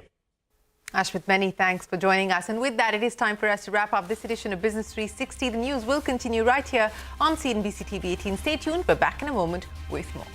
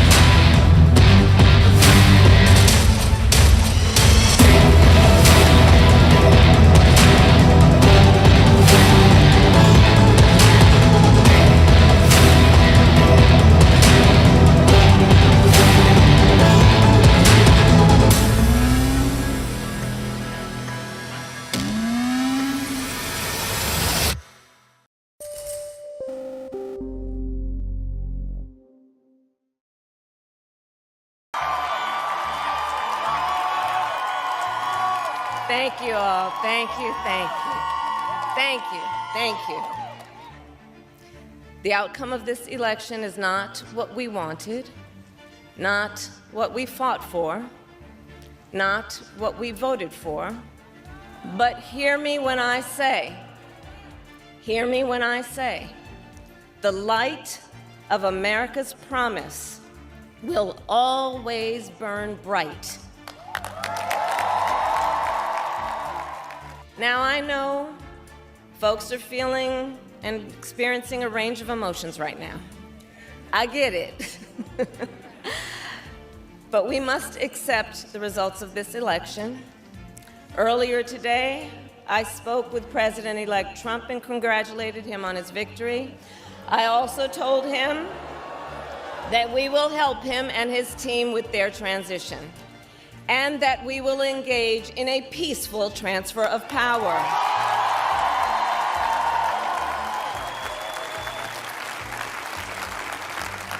A fundamental principle of American democracy is that when we lose an election, we accept the results. That principle, as much as any other, distinguishes democracy from monarchy or tyranny. And anyone who seeks the public trust must honor it. At the same time, in our nation, we owe loyalty not to a president or a party, but to the Constitution.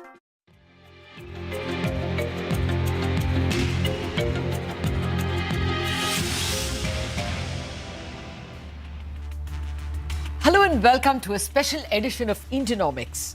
Donald Trump has stormed back to power, and one of his key promises is to cut down income tax sharply and fund the budget with higher tariffs. Trump's victory sent Asian currencies from the renminbi to yen to baht hurtling down by 1.5 to 2.2 percentage points this week. So, what's in store for Asia and for the Indian economy? I'll be speaking to two economists who specialize on Asia, India and China. First up, let me invite Ishwar Prasad, Professor of International Trade Policy at Cornell University. Well, in a bit, we will be speaking to Jahangir Aziz, the emerging market economist from JP Morgan. But first, let me welcome Dr. Prasad. Sir, thank you very much for finding time for us. Well, let me start by asking you, should we expect, like 1 year from now, 12 months from today, do you think there could be a lot of chaos in the international trade with tariffs and counter tariffs? Chaos is certainly the phrase of the hour, Lata. There is going to be a lot of unpredictability in U.S. policy making. One question is whether many of the campaign promises that Trump made over the last year or so are going to be translated into policy actions, or if these are to be seen as threats that essentially bring other countries to the table and play the way Donald Trump wants them to play. He certainly made a strong commitment to increase tariffs across the board, and especially to increase tariffs to a very high level against China. Now, I suspect we will see at least some movement on tariffs. Now, whether he's going to raise them to the extent he's talked about, whether these are going to be across the board remains to be seen. But it certainly creates a lot of uncertainty among U.S. trading partners and for the global trading system more broadly, because Trump's moves, even if they don't turn out to be very significant tariff increases, are going to put a crimp on world trade and could lead us to a place where we have protectionist moves beginning to emerge around the world. What's your base case in terms of a Chinese response? The market is clearly guessing that China will depreciate its currency to account for at least part of the tariffs increasing prices of their products. Do you think that that will be China's reply? Now, the Chinese economy is in a very difficult position now relative to the previous time Trump was in office and we had similar issues on the table. Right now, the Chinese economy is not doing terribly well. And over the last couple of years in the post-COVID period, one of the key drivers of growth in China has been investment. Domestic demand, especially household demand, has been relatively weak. So we have a bit of an imbalance between the increase in supply and weak demand. So China has been relying on exports to a good deal to power its growth. So tariffs at a time like this that limit exports to one of the key export markets could be important. Now, having said that, the U.S. has become a less important export market for China over time, at least directly, although there are some exports going through Mexico and Vietnam to get around some restrictions on Chinese direct exports to the U.S. So it's not as important as it used to be, but at a time when the Chinese economy is vulnerable, this certainly is a concern. So we're going to see a series of policy responses from China.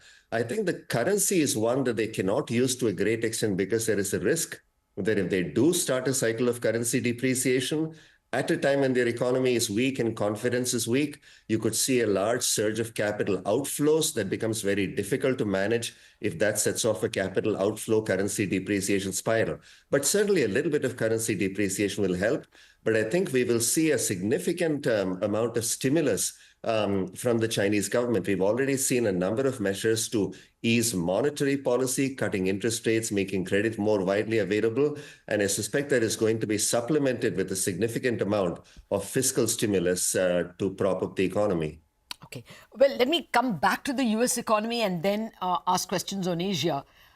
The way the markets have, pushed up US stocks, it is betting on very good growth in the US itself, probably because of lower taxes, a higher fiscal deficit, both of which are, growth stimulating. So do you think in calendar 2025 itself, growth may be good in the US? Is that a bet to take? The US economy has proved pretty robust over the last few quarters, despite interest rates being held at fairly high levels until this past summer. And that momentum is likely to continue. The US is somewhat insulated from what happens in the rest of the world, so it can power itself along. And certainly some of the measures that Trump has talked about, which are likely to widen the deficit, will have a short-term stimulative effect. One of the reasons I think we are seeing stock markets in particular doing so well is not just a bet on growth, but also a bet on a much looser regulatory environment, which could be very good for corporate earnings. So that, I think, is one of the reasons why, independent of what happens in terms of growth, stock markets have really gotten a boost from this election outcome. Now, having said that, I think the fundamental strengths of the US economy are likely to remain. And if we move to an environment where interest rates are lower, where there is some fiscal stimulus along the pipeline, and we switch to a looser regulatory environment, certainly in the short run, that is all going to be good for growth. Okay, yeah, you emphasize short run, and I thank you for that, because that leads to the next question. In the medium term, the fiscal deficit is already very high. I mean, ranging over 6%. We already saw that bond yields, despite the Fed cutting rates by a huge 50 bips in the first shot, bond yields have gone up like 60, 70 basis points, simply because of the feared supply of bonds. This looks a little contradictory to me. If the sovereign paper is going towards 4.5, as fiscal deficit increases, wouldn't that be anti-growth? Wouldn't that hurt growth? I think the long-term interest rates in the US, especially the 10-year Treasury security, which you alluded to, is certainly hinting that there are significant fiscal problems ahead. Neither of the two campaigns, made any pretense of trying to rein in the fiscal deficit. And certainly much of what Trump has talked about is really going to expand the deficit very significantly. And it's very hard for bond markets to ignore that, even if short-term rates are coming down. We have other phenomena in play, of course. The Fed has been trying to slowly reduce the holdings of Treasury securities on its balance sheet, which is going to, again, reduce the demand for Treasuries. Now, one of the interesting questions is whether, given that we are moving to an environment where there is going to be much more volatility and unpredictability of US policies, which affects the US and the rest of the world, whether that is going to lead to an increased demand for safe assets. And of course, when the world looks for safety, it usually turns to US Treasury securities, which could help in keeping down rates at the long end of the yield curve. But it's hard to believe that with US deficits continuing to rise, even at a time when the economy is doing so well, that this will not have a significant implication on long-term rates. And that could certainly affect capital allocation in the economy and therefore long-term productivity and growth.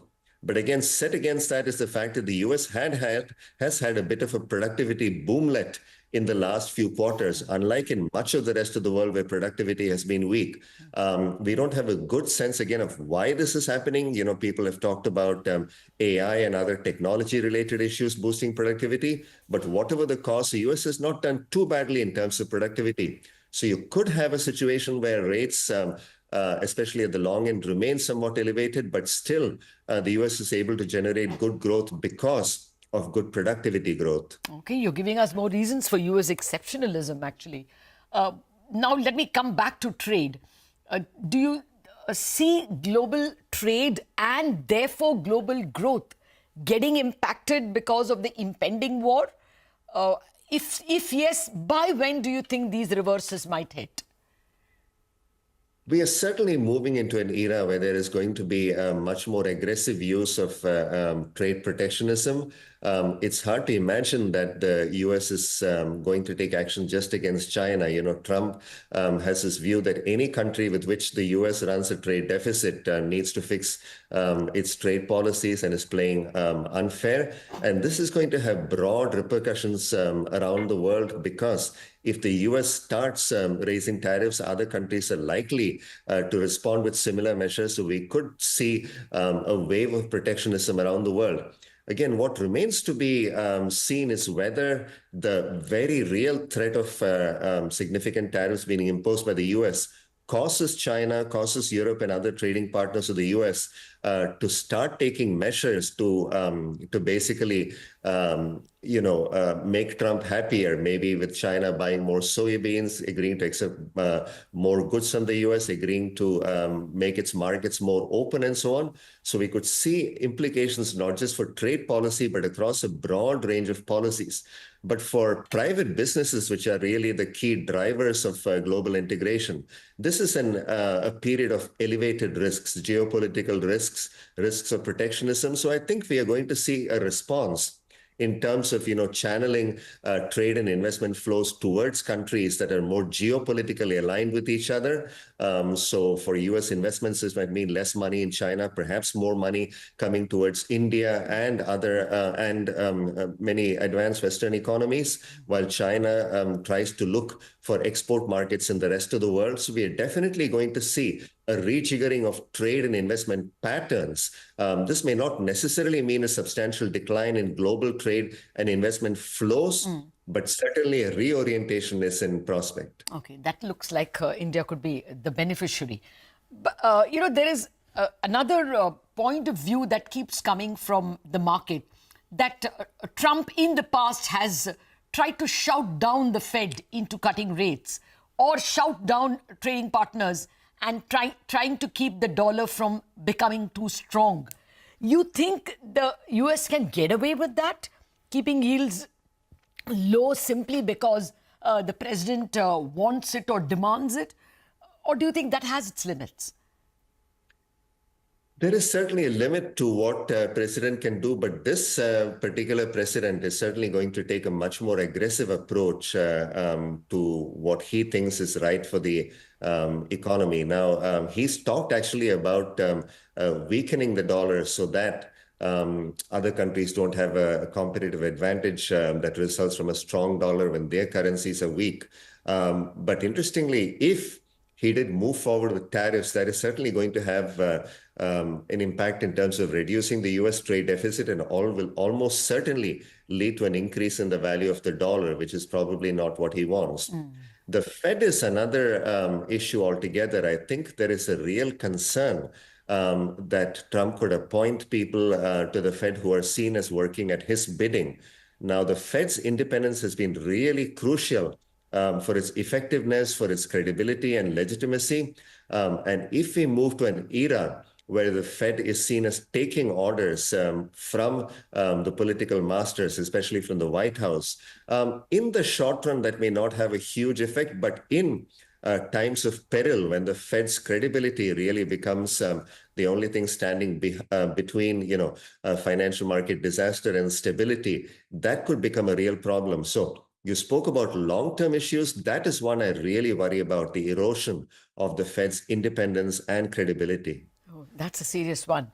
Dr. Prasad, we have to wind up. But can you tell us, what is in it for India?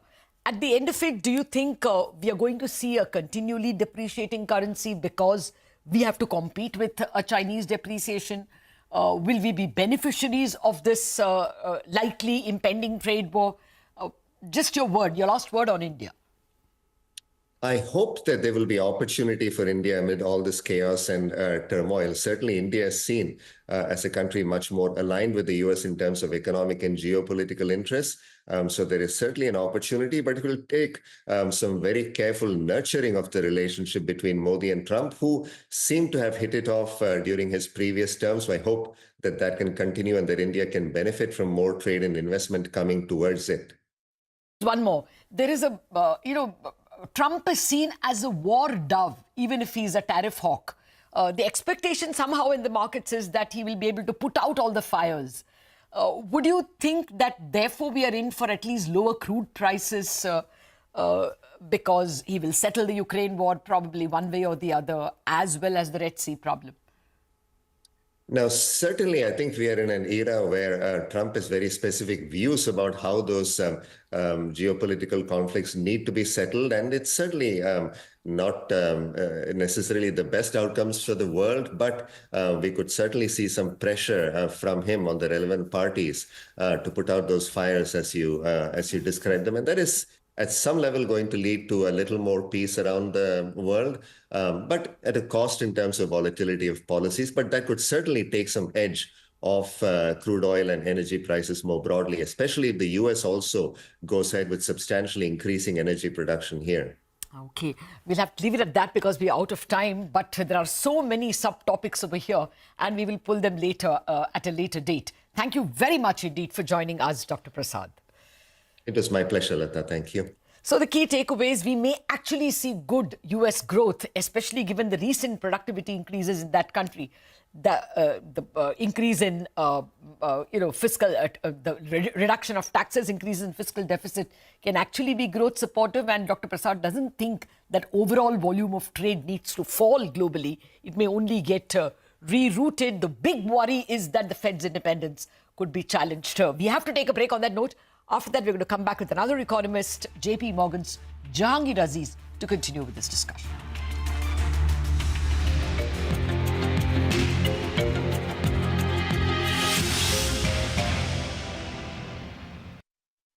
States.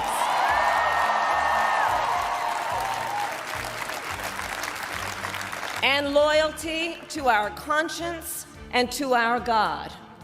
My allegiance to all three is why I am here to say, while I concede this election, I do not concede the fight that fueled this campaign.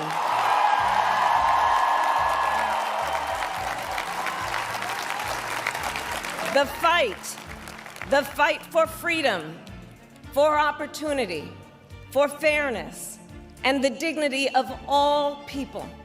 A fight for the ideals at the heart of our nation, the ideals that reflect America at our best. That is a fight I will never give up.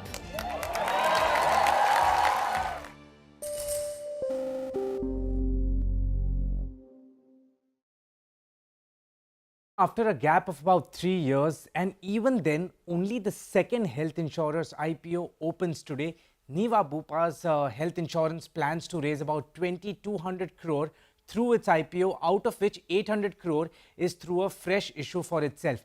The price band for the issue is between 70 to 74 rupees per share, and at the upper end of the price band, Niva Bupa is expected to have a market capitalization of about 12,580 crore rupees.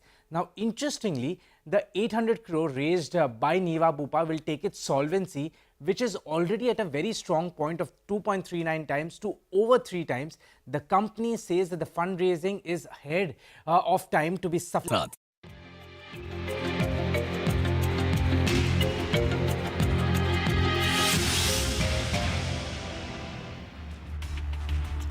Welcome back to Indianomics. This topic we are discussing is the impact of President Trump's victory on Asia and India. I now have with me Jahangir Aziz, the head of emerging market economics at JP Morgan. Jahangir, thank you very much for joining us. First up, the big Trump campaign was to bring income tax to zero and fund the budget with tariff increases. To what extent will he implement this? It's very hard to say how much of that of his campaign promises he will keep. But let us not forget that President Trump is someone who has broadly kept to his promises. So I think there are 4 separate areas where I think policies will be very different that affects the economy. I think one is obviously tariffs, the other is immigration, the 4th is fiscal policy, and the last is regulation. There's also a question about agency appointments, but that I think is somewhat less related to economics per se. It could be when the Fed comes up for, the 3 members of the Fed who are up for reappointment in 2026. We shall see how that plays out. But I think right now, I think it's broadly these 4 areas. So answer to your question, to what extent, I think there is a sense and a belief, not only by President Trump, because he's spoken about it a number of times, but in our own conversations, in things that the people around President Trump have been saying, there is clearly a belief that these are swappable things. So what should Indian businesses be prepared for? Lower global growth? Or, in fact, are you also putting any downside risk to your India growth estimates? So I think as far as India is concerned, it is not going to be in the line of direct tariffs, right? It is going to be indirect impact, and the indirect impact comes in 2 ways. One indirect impact is going to be that, dollar CNY, most likely, as was the case in 2018-19, will depreciate in response to whatever tariffs is imposed. Last time, 70% of the tariff increase. So tariffs in China were raised from 3% effective rate to 21% effective rate, and dollar CNY depreciated about 13%. So 70% of the 20% of the 17 percentage point increase, about 70% of that was in dollar CNY. So when if that's the playbook, right, then it's a significant depreciation of dollar CNY that is probably in the making. PBOC will clearly not allow that amount of depreciation, fearing financial instability. So let's say we even go halfway through. Yes. Even halfway through is a significant dollar won depreciation, which means that the INR will appreciate by exactly that much against CNY. And I think that the net trade impact of that is going to be significant. So that's the first part of it. The second part of it is that China will try to find other markets to where it will sell its products. That's what happened in 2018-19. And the places where China sold its products using its depreciated currency was emerging Asia. India was included in that, Latin America, Russia, etc. So I think that there are 2 separate effects, right? One is, what do you do in the face of a 8%, let's say, I'm just making up numbers, we don't know what the exact numbers will be, of an appreciation of INR against CNY. We were already complaining about the net trade deficit with China. Imagine what will happen if you have a 10% appreciation of INR against CNY. So clearly, dollar INR will have to react to it. And then there's a second part of it, which is that to what extent China uses that to enter into Indian markets. And I think the combination of these 2 things is what India will have to contend as the first shock coming from the trade tariffs. Okay, so just a final question. Does the space for rate cuts go down in India as well? I think the space for rate cuts broadly in emerging Asia goes down definitely in the 4th quarter of this year. So all the rate cuts that we have in the 4th quarter of this year in several countries, I think they're pulled back. I think the only countries in which we would still imagine or think about rate cuts in 2025, at least in the first half, are probably Korea and to some extent India. And that is based on the fact that, the growth impact, not just from the tariffs per se, but simply the growth slowdown that we are watching in high frequency data will probably get more entrenched as days go by. And given the fact that inflation seems to be coming back to normal levels, et cetera, and the case for rate cuts in India had already been done some time back, on fundamental basis and held back only because of financial stability reasons, I think that probably will happen somewhere in the first half of 2025.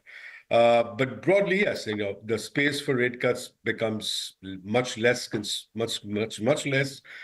Central banks all over emerging market world is going to face that. And, I think that much will depend upon what is the impact on growth. And just one last point on this, Lata, that if we go back to 2018-19, we focus on trade because it was tariff related, right? But that wasn't where the negative impact was. So if you look at what happened in 2018-19, so in July of 2018, that was when the first set of tariffs were imposed, right? Yeah. And if you look at where was the biggest reaction was on global business sentiment, including in India. Look at what happened to PMIs there. And then look at what happened to capital spending globally and in India. Both plummeted.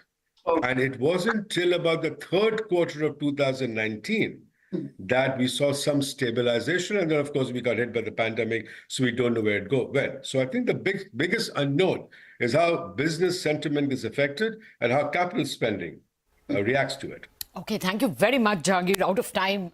The key takeaways from our economists, Jahangir says we must expect more of Chinese cheap goods coming in because of a depreciating yuan. And that'll be one problem for India. The other problem is likely fall in business confidence all over and that affecting growth. So there are many points to ponder over after this conversation. For the moment, that's it on this edition of Indianomics. Thanks much for watching.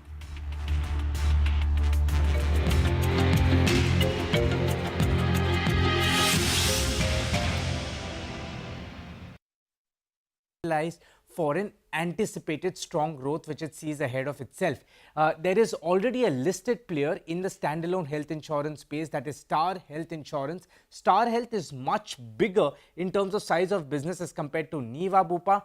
But here's a quick comparison when it comes to the size of business. Niva Bupa collected about 3,800 crore rupees in FY24 in net earned premium, whereas Star Health was over 3.5 times bigger at nearly 13,000 crore rupees. Niva Bupa made an underwriting loss of about 410 crore rupees, whereas Star Health stood with an underwriting profit of about 90 crore rupees. Niva Bupa's operating profit was at 188 crore. Star Health was nearly 4 times bigger at 731 crore rupees. Star Health's combined ratio is better by about 200 basis points as compared to Niva Bupa. And finally, Niva Bupa's net profit of 82 crore rupees in FY24 was 10 times smaller than that of Star Health Insurance. In terms of market share, Niva Bupa's market share amongst general insurers was 2% and amongst standalone health insurance companies was about 17%, whereas Star Health's market share was 5% and 46% in the same two categories. But the smaller size has been bringing much stronger growth for Niva Bupa Health Insurance. Niva Bupa's net earned premium that grew by 43% versus Star's growth of about 18%. Niva Bupa's underwriting loss reduced by 20%, whereas Star's underwriting profit that came down by about 1.3 times. Niva Bupa's combined ratio that increased by about 154 basis points and Star's as well increased by about 134 basis points. Most interesting one, Niva Bupa's market share amongst general insurers that grew by about 35 basis points versus a growth of 22 basis points for Star Health Insurance. But the interesting story is amongst the standalone health insurance companies. Niva Bupa's market share that grew by 141 basis points, whereas Star Health's declined by about 330 basis points. So growth certainly in favor of Niva Bupa, but size in favor of Star Health. What does that do to the valuations? Niva Bupa is coming with a valuation of 6.13 times pre-money and 4.72 times post-money price to book. Star Health trades at the same valuation of 4.73 times price to book value.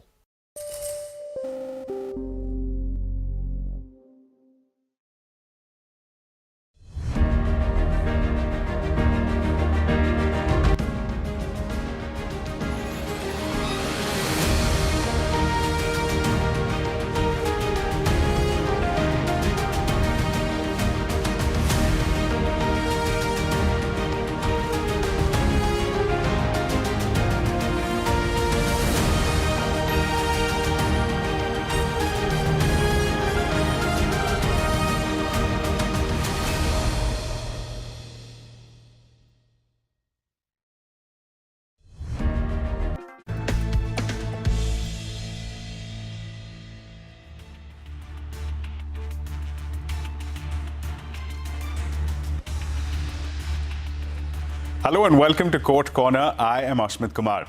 As someone who has been a part of judgments that paved the way for a Ram temple at the disputed site in Ayodhya, upheld privacy as a fundamental right and decriminalized unnatural sex, Justice Niva Bupa's 8-year stint at the Supreme Court has undoubtedly been an impactful one. During his last 2 years as the Chief Justice, the longest tenure in the last 12 years, Justice Chandra sat on benches that passed a number of landmark judgments. These include terming the electoral bond scheme as unconstitutional, refusal to give legal sanctity to same-sex marriages instead of leaving it to the Parliament's discretion. Over the next half an hour, we will be discussing the tenure of CJI, Justice Chandra, and decode what his legacy would be. But before that, we bring to you visuals of an emotional last working day for Chief Justice Niva Chandra, who retires on the 10th of November. Justice Chandra got emotional and could be seen wiping tears as Justice Narasimha nailed his extraordinary ability as a lawyer. I had the great opportunity of appearing before him and also sitting with him. Yes, well, that's... I must say that at both instances I failed to come up to, as a lawyer, extraordinary ability, as a judge, extraordinary ability, as we were all appearing from the bar, and his patience, his participation in the proceedings, whoever appears, it was amazing. You ask me, what keeps me going? It's this court which has kept me going. Because there's not a single day when you feel that you have not learned something, that you have not had an opportunity to serve society. And there's no greater feeling for a judge than to be able to serve those in need. If I ever hurt any one of you, I would like to just say Michami Dukadam. Please forgive me for something which I didn't intend to ever say or do. Well, to take this discussion ahead, I'm now joined by Anuradha Dutt, Managing Partner, DMD Advocates, Alok Prasanna, Co-Founder, Vidhi Center for Legal Policy, and Sharbil Panag, Founder and Managing Partner at Panag and Babu. Thank you so much for joining us, being a part of this discussion. Ms. Dutt, let me come to you. You have the unique distinction of being one of the few lawyers who've argued before him in the Bombay High Court when he used to sit in court number 40, also having argued before him in the top court in his capacity as the Chief Justice of India. I remember reporting out of the Bombay High Court in his very early days. There was already conversation in hushed tones in the corridors of the Bombay High Court with people saying that this man is sure to make it to the highest office of the Indian judiciary. Now, when you look back, now when he comes to an end of his judicial career, do you think he's fulfilled that promise? Or do you think he's left something on the table that he could have perhaps done more? And bear in mind that expectations were exceedingly high, higher than most other judges. So I would say to you that there are two sides to him when he was Chief Justice. One is the judicial side and one is the administrative side. Now, as far as the administrative side is concerned, I think he's done tremendously well. And not only making things more accessible in the registry, etc., making matters to be listed far more easy than before. But I think his greatest contribution has been making a VC compulsory, where after 22 judges started to put it off, and he forced every court to go in for VC, because I think younger lawyers, particularly women lawyers who marry, have young children, they're not able to come to court because of the children at home. I've seen over the last 2 years, a lot of young women lawyers who were not seen before, arguing, not just appearing, but arguing in court. So I think that in the administrative side is his greatest contribution. As far as judicial side is concerned, I think he's one of the most, intellectually one of the best judges we've had in Supreme Court recently. He's done a lot for women rights. The Hadiya right to marry, then lifting the ban on Sabri Malai, then making women, commission officers, decriminalizing 377, adultery, electoral bond case. These are milestones. Right to privacy definitely are milestones. The problem that I see why he's suddenly coming under some attack is because his tendency to speak outside court is very high. Because he's an intellectual, he tends to give a lot of speeches outside court. And sometimes that doesn't match what he's doing in some judgments. I think that's the only problem. Like the Mandir case saying, I spoke to God now. You can't be as a judge saying, I speak to God and give judgment and not the law. So these are, controversies which he's creating, not necessary. But I do feel that he definitely has made a mark, both on judicial side, administrative side. Yes, every judge can do more, but there's only so much in 2 years that you can do, Sure. Fair point. An excellent administrator, judge. The debate is still out on that. We'll, of course, get the opinion of some of the other panelists as well. Mr. Prasanna, let me come to you. A few days ahead of his retirement, you've written an interesting piece where you've, again, sought to dissect the judicial side, his functioning on the judicial side. You've critiqued a few judgments that he's come out with. Just taking cue from what Ms. Dutt had pointed out, that he was seen outside the courtroom equally as often as he was seen inside, that there are some judgments which in very important critical matters went in favor of the government, but yet were very smartly crafted in a traditional Justice Chandrachud style. These were some of the thoughts that came out of your piece. Tell us more. How would you review his performance on the judicial side? Thanks, Ashmit. I agree with Ms. Anuradha that he's possibly one of the most intellectually well-equipped, and at least in terms of the judgments that he's written, judges that we have, which all the more makes it difficult to assess the legacy of judgments that he's leaving behind, which is why I used I put all his judgments, his major judgments, into three categories. One category, which I think Ms. Anuradha has already mentioned, and I won't repeat, are where the reasoning and the rhetoric and the outcome match. That here you have somebody who has a very carefully reasoned, very well thought out, philosophically well articulated judgment, which has an outcome which naturally flows from that. I think Ms. Dutt gave a great example in the privacy case. You could also add the women commissioned officers case, the Sabarimala case, and so on. But there's the second category of judgments, which I believe, where the rhetoric in the judgment itself, more than what he has said outside courts, does not actually lead to the kind of outcomes that you would expect that that kind of rhetoric would have. Here I'm talking about cases like the abortion case. I'm talking about the marriage equality case, where there is a lot of, very sound thinking, reasoning, and let's face it, very nice sounding liberal logic used. But the eventual outcome in those cases is nothing. Abortion is still criminalized in India, except in very limited circumstances. And that is why you have a lot of women who are running to the high courts to say, please allow us to abort in these circumstances, because the doctors are too terrified to carry out abortions. Sure. So you do have these second category of judgments where the reasoning seems sound, but the impact is almost nothing, because the relief eventually, which was nothing granted to the parties. There's a third, and this is the hugely controversial element of his legacy, where you have the rhetoric saying one thing, but the outcome of the judgment is diametrically the opposite. And in this category, I would put the Ayodhya judgment. I would put the Article 370 judgment. And I would put even the Loya judgment in this category, where on the one hand, you are saying, I believe in all these principles, but the eventual verdict is in diametrically the opposite direction. Just to take the Article 370 judgment, there are pages and pages and pages about federalism, how important it is, history of Jammu and Kashmir, and so on and so forth. When it comes to actually deciding, is it okay for the union government to put an end to the statehood of a state, the judgment stops dead.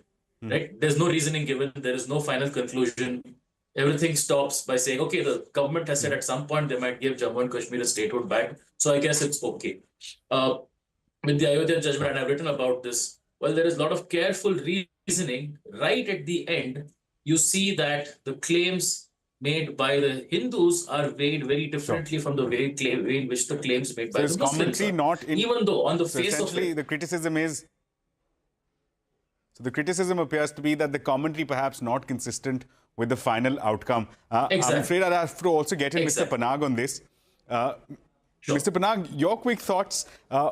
The issue that appears to have been is that there was already a mindset as to what to expect of Justice Chandrachud, courtesy his public appearances. There were quite a lot of them. There was a public perception that was created.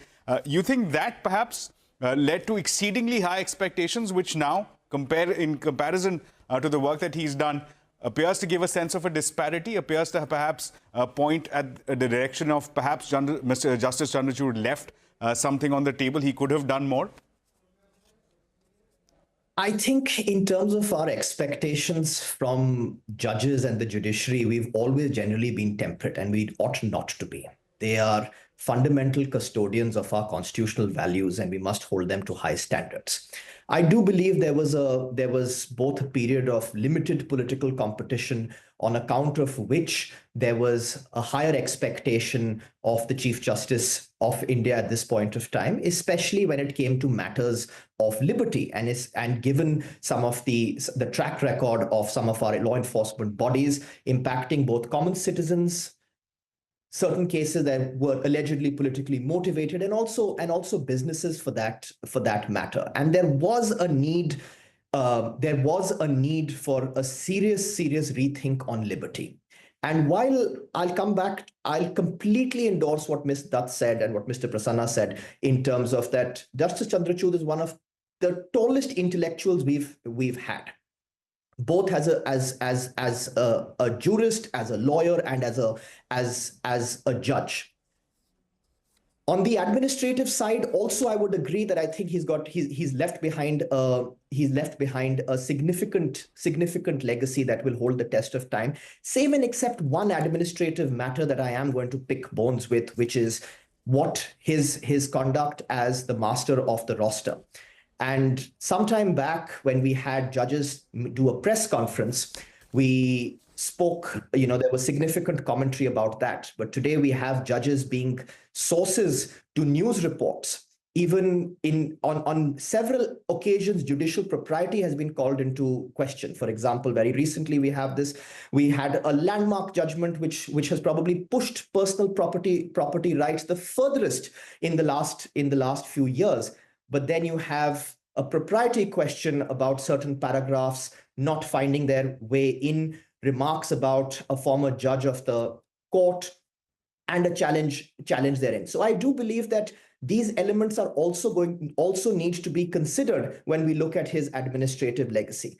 But what I'm going to conclude with, and to come back to the point of expectations, there was a fundamental expectation that habeas corpus, that matters of liberty, would, when they fall before the highest court of the land, be treated fairly, be treated expeditiously, and a manner that was consistent with our law. Justice Chandrachud's defining legacy is going to be that statements made to universities, in lectures, made to the press, in interviews where he would not be cross-questioned, versus his own track record on liberty in the court, are entirely divergent to each other, both on the judicial side and on the master of the roster side. Right, Mr. Panag, it's an interesting conversation, and this debate will continue on the other side of this short break on the legacy that Justice Chandrachud, India's 50th Chief Justice, has left behind.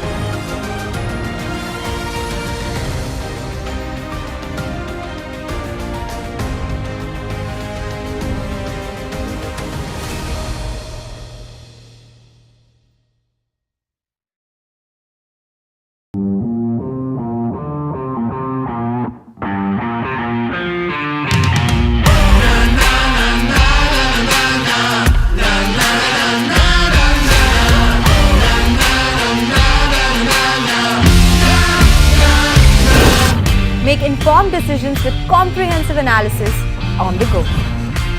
Strengthen your portfolio with real-time market updates on the go. Create effective strategies with insightful expert opinions on the go. Grow on the go with CNBC-TV18, now streaming live 24/7 on YouTube. How about listening to global market maestros before crafting your investment strategy? How about getting deep insights into their businesses from top Indian honchos before putting your money on the line? How about making every trading day profitable with strategies from the market masters, macro pundits and chart wizards?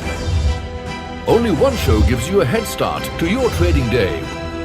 Get ready to profit. Get ready for business with Bajar at these times on CNBC-TV18 and CNBC-TV18.com.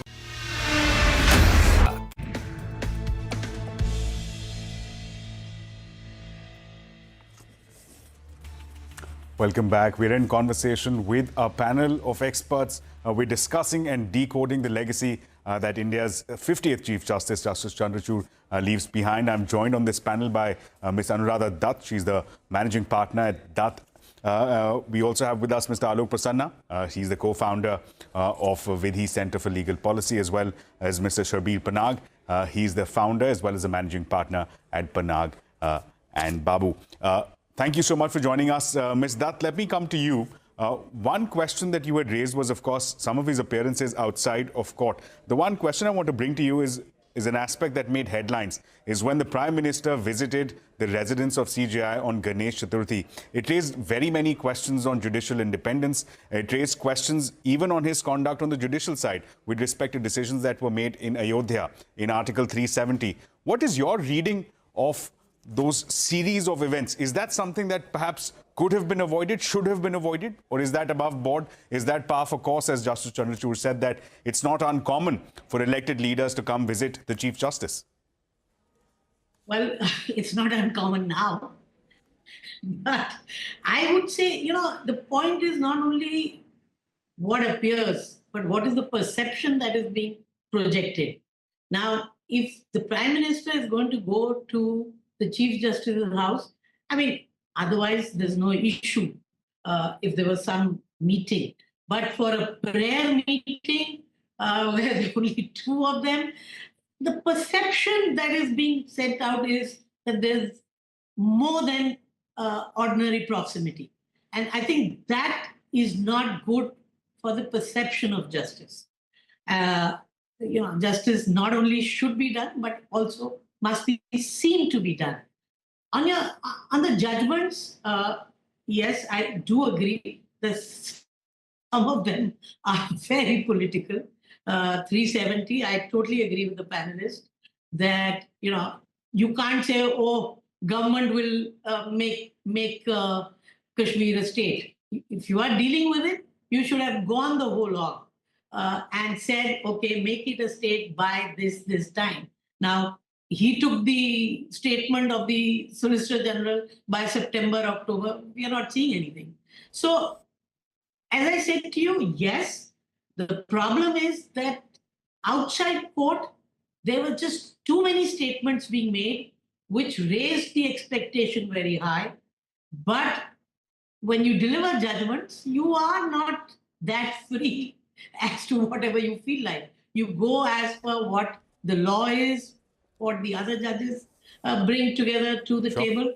So I think that's where the mismatch and what he's done recently about Ayodhya, that really has left a bad taste in our mouth. Because to say that I write judgments to talking to God and not law is really contrary to the Constitution of India and the oath that he has taken, where he says he will abide by the Constitution of India, not by some God that he perceives. That, I think, is a breakdown, total breakdown. Mr. Prasanna, same question to you. Some of the commentary being made outside, is that something that perhaps will reflect on his legacy, or is this unfair criticism where he's not being judged on the work that he's done in the courts, but rather some statements that he's made as a private citizen outside? It will be both, Ashmit, because in a sense, you embody the office of the Chief Justice of India, and your office doesn't start and finish the moment you walk into court. Your conduct is scrutinized, and this is true for every judge. I'm just saying it's more so for the Chief Justice of India. Your conduct is scrutinized every second of every day, and it's a new reality. To be very honest, when I started practice back in 2009, we were in the last days of how the media used to treat judges and how the public also used to treat judges as these almost divine figures, and everything that was said in court and so on were these pearls of wisdom that the rest of us had to take. We are in a new reality in 2024. Every word a judge says, everything that they do is going to be scrutinized. And to me, the problem is not that the Prime Minister visited the Chief Justice. The problem is that there were cameras everywhere. This was publicized. And there was a message that was going out when it was being publicized. That is the story to me. To me, it seems to suggest that there was a message that was trying to be sent, which may have landed in the wrong way. But that is what has caused what has caused the problem. That you're talking about showing how close or proximate you are. It could be the Prime Minister showing it to the CJI, the CJI showing how close they are to the Prime Minister. That's a problem. And again, the judiciary is an institution whose credibility rests entirely on perception. Entirely. Right, and so leaving you a bad cannot say, taste it's in just the a mouth perception there. problem, because that's all there is. Yeah, exactly. Right? So in that sense, I think leaving a bad this taste in the mouth which was, is as the Mr. sense Radhavat get. has already said. Sure. Yes. So that's the sense coming in from our panelists. We're running out of time, Mr. Panag. I'll come to you for a few final thoughts. All the aspects that we've discussed, some of the work that he's done on the administrative side, what he's done with virtual hearings, some of his own self-discipline. In a very recent conversation I had with him, he told us how he wakes up at 4:30, how he's a vegan, he does yoga. The only vice appears to be, at least on his personal side, that he has a samosa. I think that appears to be the only vice. Having done that, having clocked 612 judgments, over 1,200 benches, what lessons is he leaving behind for Justice Khanna, who's set to take over as the next 51st CJI come November 11th?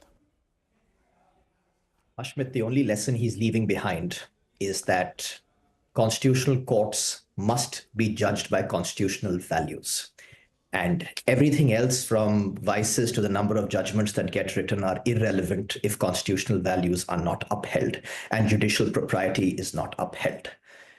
On each of the examples we've gone through, I don't think there's any brownie points that could be granted if a constitutional court fails on first principles, and that first principle boils down to liberty and judicial propriety. To me, that is the highest yardstick. The challenge when senior judges and the Chief Justice of India has one version of liberty and constitutional values for public consumption outside the court, and that does not meet the muster of judgments, there is a breakdown, and then the rank and file reads into that breakdown, and that rank and file goes down to the absolute bottom of our justice dispensation, just the dispensation system. So I think the legacy to guide future judges is going to be to stay true to constitutional values and stay true to judicial propriety. The next time a political leader or a member of the executive wishes to call upon the Chief Justice, even in a so-called private event with cameras, then judicial propriety would demand the leader of opposition, the president, vice president, speaker of the House to be present. And if that muster cannot be met, then the lesson has not been imparted. Right. So an interesting, prolific journey of Justice Chandrachud coming to an equally interesting end, leaving a divided house in terms of what the legacy may actually look like. I'd like to thank all of our panelists for taking out their time, sharing their insight for the benefit of our viewers. Ms. Dutt, Mr. Prasanna, Mr. Panag, thank you so much for joining us and sharing your perspective for our viewers. So there you have it. The journey of Justice Chandrachud comes to an end. Well, not technically today. It comes to an end on November 10th. But that's on Sunday, given the fact that today is the last working day, is when Justice Chandrachud draws curtains on his role as the CJI, as the 50th CJI at the Apex Court. Again, raising a lot of questions as to what his journey over the last 8 years in the top court will look like in the public eye, in the public perception. But that's unfortunately all the time that we have. For more news and updates, keep watching CNBC TV 18.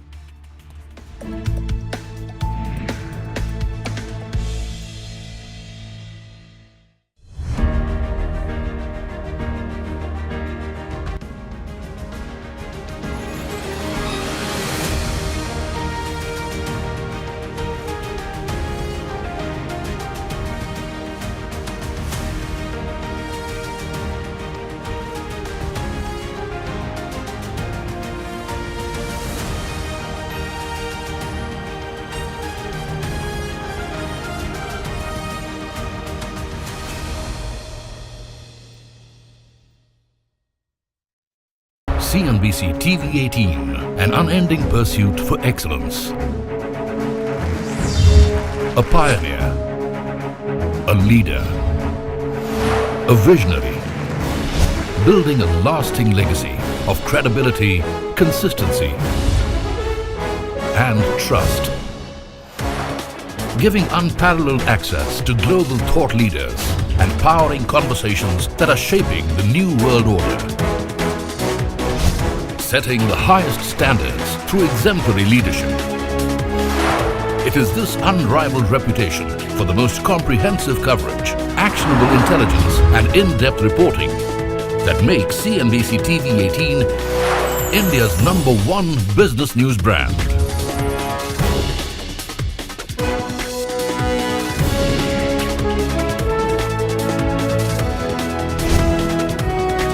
Foreseeing change, growth, and transformation for over a quarter of a century.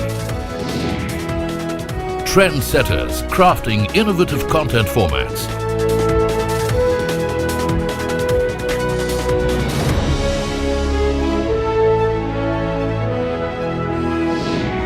And award-winning business journalism. On air, online, on social media. As we embark upon 25 years of excellence, we invite you to be a part of our future. CNBC TV 18, your trusted partner and investment ally. What does it take to build India's largest startup platform? It takes a journey of starting out as an unknown and ending up as unforgettable. It takes more than 2 decades of celebrating the most influential and influencing the most celebrated entrepreneurs. From chronicling the stories of India's startup universe to becoming a success story in itself, as India's longest running show on startups and entrepreneurship. Celebrating 21 action-packed years of building India's biggest startup community.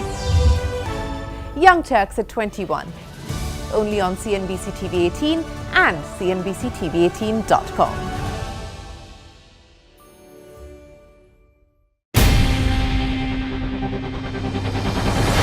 CNBC TV 18's most comprehensive and award-winning news show, India Business Hour, drops first on YouTube. So get the first access to the most influential architects of policies and politics, the key newsmakers of the day. Discover the big themes as we decode the business of markets, macros, and more. Be the first to go to the heart of all the top stories that drive the day's agenda. Catch the award-winning India Business Hour live every night on YouTube with me, Shireen Bhan. India Business Hour live on YouTube at CNBC TV 18 weeknights at 7 p.m. Now, one of the biggest and the most anticipated events of the year is finally out of the way. Donald Trump will now become the 47th president of the United States, and that can have far-reaching consequences across.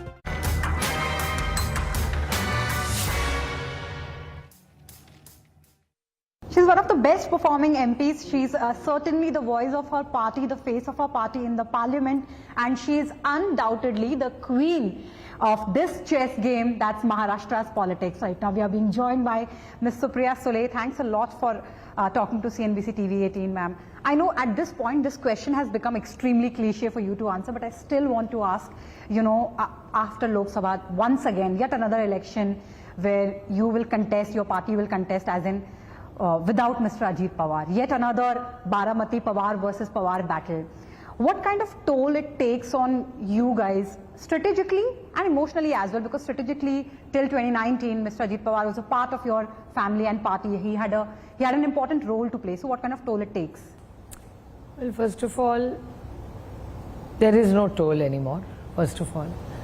And Sharad Pawar is a very tough leader. And for him, as you said, strategy, he does his own strategy. So for 6 decades, his politics, he has decided his own strategy. So he needs very few people around him, in the sense that to him, he is a self-made man, unlike Ajit Pawar and me, who are Parivarvad. So Sharad Pawar is a self-made man who created what he is. Sharad Pawar, who's created something from nothing for himself.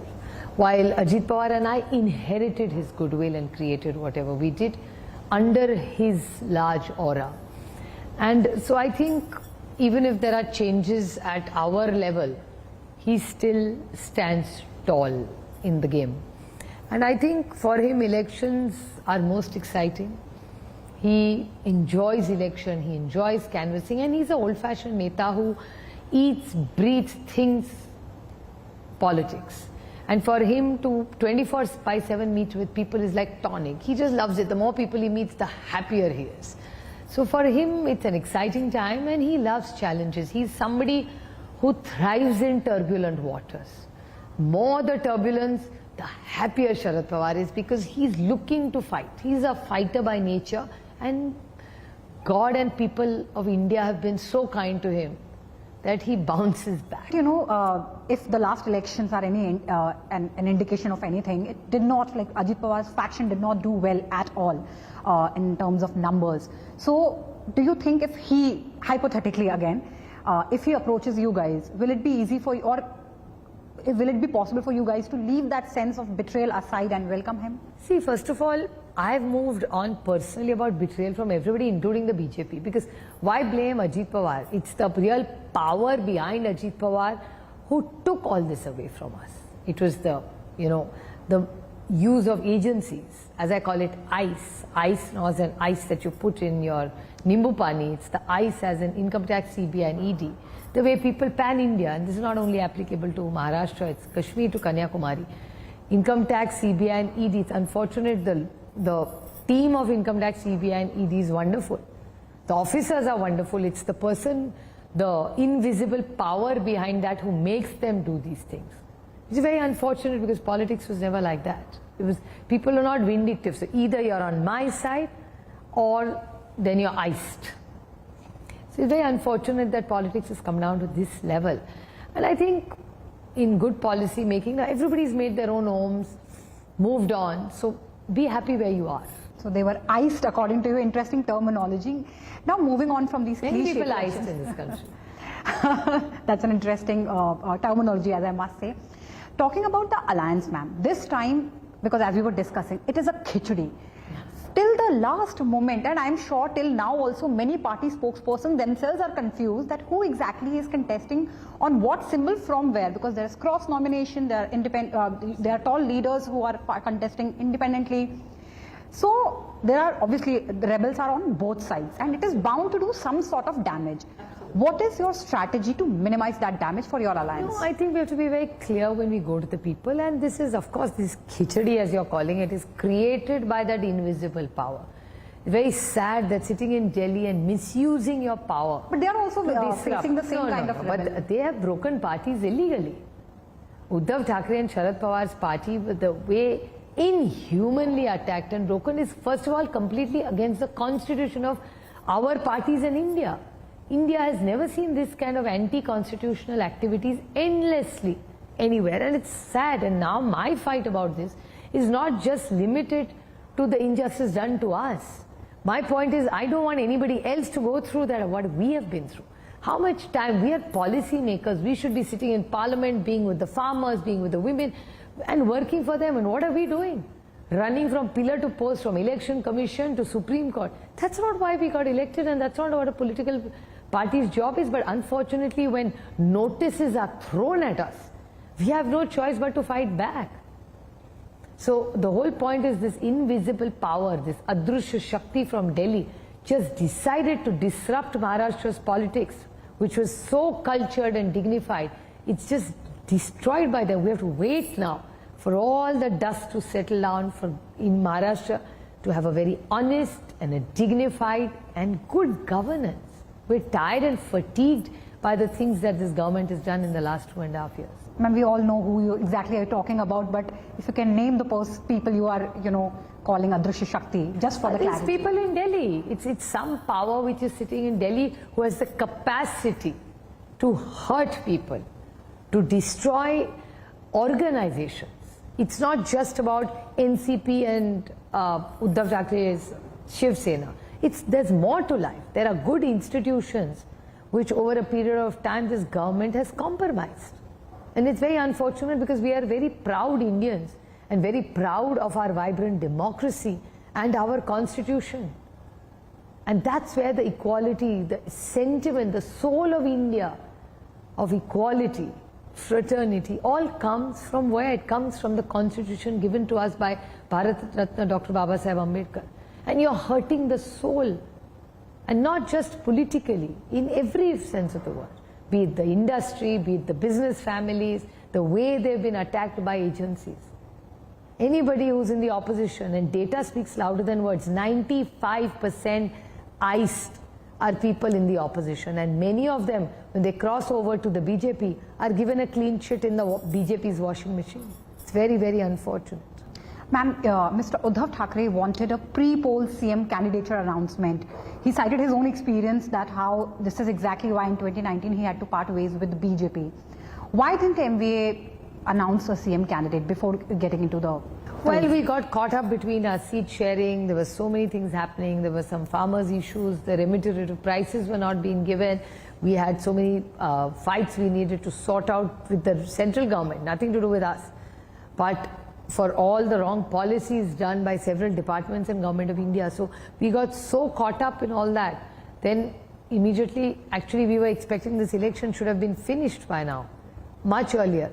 Then came Diwali and so much happening in Maharashtra. There was unseasonal rains.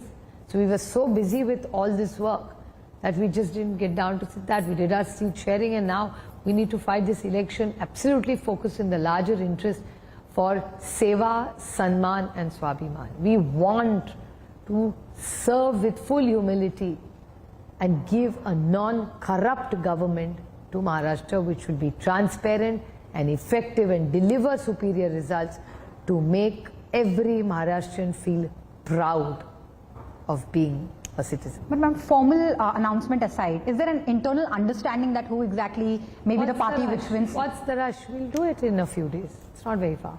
It's on the 23rd, as soon as the result comes, we'll sit down and we'll work it out. It's not that hard. And there is one, I cannot say allegation, but one theory which is being circulated obviously by your opponents, that MVA is going to remain intact only if they get to win the elections. What do you have to say to that? Will MVA remain intact? The same thing is applicable to them as well, right? But is there a possibility that the alliances will change Why would they change? Look at India alliance. Correct, but in 2019, new alliances were formed, and then in the last 5 years, look parties at now were in 2024, India alliance is absolutely intact. As a matter of fact, for Mahavikas Aghadi, it became a much larger group. And we are so tight and together. So you should actually be so happy that our alliance is so much more tighter and larger, while BJP has lost so many friends. Or they've dumped, it's not a nice word to use, but they've let down so many friends. I want to talk to you about election issues now, ma'am. Maratha reservation is undoubtedly one of the most talked about election issue. In your CEP common minimum program, you guys announced that you are going to remove the 50% ceiling on the reservation. How exactly are you going to do that? You don't have enough numbers in the Lok Sabha. It's a constitutional amendment. You'll need numbers. You'll need a lot more to that. How will you fulfill that promise? Once we come to power here, we will pass that bill. And clearly, be it Dhangar, Maratha, Lingayat, Muslim and VJNT, which is Bhatke Vimukta. These are 5 communities which are asking. I repeat, Dhangar, Maratha, Lingayat, Muslim and Bhatke Vimukta Samaj. They are strongly asking for a lot of their requirements for Arakshan. We are going to have an assembly session. We will debate all of them. Instead of in piecemeal, we would like to bring it together, make a nice comprehensive bill, send it to central government and request them to make the constitutional amendment which is required, and we will stand by any government which gives Dhangar, Maratha, Muslim, Lingayat and VJNT. If they give them reservation, we will stand together in the larger interest of these communities and the state and the nation. But once this will reach Lok Sabha, you won't be able to do much beyond the point, because as I said, unfortunately for you guys, you don't have enough numbers to make a difference. People have to say whether they are, because in Maharashtra they say Dhangar, Maratha, Muslim, Lingayat and Bhatke Vimukta, we are willing to give them.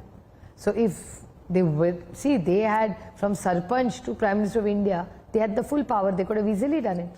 Why did they not do it? Why was Dhangar Arakshan was the first in 2014, Devendra Fadnavis ji came outside our house and agitated and said, Dhangars we will give reservation.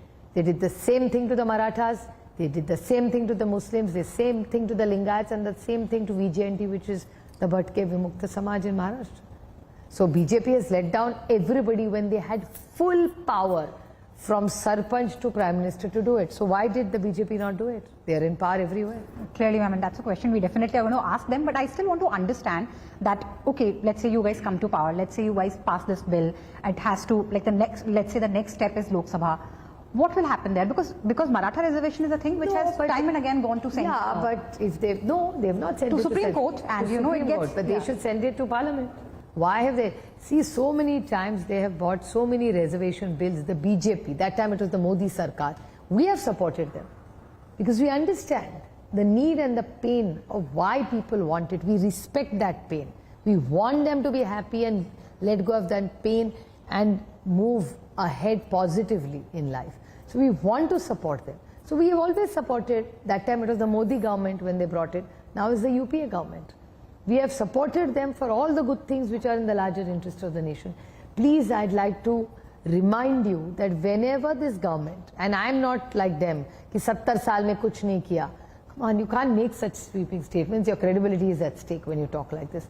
But whenever we've had an opportunity and we've realized that they've got a bill which is in the larger interest of the nation, we have stood by Modi Sarkar or this new NDA Sarkar.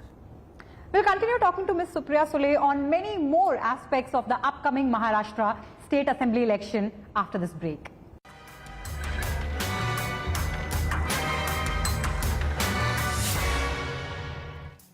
Asset classes equally. Now, Citi has come out with this note on how this Trump presidency can impact various aspects from sectors to fund flows and then to our own markets as well. They'll take you through them bit by bit. Now, for the fund flows bit, Citi says that it is contingent on China because any big stimulus announcement that comes out from there can increase the rotation of this trade out of India into China and vice versa. Now, it wants to focus on domestic flows as well, particularly after the 10% correction that we have seen on the Nifty from the peak. Now, it sees a limited impact on the domestic-oriented economy, but sectors like pharma, chemicals, IT services and auto ancillaries are the ones that can be impacted. Now, for the chemical space, India accounted for nearly 5% of the organic and miscellaneous chemical exports to the US, and the impact of that will depend on the tariff levied on specific products, if any, and vice versa as well.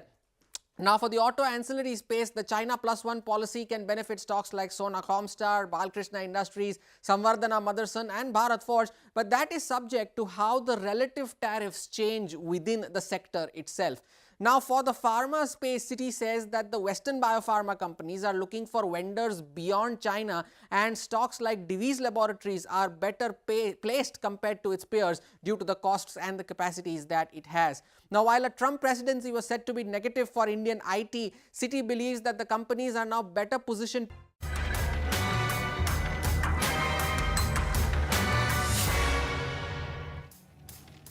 Farmers issue, ma'am. Farmer suicide is an extremely important issue. During MVA's rule as well in 2021, the number was 2,700. In 2022, it was 2,900. In 2020, also 37%, more than 37% was Maharashtra's share to this number. It's an important issue. Now, how exactly are you, if you guys are voted to power, how exactly are you going to resolve this issue? Because there are certain issues which, again, you need centers cooperation. For example, if it is, for example, the MSP fight, so I mean farmers are fighting, you know, the kind of restrictions were put on onion, and that, you know, led to onion farmers facing financial losses. Pradhan Mantri Fasal Bima Yojana, the crop insurance scheme, non-payment of that. These kind of things, you will still need center support. At state level, what will you do? You have already announced farmer loan waiver. There's a promise you guys have made. What all and what more you will do? See, first of all, the policy made by the BJP government for onions was completely wrong, and I've condemned it hundreds of times on the floor of the House in Parliament. Giving good prices was an option Maharashtra government had. Be it soya bean, be it onion, be it milk, be it cotton. Why did the Maharashtra government not give prices which are fair to the farmers of Maharashtra? It was in there. You didn't need a central government for that. It really is sad, because I was in Marathwada a couple of weeks ago, and in Bid I was told that the farmers are being told that they don't have the markets, the government markets, they don't have bori to put soya bean in. That's why they are not buying it on MSP. So the whole point is, what is government of Maharashtra doing? It was the same double engine sarkar, no? So what did this double engine sarkar help? What do you need this central government all the time for? States are very strong. Unless you destroy a state like they've done in Maharashtra, where you have seen the GDPs declined, which is a very shameful thing. This government will have to be accountable for all this. For farmers, if it's a double engine sarkar and they're so proud of it, then why have they not been able to do anything for the farmers of the state? In Maharashtra, they call it a triple engine sarkar.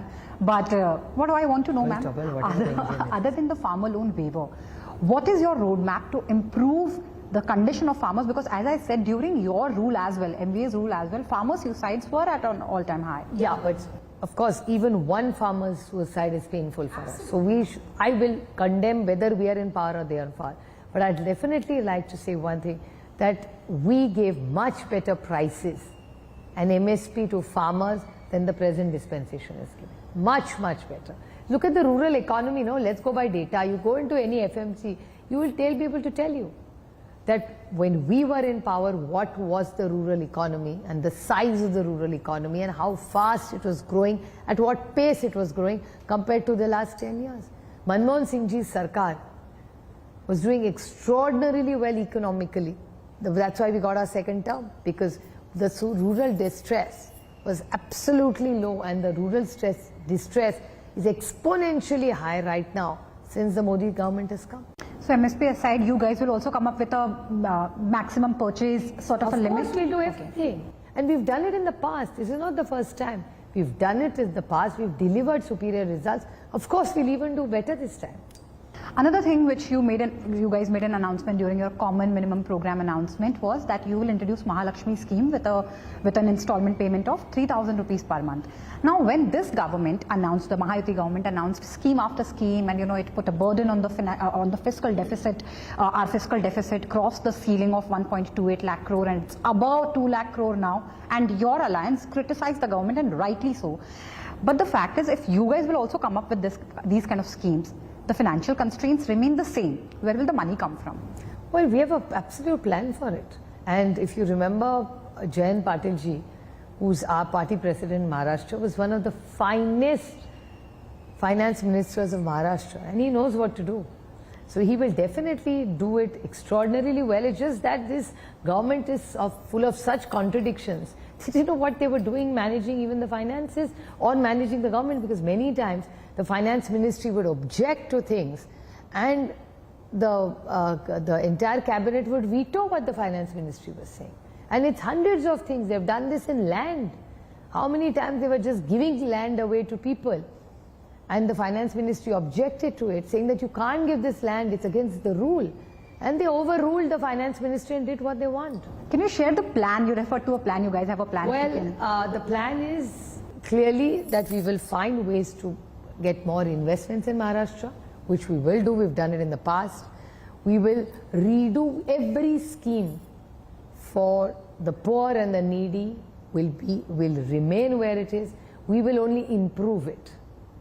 So we will make sure there is we will bring more and more people out of poverty by skilling them, by bringing them into mainstream, and we would like them to stand on their own feet. And in the growth of Maharashtra, they will be the big players in the game.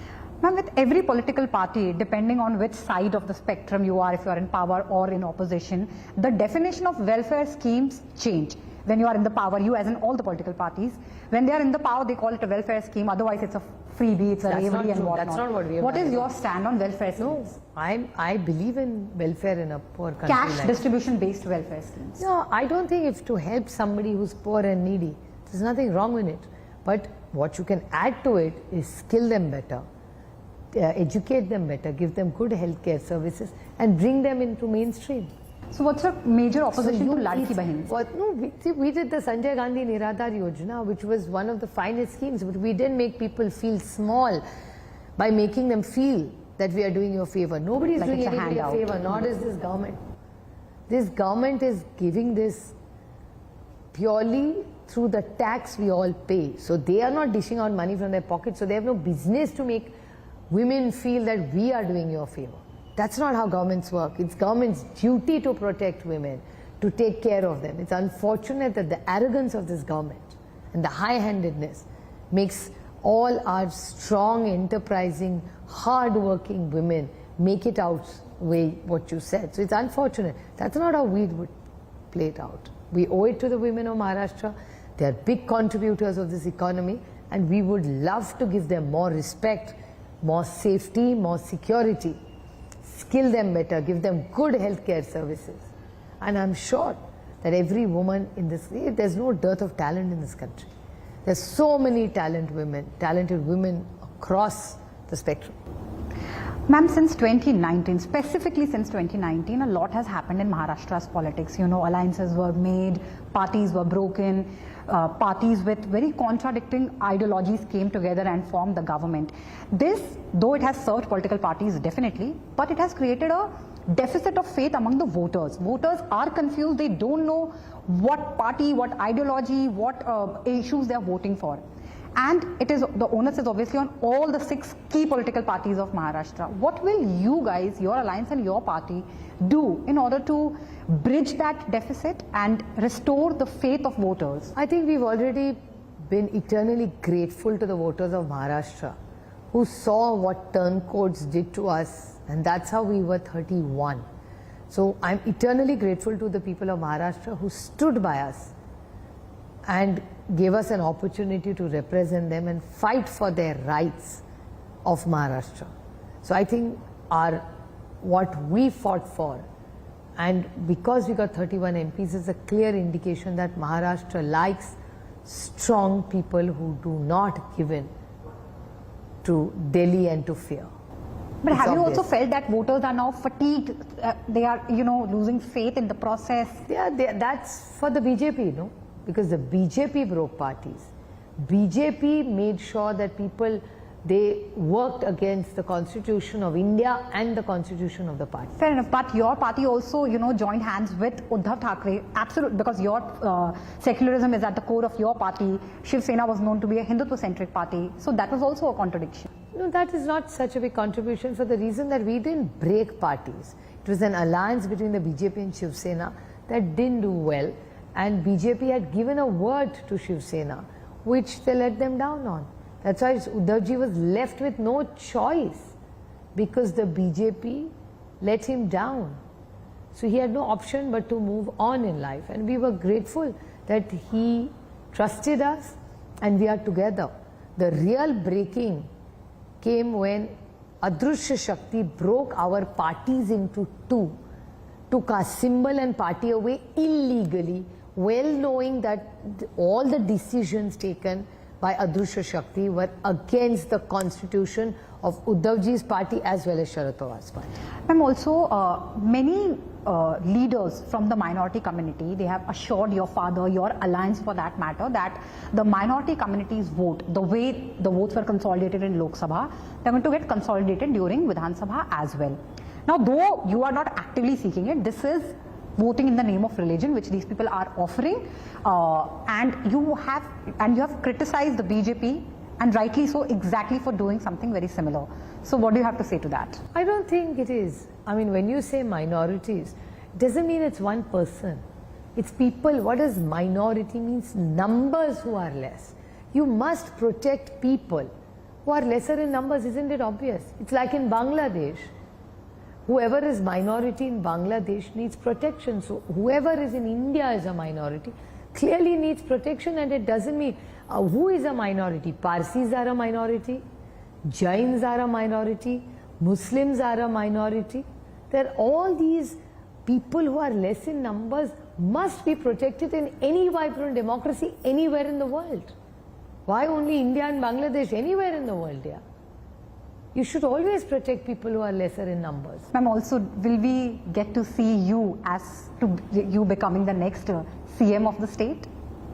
Well, I'm not even fighting the Vidhan Sabha election.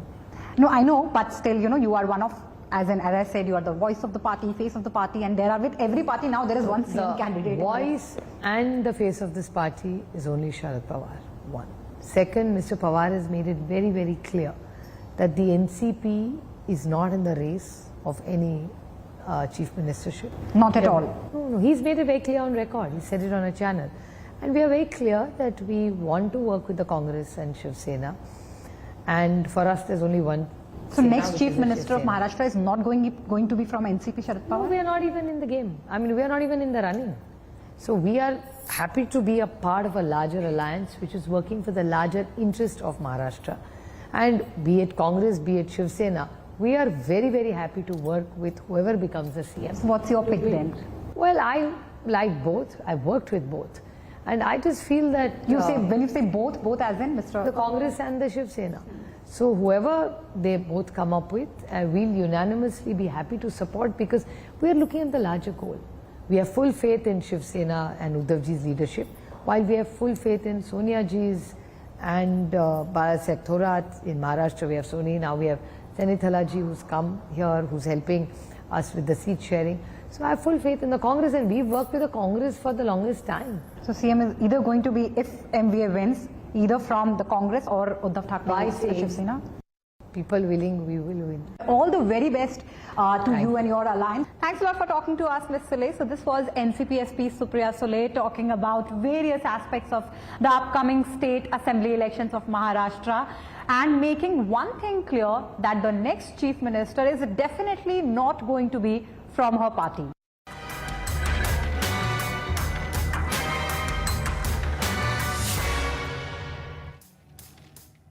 Offshore post the COVID pandemic. Now it also wants to watch out for any potential tax cuts and the impact that it can have on any of these stocks. Now the result is definitely a negative for the metal sector, just for the threat of the increased tariffs. But Citi is unsure whether any of this higher stimulus from China to offset this can lead to upgrades for Indian steel stocks, which have already run up quite a bit.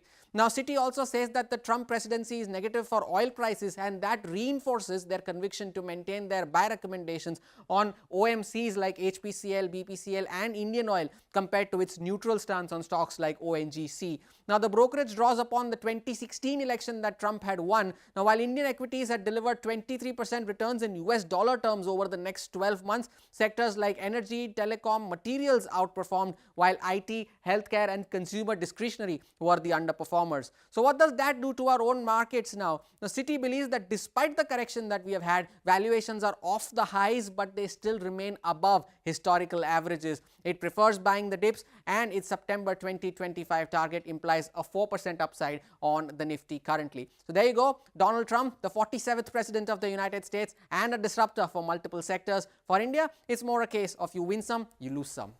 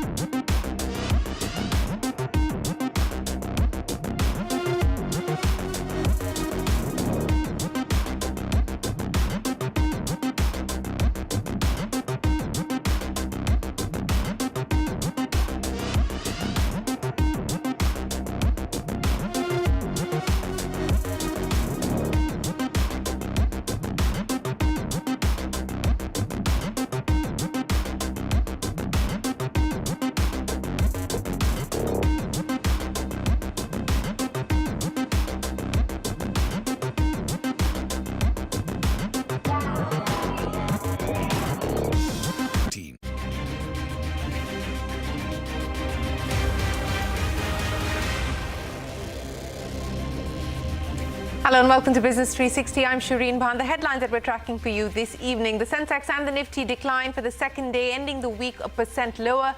Except IT and PSU banks, all sectoral indices end in the red this week. The rupee continues to weaken against the dollar, hitting another record low, but the Indian currency has managed to outperform its peers. The US Federal Reserve cuts rates by 25 basis points. Fed Chair Jerome Powell says he will not step down if the incoming president asks for his resignation. Adds the president does not have the legal power to sack or demote him. SBI reports a 28% profit growth as higher treasury income lifts Q2 earnings. Asset quality improves, but net interest margins drop to a 9-quarter low. Swiggy's 11,300 crore rupee IPO is fully subscribed on the final day, led by qualified institutional buyers. Investors bid for more than 3 times the share on offer. Fresh trouble for Zomato and Swiggy. Sources say an initial probe by the Competition Commission finds both companies breached competition law by signing exclusive agreements with partners. Russia's Vladimir Putin says he's ready for a dialogue with incoming US President Donald Trump. Putin says Trump acted like a man after the assassination attempt in Pennsylvania.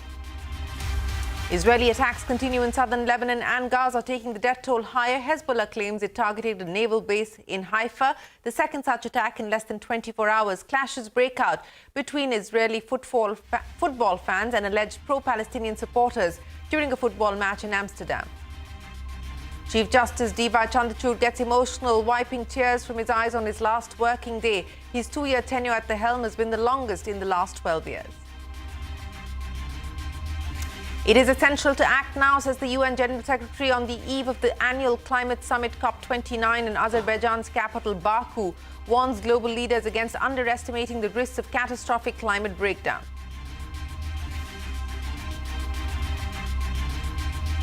Well, let's head straight to the market action. The Sensex and the Nifty ending a range-bound session with marginal losses. This is the second day of declines that we've seen on Dalal Street, with both the indices losing 1% for the week. Now, this week, the 25 basis point rate cut announced by the US Fed is largely in line with market expectations. Midcap saw sharper cuts today, with the Midcap index down by about 750 points. That's the market action for you today. But let's talk about the big global story. US Fed Chief Jerome Powell has said he will not step down if President-elect Trump fires him or asks him to resign. Addressing the media, Powell said that Donald Trump is not permitted under law to fire the Fed chief. Remember, Powell was appointed by Donald Trump during his first term. Trump clashed with Powell multiple times in his first term and publicly called for interest rates to be eased. Take a look. Do you believe the president has the power to fire or demote you, and has the Fed determined the legality of a president demoting at will any of the other governors with leadership positions? Not permitted under the law. Well, that is the Fed chief then. In the money market, the dollar continues to strengthen and the rupee has hit another record low today. The rupee closing at an all-time low of 84.38. But the rupee is still outperforming its emerging market peers. Lata is here with more. Stronger dollar, weaker rupee, Lata. Yes, that's right. It has been a weak week for the Indian currency as well. Before the US elections, Monday it was 84.06. And by end of week, 84.38. So that's a 0.4% fall, largely because of hectic selling of equities by foreign portfolio investors. And, when they sell equities, they take back dollars, so they buy dollars. And that's why dollar strength was what we noted. But the bigger reason is that globally, the dollar strengthened, hugely. And most Asian currencies, in contrast, started falling. And we saw big falls compared to the 0.4 that the rupee fell. Most of the big currencies, the yen, yuan, won, ringgit, Thai baht, they have fallen between 1.5% and 2.2%. So the rupee actually is a standout performer, along with the Indonesian rupiah as well. Now, the reason why you're seeing this fall is because the expectation is that the Trump administration will impose tariffs. And in 2018, when tariffs were imposed by US on Chinese goods, China responded by depreciating the currency so that Chinese goods are cheaper.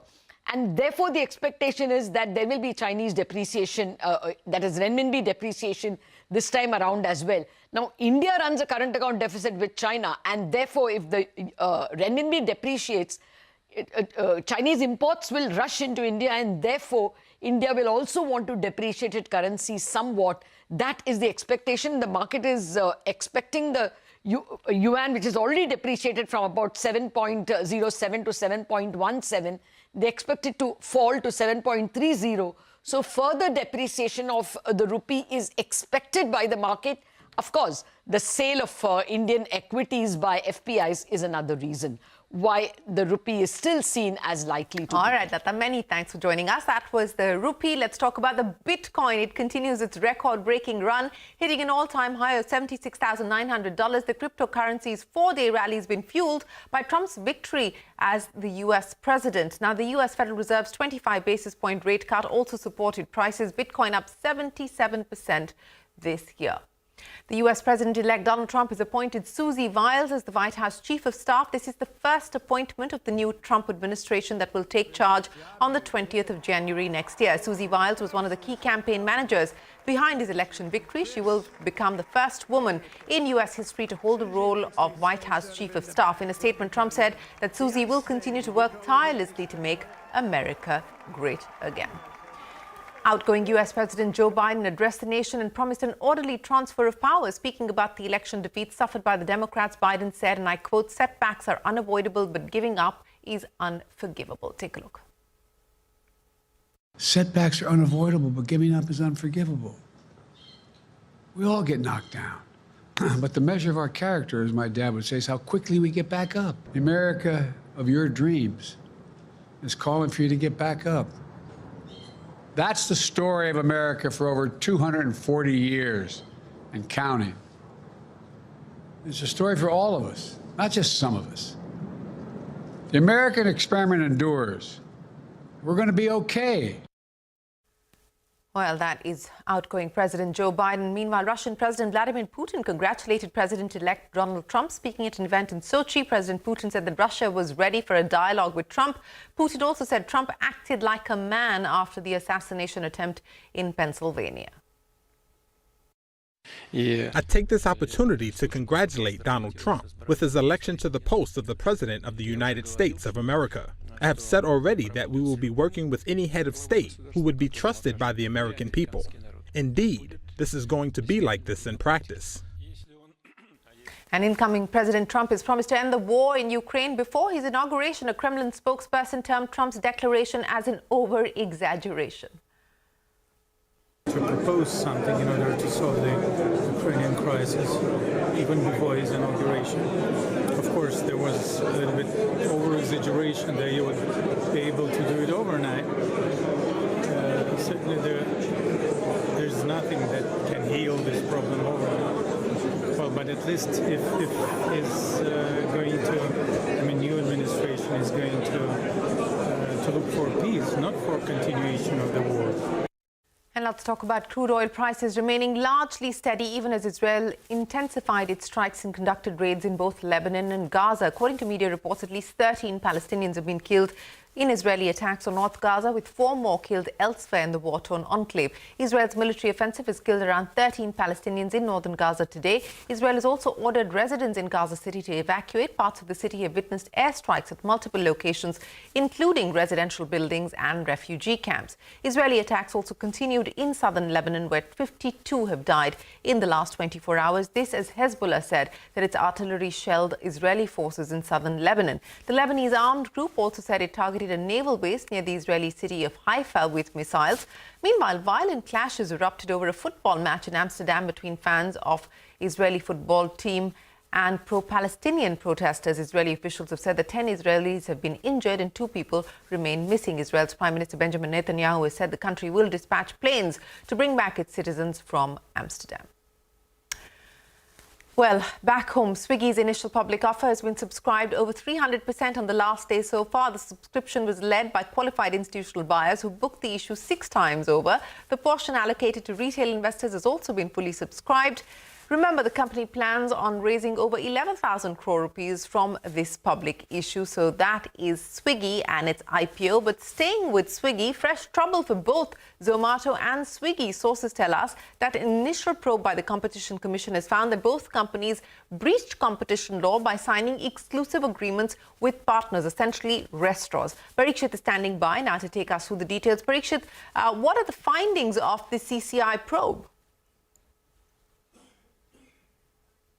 Well, the CCI had received complaints from certain restaurant bodies earlier this year, to be specific, in March this year. And the DG investigation in the Competition Commission of India began his probe, which has found that aggregators like Swiggy and Zomato were breaching and were in violation of competition law of the country. Essentially, they entered into exclusive agreements with their partners, which allowed them to promote the growth of certain restaurant chains or restaurants exclusively on the platform. This, the CCI initial investigation believes, is in violation of competition laws and can attract action as well. Now, these are initial findings. The report will be sent to to both Swiggy and Zomato. Their statements will also be called for. They will be given a chance to explain themselves. That process has not yet happened. Currently, this is at an investigation stage. These are the findings of the probe. What the CCI will now do is, after hearing all the parties and stakeholders,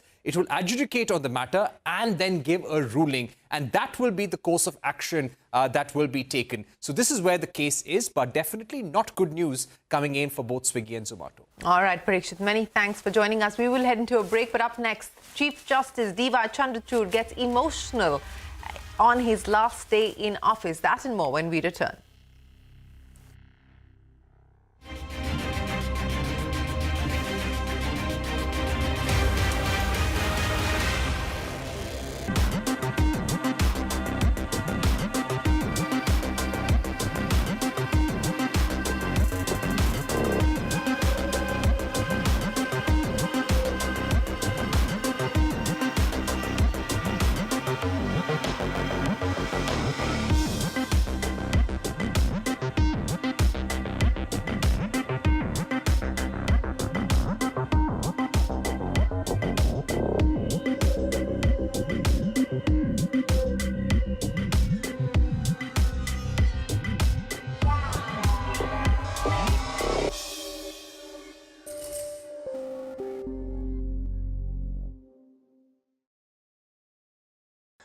High drama is unfolding in the J&K Legislative Assembly, which has met after a gap of 6 years, and the representatives today were in a scuffle when an MLA from Handwara brought in a banner which read that they want 370 and 35A back.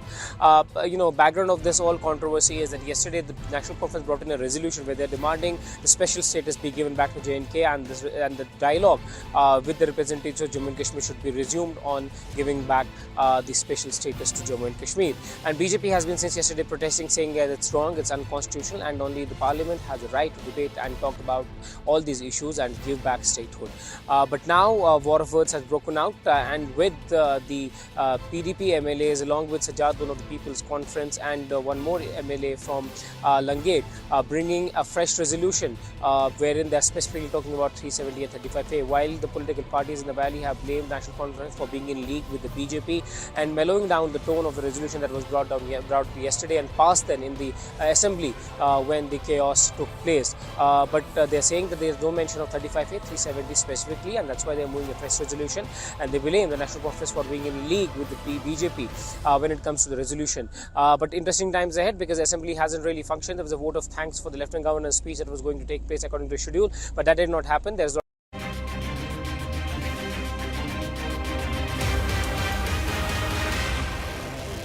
Well, the big earnings of the day. State Bank of India reporting a good set of numbers for Q2 with a higher treasury income boosting profit margins, however, dropping to a 9-quarter low. Abhishek is standing by with the key numbers from SBI. Abhishek. Well, SBI reported a mixed set of numbers. The deposit growth was really strong. However, the net interest margin came in at 9-quarter low. So in terms of deposit growth, it grew by 9.1% YOY and about 4.5% sequentially. The sequential growth is one of the best that you are seeing in last 6 quarters. Advances growth were below the analyst estimate. It came in at 14.9% YOY and less than 3% sequentially. So the net interest margin came under pressure. It came to 3.14% versus 3.22% in the previous quarter. Even the domestic net interest margin declined to 3.27% versus 3.35% in the previous quarter. Now, treasury income was robust at about 4,640 odd crores, which was an increase of 130% YOY and about 79% sequentially. The NPA provisions declined sharply, and if you check, the annualized credit cost is at 2 to 3 quarter low, coming in at 0.38% versus 0.48% in the previous quarter. Asset quality continues to see improvement. The gross NPA and net NPA ratio are one of the best that you are seeing in last 9 or 10 years. So slippages declined to 4,951 crore. Analysts were working with a number of 6,500 crore. This compares to more than 8,700 crore in the previous quarter. So the annualized slippage ratio is at 0.51% versus 0.93% in the previous quarter. Asset quality has improved. Gross NPA ratio is down to 2.13% versus 2.21% in the previous quarter. Even the net NPA ratio has improved by 4 basis points on a sequential basis. In terms of the performance, the NI is largely in line with our poll, and thanks to treasury income, which was on the higher side, the PAT beat our poll. Back to you. All right, Abhishek, many thanks. And Tata Motors missing muted estimates in Q2. Sudarshan is standing by with the details. Sudarshan, what's gone wrong here for Tata Motors? So first, talking about the numbers, it's an all-round miss. Both Tata Motors and JLR have missed even muted expectations. And it's basically on the back of muted domestic demand. If you look at the volumes of Tata Motors, volumes had fallen both sequentially and year-on-year. And even JLR says production constraints has weighed on JLR's earning, and that's the reason it has also missed estimates on all the fronts. Talking about the numbers, for consolidated numbers for Tata Motors, profit was down 11%, revenue has fallen 4%, EBITDA was down 12%, and margin has fallen more than 100 basis points. For JLR, revenue was down 6%, EBITDA margin was down more than 300 basis points, and even EBIT margin has fallen almost 90 basis points. So what does JLR say about the earnings? It says profitability was impacted by temporary aluminium supply constraint and also because of hold placed on more than 6,000 vehicles for additional quality control checks. So these are the two reasons that JLR has highlighted, and because of these two reasons, profit has come down. About the outlook remains healthy, at least from JLR side. It says production and wholesale volumes are expected to recover strongly in H2, and both production and wholesale volumes are expected to pick up very strongly. Like H2 FY25, company is expecting it to be very strong in comparison to H1 FY25, and on the back of that, it holds on to FY25 guidance for revenue of 30 billion pounds and EBIT margin of at least 8.5% or little more than that. Talking about Tata Motors outlook, it remains cautious on near-term domestic demand, but expects an all-round improvement performance in H2 FY25. So it can be divided in two parts. Earnings for Q2 FY25 are an all-round miss, but outlook by both JLR and Tata Motors is looking healthy. All right, Sud, many thanks for joining us. Well, an emotional last working day for Chief Justice Niva Bupa, who retires on the 10th of November. Justice Bupa got emotional and was seen wiping tears as Justice Narasimha hailed his extraordinary ability as a lawyer. Justice Hrishikesh Roy also had words of praise for the CJI, who also happened to be his classmate. Chandrachud's 2-year tenure as the Chief Justice has been the longest in the last 12 years. I had the great opportunity of appearing before him and also sitting with him. Yes, well, that's... I must say that at both instances I failed to come up to, as a lawyer, extraordinary ability, as a judge, extraordinary ability, as we were all appearing from the bar, and his patience, his participation in the proceedings, whoever appears, it was amazing. You ask me, what keeps me going? It's this court which has kept me going. Because there's not a single day when you feel that you have not learned something, that you have not had an opportunity to serve society. And there's no greater feeling for a judge than to be able to serve those in need and people you would never meet, people you possibly don't even know of. people whose lives you have the ability to touch without ever having seen them. So I'll conclude by thanking all of you. Each one of you, believe me, each one of you has taught me so much that I didn't know about law, and more importantly, what I didn't know about life. Because in all that all of you said to me in the court, I learned so much about life. I learned so much about life today. I mean, those 45 matters which we did.